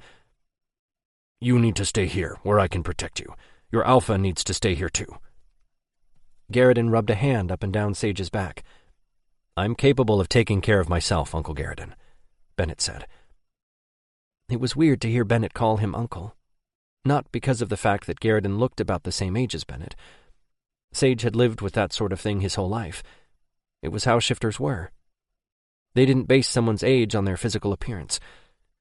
No, Sage was weirded out because if Garridan was Bennett's uncle, then that meant Sage was too. Creepy. "Stavros cannot get to you, Lucas, or Sage. I need to protect you.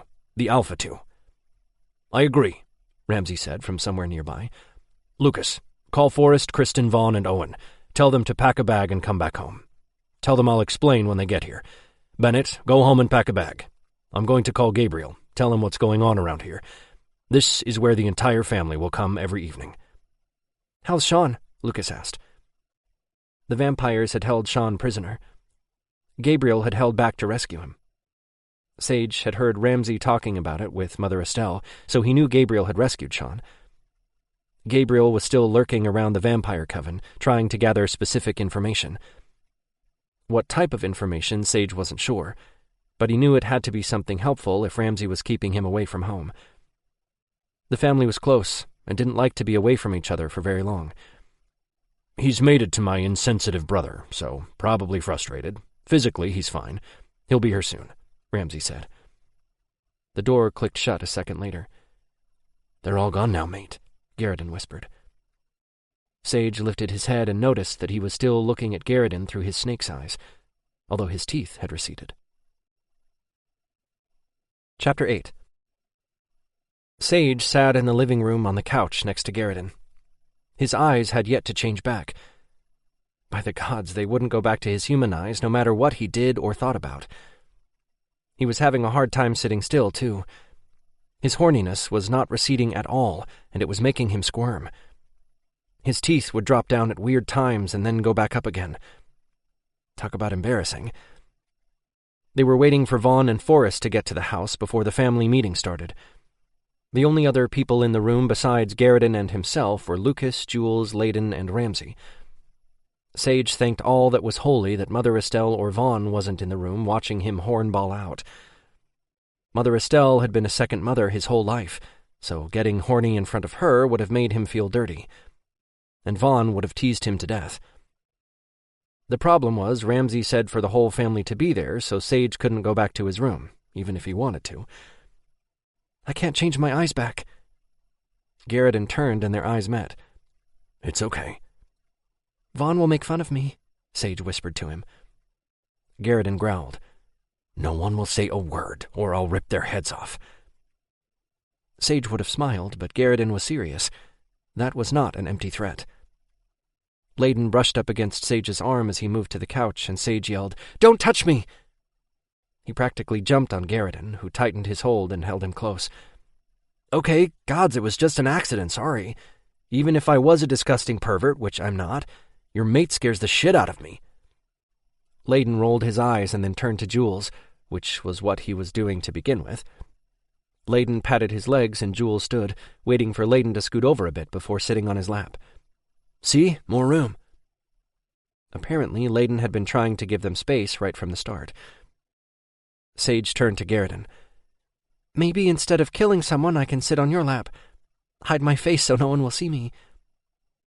That would keep everyone from touching him, and would also fix the problem he was currently having with his hard cock displayed for the whole damn family to see.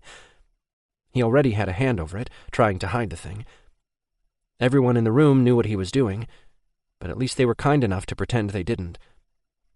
"Come here, then." The muscles in Garrison's jaw bunched, and his eyes changed as Sage stood from his seat on the couch. The second he straddled Garrison's lap, his teeth dropped. He touched the spot on Garrison's neck. He was breathing heavily, wanting to bond so bad it was hard to fight the instinct. Sage moved his hand down to the hem of Garrison's shirt, lifting it so he could feel skin. He brought his hands around to Garrison's sides and then leaned forward. Sage laid his head on Garrison's chest, tilting his face up so that Garrison's neck hid his eyes. "Are you okay?" Sage asked Garrison, who started growling. Garrison's hold tightened. "Mine." The word came out sharply, as if he'd snapped it at someone. Sage lifted his head, trying to find out what had set Garrison off, but all he saw was Owen and Kristen coming into the room. Both looked at him as if he had grown two heads. His behavior was odd, especially compared to how he'd been just yesterday. It was a complete turnaround. "Mine," Garrison said again. Sage kissed Garrison's cheek, trying to distract him. "What's wrong?" "Do not look at him." Garrison stood. By the gods, Garrison was making sure no one teased him. His mate was defending him before it even became a thing. "Yes, sir," Owen said and lowered his head, as was the traditional sign of respect for a dragon shifter. Kristen did the same thing. "Wait, did you just make sure they didn't see Sage's boner? Oh my god, I think you did. That is the sweetest thing I've ever seen you do." Leave it to Lucas to state the obvious. Garrison growled low in his throat. "Enough." Lucas scowled. "I'm just surprised you're nice, although I guess I shouldn't be. Sage is the only one you care about." "I said enough." "Yes, sir." Lucas said in a tone that said he wanted to turn Garrison into a toad. "I'm yours, just yours, Garrison." Sage tried to get him to focus on something else before he decided to rip someone's head off. "And you're mine." "Yes." Garrison rubbed his face against Sage's cheek. It reminded Sage of a great big cat, and he knew he was trying to rub his scent all over Sage. Sage wriggled around on Garrison's lap, trying to relieve some of the pressure on his cock. God, he could have pounded a nail with the thing. "Are all mated couples like them?" Jules asked. "You mean all over each other and practically dry humping on the couch in front of the entire family?" Layden's words brought Sage back to reality. He turned his head and hissed at Layden because he hated reality. Layden smirked. "Yeah," Jules said. "Yep. Once they bond, they'll get some manners, but until then, we're stuck with them acting like horny teenagers," Layden said. Sage buried his face in the crook of Garrison's neck and then flipped Layden off from around his back. Garrison growled again when Jules laughed.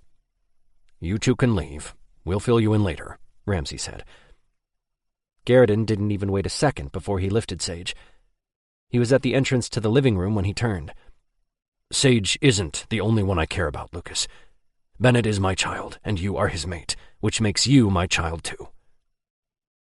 Sage turned to Lucas, whose mouth hung open, and he gaped like a fish. He turned back to Garrison, who still scowled. He gave nothing of what he was truly feeling away. Garrison's expression very rarely changed to anything else but a scowl. If Garrison told someone he cared about them, then his words were true, even if his expression didn't convey that sentiment. Sage understood Lucas's surprise. "I didn't know you felt that way about me." "Well, now you do." With that, he left the room, heading to their bedroom. "Am I scaring you?" Garrison asked him. "Why are you asking me that?" Sage was the furthest thing from scared. He really wanted to rub his cock all over Garrison until he came, please and thank you. "I'm holding you tight." Sage thought about how he was practically walking on air as Garrison dragged him through the house. "I trust you." Garrison shut the door to their bedroom and let go of Sage, taking his hand. "Will you let me bond with you?" Some of his horniness receded, and for the first time in 24 hours he felt a little bit of panic set in. "I don't know. I want to. Every instinct in my body tells me to bite you. And I like your body. A lot. Like, a lot. But what if I freak out? What if we do it and then you find out how fucked up I am, but you can't take it back after?" "I'll always want you, even if we never bond." Garrison said that so matter-of-factly and with such conviction, Sage had no trouble believing him. "I feel the exact same way about you." "We don't have to do anything at all, Sage." "No, I want to. I trust you, I swear. I'm just a nervous wreck for some reason. I think I just don't want to disappoint you. What if I don't do it right? What if I suck really bad?" Garrison's eyebrows came together. "Why don't we just kiss? You're really good at that." Sage took a deep breath through his nose and let it out through his mouth. Just kissing he could do, but he wanted so much more. "Can you, take off your shirt first, though?" Garrison pulled it over his head and then folded it, laying it on the bed. The fact that Garrison was so neat came as a bit of a surprise. Sage's teeth dropped. "You have a lot of muscles and pretty brown skin." "I'm not pretty, Sage." "Oh, yes, you are." How could someone look like Garrison and not think of themselves as pretty? "Now you," Garrison said. Sage frowned. "I don't look like you." "You are exactly what I like." Sage hesitated, but finally pulled the shirt over his head and held it against him for a minute. Then Garrison's eyes changed and seemed to eat Sage up. Sage dropped his shirt. Garrison walked over to him, and Sage was sure he was going to kiss him. Instead, Garrison bent to pick up Sage's shirt. His arm brushed against Sage's stomach as he did. Sage reached out and ran his hands over the expanse of Garrison's back, switching to Garrison's chest when he straightened. All that smooth skin underneath his fingers made Sage want to touch every inch of Garridan's body. "Lay on the bed," Sage said, his voice going husky with lust. "I want to touch you some more." Garridan folded the shirt quickly, laying it on top of his own. He turned and sat on the bed before falling back. "I'm just going to touch you," Sage said, as if Garridan was the one that had the issue with intimacy. "Whatever you want, mate." Garridan put his arms above his head. "I might bond with you. I don't know if I'll be able to help it. You can bond with me too if you want. Take off your pants." Sage was so nervous and horny all at the same time, his hands shook. Garridan lay there for a few seconds, probably trying to process all the words Sage had strung together. He'd spoken so fast they sounded like one big word. "Pants off?" Sage nodded. Garridan stood, getting as naked as Sage would allow. He folded them neatly and put them on top of their shirts. "Underwear?" Sage shook his head. "I'm not ready for that thing yet," Sage said, referring to Garridan's cock. Garridan lay back down on the bed, his arms above his head once again. Garridan did that so Sage would know where his hands were at all times. It was an incredibly sweet gesture, and hit home the fact that Garridan wouldn't do anything Sage didn't want. Garridan chuckled, and Sage was so stunned he couldn't speak for a second, which was quite something considering normally he couldn't seem to shut up around his mate. "God, do that again." "What?" "Laugh. I've never heard it before." "I haven't had a reason until now." "Oh, God, that's the nicest thing anyone has ever said to me," Sage said. His hand came up to his heart. Garridan smiled. "It's true." Sage took a step closer, unbuttoning his pants as he did. He wasn't sure if he wanted to take them all the way off, and didn't make the decision until he pushed them down. He kicked them off as he climbed on the bed. "Just let me, if you, don't like something, you'll tell me, please." Sage sat next to Garridan. "Yes, and you'll do the same," Garridan said. "Yeah, I won't freeze up. I'm not scared of you." Sage needed to hear himself say that aloud, just to confirm the knowledge. "I'd never hurt you." Sage smiled. He knew that. Sage ran a finger down the ridge of Garridan's abdominal muscles and then back up again. They jumped underneath his fingers. Sage bent down and kissed where his fingers had just been. "You can touch me," Sage whispered as he lifted up. "I want a kiss." Garridan brought a hand around the nape of Sage's neck. Sage leaned down. When their lips connected, Garridan did that thing again. That slow press of lips that made Sage melt against him. He unfolded his legs, straightening them out, and lay next to Garridan. He was barely aware he'd moved at all until he felt Garridan's warm skin against his own. The heat of his body appealed, so he moved closer. His leg came up over Garridan. His hard cock pressed against his thigh. His hips came forward on their own, rubbing his own cock against Garridan's side. He moaned at the sensation that one move sent through his body. Garridan licked against Sage's lips, and he opened his mouth, letting him in. Sage moved again, laying on top of Garridan. Their cocks were next to each other, and Sage moved his hips, unable to keep still. He moaned into the kiss. He had never felt anything better in his whole life. Garridan's hands were all over his body, over his ass, which Sage thought would freak him out, but didn't. Sage pushed up into the touch, wanting more. Garridan broke the kiss. "I need to look at your face," Garridan whispered. Garridan gripped his ass cheek and pulled up just a little, silently encouraging Sage to keep moving his hips, rubbing their cocks together harder. They both wanted more friction on their cocks. Garridan wouldn't look away from Sage, not one time. Sage kept his eyes on Garridan, too. Any other time he probably would have been self-conscious, but he was too far into the moment. Plus, Sage needed to know it was his mate. "No one but you," Sage whispered. "That's right, my mate." "I need you so much.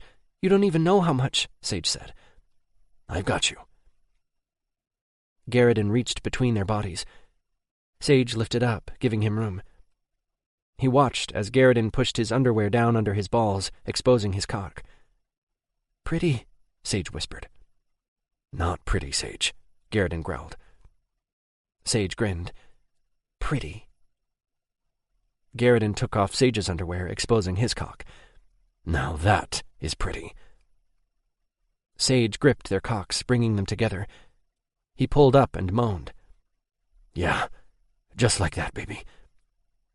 Garrison's eyes changed and his teeth dropped down. "Can I bond with you?" Sage nodded and tugged faster on their cocks. "Oh, God, please." His own teeth came down, and he leaned toward Garrison, exposing his neck. He wanted to bond more than anything. Garrison lifted his head and licked Sage where the bite would be, right before his teeth sank in. Sage had never felt so much pleasure. Everything was pure instinct. His teeth sank into Garrison's flesh, and he immediately drank the blood that pooled in his mouth. He felt something click into place, felt Garrison inside his mind, surrounding him. He came hard, cum splashing onto Garrison's stomach and chest, coating his hand as he pumped harder. Garrison grunted out his own release, and Sage could swear he felt what Garrison felt. It made him cry out in pleasure all over again. Sage pulled his teeth out and licked the wound closed. He relaxed against Garrison when he felt him do the same thing. "I can feel you. Feel your dragon. He's very close to the surface." Garrison's dragon was far closer to the surface than Sage expected. How he kept from going completely crazy, Sage had no idea. "Yes, I know." "I've been selfish. I've not been there for you. Taking care of you the way a mate should." Sage lay down on top of Garrison. His cheek pressed against Garrison's chest. He felt Garrison's heartbeat, and it comforted him. "You just did, Sage." Sage looked at him. "Oh, yeah, I guess I did. You took care of me, too." "Yes, your snake is very satisfied," Garrison chuckled. Sage kissed the wound on Garrison's shoulder. "You're very strong." Bennett had said as much, but until that moment, Sage hadn't quantified it. Probably had something to do with his fear level and the mating bond. He was in awe of the fact that Garrison had showed such restraint, letting Sage take the lead. Sage's snake wanted to obey and cuddle all at the same time. Sage also felt how protective Garrison's dragon was, and it sent a warm feeling through him. It made him feel loved in a way that he never had been before, not even by his parents. "Can we do that again later? Maybe even try other stuff?" Sage traced Garrison's lip with his finger. "Anything you want." Garrison smiled. "Hey, my eyes changed back." Sage grinned. Chapter 9. Sage laced his fingers with Garrison's and then held their hands in his lap. Garrison was talking to Ramsay and Bennett about the vampire problem. He knew he should have been paying attention, but he didn't want to think about the vampires anymore. Still, it affected him more than just about anyone, as he was the neurotic basket case who couldn't even think about the kidnapping and subsequent rape without having a panic attack. At least, that had been how he was before he'd bonded. Just 2 weeks after bonding, and he was fine as long as Garrison was with him. He did tend to panic a little when Garrison was out of his line of sight, but that problem had a very simple solution. Never let Garrison out of his sight. Problem solved. So yeah, he probably should be paying attention, but he was far more interested in how attractive and large Garrison's hands were. He wanted them all over his body. As soon as possible would be great, thank you very much. Bonding with Garrison had awoken something in Sage that he just couldn't shut off. It was as if Garrison had flipped a switch inside him. He wanted Garrison with a fierceness that was hard to contain. Maybe it was the mate bond. Maybe it was just the fact that Garrison turned Sage on so much nothing could shut him off. "Your dragon is strong, Garrison," Ramsay said. Sage looked up in surprise. By saying that, Ramsay might as well have been asking if Garrison intended to challenge him for the alpha position. Sage hadn't talked about that with Garrison, so he didn't know what his mate would do. "I don't want your position in the clan, Ramsay. I'm happy to pay allegiance to you," Garrison said. and Sage relaxed against him. Being the alpha mate would suck. Sage would have to help Garrison solve all the clan's problems when he couldn't even solve his own. I don't have a beta. Hadn't really needed it until now, and Bennett never really wanted the position. I should fight for it. That's the only way to win respect in a clan this size, Garrison said matter-of-factly. Sage squeezed Garrison's hand and scooted closer to him. Garrison let go of his hand and put an arm around him, pulling him even closer.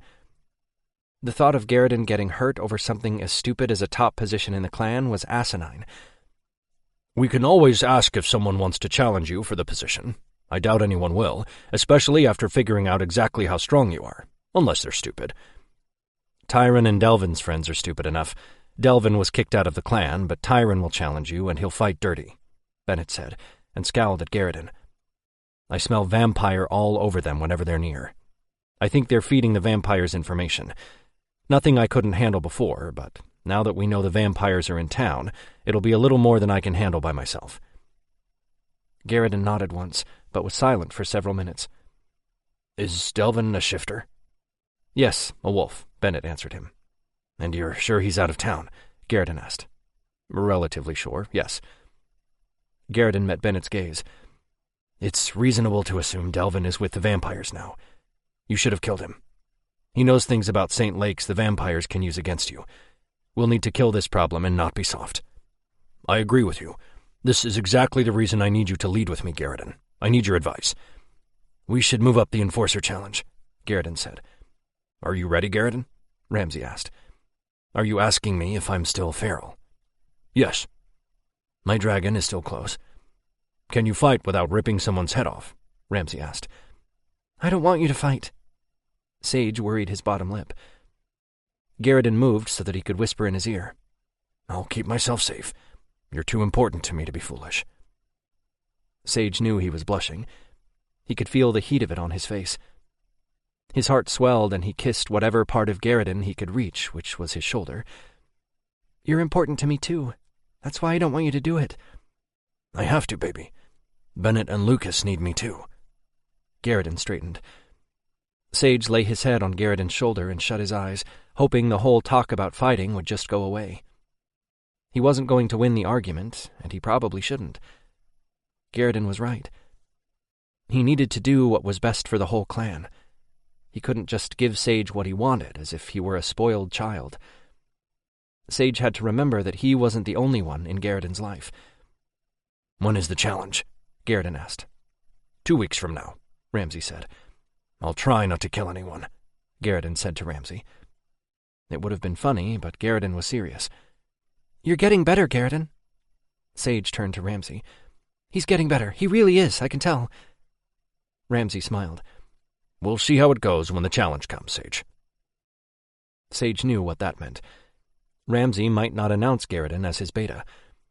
Sage might have mixed feelings, but he knew Ramsay needed Garrison. Garrison might not be able to stay with Sage all the time if he was beta, and that really wasn't something Sage wanted to think about. Bennett, we'll train twice a day until then, Garrison said. Yes, sir. He had never heard Bennett call anyone else sir before, not even Ramsay. Usually he'd address Ramsay as Alpha or brother, but never sir. Sage will train with us too, Garrison said. Wait, what now? He lifted his head. You will train with us. You need to learn how to defend yourself, Garrison said to him, in that no-nonsense way he seemed to have. Why do I need to learn how to fight if you're going to protect me?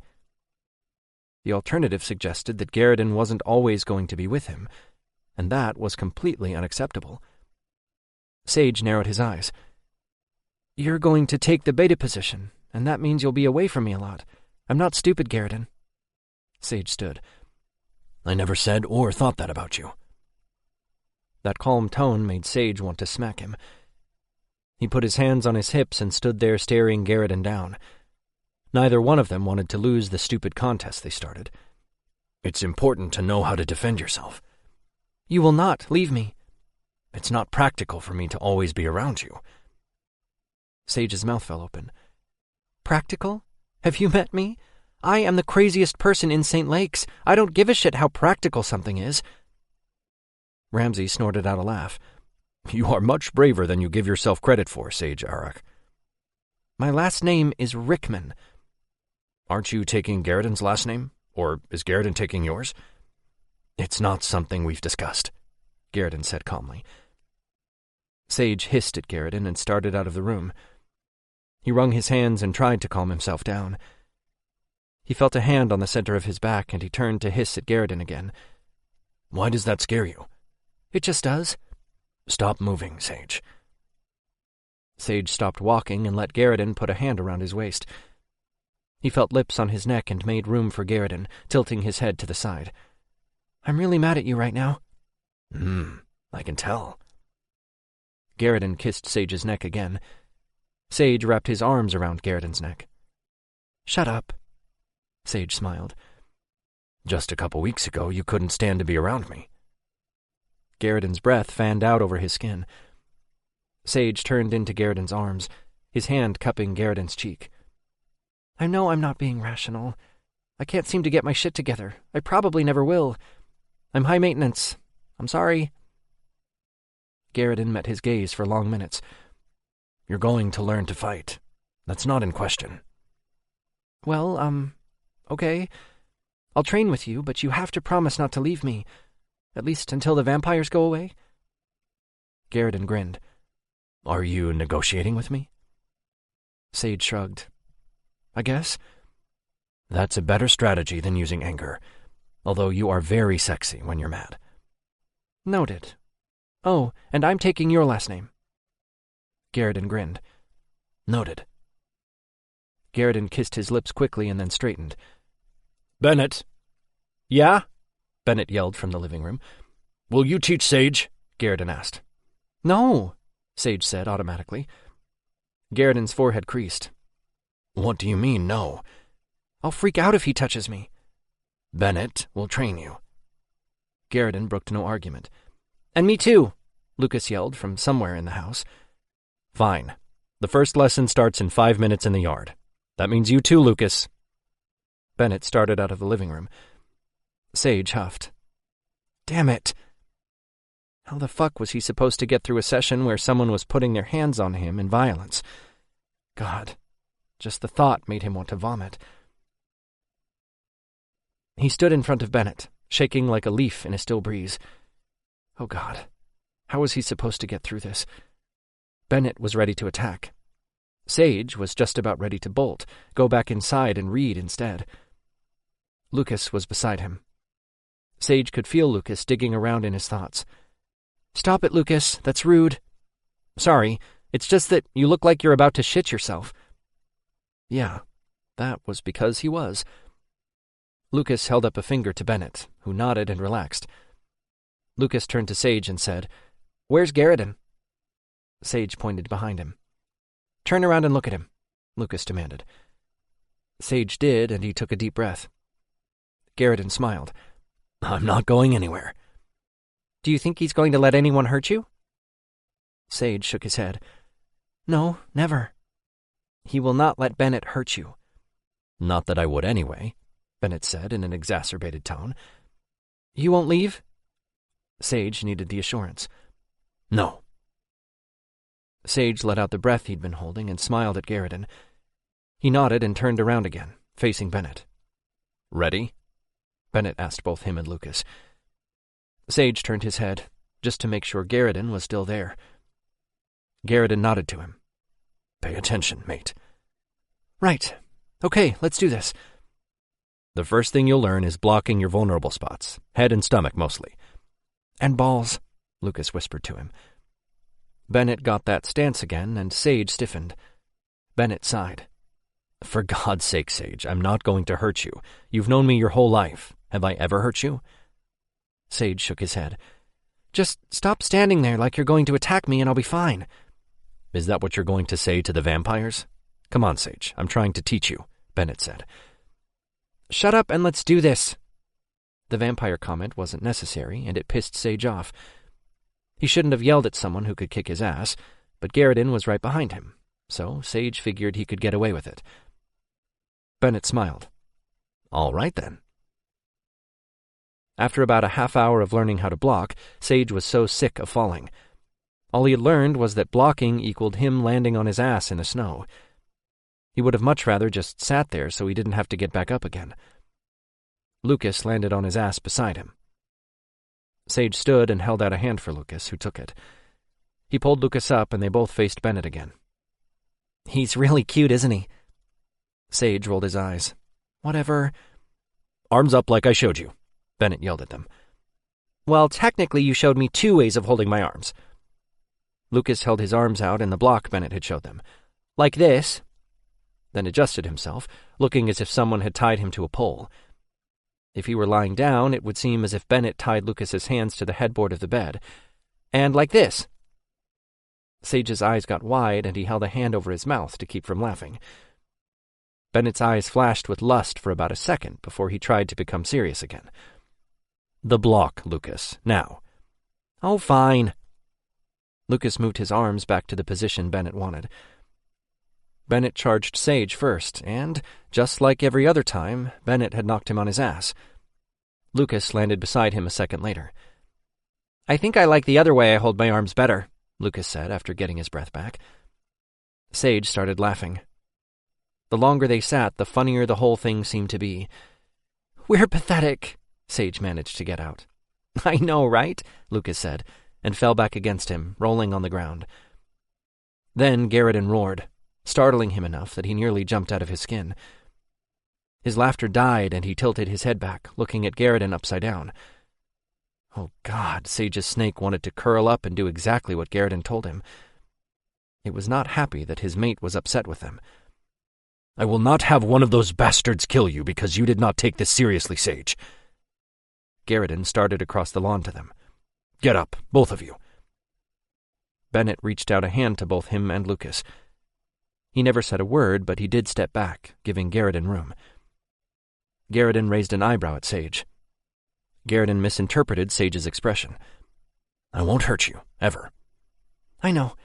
My snake wants to obey you. It threw me off," Sage said. And to prove it to them both, he walked the few feet it took to get to Garrison. He lifted on his toes and kissed him on the lips. Garrison smiled.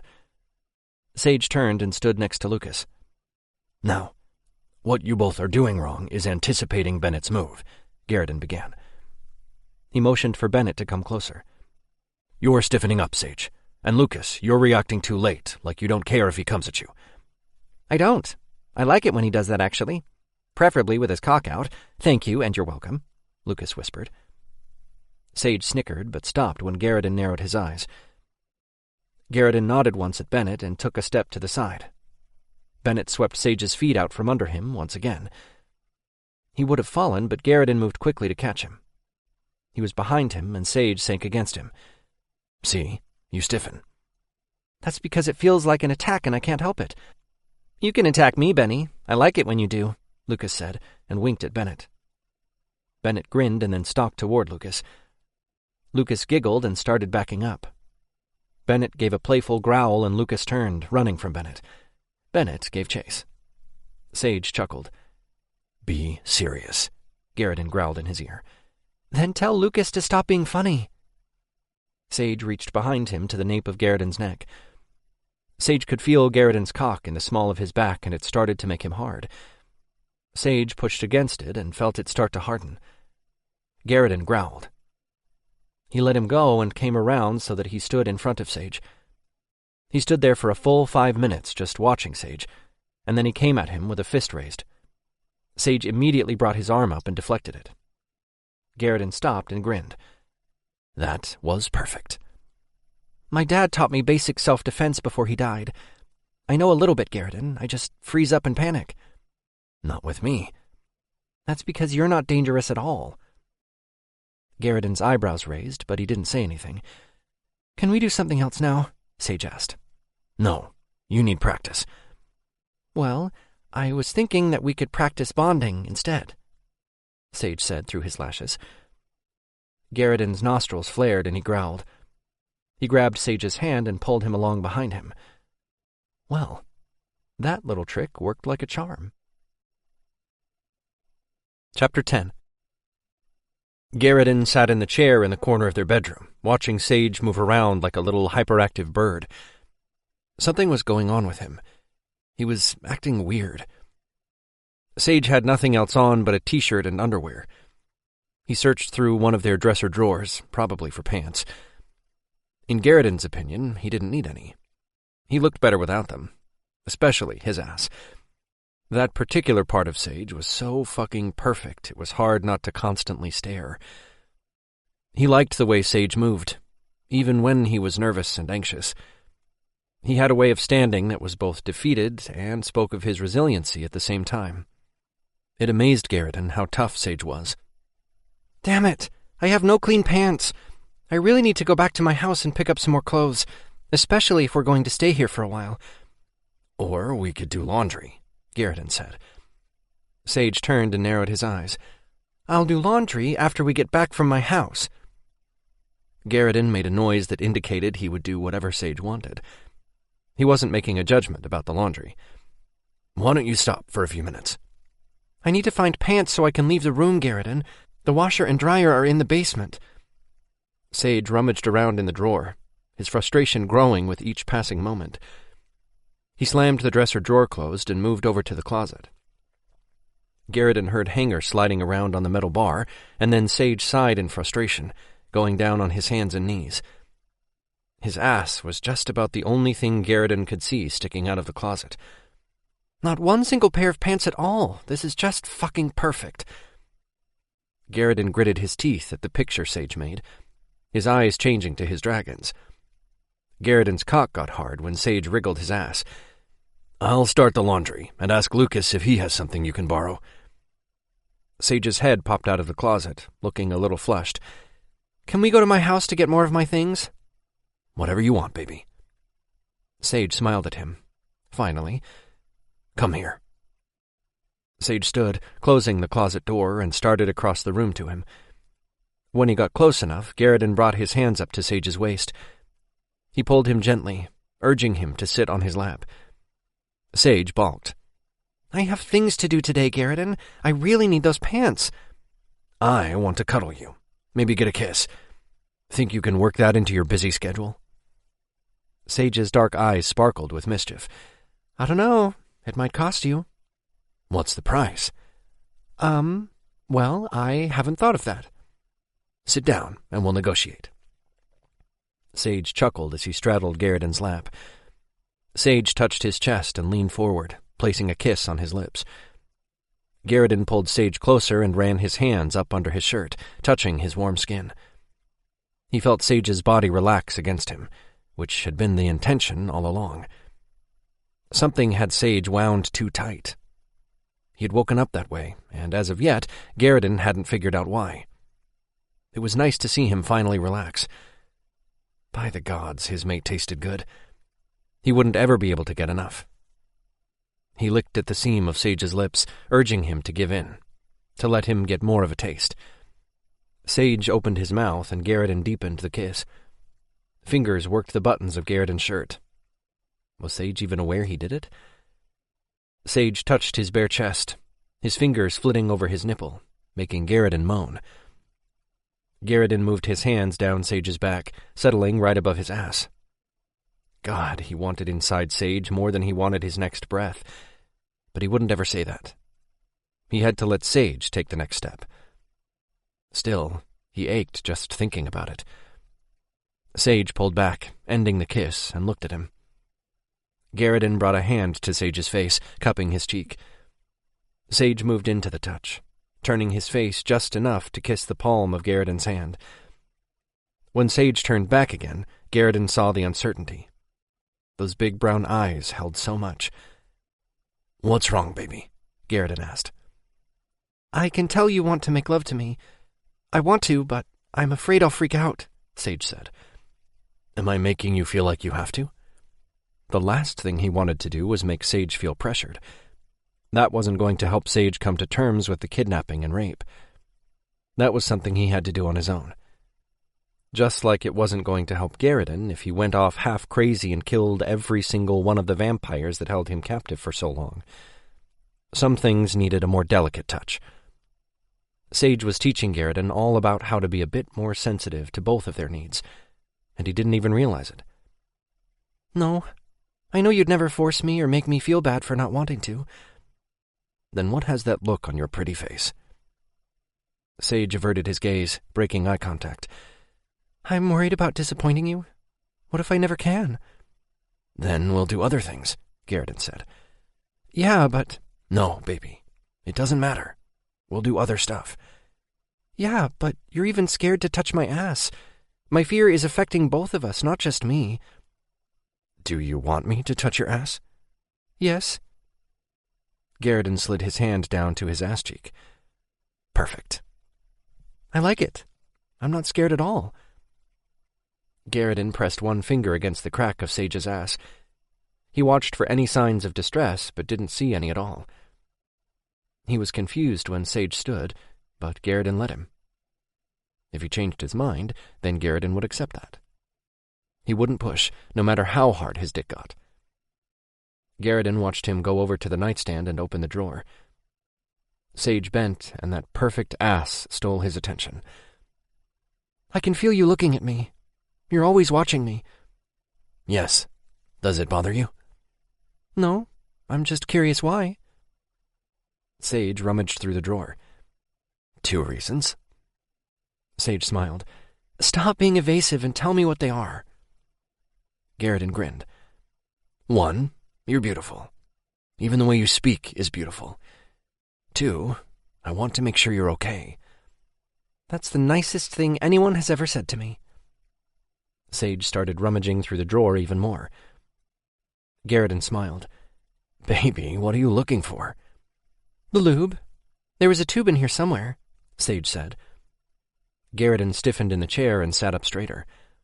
We don't have to. I know. Ha! Sage held up a tube and straightened. I knew it was in there somewhere. Are you sure? Sage shrugged and took the couple of steps back to Garrett. I'm sure I want you to touch me some more. Maybe even put your finger in?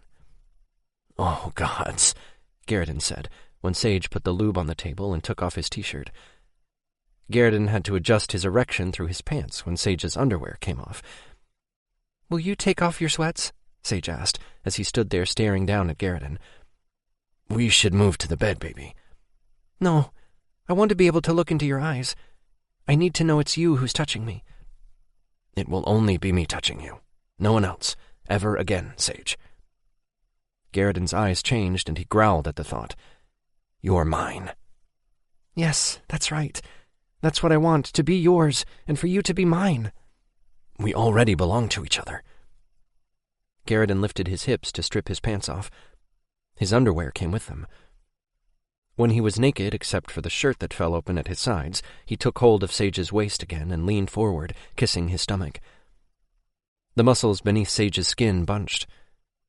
Garrett kissed him again, and then turned his head so that his cheek rested where the kiss had been. Garrett could feel Sage's hard cock against his upper chest. He rubbed his face against Sage's skin, wanting to mark him somehow.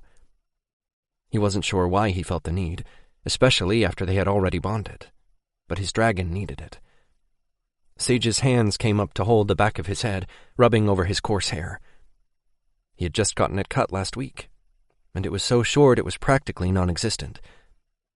Ever since he did, Sage always ran the tip of his finger over it. Garrett wasn't sure why. Maybe he just liked the difference between them. Garrett certainly liked the fact that every strand of hair on Sage's body was soft to the touch. He kissed the place right above Sage's cock, tasting the pre-cum that covered the spot. He licked his lips and then kissed the tip of his cock. He kissed a second time, and then licked around the head. Sage moaned. "Oh, yeah, exactly like that," Sage said, when Garrett wrapped his lips around the head, taking it into his mouth all the way. The cockhead hit the back of Garrett's throat. God, his little snake tasted good. Garrett palmed the cheeks of Sage's ass as he set a rhythm with his mouth. Sage's hips went wild, and Garrett stopped moving, letting Sage set his own pace. It didn't take long for his movements to become erratic. He stiffened right before cum flooded Garrett's mouth. Garrett pulled back just enough so he didn't choke and swallowed down as much as he could. Sage pulled Garrett's head back, the cock in his mouth slipping out. Sage attacked him, pushing Garrison back against the chair, and straddled his lap. Sage kissed him, his tongue immediately licking inside Garrison's mouth. Sage's teeth dropped then, which just made his own descend. He felt something tap the back of his hand a few seconds later. He took the lube, fumbling with it. He dropped the tube when he felt Sage's hand on his cock. By the time he had some of the slick liquid on his fingers, he was ready to come. He rubbed the lube around, warming it up, and tried to calm down. Sage stopped kissing. "Please, I need you. I feel like I'm going to come out of my skin if you don't. Oh, gods, that's it. Just like that." Garrison rubbed the tip of one finger around the outside of Sage's pucker. Sage tried to kiss him again, but Garrison grabbed his chin, wanting the eye contact. He shook his head. "You tell me if you need me to stop, and I will. Promise, Sage." "Yeah, I promise." Garrison sank his finger in even farther. He turned it just enough to rub over Sage's prostate as he pulled out. Sage's eyes widened and then almost closed completely when Garrison did it again. Sage gripped his shoulders and sank down on Garrison's finger. He set a rhythm all on his own. "One more." Garrison added another finger and then kissed Sage. "One more," he said again. Garrison added a third finger, moving at a snail's pace, not wanting to hurt Sage. Sage stiffened and his brows furrowed. Sage palmed Garrison's cheeks, holding him in place. "Do you want me to stop?" He'd stop if that's what Sage wanted. Sage shook his head. "No, I just need to see you." "You're mine, Sage. Mine." His eyes changed to his dragons and then back again. When Sage moved again, Garrison took that as a sign that he was comfortable. Even still, Sage never took his eyes off Garrison. "I want you in me, but don't look away, okay?" "Never, baby." Garrison pulled his fingers out and grabbed the lube, handing it to Sage. Garrison felt Sage shake as he poured some onto the head of Garrison's cock. Garrison let Sage close the lid and put the lube on the small table beside the chair. "Why are you shaking? We can stop." No, I just really want you. I'm not scared at all like I thought I would be." Sage lifted enough to position himself above Garrison's hard cock. He stopped right before the tip touched his opening. Garrison whimpered. He wanted Sage so much. "Do you need to stop?" "No!" Garrison just about shouted. He saw the look on Sage's face and knew he was giving away his need, which was something he had been trying to avoid. "I can still stop if that's what you want." "I know." Sage guided the head of his cock to his opening. His lips pinched together and he stopped moving. When Sage breathed out, he sank down a bit more. "Oh, Garrison," Sage said when he bottomed out. His mouth fell open and he moaned as he set a slow rhythm. Garrison's grip on his hips tightened as he tried to take control. His dragon demanded it, but somehow it just wasn't enough, so he stood. Sage's eyes widened and he breathed out, but he didn't protest. Garrison was still inside Sage, even as he took a couple of steps to get to the bed. He lay Sage down and came over him. His eyes changed to his dragons and stayed that way. Sage's legs tightened around his waist, and Garrison took that as a good sign. Garrison growled as his teeth descended. Sage lost control enough to close his eyes. "Garrison!" "Yes, mine. Need this, need you." Sage opened his eyes and focused on Garrison's bonding mark. His teeth flashed right before he bit Garrison. Garrison couldn't stop himself from shouting out his pleasure. He wanted to prolong the experience, make it last longer than just a few strokes in and out. It seemed that wasn't to be, though. Sage's bite was too intense. His orgasm slammed through him. He sank his teeth into the scar on Sage's shoulder. The second he did, he felt something slip into place. His dragon took a step back, and he felt as if he could breathe again, as if the small part of himself that he locked away was set free. He felt Sage's pleasure. It was so intense that it made him orgasm again, even though that was an impossibility at that point. He moved inside Sage a couple more times, trying to prolong the pleasure for both of them.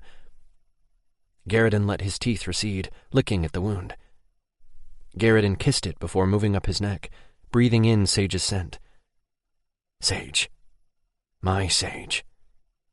My Garridan, your dragon isn't on the surface anymore. Chapter 11. Shit.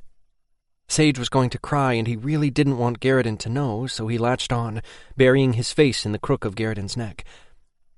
When he sniffled, he could kick himself. Garridan stiffened. Did I hurt you?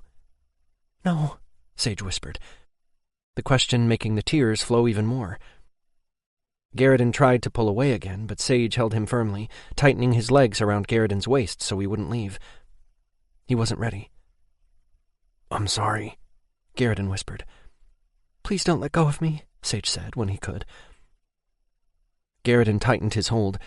His fingers laced through Sage's hair, and he began rubbing his face all over Sage. Am I scaring you? Not at all. My feelings for you are intense. That's the only reason I'm crying.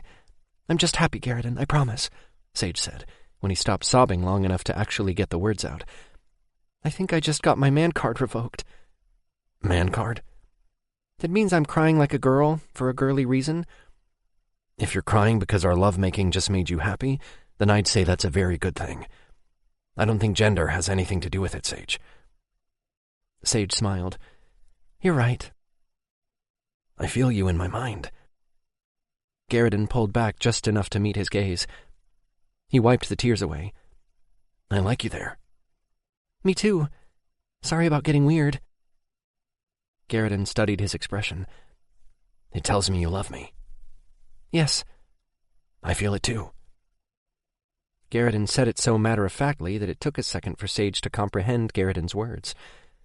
When Sage finally did process it, he kissed Garridan. Garridan's soft cock slid out of him even as he deepened the kiss, licking at the seams of Sage's lips. Sage opened up, letting Garridan's tongue sweep across his own, giving as good as he got. If they didn't stop, they would never leave the room. Then again, Sage didn't have any pants anyway, so he might as well stay in that bed forever. Garridan was the one who ended the kiss. I didn't freak out, Sage said. Garridan smiled, but didn't comment. Sage wondered if Garridan knew just how safe he felt. We should get cleaned up, Sage said. I'm not ready to move yet, Garridan said. Sage chuckled. You're getting heavy. Sorry, baby. Garridan rolled off him, but pulled Sage to his side. His hand came down Sage's back and palmed his ass cheek. You really like my ass, don't you? He lay his head against Garridan's chest and ran a finger down the center of his body until he got to Garridan's spent cock. It was shiny with lube and cum. Sage almost wished he could get it up again so he could climb on top and have another go. No way that would happen. He did run his finger around the tip of it, though, making his way down the shaft to Garridan's balls. Garridan sucked in a breath when Sage cupped his balls and held them. Garridan squeezed his ass cheek and made a noise in the back of his throat that spoke of his approval. I love your ass. I understand the love of a body part. I'm a big fan of your dick. You better be the biggest fan. Sage laughed and let go of Garridan's balls. I don't know. I may need to try it out a few more times to really determine just how awesome it is. Garridan growled and flipped them over so that Sage was underneath him again. Try it out, huh? Yeah, over and over again. Sage pulled Garridan closer and kissed him. I hope that means you liked it a lot, and not that you're unsure if you liked it at all. Of course I liked it. I definitely want to do it again. Maybe after we get cleaned up and go to my house to pick up some more of my stuff first. Sage started to get out of the car, but Garridan touched his arm. Let's make sure it's safe first. Do you think the vampires that raped me are in there? Sage could feel the panic rise in his chest. Garridan growled and his eyes changed. I hope they are. I'll rip them apart. No, Garridan, please. They could hurt you. Sage went to grab him, but Garridan was already out of the car. Sage scrambled after Garridan, fully expecting him to make his way into the house, but he didn't. Instead, he stood in the driveway and sniffed the air. They aren't here, Garridan said a few seconds later. How can you tell? Sage wrapped his arm around Garriden's back so he could be as close to him as possible. I can't smell them. Not even the faintest whiff of a scent, so if they were here, it's been a very long time. Oh, right. I never thought of that before. Sage used his sense of smell to detect danger was practical. He probably should have been doing that most of his life, but he had gotten complacent in St. Lakes. Nothing bad had ever happened there. At least, nothing bad until the kidnapping. Why is that? Sage shrugged. St. Lakes has been at peace for a long time now? I'll talk to Ramsey about this when we get back home. After this thing with the vampires goes away, I'd like to move back here, if that's okay with you. Garriden nodded and sniffed the air. You can go in. When Sage entered his house, everything was exactly as he'd left it. On the arm of the chair lay his folded red and black checkered blanket. His pillow was beside it, and a book he had been reading sat on the couch cushion beside that. Garriden picked up his pillow and rubbed a hand over it. I've always had a hard time sleeping in the bedroom of this house, Sage said, explaining why the pillow was on the couch in the first place. It smells like you. This whole place does. Garriden looked around and put the pillow down. Sage watched him as he walked around the room. He went over to the built-in bookshelf and pulled a book down. He opened it, studying the pages. His place was just a little cabin across the street from North Lake. 3 rooms made up his entire house. His kitchen and living room were one big room. You like to read? Garriden leafed through some of the pages. Yeah, I've always been a reader. I prefer reading to watching television, actually. That's why you gave me the book? Yeah, I thought it was a good way to get to know each other. Garriden turned to him. I didn't give you a gift. It's fine. No, it's not. I don't know what you like. Reading, as you know now. I also like to swim, especially when I shift. Sage stopped talking because he wasn't sure if Garriden was listening. He was pulling another book from the shelf, flipping it to the back. Keep going, baby. I like learning about you. Oh, okay. Sage went into the bedroom, leaving the door open. He pulled on his dresser drawer, still able to see Garriden and vice versa. So, I'm an only child. My father has passed away, but my mother is still alive. I'm actually a little worried about her because I haven't heard from her in a few months, although that's pretty typical. Anyway, my point is that I think I learned to love reading because I was alone a lot as a kid. I think I started reading to escape. Escape from what? I guess my life, my parents. They fought sometimes. In high school, I had been this awkward, nerdy gay kid, I guess. I got good grades and have always wanted to go to college, but I've never had the money. I started working at the restaurant a few years ago and like it well enough, I guess. I haven't been there since the kidnapping, though. Why haven't you been working? Sage shrugged and didn't answer. Sage, answer the question. Fine. I'm scared, okay? Of someone in town hurting you? No, of freaking the fuck out in front of everyone. I don't want a lot of people around me. You like me around you? Yeah, and you're the only person on the face of this planet. You make me feel like I'm normal again. It gave Sage hope that maybe he could start getting back to some sort of normal life again. Although Sage had a feeling that his normal had fallen off a cliff and shattered into a million pieces. Garriden walked into the room and sat on the bed. He had 3 books in his hands, which he placed onto the pile of clothes beside him. I'd like to start working again. I just know I'll be a nervous wreck and it won't go well. I'll have panic attacks and I'll probably cry over every little thing. Does talking about it help? Yeah, a little. It's just slow going, and honestly, I think I've made more progress by bonding with you than anything the medication and the doctors are doing for me. Sage sighed and threw some pants with the stuff he wanted to take.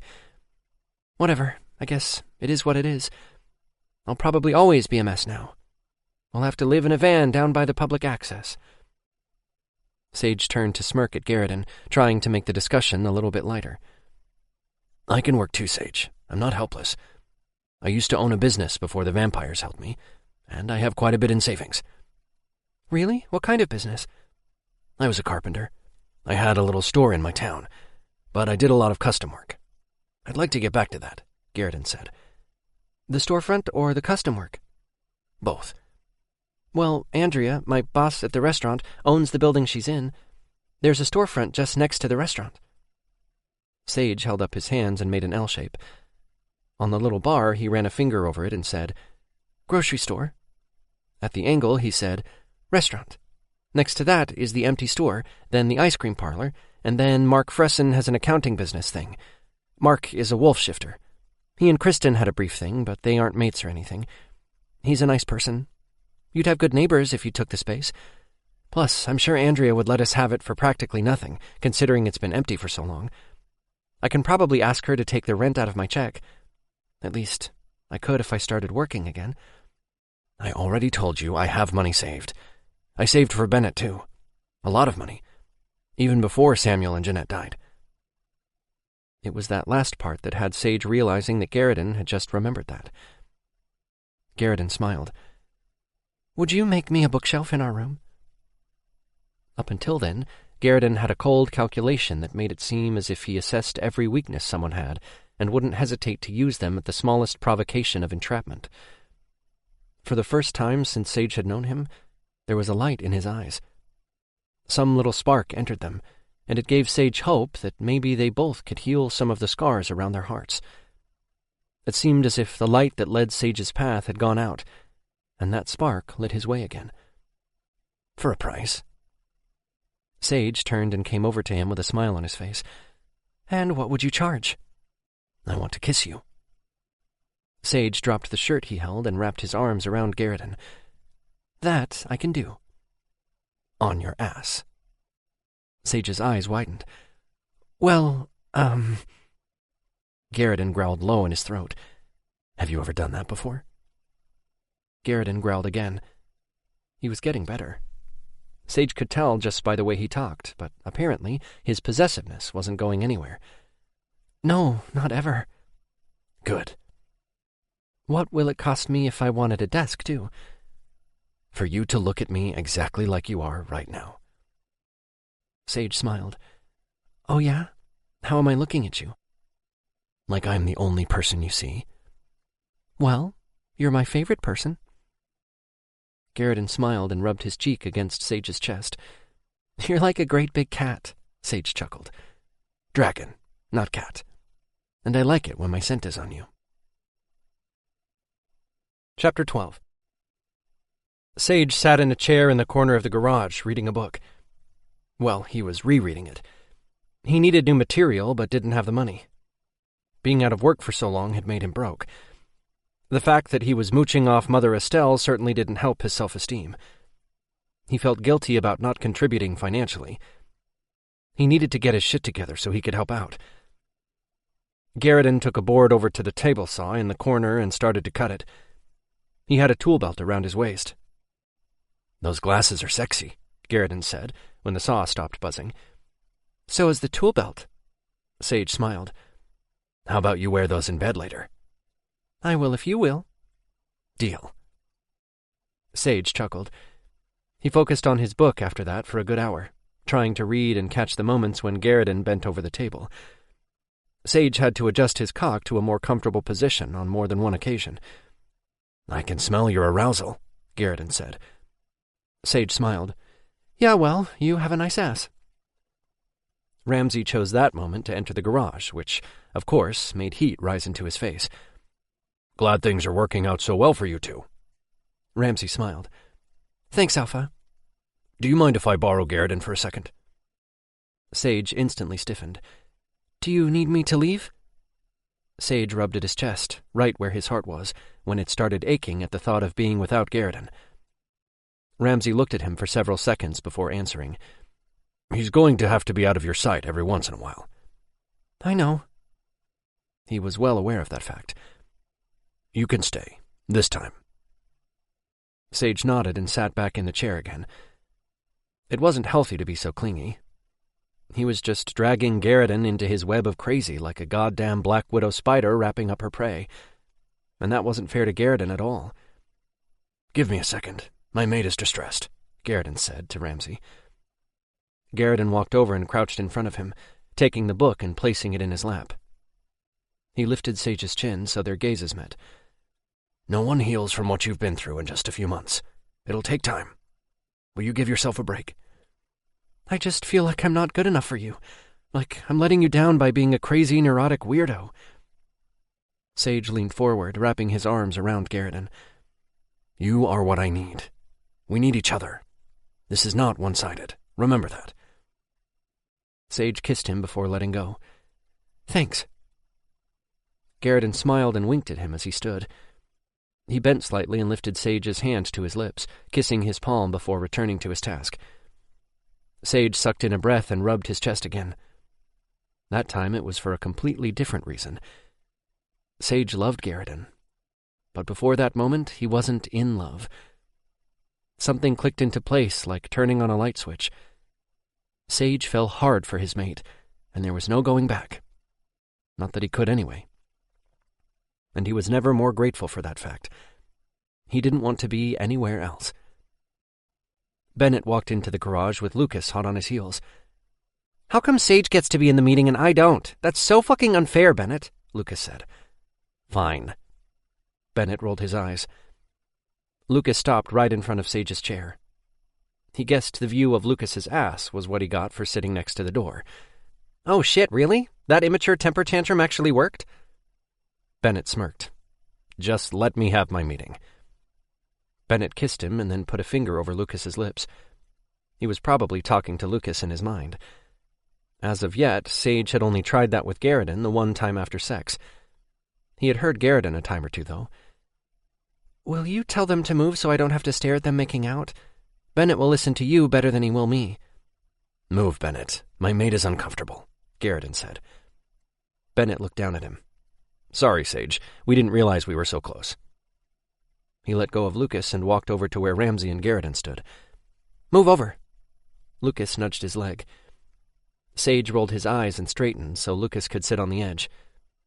If it had been anyone else, Sage would have moved to another spot in the garage. No way would he have been able to be so close to another person who wasn't Garrison. For some reason, he was comfortable with Lucas. Maybe it was some witch thing he did. So that was two people Sage could be next to without freaking out. And he could also be around Jules, too, so that made three. He had to admit that he was as comfortable around Jules as he was Lucas, and he was starting to get comfortable around Layton. What an improvement. Sage rolled his eyes at himself. Lucas sat down at about the same time Sage looked over at Garrison. Remember what I said? Sage nodded and smiled. He felt Lucas slip into his mind, and Sage narrowed his eyes at him. Nosy? Sorry, I didn't do that one on purpose. Lucas blushed. Sage felt him slip out again. Some of the clan members have seen 4 different vampires. It seems they're still here, gathering information, probably waiting for an opportunity to take Lucas again, Ramsey said, getting the discussion started. Bennett and I can eliminate them, Garrison said. Sage stiffened and started to get off the chair, but Garrison held up a hand and said no through their bond. Keep one of them alive, at least long enough to find out exactly what Stavros is planning, Ramsey said. He's planning on eliminating the entire shifter population. That's why he had the wolves attack our village, Garrison said so suddenly that it startled everyone in the room, including the Alpha. Garrison started pacing, his sudden agitation clear. Sage had never seen him like that before. What are you talking about, Uncle Garrison? Bennett asked, his voice rising just a little bit. Garrison ignored him. I started to remember last week, right after the attack. I wanted to know why. I had a friend help me dig around for information. Tony found some. A used-up blood whore. I should have known it was a trap. Blood whores are faithful to their vampires. I walked into that bar anyway.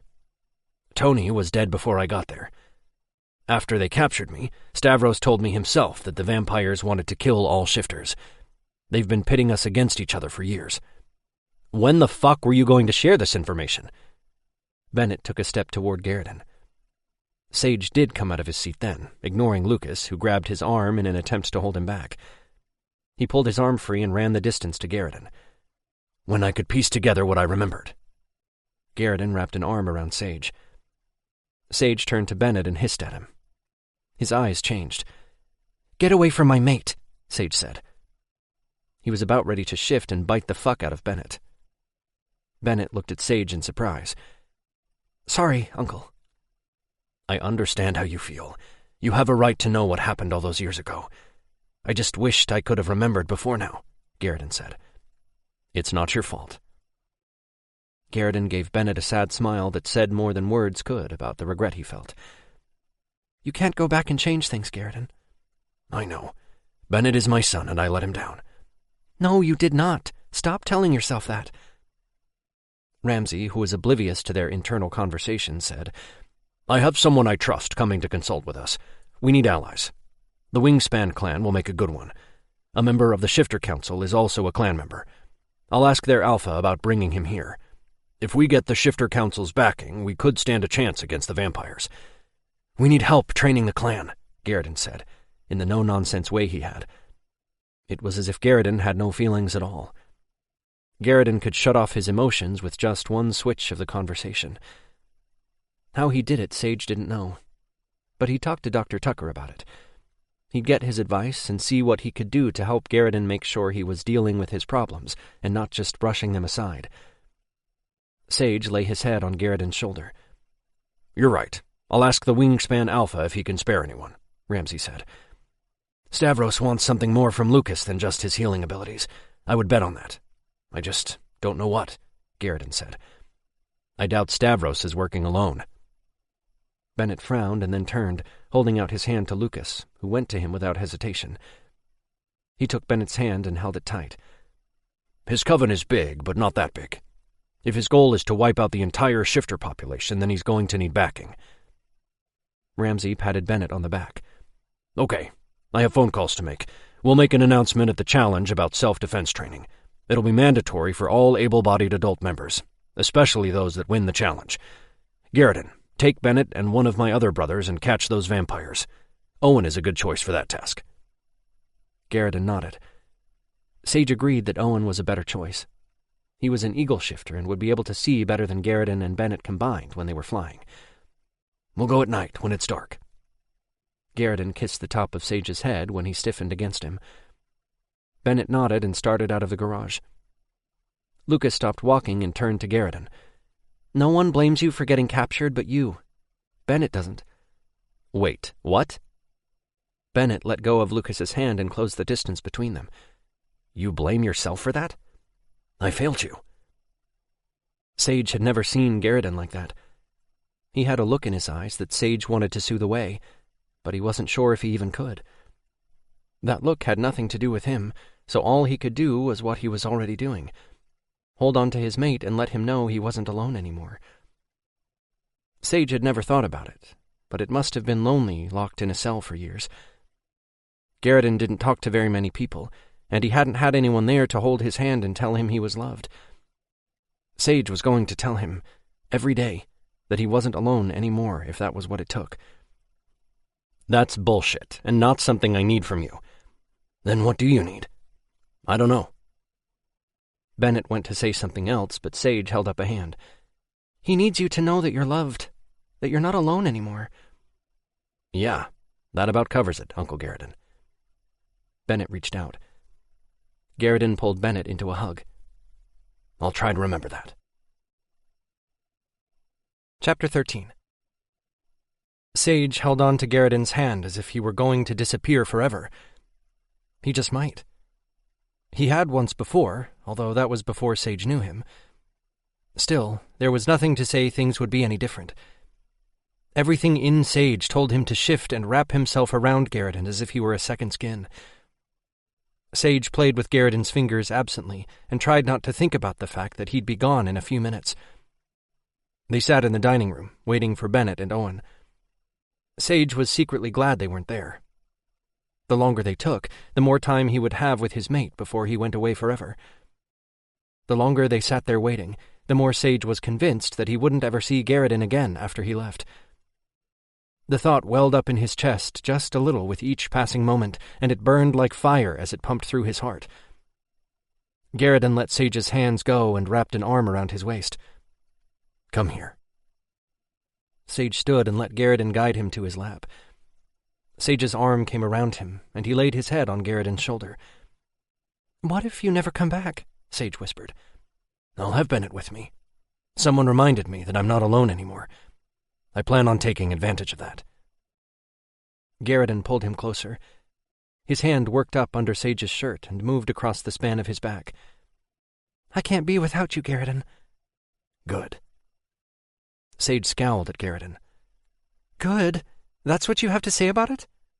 No. A smile played around the corners of Garrison's mouth. You're teasing me. To say Sage was shocked would have been an understatement. Garrison had always been so serious all the time, up until then. I'm having a crisis here.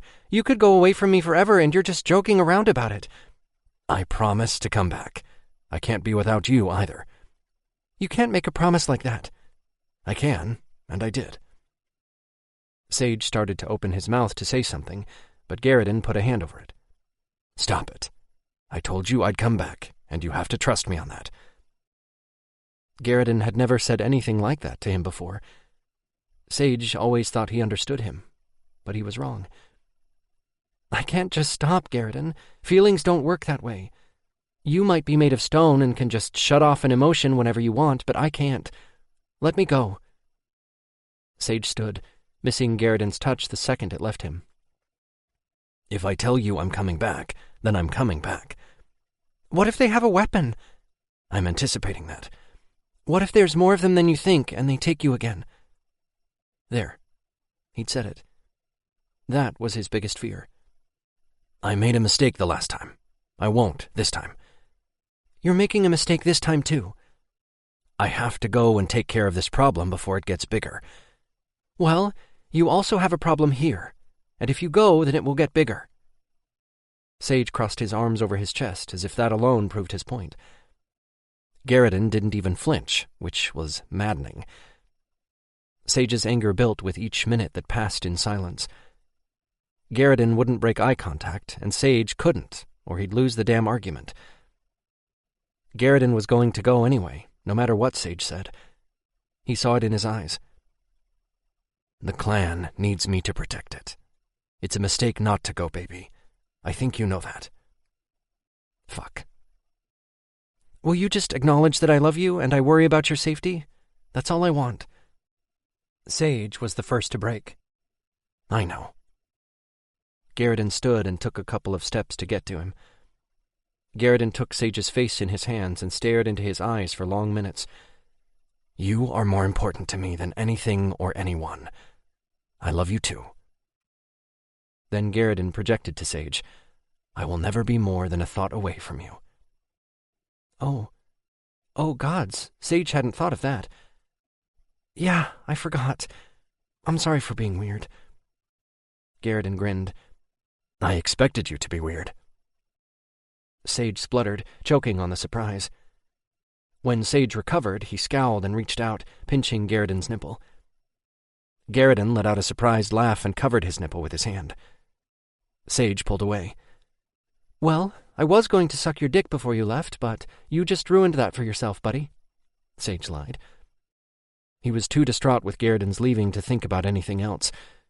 But since the words were out of his mouth, he wished he had made that happen. It would have been fun. Did Garrison seriously just laugh? Lucas asked as he came into the room. Yeah, but don't tell anyone. It will ruin his menacing reputation. Sage hugged Garrison. Garrison's arms came around him again, and Sage melted. I suppose I deserve that. Yes. If I'm weird, then you're menacing. You're perfect. Before Sage had a chance to reply, Bennett came into the room. We ready to go? Yes. Garrison kissed Sage and then let him go. Sage's heart burned just a little bit more. His mouth dried up, stealing the breath from his lungs. He wanted to take big gulps of air into himself, but held back. He'd gladly die if it meant keeping Garrison safe. It was as Garrison, Bennett, and Owen were walking out of the back door that it dawned on Sage that it was wrong of him to steal Garrison's focus.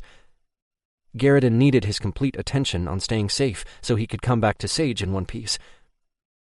He kept his distress as hidden as he possibly could, and watched Garrison get undressed so he could shift. Sage knew Garrison could feel it, though. Their bond was too strong. Garrison frowned as he stripped, looking over at Sage every few seconds to make sure he was okay.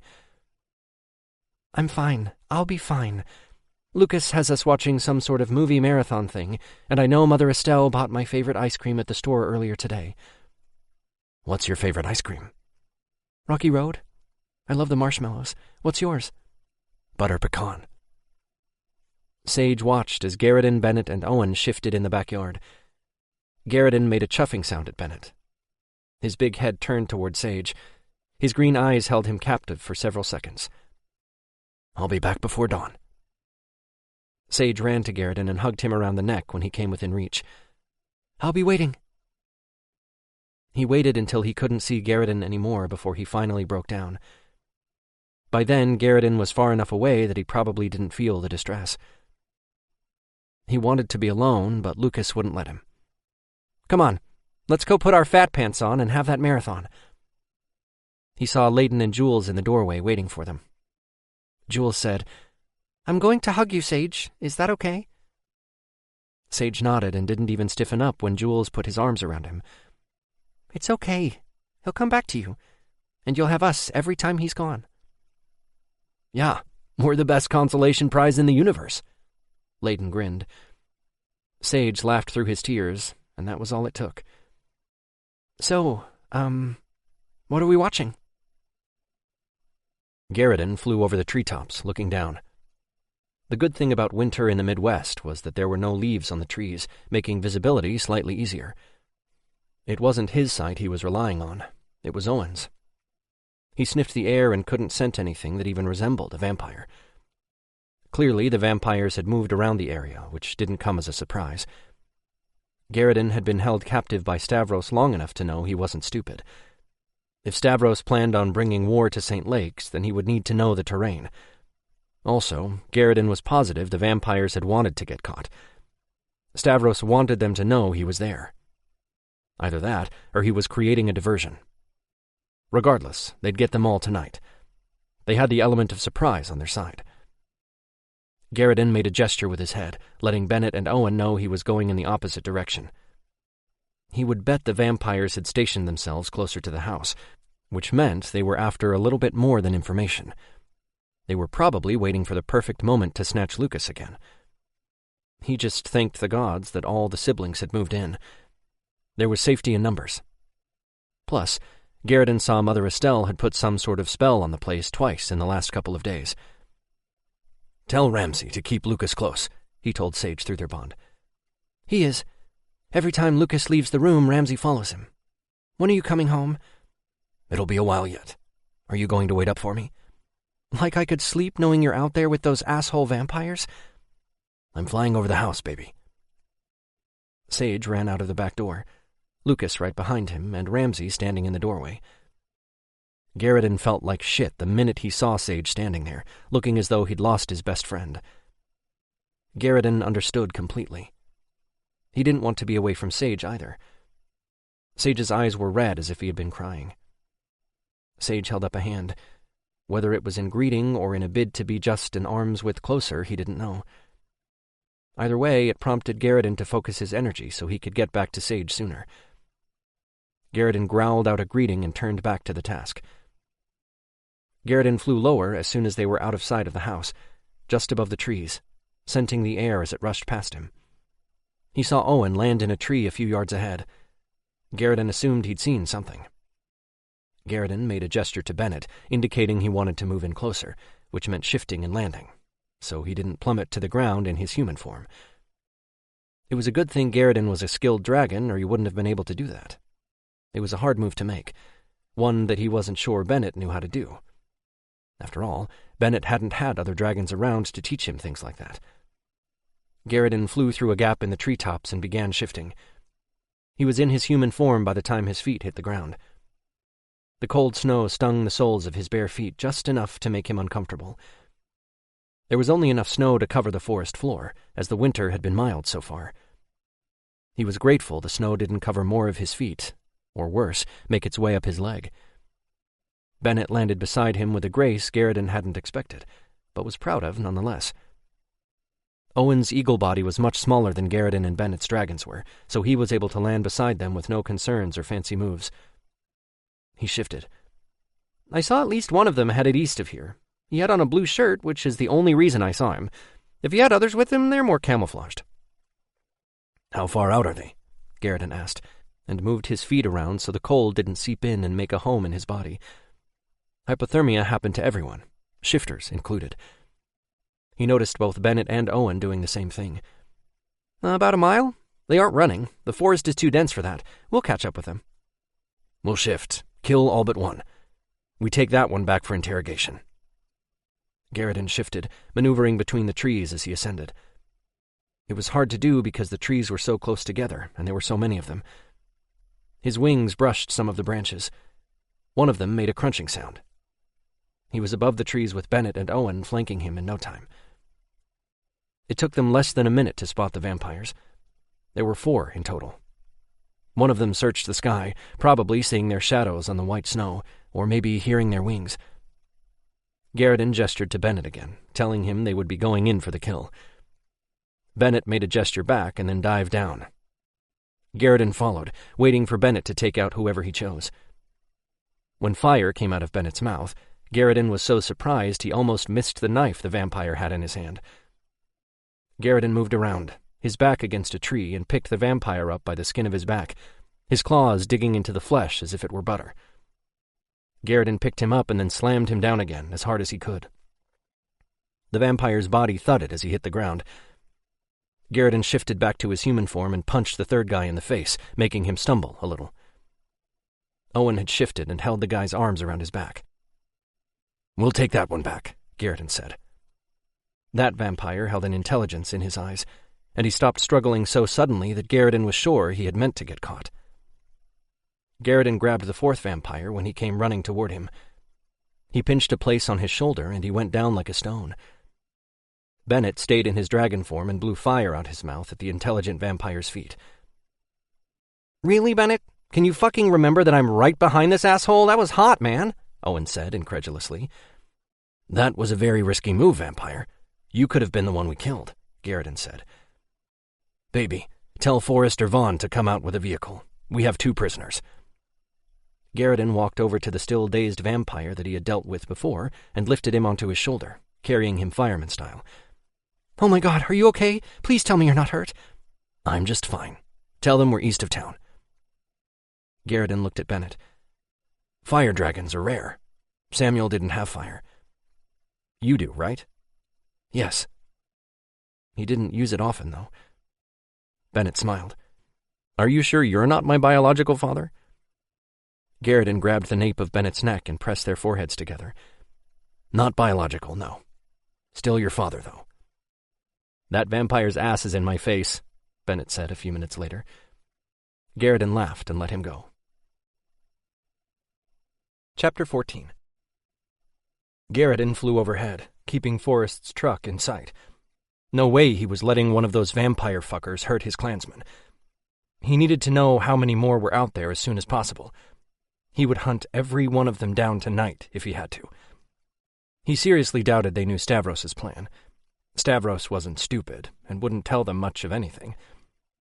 The truck stopped on the road, parking in front of the house. Bennett had the first vampire out of the vehicle. That vampire was the one who had passed out. He looked pissed off. Owen and Garrett shifted at the exact same time. Owen grabbed the smart vampire, pulling him out of the truck. Owen walked him across the front yard. The front door opened and Mother Estelle said, Only family and clan on the property, boys. I'm not lifting the spell for them. What spell are you talking about, Mom? Owen stopped. The one that's supposed to block him from entering? Well, darn it. I must have done something wrong. Lucas came out with clothes for all of them. Lucas, honey, will you check my spell, find out where the hole is for me? She said, as if she was asking him to take out the trash. Sure. Lucas closed his eyes and concentrated. A white light left his body and slammed into an invisible barrier. It moved around the barrier in a big circle, sending sparks off every so often. It sounded like a lightning bolt striking the ground when it came to a corner and moved to the backyard. It came back to Lucas, entering him again. It's secure, Mom. Bennett, try to bring that one into the yard. Bennett stood on the edge of the property and shoved the vampire forward. The vampire hit the wall and fell onto his ass a few feet into the road. He scrambled up and tried to make a run for it, but Garrison shifted and flew in front of him, blocking his path. He shifted into his human form just as the vampire ran at him, fangs out. Someone screamed, but Garrison couldn't tell who it was because it sounded muffled, as if it were coming from inside the house. Garrison grabbed the vampire around his head, just as he was about to sink his teeth in, and snapped his neck. The vampire fell to the ground in a heap. Out of the corner of his eye, he saw Sage standing in the window. Garrison worried that Sage would regress after he saw Garrison kill someone. He wondered if Sage would fear him again. He turned, and their eyes met. Sage smiled and blew him a kiss. Garrison sighed in relief. He could tell Sage wanted to come to him, but was afraid of the other vampire, even though the guy was tied up with the rope Forrest had brought in his truck earlier. Garrison crooked his finger at him. Sage disappeared from the window, giving Garrison the opportunity to zero in on the vampire. Garrison took a few steps closer and scented the air. "You are definitely one of Stavros's coven members. You smell just like that place," he growled. "I'm not a member of any coven. I never did anything to you, not one time while you were a guest." He started to struggle against Owen's hold. The vampire's eyes turned red and he showed his fangs, making a hissing noise, not unlike the one Sage made when he was pissed off at someone. Garrison might have snapped the guy's neck if not for the similarity of that sound. "A guest. Now you sound like Stavros, too." Garrison stepped back and took the sweatpants Lucas handed him. Sage came around the corner of the house. He stopped several feet from the vampire. Garrison could tell, just by the restless way he shuffled his feet, that Sage wanted to come to him, but was afraid of the vampire, not even a foot away from Garrison. "Come here." Garrison turned to meet his gaze. Sage shook his head, making Garrison sigh. Ramsay came around the corner then, and Garrison was relieved. He needed to take care of his mate, set his mind at ease, so Sage wouldn't worry anymore. He'd let Ramsay ask all the questions. Ramsay came up beside him.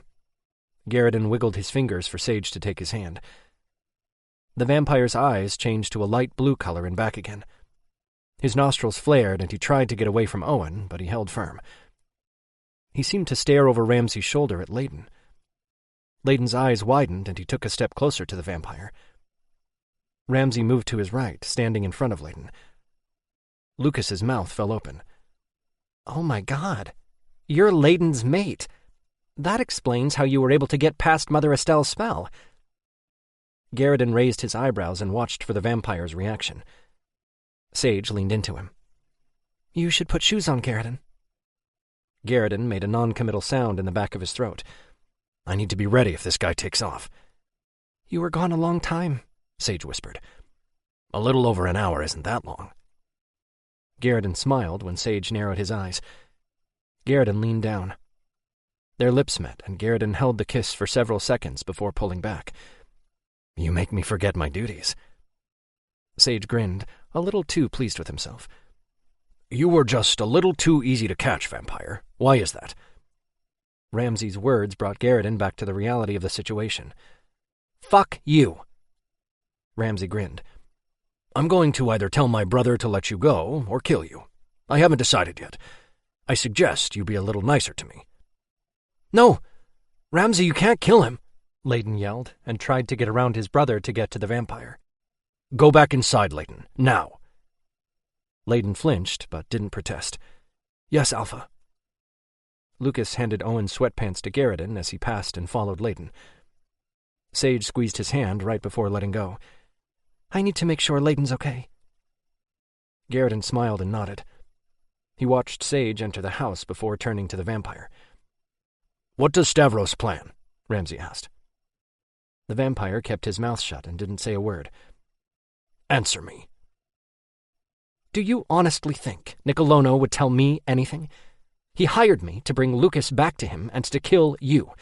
I've done neither of those things, and I've had plenty of opportunity to do both. The three were sent here as a distraction. I wasn't even supposed to be seen," the vampire said. "Let him go, Owen." When Owen hesitated, Ramsay barked, "Now!" Owen complied. Owen released his hold on the vampire's arm and began untying his hands. "Tell the witch to get out of my head," the vampire said. Garrison met Bennett's gaze and nodded. He could tell the exact second Bennett started communication with Lucas through their bond. Garrison completely understood just how annoyingly nosy Lucas could be, but that particular trait was a handy weapon. "I'm going to ask you again. Why did you make it so easy to catch you?" Ramsey asked. The vampire rubbed at his wrists where the rope had chafed his skin. "Because of my mate. I couldn't take the witch, not knowing my mate would be killed if I did." "How can Stavros use Lucas to kill Layden?" "Layden," the vampire whispered. "I'll tell you more if you tell me about my mate." Owen was the one who growled. "Answer my question."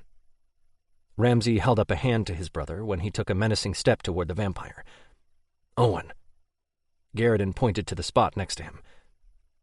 Owen huffed out a frustrated breath and walked over to Garrison, taking the pants Garrison held out for him. "That fucker better not hurt my little brother, man." Owen pulled them on and then looked up at the window. Garrison followed his gaze. Sage, Lucas, Layden, and Jules watched the show. "Bennett," Ramsey said. That was all it took to get Lucas to poke around again. "Get him out of my head," the vampire said. "He'll leave as soon as you tell us more about Stavros's plan," Ramsey said calmly. "It wouldn't just be Layden who Stavros could kill. He'd kill all shifters." "How?" Ramsey held up his hand toward the window, silently telling Lucas to stop. "I don't know. All I know is it has something to do with a fae." "A fae? Do fairies even exist anymore?" Garrison knew they once had heard stories about how pretty they were, and how they were tied to the earth in ways that no other beings were. Garrison remembered playing in the forests as a kid around his village with a few of the other dragon children, trying to catch a fairy, thinking they were these little winged creatures like in the picture books he'd read as a kid. "Can I go to my mate?" The vampire searched for Layden through the window. Ramsey gave the guy a sardonic laugh. "You will not get near him. It should be enough for you that I'm not going to kill you." "Look, I didn't go through with the task I was given, and you know I won't. I just want my mate," the vampire said. Ramsey growled low in his throat, and Garrison could tell he was getting ready to shift. Garrison understood completely. Layden's eyes never changed at the sight of his mate, not once the entire time he was out there. For humans, 18 years old might be considered an appropriate age to mate, or marry, as the humans called it, but that was not the acceptable age for shifters. Shifters didn't mate until they had their first shift, which Layden hadn't. "Your people might find this mating acceptable, but my people do not," Ramsey said. The vampire hissed at Ramsey. "I can't change what I am." The vampire ran past Ramsey before any of them had a chance to correct his assumptions. Garrison looked at where Layden had been and noticed none of them was there anymore. Shit. Layden's going after him. Bennett started running around the house to the back door. Garrison followed him. Layden was already halfway across the yard, running toward the forest where the vampire had disappeared. "Layden, stop!" Bennett yelled, and ran to catch up. Garrison walked over to Sage, where he stood in the yard, and wrapped his arms around him from behind. Sage leaned against him, his hands coming up to grip Garrison's arms. Bennett caught up with Layden, grabbing him around the waist. They fell to the ground, and Bennett held Layden against his chest. He struggled for a few minutes, but finally slumped against Bennett. "You're not old enough yet, Layden. You have to let him go until you are, at least for now." "I had one fucking chance to be with my mate, and you and Ramsey fucked it up for me." "You can't mate with him, Layden." Ramsey crouched next to them. "I don't even know his fucking name." Layden pushed Ramsey away. "He just wanted to talk." "It would have made things worse. Lucas can get him to come back after you shift," Ramsey said. "I'm not a GPS. I can't just find people when you tell me, Ramsey," Lucas said from beside them. "Jeez, you all really overestimate my abilities." "Shut up, Lucas. We'll figure it out when Layden shifts," Ramsey said. "He's 18 years old. I totally don't get this whole waiting until he shifts thing. It's stupid," Lucas said. To Garrison's surprise, Layden corrected him. "The bite could change me enough so that I never shift."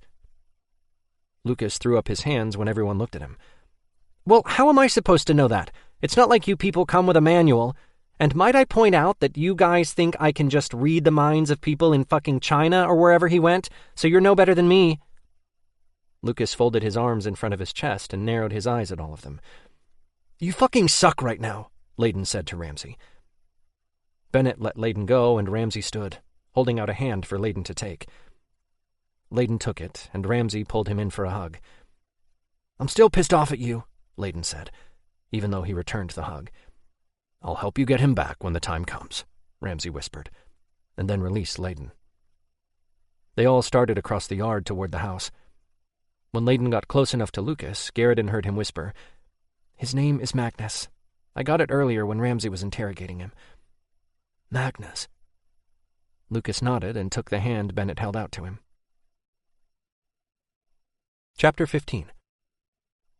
Garrison hadn't ever been challenged before and wasn't sure how he was going to handle it. He had been on alert since they had taken care of the vampires. The fact that Magnus was still hanging around didn't help at all. Garrison had seen him on the edge of the forest more than once. He should have said something to Ramsey, but hadn't so far. He understood the guy more than most.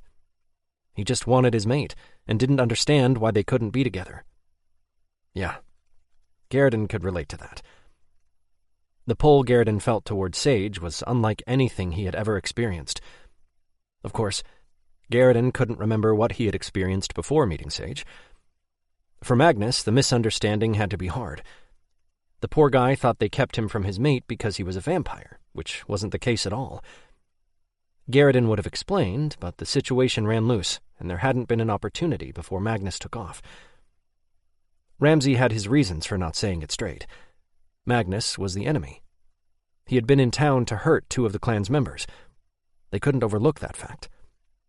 He would keep an eye on him. And Layden. He stood on the front porch with his arms crossed in front of his chest and looked at all the clan members starting to file into the yard. Garrison had his own issues right then anyway, and they had to do with so many unknown shifters near his mate. The fact that they were clan members was irrelevant to Garrison's dragon. Garrison knew Sage was safe in the house, though, finishing the dishes with Vaughn, because it was their turn. In fact, Garrison heard Sage laugh at something Vaughn had said. For all the times that Sage grumbled about Vaughn and his wicked sense of humor, Garrison knew his mate secretly loved the teasing. Garrison liked the way the wolf shifter didn't take anything in his life very seriously. Sage needed more of that sometimes.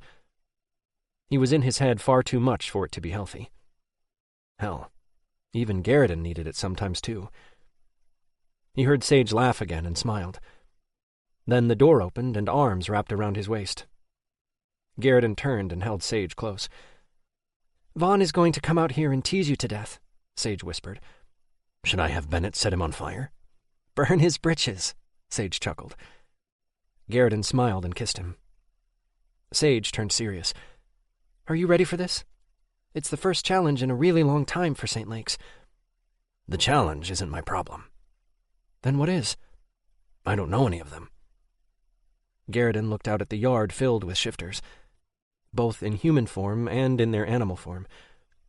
"I'm not used to being around so many unknown shifters. It's making me uneasy." "I know all of them, and most of them are good people." "Who isn't?"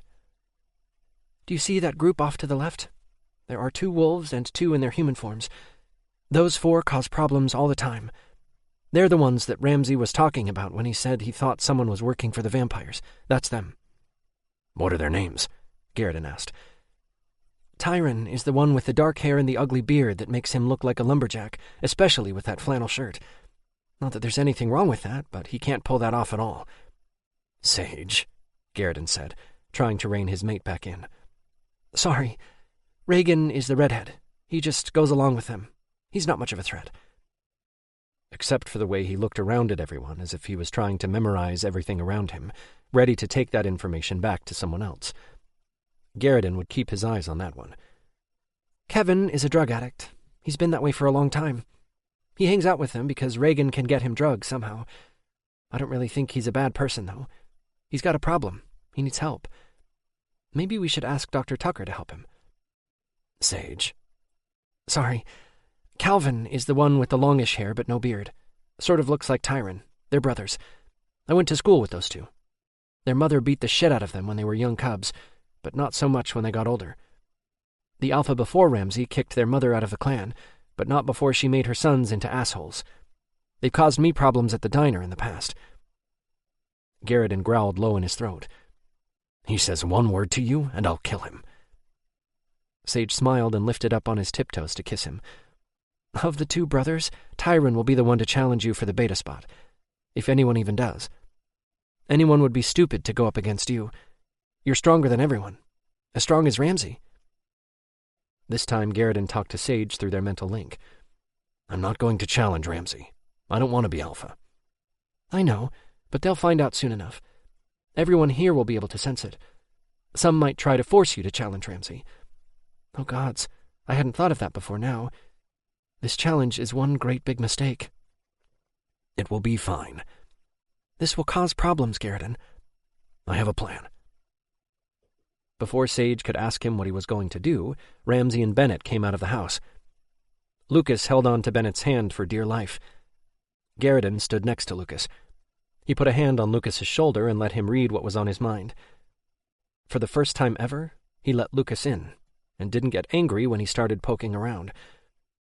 He saw that Garrett was a little nervous with the clan members, and he saw why. He also saw what Garrett had planned if someone forced him to challenge Ramsey. He felt Lucas leave his mind, and Garrett took his hand away. Lucas looked up at him and smiled. Thanks, Garrett. That's what I'm here for. Lucas's eyebrows drew together in confusion. I'm here for you, just like any good parent would be. My own parents can't be bothered with me. It's sad for them. They're giving up a son over something trivial, really. But you already have a family, so it doesn't matter. You remember the conversation from Christmas? Lucas smiled. Oh, yes. He wished he could have reached through that phone and choked the hell out of Lucas's mother. That stupid bitch had no idea how much she had hurt Lucas with her words. That's not how good parents act, Lucas. Thanks, Garrett.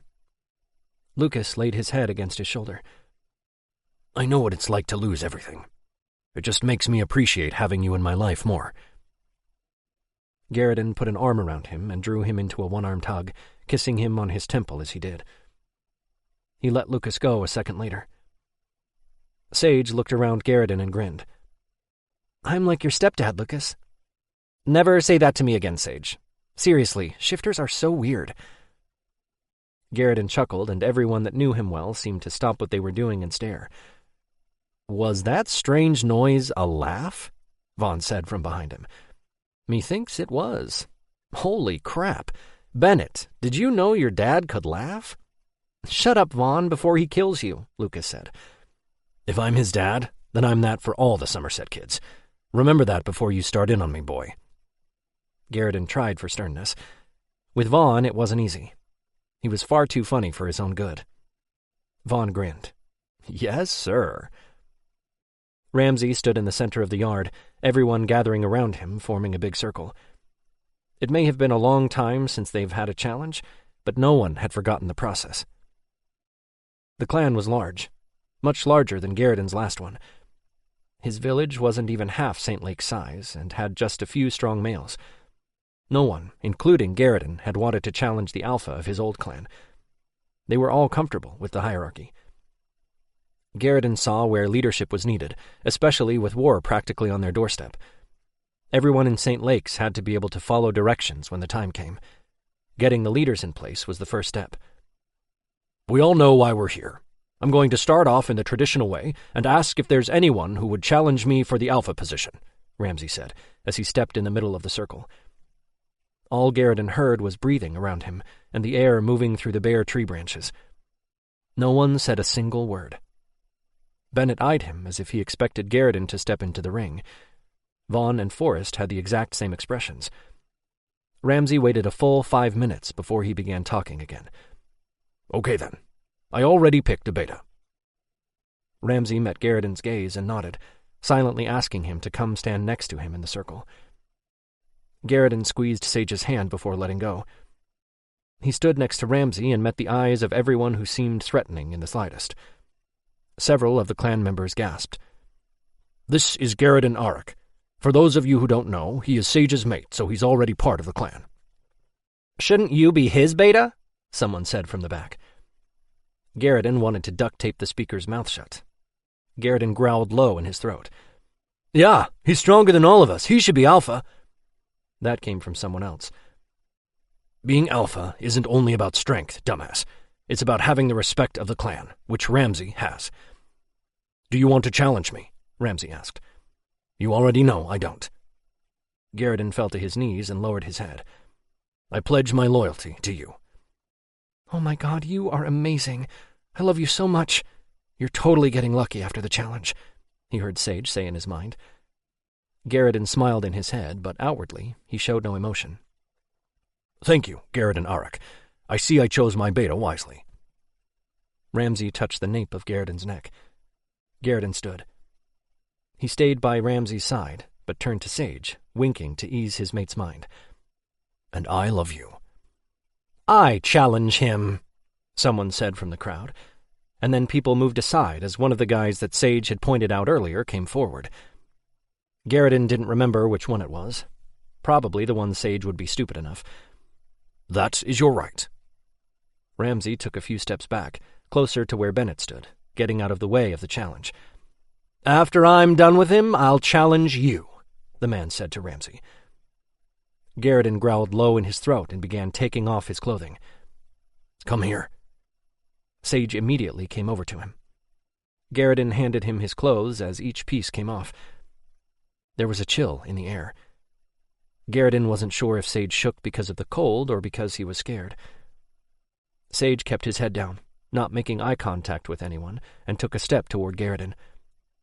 He heard Sage through their bond link. "At least he's smarter than Delvin was. He probably won't get kicked out of the clan. He's still an asshole that needs to be put in his place." Garrett smiled and watched as Sage left the circle, his arms full of clothing. "Kick his ass." Garrett turned to his opponent and noticed that he had already shifted. Garrett wanted to laugh when he saw the wolf. It might have been a bit larger than a normal wolf, but not by much. Unless he was able to move lightning quick, the small shifter was no match for his dragon. Garrett shifted and roared, inviting the wolf shifter to either attack him or leave the circle. The wolf moved around Garrett, trying to find some weakness. The wolf shifter lunged, his teeth closing around Garrett's front left leg. He heard Sage scream but tried to ignore him. Instead, Garrett flew up a couple of feet in the air and twisted, flinging the wolf off him. The wolf hit the ground with a thunk, yelping. Garrett stalked his challenger. He roared as he got closer. The wolf shifter rolled to his back and tilted his neck, giving in to Garrett. Garrett shifted, inviting the wolf to do the same. When he did, Garrett held out a hand, offering to help the guy up. The man hesitated, but took it. Garrett pulled him up, and that was when the smell hit him. The man reeked of vampires. More specifically, he smelled of Stavros's coven. "Have the vampires approached you?" Garrett asked him calmly. The male shifted into his wolf again, turning toward either Lucas or Sage. Garrett couldn't tell which one. Sage stepped in front of Lucas, and Bennett stepped in front of them both. The wolf stalked forward, snarling and biting at the air. His little mate surprised him by his protective gesture. Sage wasn't as scared and broken as he believed, it seemed. Not if his instincts kicked in the second his friend was threatened. Garrett shifted and grabbed the wolf by the scruff of his neck with his mouth. He tossed him up in the air as if he was a toy. Garrett shifted back. Ramsey bent down and smelled him. Garrett stalked forward. "You will be dead by tomorrow. If you have anything to say, say it now." The wolf shifted back. "The witch!" It was all he got out before his body froze. Every single person turned in Lucas's direction. "What? He was going to say something stupid. Do you want me to unfreeze him, Ramsey?" Ramsey chuckled. "No, Lucas, you did great." Ramsey nodded to Bennett, who grabbed the wolf and took him away from the circle. Garrett noticed Vaughn, Owen, and Forrest come around Lucas and Sage when Bennett left. Each brother protected the family, and that was how it should be. Jules and Layden both pushed their way through and stood next to Sage and Lucas, creating a united front. A group of men brought his challenger's friends into the circle. One of the men, who dressed like a farmer, and also as if he had much better things to do than be at the challenge. "They all smell like vampire, Alpha." "Thank you, Thad," Ramsey said. "We'll put these with the other one and be right back. I want to try for an enforcer's position," Thad said to Ramsey. Ramsey smiled. "You have it. We'll wait for you to see if someone wants to challenge you." Thad nodded. "Come on, let's get rid of him." "Does anyone else want to challenge my beta?" Ramsey asked, and then waited. "Does anyone want to challenge Bennett for the head enforcer's position?" Garrison felt a tickle at his feet and saw a black snake with 2 yellow stripes running down its back. He smiled at his mate. Ramsey was the one who picked Sage up, handing him to Garrison as he did. Shifters were used to being naked in front of each other, but being vulnerable enough to bend over in front of the entire clan was just a little bit too much, even for Garrison. Garrison nodded to Ramsey, thanking him. Sage wrapped his little snake's body around Garrison's arm and then worked his way up his shoulder to his neck, wrapping around it. His head was against Garrison's cheek. Someone from the clan gave them an, "Aw, that's so sweet." Several more people said, "Yeah." Ramsey smirked. "You're done here, Garrison. Get cleaned up and spend time with your mate. I'll need you later tonight." "Yes, Alpha." Garrison nodded and left the circle. Chapter 16. Even after they entered their bedroom, Sage still didn't remove himself from Garrison's neck. He was perfectly comfortable where he was, thank you very much. "Are you going to shift for me, baby?" Sage didn't move or even respond through their bonding link. He figured that his lack of response was probably enough of an answer. Garrison chuckled and walked into the bathroom. He turned on the shower and waited until the water heated. Sage was a little confused when Garrison grabbed not 1, but 2 washcloths from the cupboard before stepping under the spray. Sage basked in the warmth. He had always loved the water. Garrison bent at the waist and propped his foot up on the side of the tub. That was when Sage saw the bloody wounds. Sage moved down Garrison's body and shifted once he was able to get his human feet under him. "Oh my God, you're hurt! How did I miss this?" Sage grabbed a washcloth from Garrison's hand and began cleaning one of the puncture wounds on his thigh. "I'll be fine," Garrison said. "You could have been killed." Sage knew he had a scowl and yelled, "This is why I didn't want you to go into the challenge to begin with. It's a ridiculous way to figure out the hierarchy. Fucking stupid, violent way for things to go. We're shifters, not animals. We should have more common sense than to maim each other. You had nothing to prove anyway. Everyone can tell you're the strongest shifter in the clan. They can all just fucking deal with it." Sage huffed out a breath and looked up at Garrison through his lashes. Garrison smiled but didn't say anything. "What? You have something to say, I can tell, so just say it." Garrison shook his head. "Nothing. It's just that you're really cute when you get mad." Garrison grinned, and that melted some of Sage's anger. Sage blushed at the compliment. "Shut up, I am not." He moved the bloody cloth over to another puncture wound. Garrison cupped his cheek with one hand, and he leaned forward, lifting Sage's face so they made eye contact. Garrison kissed him. "So sexy when you're outraged." Sage moved closer, laying the cloth over Garrison's thigh.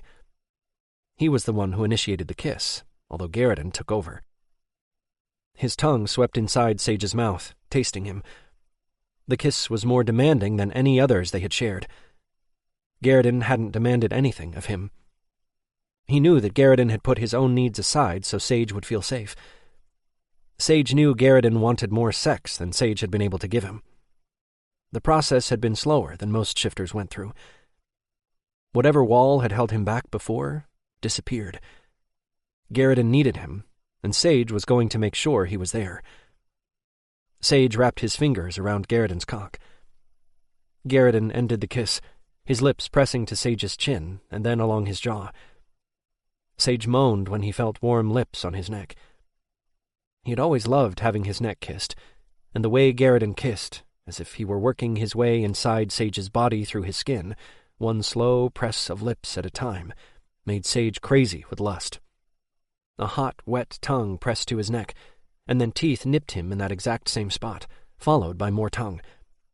Sage moved his hand up Garridan's shaft and then back down again. "I want you," Garridan whispered just beneath his ear. I want you too."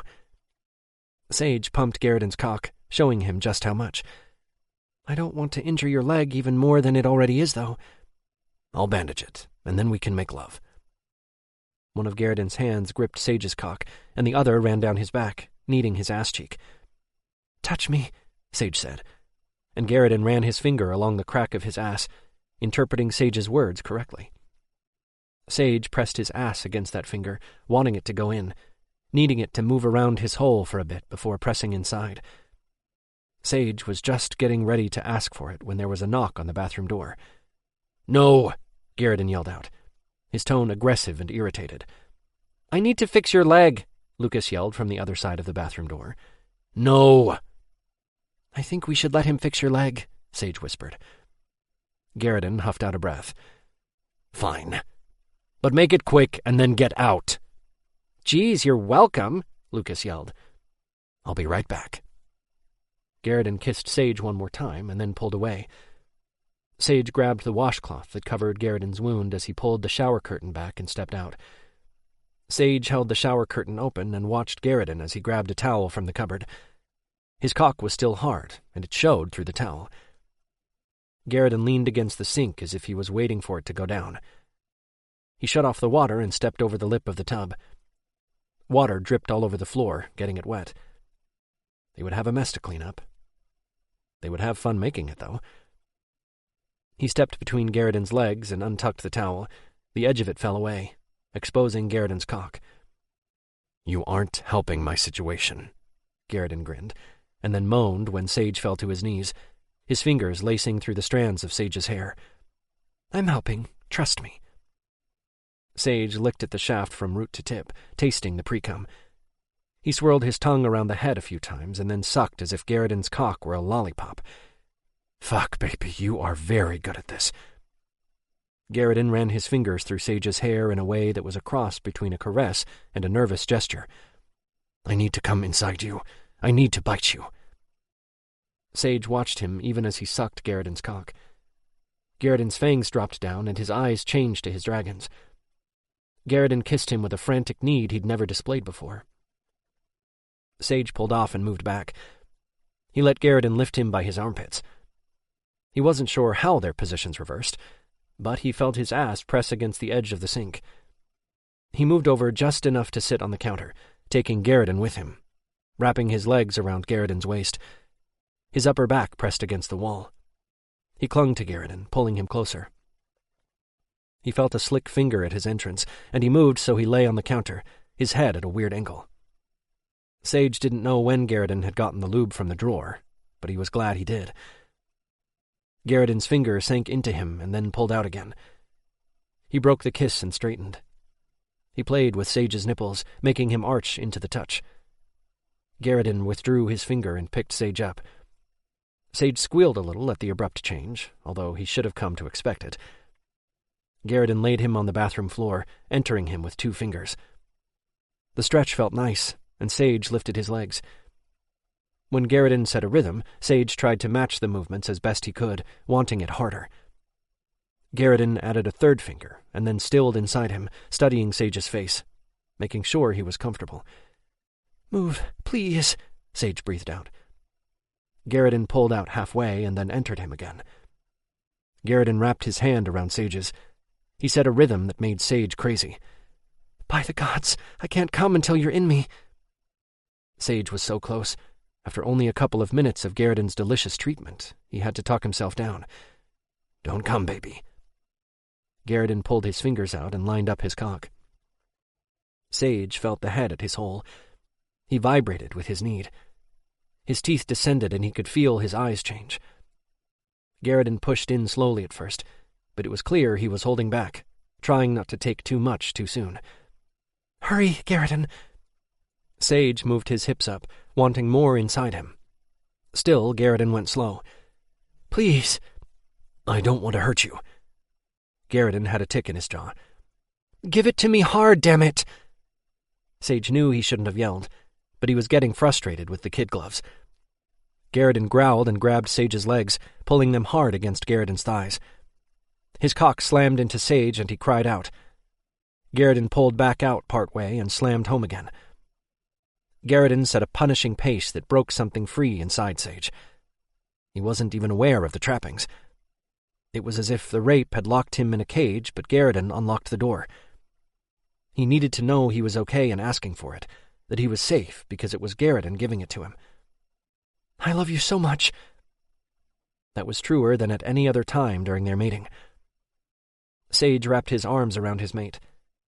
When Garridan sank his teeth in, Sage came so hard he saw stars. Sage bit down on Garridan's shoulder and tasted the hot liquid on his tongue. Garridan grunted, and his movements became erratic.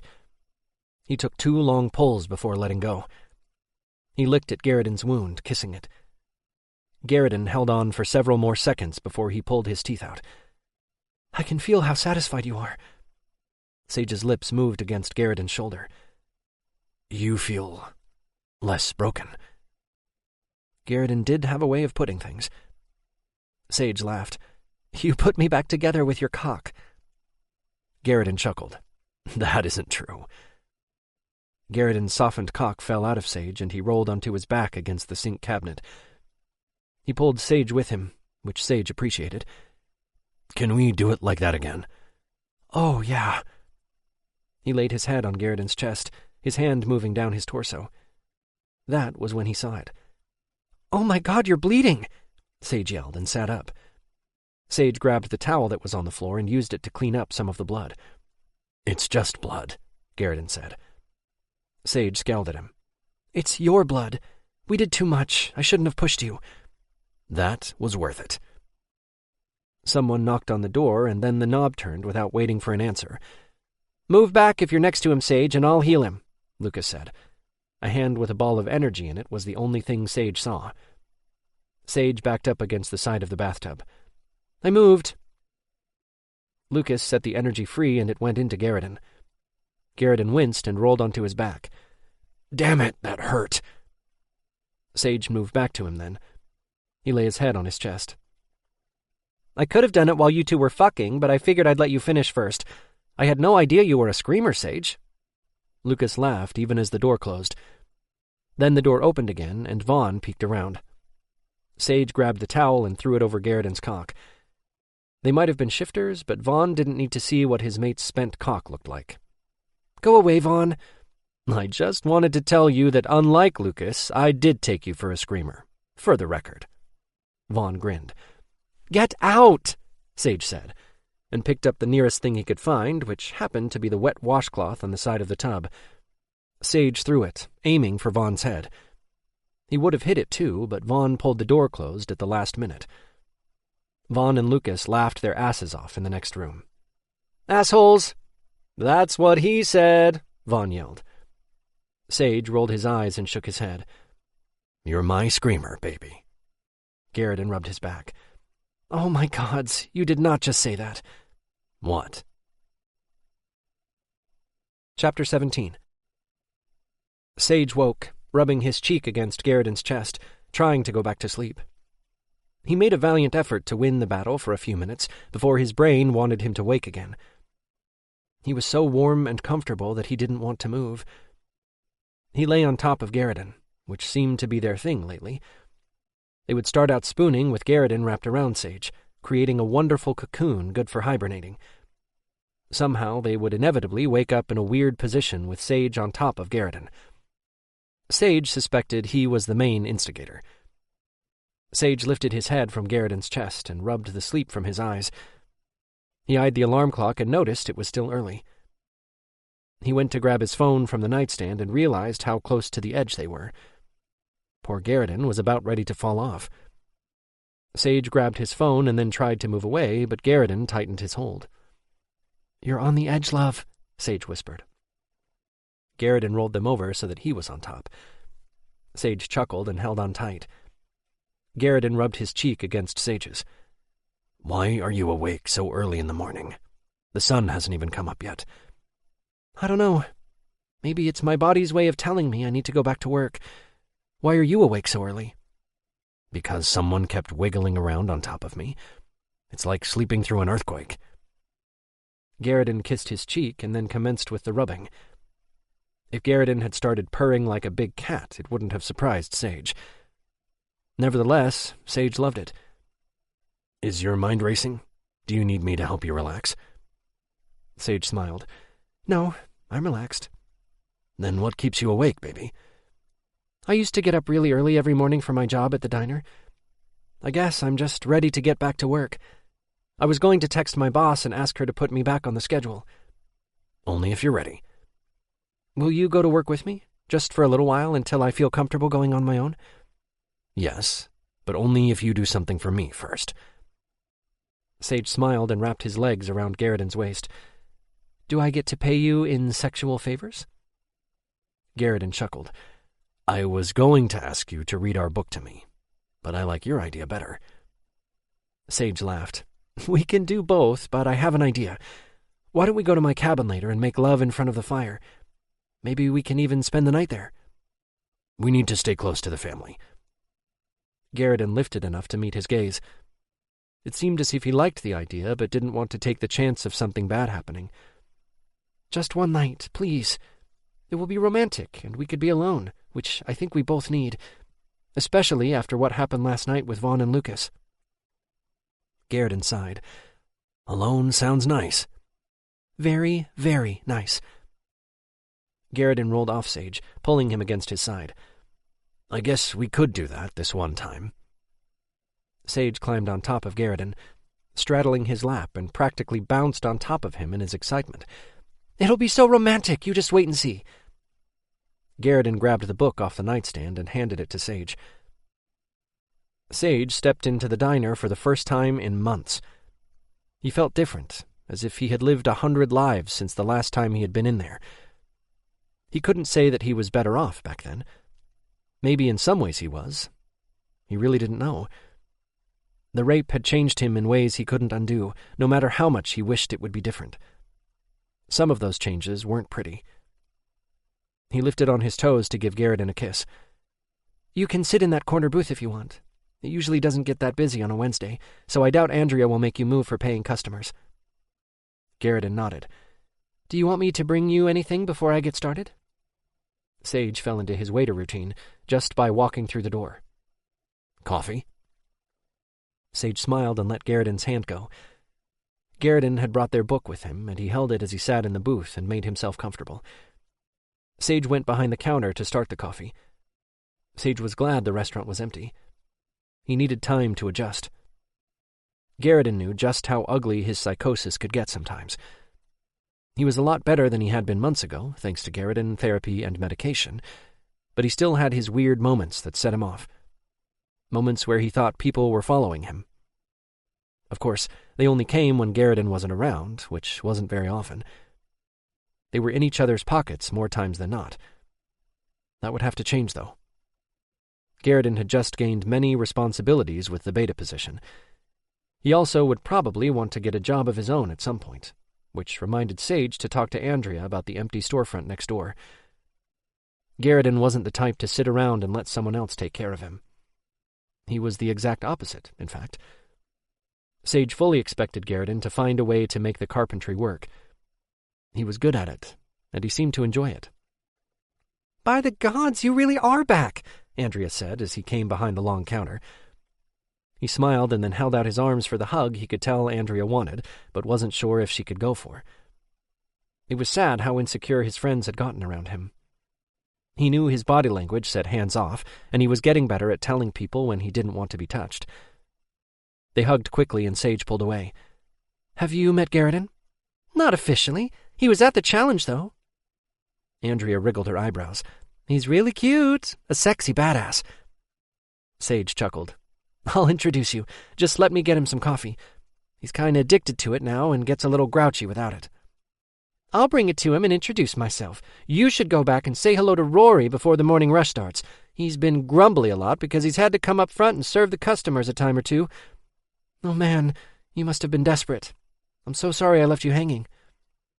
Andrea waved him away. "You went through something traumatic, Sage. I'm surprised you're here now. It still seems early given the circumstances. Thanks for giving me time. You can thank Garrison and Dr. Tucker for my being here. Really, it's Garrison that makes me better than I really am." Sage thought about that for a second. "Yeah, that's about it. I feel almost normal when I'm with him." Sage handed the coffee to Andrea. "That's really sweet. I hope I find my mate soon and I have the same reaction to him or her. Do you hope for a male or female more?" "I'm bisexual, so I don't care about gender. Never have." "Hey, I wanted to ask you about the empty storefront next door before we get busy and I forget. Is it available and cheap?" "Yes and yes. Do you know someone who might want it?" She was like a dog waiting for someone to throw a ball at the mere mention of filling the space. "Yeah, Garrison and I are interested. Maybe you can talk to him about it." Sage smiled and watched Andrea walk around the counter over to Garrison. She said something and tilted her head to the side. Knowing Garrison the way he did, Sage wouldn't be surprised if he silently demanded that of her. Ramsay wasn't a very formal alpha and didn't hold much to propriety, but Garrison, on the other hand, did. The clan would have to get used to it. Andrea said something and they shook hands. She pointed to the wall that separated the restaurant from the empty space next door. Garrison nodded his head.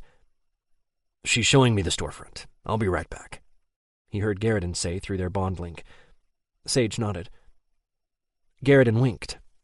Sage smiled and headed into the back. Rory was already there prepping the kitchen. "Can I do anything to help?" Sage hated doing nothing while he was at work. It was called work for a reason, and he wasn't about to stand around wasting Andrea's money. "Well, it's about fucking time. You know how much I hate people, and I had to interact with them." Rory had his long hair pulled up and piled on top of his head. He was supposed to wear a hairnet, but never did, no matter how much Andrea yelled at him to put the thing on. "Well, it's a good thing you're pretty, because that at least makes up for your prickly personality," which was probably why Andrea even let him go to the front and serve in the first place. The only way Rory made any tips at all was from his gorgeous face. "Saw your mate at the challenge. He's one scary motherfucker," Rory said. "I suppose he would be to most shifters." "He doesn't scare you?" Sage made a face. "He's a big softy." Rory's eyebrows raised. "You can make the pancake batter. You still remember how, right?" Rory moved around the kitchen with an efficiency that spoke of his years on the job. Sage rolled his eyes. "I wasn't gone that long." "Felt like forever." Sage smiled. "I missed you too, Rory." Rory scowled at him but didn't say a word. Sage waited tables for a good 4 hours before he finally got a break. He carried 2 plates to the table Garrison was still sitting at and set them down. "I'm going to go get us something to drink." "Just sit down and I'll get it." Garrison closed his book and stood. He kissed Sage on the forehead before walking over to the counter. Andrea smiled when she saw him. Sage sat, picking up their book just to see how far Garrison had gotten. The book needed contemplation. Each sentence deserved equal consideration before moving on to the next. He was glad Garrison was taking his time. Either that, or he was a really slow reader, in which case Sage had given him the perfect gift. So either way, it was a win-win. Garrison walked back to the table with 2 sodas in his hands. He set them on the table before sitting. Sage laid his head on Garrison's shoulder and took a French fry, chewing it before speaking. "I'm so not used to being on my feet for so long anymore." "Do you need to go home?" Garrison picked up the burger Sage had brought him and took a bite. "No, I can finish my shift. It's just been busier than it normally is for a weekday, so more tables to wait on. On the plus side, I'm making some kick-ass tips. Mr. Harlow from the bank gave me a $10 tip, and all he had was a coffee. And then Maxine, Rory's mom, paid for her bill with a $20. I ended up with almost $15. Sage sighed and took another fry. "I love this town." It wasn't lost on Sage that most of the town's residents knew what he'd gone through, and that he had been out of work for a while. They were helping him without making him feel as though it was charity. He appreciated them. "Yeah, me too. I'm taking that store. It needs a little bit of work, but nothing major." "I want to help." "Of course. It'll be your business too." Sage lifted his head off Garrison's shoulder and watched him eat for several minutes. "What?" "Nothing. I was just thinking about how great you are for staying with me today," Sage said. "You did promise me a romantic evening by the fire." Oh, is that how this is going to go? Every time I want you to come to work with me, I have to pay you? In sexual favors. Garriden's voice carried across the restaurant. Andrea choked on whatever she was drinking, and someone 2 booths up laughed. Sage felt heat creep into his face, and he knew he blushed. You said that on purpose, didn't you? Sage narrowed his eyes. I like the pretty blush you get, Garriden whispered. The bell over the door dinged, and Ramsay came in. He stood just inside the doorway, looking around until he spotted Garriden. He made his way over to the table and sat down. I need you at a meeting tonight. How long is the meeting? Garriden pushed his plate toward Ramsay. Thanks. Ramsay took a fry. Sage had never seen him nervous before, but there it was written all over his face. How long? I have a date with Sage. Probably no more than a couple hours, Ramsay said. Andrea came over then. Can I get you anything, Alpha? My usual and a water. Thanks, Andrea. Andrea smiled and left them. About an hour ago, a group of warlocks just showed up in town requesting a meeting with me. It's not wise to go without my beta. I agree. Are the warlocks a threat? No, but we are keeping Lucas away from them for the moment. I'm not sure their intentions are legitimate. Do you smell dishonesty? No. Garriden nodded once, but didn't say anything. He looked at Sage as if he wanted to say something. What? Nothing. No, you're looking at me for a reason, and I want to know what it is. I don't want you near the strangers. Not within 100 feet of them, Garriden said. He can stay with Bennett and Lucas during the meeting. They're at their house for now, Ramsay said. Sage sighed. I really hate being away from you, but fine. Whatever. Let me out. It's just for a couple of hours, baby. Which will feel like a million years. I need to go back to work, Garriden. Sage nudged him, but it was like moving a brick wall. Sage? Sage rolled his eyes. I'm giving in to you. Now let me out so I can do my job. Garriden stood and Sage scooted out. He started walking away, but Garriden grabbed his hand, making him stop and turn around. Garriden tugged, and Sage couldn't resist. He went willingly. Sage smiled and let Garriden have his way. Garriden kissed him. I really hate being away from you two. Chapter 18. Garriden stood next to Bennett and Thad next to him. It would have been Gabriel, but he was still gathering information at the Vampire Coven. Thad was a good choice for a third. He was observant and used his senses correctly. The dragon pulled Ramsay into a hug of the one-armed variety. It's good to see you again, Ramsay, despite the circumstance for my visit. You too, Gavin. Ramsay pulled away. Thanks for coming. Ramsay turned slightly. This is Garriden Eric, my beta. Garriden dropped his gaze, as was the custom for dragon shifters. You remember my brother Bennett. Bennett did the same thing, dropping his gaze. Thad is one of my enforcers. Thad tilted his head to the side like a wolf, as was the custom there in St. Lakes. Thad had enough sense to look away from the Alpha's eyes, at least. Gavin would have considered it a challenge if he hadn't. The dragon was a very strong shifter who could wipe his ass with Thad. Garriden wasn't sure even he could defeat the man. Not that it was going to be a problem. They were mostly there for the warlocks who were coming into the meeting in a few minutes. Ramsay didn't trust them, and wasn't sure what to expect. This is Tegan. He's here on behalf of the Shifter Council, as per your request. Tegan dropped his gaze to Ramsay and then to Garriden. Kerwin is part of my inner circle and is my best tracker. He's at your service. Kerwin followed the tradition as well, dropping his gaze for Ramsay. Ramsay sat in one of the chairs in the room, and the dragon did the same. Thank you. The vampires are preparing for war with the shifters. Stavros has been causing problems for shifters for a long time. I have a feeling he's gearing up for something big. I'm not sure what. The fact that Ramsay didn't mention that Lucas was connected said a lot about how much Ramsay truly trusted these shifters. Garriden was grateful Ramsay was being protective. He didn't want yet another threat to Lucas, and telling these men about him may very well cause problems. "What is his motivation for wanting us dead?" Tegan asked. He looked skeptical, and Garriden had to wonder how serious he took their claim. Stavros had Garriden and Bennett's village attacked years ago. I bet if I were to have one of my more computer-savvy brothers dig a little further, we would find out other villages were attacked in the same way. Bennett stiffened beside him.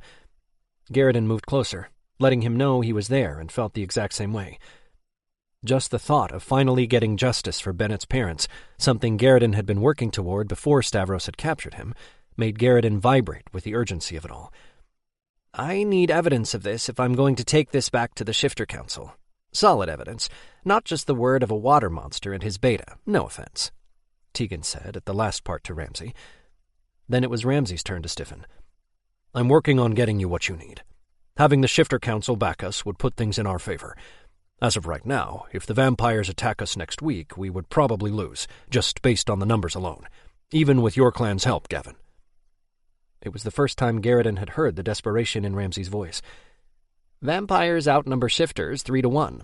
This is something the Council has known for a long time, Tegan said.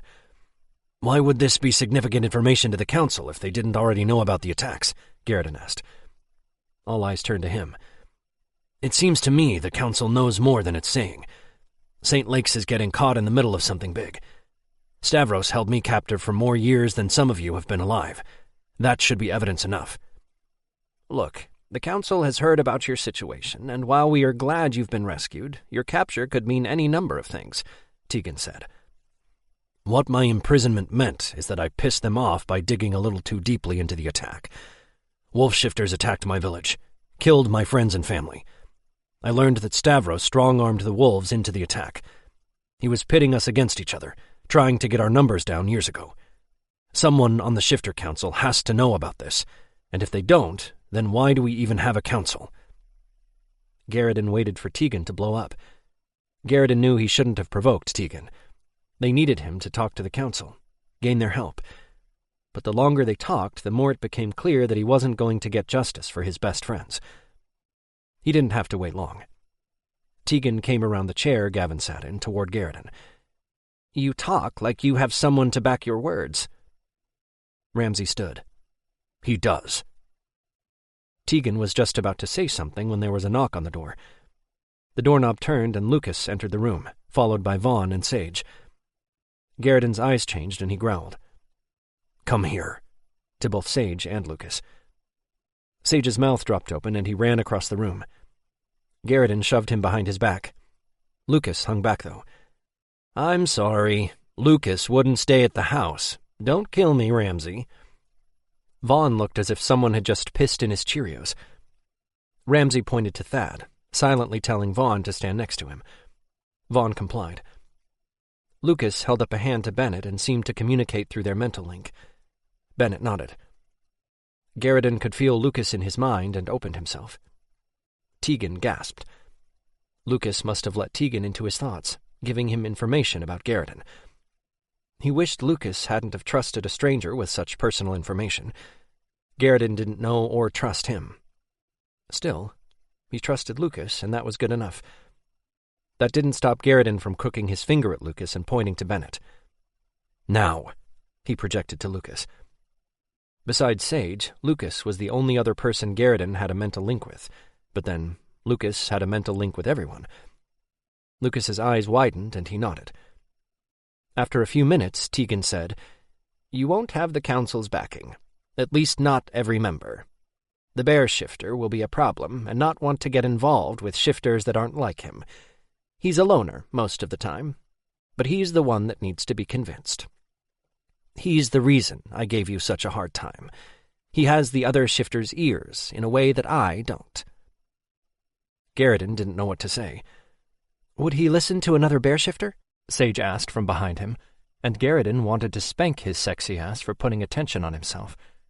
Better than he would listen to me, but they are rare, Tegan said. Rory is a bear shifter, Sage whispered. Ramsey groaned. He is not a good choice to send on this mission. Ramsey turned to Vaughn. Go get Rory and bring him here. Vaughn nodded and left the room. I'll just text him, Sage whispered. Garrison felt the hand, which had been gripping his shirt, leave. A few seconds went by and Sage sighed. He's such an ass sometimes. He doesn't believe me. That sounds like the bear shifter I know. Tegan smiled. He shifted his eyes to Garrison. I'm sorry.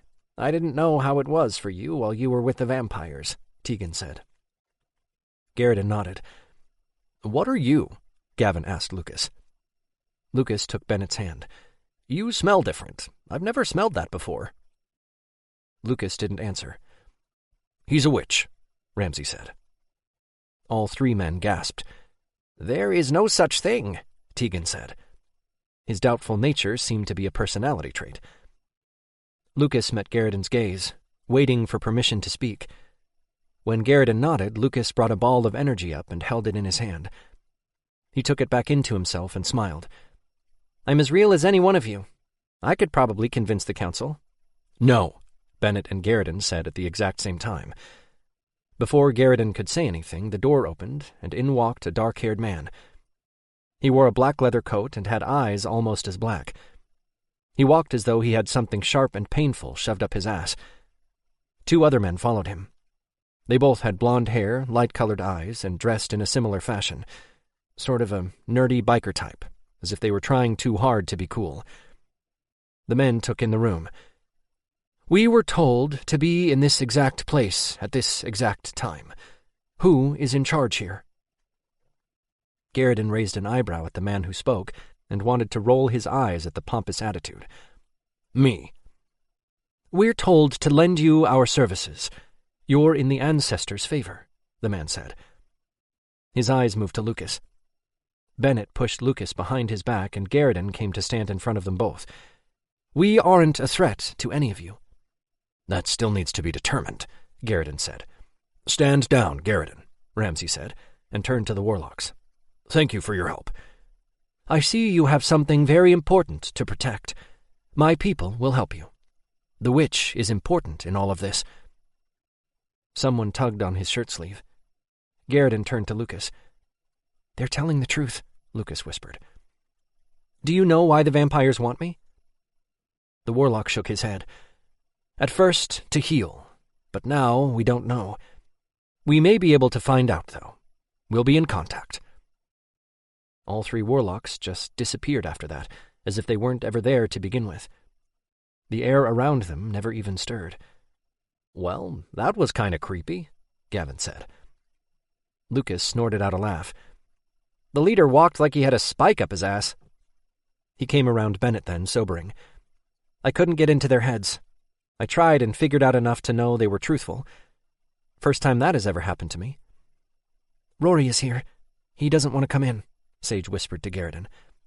"I got this," Lucas said, and seemed to be concentrating. His eyes widened as he turned to Kerwin, who had remained quiet so far. "You're his—" "Oh, wow," Lucas chuckled. "What?" Kerwin asked, and narrowed his eyes. "Why are you looking at me that way?" "You'll find out in about 3, 2... And that was when Rory came through the door. "I don't want a mate." His eyes changed about a dozen times. Kerwin growled at him. "Fuck you. I don't either." Kerwin took a step closer to Rory despite his words. Rory held up his hand. "Get away from me, dragon." Garridan felt Sage come around him for the first time since he'd gotten there. Sage started across the room to Rory, but Garridan snaked an arm around his waist, pulling him against his chest. "No, baby. Let them figure it out themselves." Rory growled low in his throat at Kerwin and then turned to Ramsay. "Sage told me I'm needed. I need to go talk to another bear shifter?" "Yes. I'll go just to get away from him." Rory's gaze shifted to Kerwin. "You better be out of my town by the time I get back." Garridan felt someone tug on his sleeve and saw Lucas standing there. "Can I talk to you for a minute?" Garridan nodded. He got Bennett's attention and pointed to Sage. Bennett stepped in front of Sage, blocking him from view of the others. Garridan led Lucas toward the back of the room where they would have more privacy. "I'm sorry, I didn't really think about the information I was giving him before I let him into your mind. I only gave him what I thought would make him empathetic to our cause, I promise." Lucas wrung his hands together. "Please don't hate me. I can't lose someone else to this thing." "What thing are you talking about?" Garridan asked gruffly. "The witch thing. My parents hate me because of it, and if you started hating me too, well, I don't know what I would do, but it would really suck. I'm starting to think of you like my parents, which is really weird considering we look about the same age. Anyway, I'm sorry. I won't do it again." "You were right to do it. It worked. I'm proud of you for taking the chance." Lucas's smile was priceless. "Really?" "Yes, and I already think of you as my son, so it's not weird. You and Bennett." Garrison placed a kiss on Lucas's forehead. "I apologize for scolding you. Your instincts were correct. Keep following them, even when I question your judgment, because even if you're wrong, I'll still love you, Lucas." Lucas hugged Garrison. "I love you, Pops. You know, for someone who said a total of 4 words when you first got here, you really do know the right things to say." "It's the truth." "Pops." Garrison shook his head. "I know. I'm in your head." Yeah. Garrison could feel him there. Chapter 19. Sage watched as Rory left the house with Tegan. Tegan tried to open the car door for him, but Rory growled low in his throat at the gesture. Sage shook his head and went to turn from the window, but arms came around his waist. He leaned his head against Garrison's chest and closed his eyes. "I'm sorry I crashed your meeting." Sage took one of Garrison's hands and lifted it to his lips, kissing the palm. "It's okay, baby." "I'll listen to you next time," Sage said. Garrison chuckled. "I seriously doubt that." "Are you ready to go to my house?" Sage asked, smiling. "We can't, baby. Look." Garrison pointed to something in the yard. Sage tried to see past the outside house light and into the dark. A person stepped into the light just as he tried to focus. He saw Magnus, who scowled, but also seemed a little sad. "I don't think he's a threat, Garrison. I think he just wants to talk to Layden. You remember what that felt like. I remember that. I wanted you so bad, but at the same time you scared the crap out of me." Sage rubbed his ass against Garrison's groin. "I'm so glad you turned out to be a gentle dragon." "Only with you," Garrison said. "That's true. He's really not that gentle of a dragon. Well, maybe if you counted that time when he tore Bennett's house up, screaming, 'Give me my mate,' at the top of his lungs." Vaughn opened the refrigerator, standing there as if it held the key to his future or something. Bennett walked into the room and smacked Vaughn on the back of the head as he passed. "Close the refrigerator door, stupid." He got a glass down from the cupboard and ran the tap water, filling the glass. Vaughn pulled out a can of soda and shut the door. He stood next to Bennett. "What are you doing?" Bennett rolled his eyes. "Getting Lucas something to drink. Why are you being so annoying right now?" Vaughn shrugged. "I'm bored." "Read a book, or watch a movie, or better yet, go to bed," Bennett said. Vaughn grinned. "I love how you try to give me suggestions. I would do those things, but I find it much more relaxing to torment Sage." Vaughn turned his eyes on Sage, who groaned. Sage turned in Garrison's arms. "Please, can we go home? Just for one night? He's going to drive me crazy." Sage pointed a finger at Vaughn, who was grinning like an idiot. "Look at him. He's going to knock on our door every 5 minutes just to annoy me." Vaughn's face lit up. "That's a great idea." Sage pulled his eyeglasses out of his front pocket and put them on. He knew Garrison thought they were sexy. He gave his best puppy dog eyes. Garrison sighed. "Please let Ramsey know that Sage and I are going to his cabin. We'll be back no later than noon tomorrow. If we're not back by then, come looking for us." Bennett nodded once, and Vaughn saluted Garrison. "Oh, and Bennett, make sure Layden doesn't go outside. Magnus is out there just waiting for his chance to take him. Let Ramsey know as well. I don't think he's a threat, really, not even to Layden. But the mate hormones will kick in, and Layden might go with him willingly." "Right. Vaughn can stay with Layden tonight, seeing as he's so bored and all," Bennett said. Vaughn chuckled. "Layden does need to be cheered up. He's been a little asshole since the whole Magnus thing." Vaughn started out of the room but stopped and turned, a serious expression on his face. "You guys, Ramsey included, played that whole situation all wrong. You'd do better to just invite him in here and explain that he has to wait for Layden. Sage is right about him. He just wants his mate. Communication is the key in this situation." With that, Vaughn left the room. Sage decided to build a fire while Garrison looked around outside, making sure there were no threats. Garrison was so on edge that Sage wasn't sure if the alone time would be worth all the worry. Him stressing over the vampires only made Sage that much more paranoid about them. He placed another log on the fire just as Garrison came inside. Garrison hung his coat on the rack next to the door and took off his shoes. It felt more domestic than all their other experiences. It was probably due in large part to the fact that they were in Sage's house, not Mother Estelle's, and he'd always loved his little cabin. It was one of the original buildings in the town, passed on from human to human until the humans became dangerous and the shifters scared them off. That was usually the story of St. Lake's. Shifters had been there first, and then humans came in, taking whatever they wanted, killing both shifters and animals because they were ignorant and couldn't tell the difference. Sage figured the humans were just greedy, wanting the money the animal skins could provide, and didn't care if that animal had a family waiting for its return, or if that animal could shift into a human form. Of course, the trapping and hunting stage happened so long ago, most humans had forgotten. A few 100 years were nothing to them. They'd learned about the prosperity that the animal skins had brought them in history class, and had mourned the loss of the money. Shifters learned something different. Sage learned the story about the humans killing them off in huge numbers. Sage had lost a great-grandfather on his dad's side to a human. It was a story of caution, and one that the shifters of St. Lake's had heeded. Humans had found other ways to make money, and they left St. Lake's alone. It had been many years since humans had caused St. Lake's major problems, longer than Sage had been alive. The ones who lived in town knew about shifters and were part of the clan. Their town was safe, or had been before the vampires started showing up. Garrison sat down on the couch. "You manipulated me with your eyeglasses. I notice you still haven't taken them off." Sage smiled and poked the fire with the iron rod. He had forgotten to take them off. "I was thinking I'd read some of our book while you're otherwise preoccupied."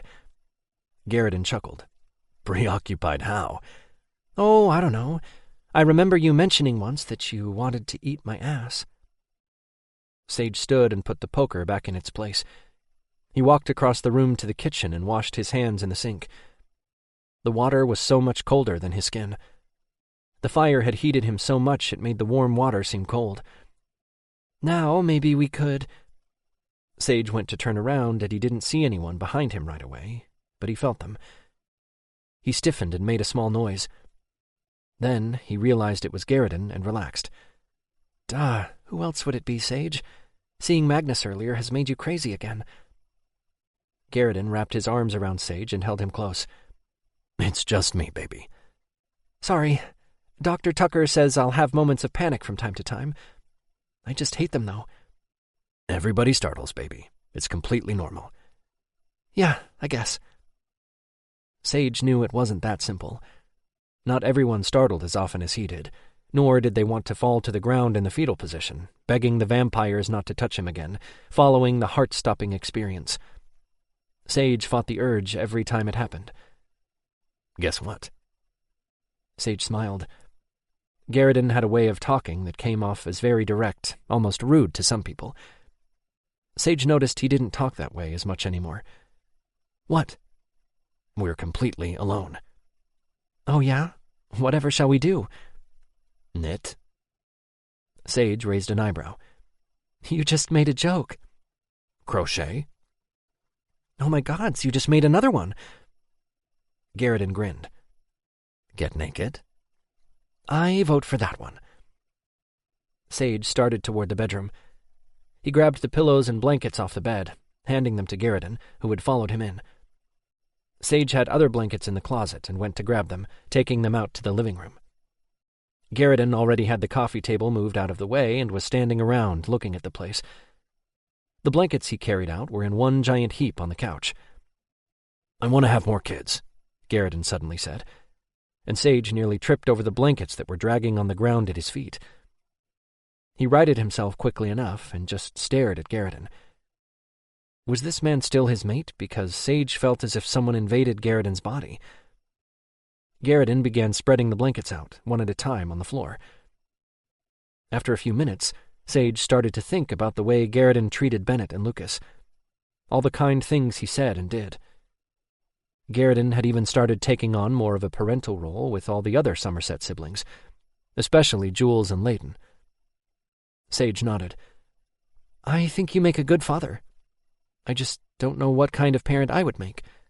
I mean, I'm so crazy weird, I'll probably scar the poor kid for life. You'll do just fine. You wait and see. Sage closed his eyes and took a deep breath. I can't believe I'm about to say this, but okay.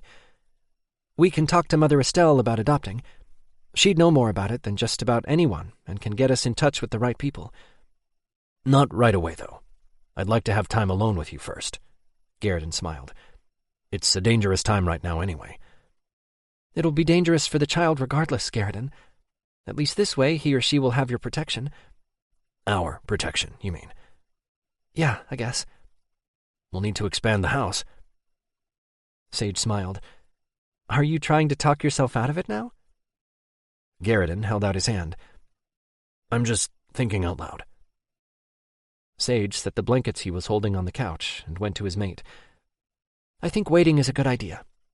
It'll give me time to get better.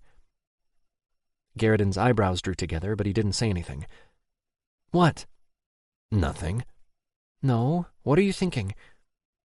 Garrison sighed. There's nothing wrong with the way you are now, so just accept yourself. Chapter 20. Sage darted his gaze at the corner booth and smiled when he saw Garrison. He got a wink and a smile for his efforts. Garrison's words played in his mind. Accept yourself. Sage didn't even know what that meant or how to go about doing it. The whole time he had felt as though he was racing toward a light that was always just out of reach. He was just supposed to accept that he would never reach it. How was he supposed to do that?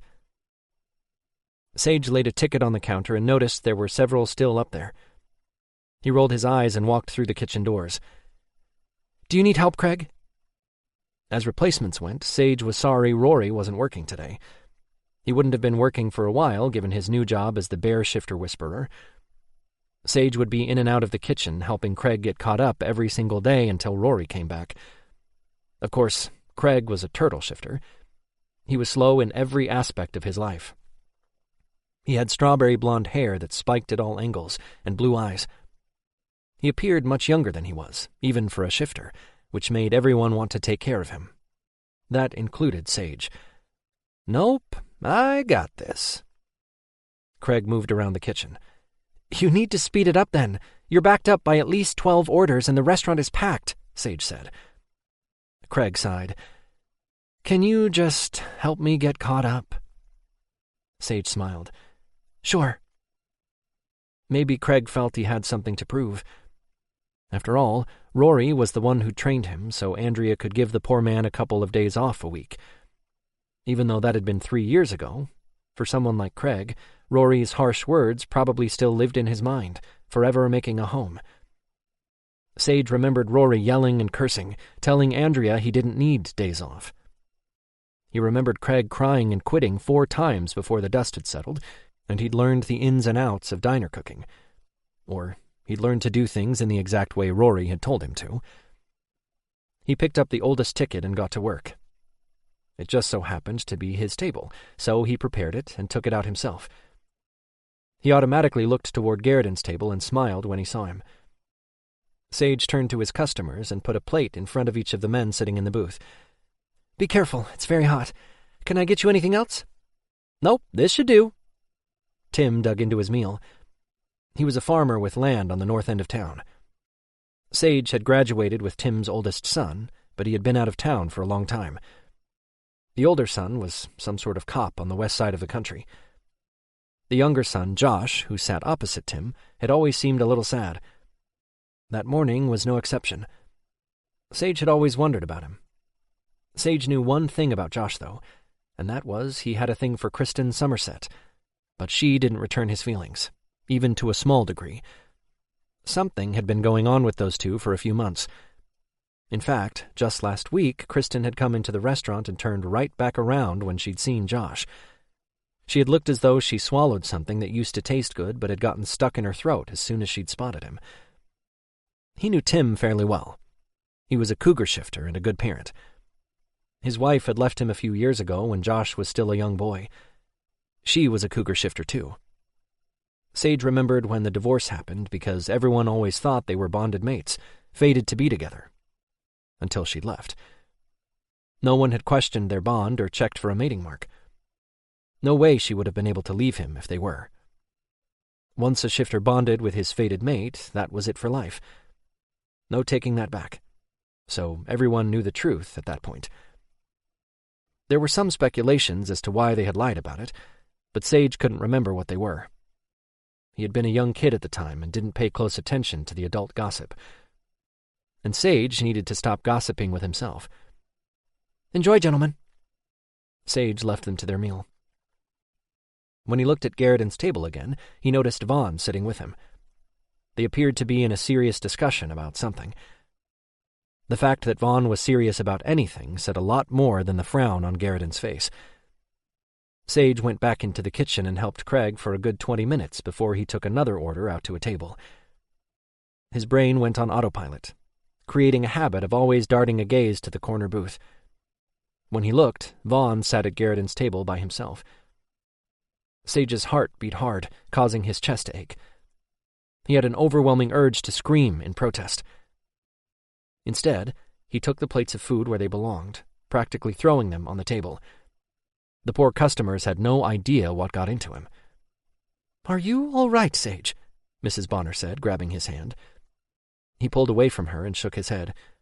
"I'm sorry, I'm just—" Mrs. Bonner met her wife's gaze, and some sort of silent communication passed between them. As many years as they had been bonded mates, they didn't even need the mental link to communicate with each other anymore. "Go find out where he went. Maybe that will help you calm down." Gods, could they read his mind or what? Sage nodded and then went to the corner. "Where's Garridan?"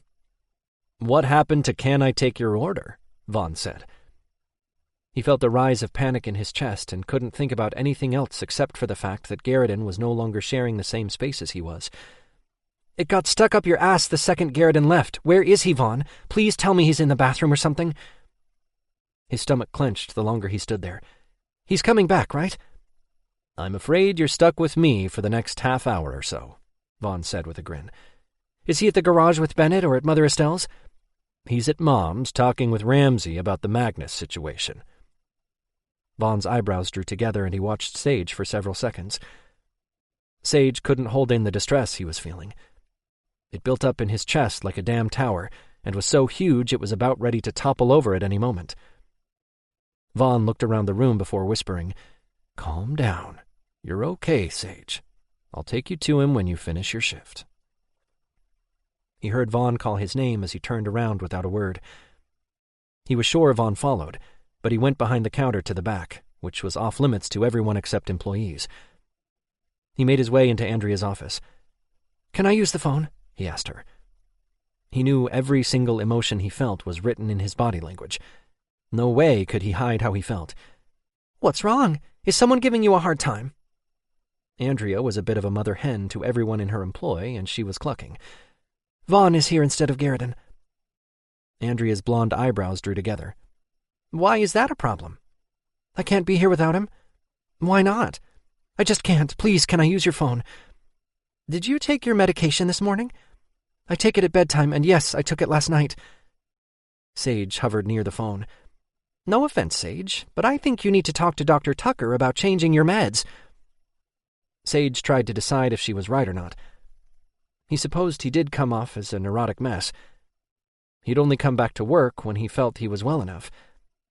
Andrea hadn't seen how he was before. "This is an improvement. Can I call him or not?" "Yes, of course." Andrea shook her head and went back to what she had been doing before he barged into her office. He turned the phone around and dialed Mother Estelle's number. She answered on the second ring. "Can I talk to Garridan?" "He's in a meeting with the Alpha, honey. Is something wrong?" "Yes, I need him. He's supposed to be here with me. The vampires will come if he's not. What if they come into the restaurant? They might be waiting for Garridan to leave me before they take me again. I can't be without him here," Sage said. Andrea looked at him with concern on her face. "Isn't Vaughn there? He's supposed to be there." "Yes, he's here." Sage, honey, Vaughn is very capable of protecting you. No, he isn't. Please, will you just put Garrett on the phone? Sage, honey, talk to me about how you're feeling. She wasn't going to let him talk to Garrett. He could tell by the tone of her voice. He dropped the phone on Andrea's desk and slid down the wall. He thought he heard Andrea talking, but it sounded far away. He tried to make himself as small as possible, drawing his knees up to his chest. Maybe the vampires wouldn't find him right away. Not all the way back there in Andrea's office. Maybe if he just stayed there, they would overlook him and pass right on by. Someone touched him on the shoulder, and he shied away from it. "Don't touch me!" "Whoa, take it easy, Sage. Garrett is on the phone." Andrea pressed something to his ear. "What's wrong, baby?" Garrett's voice said into his ear. "I can feel how upset you are. Why are you talking to me on the phone and not through our bonding link?" Sage was immediately relieved, so much so that he started crying. He took the phone from Andrea and held it against his face with both hands. "I don't know. I didn't think of it, I guess. I can't be here without you. The vampires could come." "They won't come there. Not in public in the middle of the day. You're safe there with Vaughn. I promise, baby." Garrett's voice calmed him just a little bit, even as his words did nothing to alleviate his stress. "I don't want Vaughn. He doesn't pay attention the way that you do." "I'm sorry, baby. I wouldn't have left if I thought you were going to react this way." "Why'd you leave?" "Magnus tried to take Layton. Ramsey's talking with Layton now, and we may need to go out and find Magnus. Talk to him about the situation the way that Vaughn suggested the other day." "You need to go out and find him, you mean?" "Yes. He needs to understand before he gets desperate and hurts someone. Vaughn can bring you back here." "Why can't you come and get me?" Garrett sighed. "I'll be there in 10 minutes." They hung up a minute later, and Sage made his way out of the office. At some point during his conversation with Garrett, Andrea had left the office, probably to cover all of his tables. He should have felt bad for leaving her hanging like that, but couldn't seem to muster up the guilt. He couldn't think past the need to take his next breath, even as panic restricted his airflow even more with each passing second. Whatever small amount of calm he had been experiencing while talking to Garrett went completely out of the window. He stood in the kitchen and looked out at all the people in the restaurant. He knew every single person out there. He knew their stories in a way that only someone who grew up in a small town did. Mrs. Oppenheimer came in every Sunday because her husband used to take her out for Sunday brunch every week, and since he had passed on, she had kept up the tradition. She had told him that 3 years ago, that Sunday after her husband had died. He'd held her hand as she cried and had given her free pancakes that day. Then there was Henry, who was a very smart guy who liked his books way more than he liked interacting with actual people. He came in a couple of times a week and read his book over a single cup of coffee, which Sage silently filled about once an hour. None of these people would let him get hurt, and they wouldn't hurt him. Still, he couldn't go out there and pretend he wasn't scared out of his fucking mind for no other reason but that his mate wasn't within a few feet of him. Andrea came through the kitchen door. "Get out of here for today. Maybe go talk to Dr. Tucker?" Sage nodded and grabbed his coat. "Would you tell Vaughn that I'm waiting for Garrett outside in the back?" Sage didn't even wait for a response before leaving the restaurant. The instant he did, he regretted it. After a couple of minutes of the cold winter air freezing his blood, he decided to get moving and walked around the building to the front. He saw Vaughn, still sitting in the restaurant. They made eye contact. Vaughn's concern was obvious. Vaughn stood and put on his coat at about the same time Sage turned. Garrett parked Bennett's truck and got out. He stood, leaning against the door, and watched as Sage started across the parking lot. Sage wiped his eyes even as more tears came. That time, they were tears of relief. Garrett smiled and held out his hand. Garrett looked to Sage's right, and his expression hardened. Garrett lifted off the car and started running across the parking lot in his direction. He yelled something to Vaughn, who must have been somewhere behind him. Garrett growled, which confused him even more than the running did. Something slammed into Sage, knocking the wind out of him. Whatever it was lifted him off his feet. The pavement was a very fast gray blur. He was stunned for a few minutes, not understanding what was happening. Once reality kicked in and he got his breath back, he started kicking and screaming. He shifted once the pavement turned to snow and leaves, and Sage saw the base of the trees. His clothing fell around him as he shifted, and he struggled to get out of them, wriggling his long body around. Chapter 21. As long as Garrison lived, he would never forget hearing his mate scream in terror. That would live forever in his heart as the single worst sound he had ever heard. He would kill that stupid fucking vampire if he hurt Sage. Hell, he'd kill him anyway for touching him at all. He shifted as quickly as he could, but it was too late. He couldn't match Magnus's vampire speed. Garrison lost him in the forest, although he was in the right area because he saw one of Sage's bright red socks. It was as if Magnus had vanished. Garrison searched for almost an hour before he saw Bennett's black dragon form come in toward his right. Vaughn must have called them. A blue dragon, who Garrison had never seen before, followed Bennett. As they drew closer, Garrison could smell that the blue dragon was Kerwin. Garrison let Kerwin lead, knowing he was supposed to be a good tracker. Garrison's skills in that area were marginal at best, so he'd give over on that one thing. Bennett made a noise low in his throat and moved closer to Garrison, bumping his head against Garrison's in a show of affection that was rare for both of them. They crossed a road and Garrison saw Vaughn's truck barreling down the long stretch after them. Garrison noticed Vaughn had a passenger, but he couldn't tell who it was. He must have gone back to Mother Estelle's house. Kerwin veered off. Garrison bit at the air, sending a warning. He may not have been a good tracker, but he could fight to the death better than most dragons and wouldn't hesitate to kill Kerwin for leading them in the wrong direction. If anything happened to Sage, Garrison wasn't sure what he would do. Probably go feral again. He prayed to the gods that his mate was okay. Kerwin dove down a few minutes later and shifted right in front of a small cabin deep in the woods. Garrison circled it a couple of times, making his presence known to whoever occupied the building. He shifted a few minutes later next to Bennett. Garrison looked at Kerwin. "Are you sure he's in there?" Kerwin shrugged. "I smell you in there. Since we're standing out here, freezing our balls off, I'm going on the assumption it's your mate." "I forgot this place even existed," Bennett said. A shot rang out and all three men fell to the ground. Garrison moved closer to Bennett and covered his head. "Are you hurt?" "Other than my face is getting shoved in the cold-ass snow, no, I'm just fine," Bennett said. Garrison didn't let up. "Now we're even, Dragon.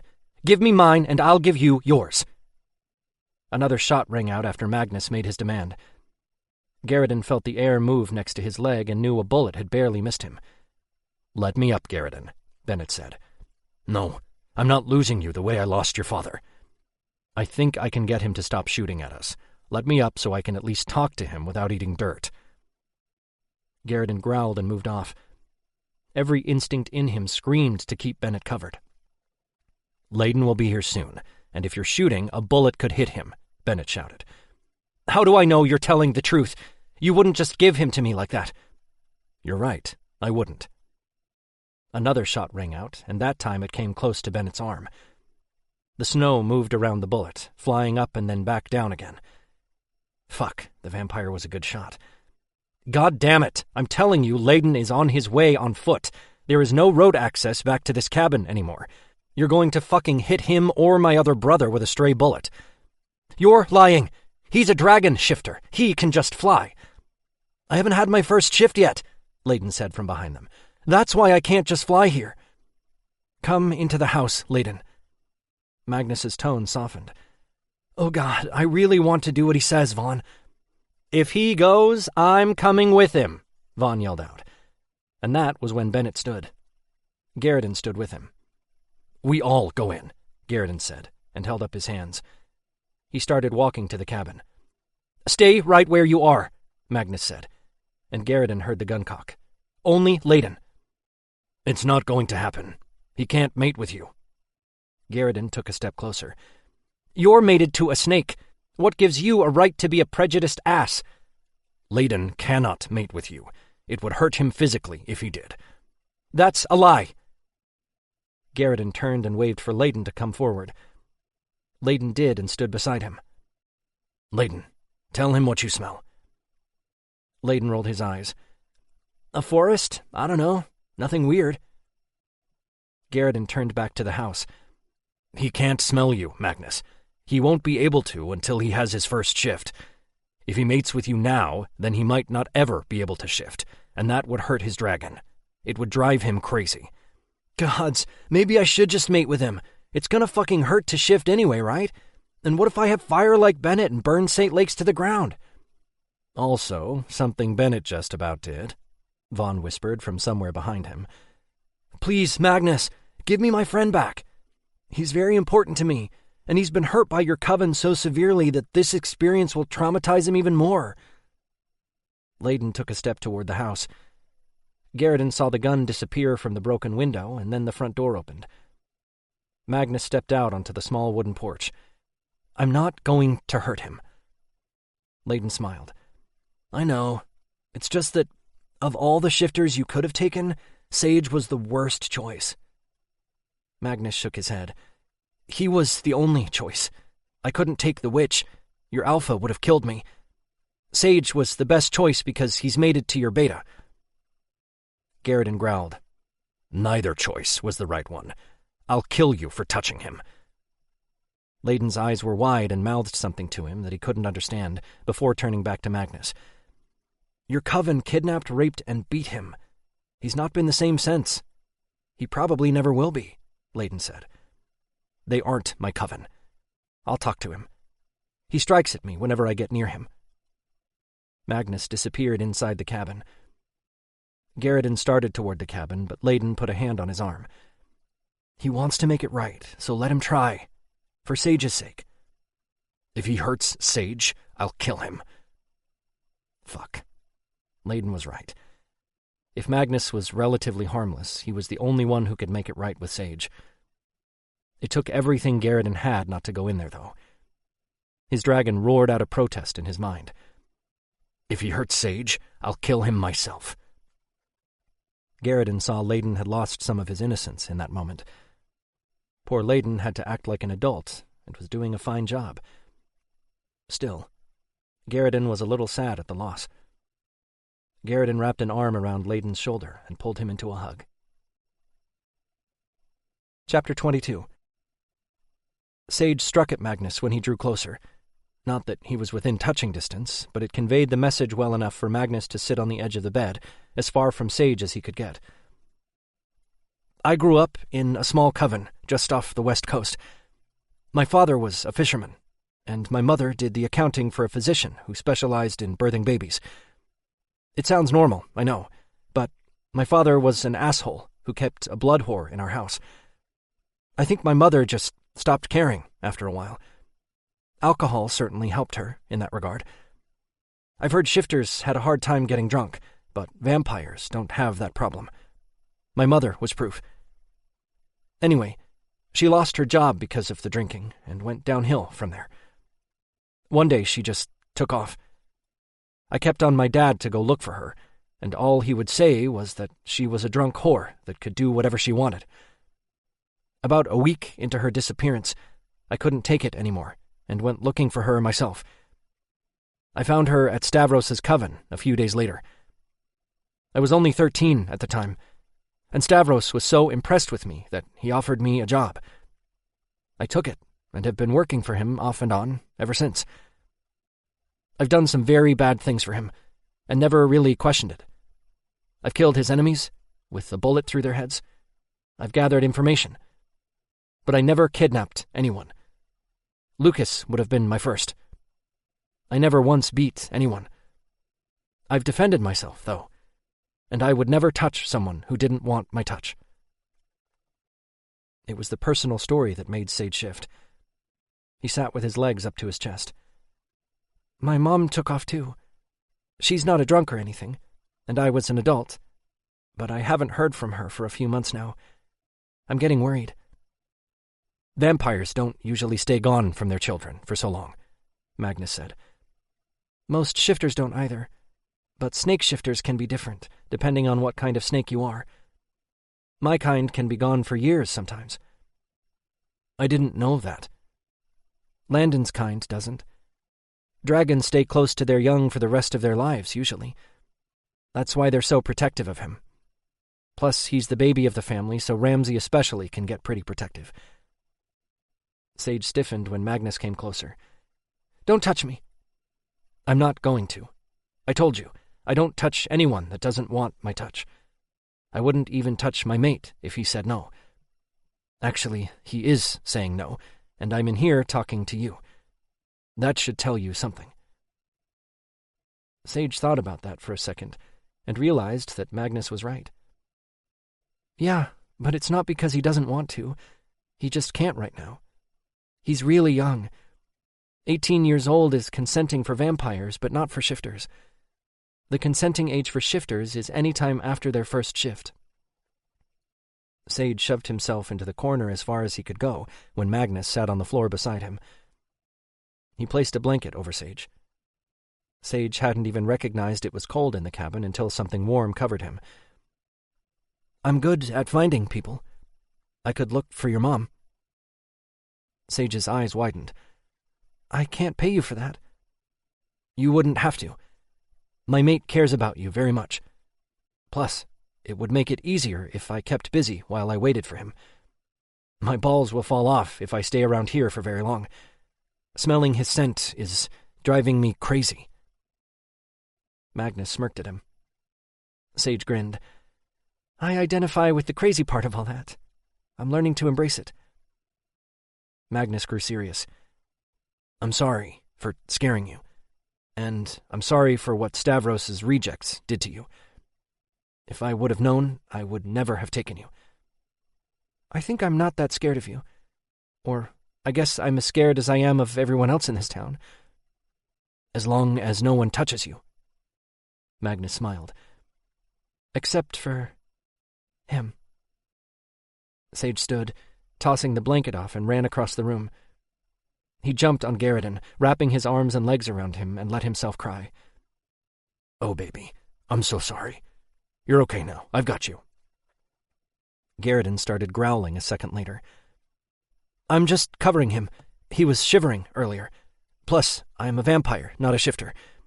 All the nakedness isn't something I'm used to, he heard Magnus say. And then he felt a blanket on his back. I'm not touching you, Sage. I won't touch you. I promise. Sage didn't respond. Garrison was the one who spoke for him. You're just lucky I don't rip your fucking head off. He didn't do what the other vampires did to me. He told me he wouldn't, and I believe him, Sage said against Garrison's neck. Garrison growled again. Let's just get one thing straight between us, vampire. My mate might forgive you, but I will not. You are still standing there breathing because of him. So say thank you and get out of my sight. Hey, your mate was safe the entire time he was in my care, so you better return the favor. Sage felt Garrison's body harden, as if he were getting ready to shift. Layden is my family. Mine. I take care of my own. Sage felt Garrison's arms leave him, and he immediately felt someone else's hands on his sides. Someone who wasn't Garrison. No! Sage clung to Garrison's neck harder and dug his fingers into Garrison's back. Please, I don't want this. I don't want it. Whoa, Sage, it's just me, Layden said. Get them off. I don't want this. Oh, Magnus said. By the gods. Sage, stop it. I won't hurt you. Just let me take you back to the truck so you don't freeze to death, or get hurt while your boyfriend beats up my boyfriend, Layden said from behind him. Layden, start building a fire. Vaughn, go tell Ramsay where we're at and get him over here, Bennett said from the doorway. What do I look like, fucking Davy Crockett? I have zero knowledge on how to start a fire, Bennett, Layden asked, and Sage felt the hands leave his body. Promise me you won't let them touch me again, Sage whispered into Garrison's ear. Jesus Christ, Layden. It was just a way to get you to stop grabbing onto Sage. You were freaking him out, Vaughn said. I was doing what Garrison, the beta of the clan, told me to do. I haven't even shifted yet, and even I want to obey every word he says. Fucking sue me. Your eyes are so pretty when they're that blue color. Sage was guessing Layden said that last part to Magnus. No, Garrison said, even as Sage felt him move across the room. Layden, separate from Magnus, now. Sheesh, okay. Do I attempt to start a fire or not? Sage felt Garrett lay him on the bed. Let go, baby. Sage relaxed his arms and legs, thinking that Garrett intended to lay next to him. But he straightened and started across the room toward Magnus. Oh, shit. Bennett got in between them, not that it helped. Layden yelled and started over. Vaughn rolled his eyes and started out of the door. Going to get the alpha, he yelled, even as the door closed behind him. You people are fucking crazy, Kerwin said, and started over to the fireplace. Garrett had a hand around Magnus's throat, and Magnus was grappling around trying to breathe. Do you see now what kind of damage you did to my mate? It might seem harmless to you, but it wasn't. Stop hurting him! Landon pounded on Garrett's chest. Garrett ignored him. Magnus's color started to change, turning from red to dark purple. Dad! Bennett yelled, getting right in his face. You're doing the same thing to Layden. Layden had started crying, which was the only reason Garrett released Magnus. Garrett met Bennett's gaze even as he drew Layden in for a hug. Magnus started coughing, dragging in air as fast as he could, and he stumbled back. Sage got off the bed, wrapping the blanket around him, and went to the small kitchen, opening a cupboard, searching for a cup or something he could put water in. Magnus probably needed it. He opened the small refrigerator that wasn't working and pulled out a new water bottle. Man, the cabin needed an overhaul, especially if Magnus was going to stay there from time to time. He knew just the man to do the job, too. His mate.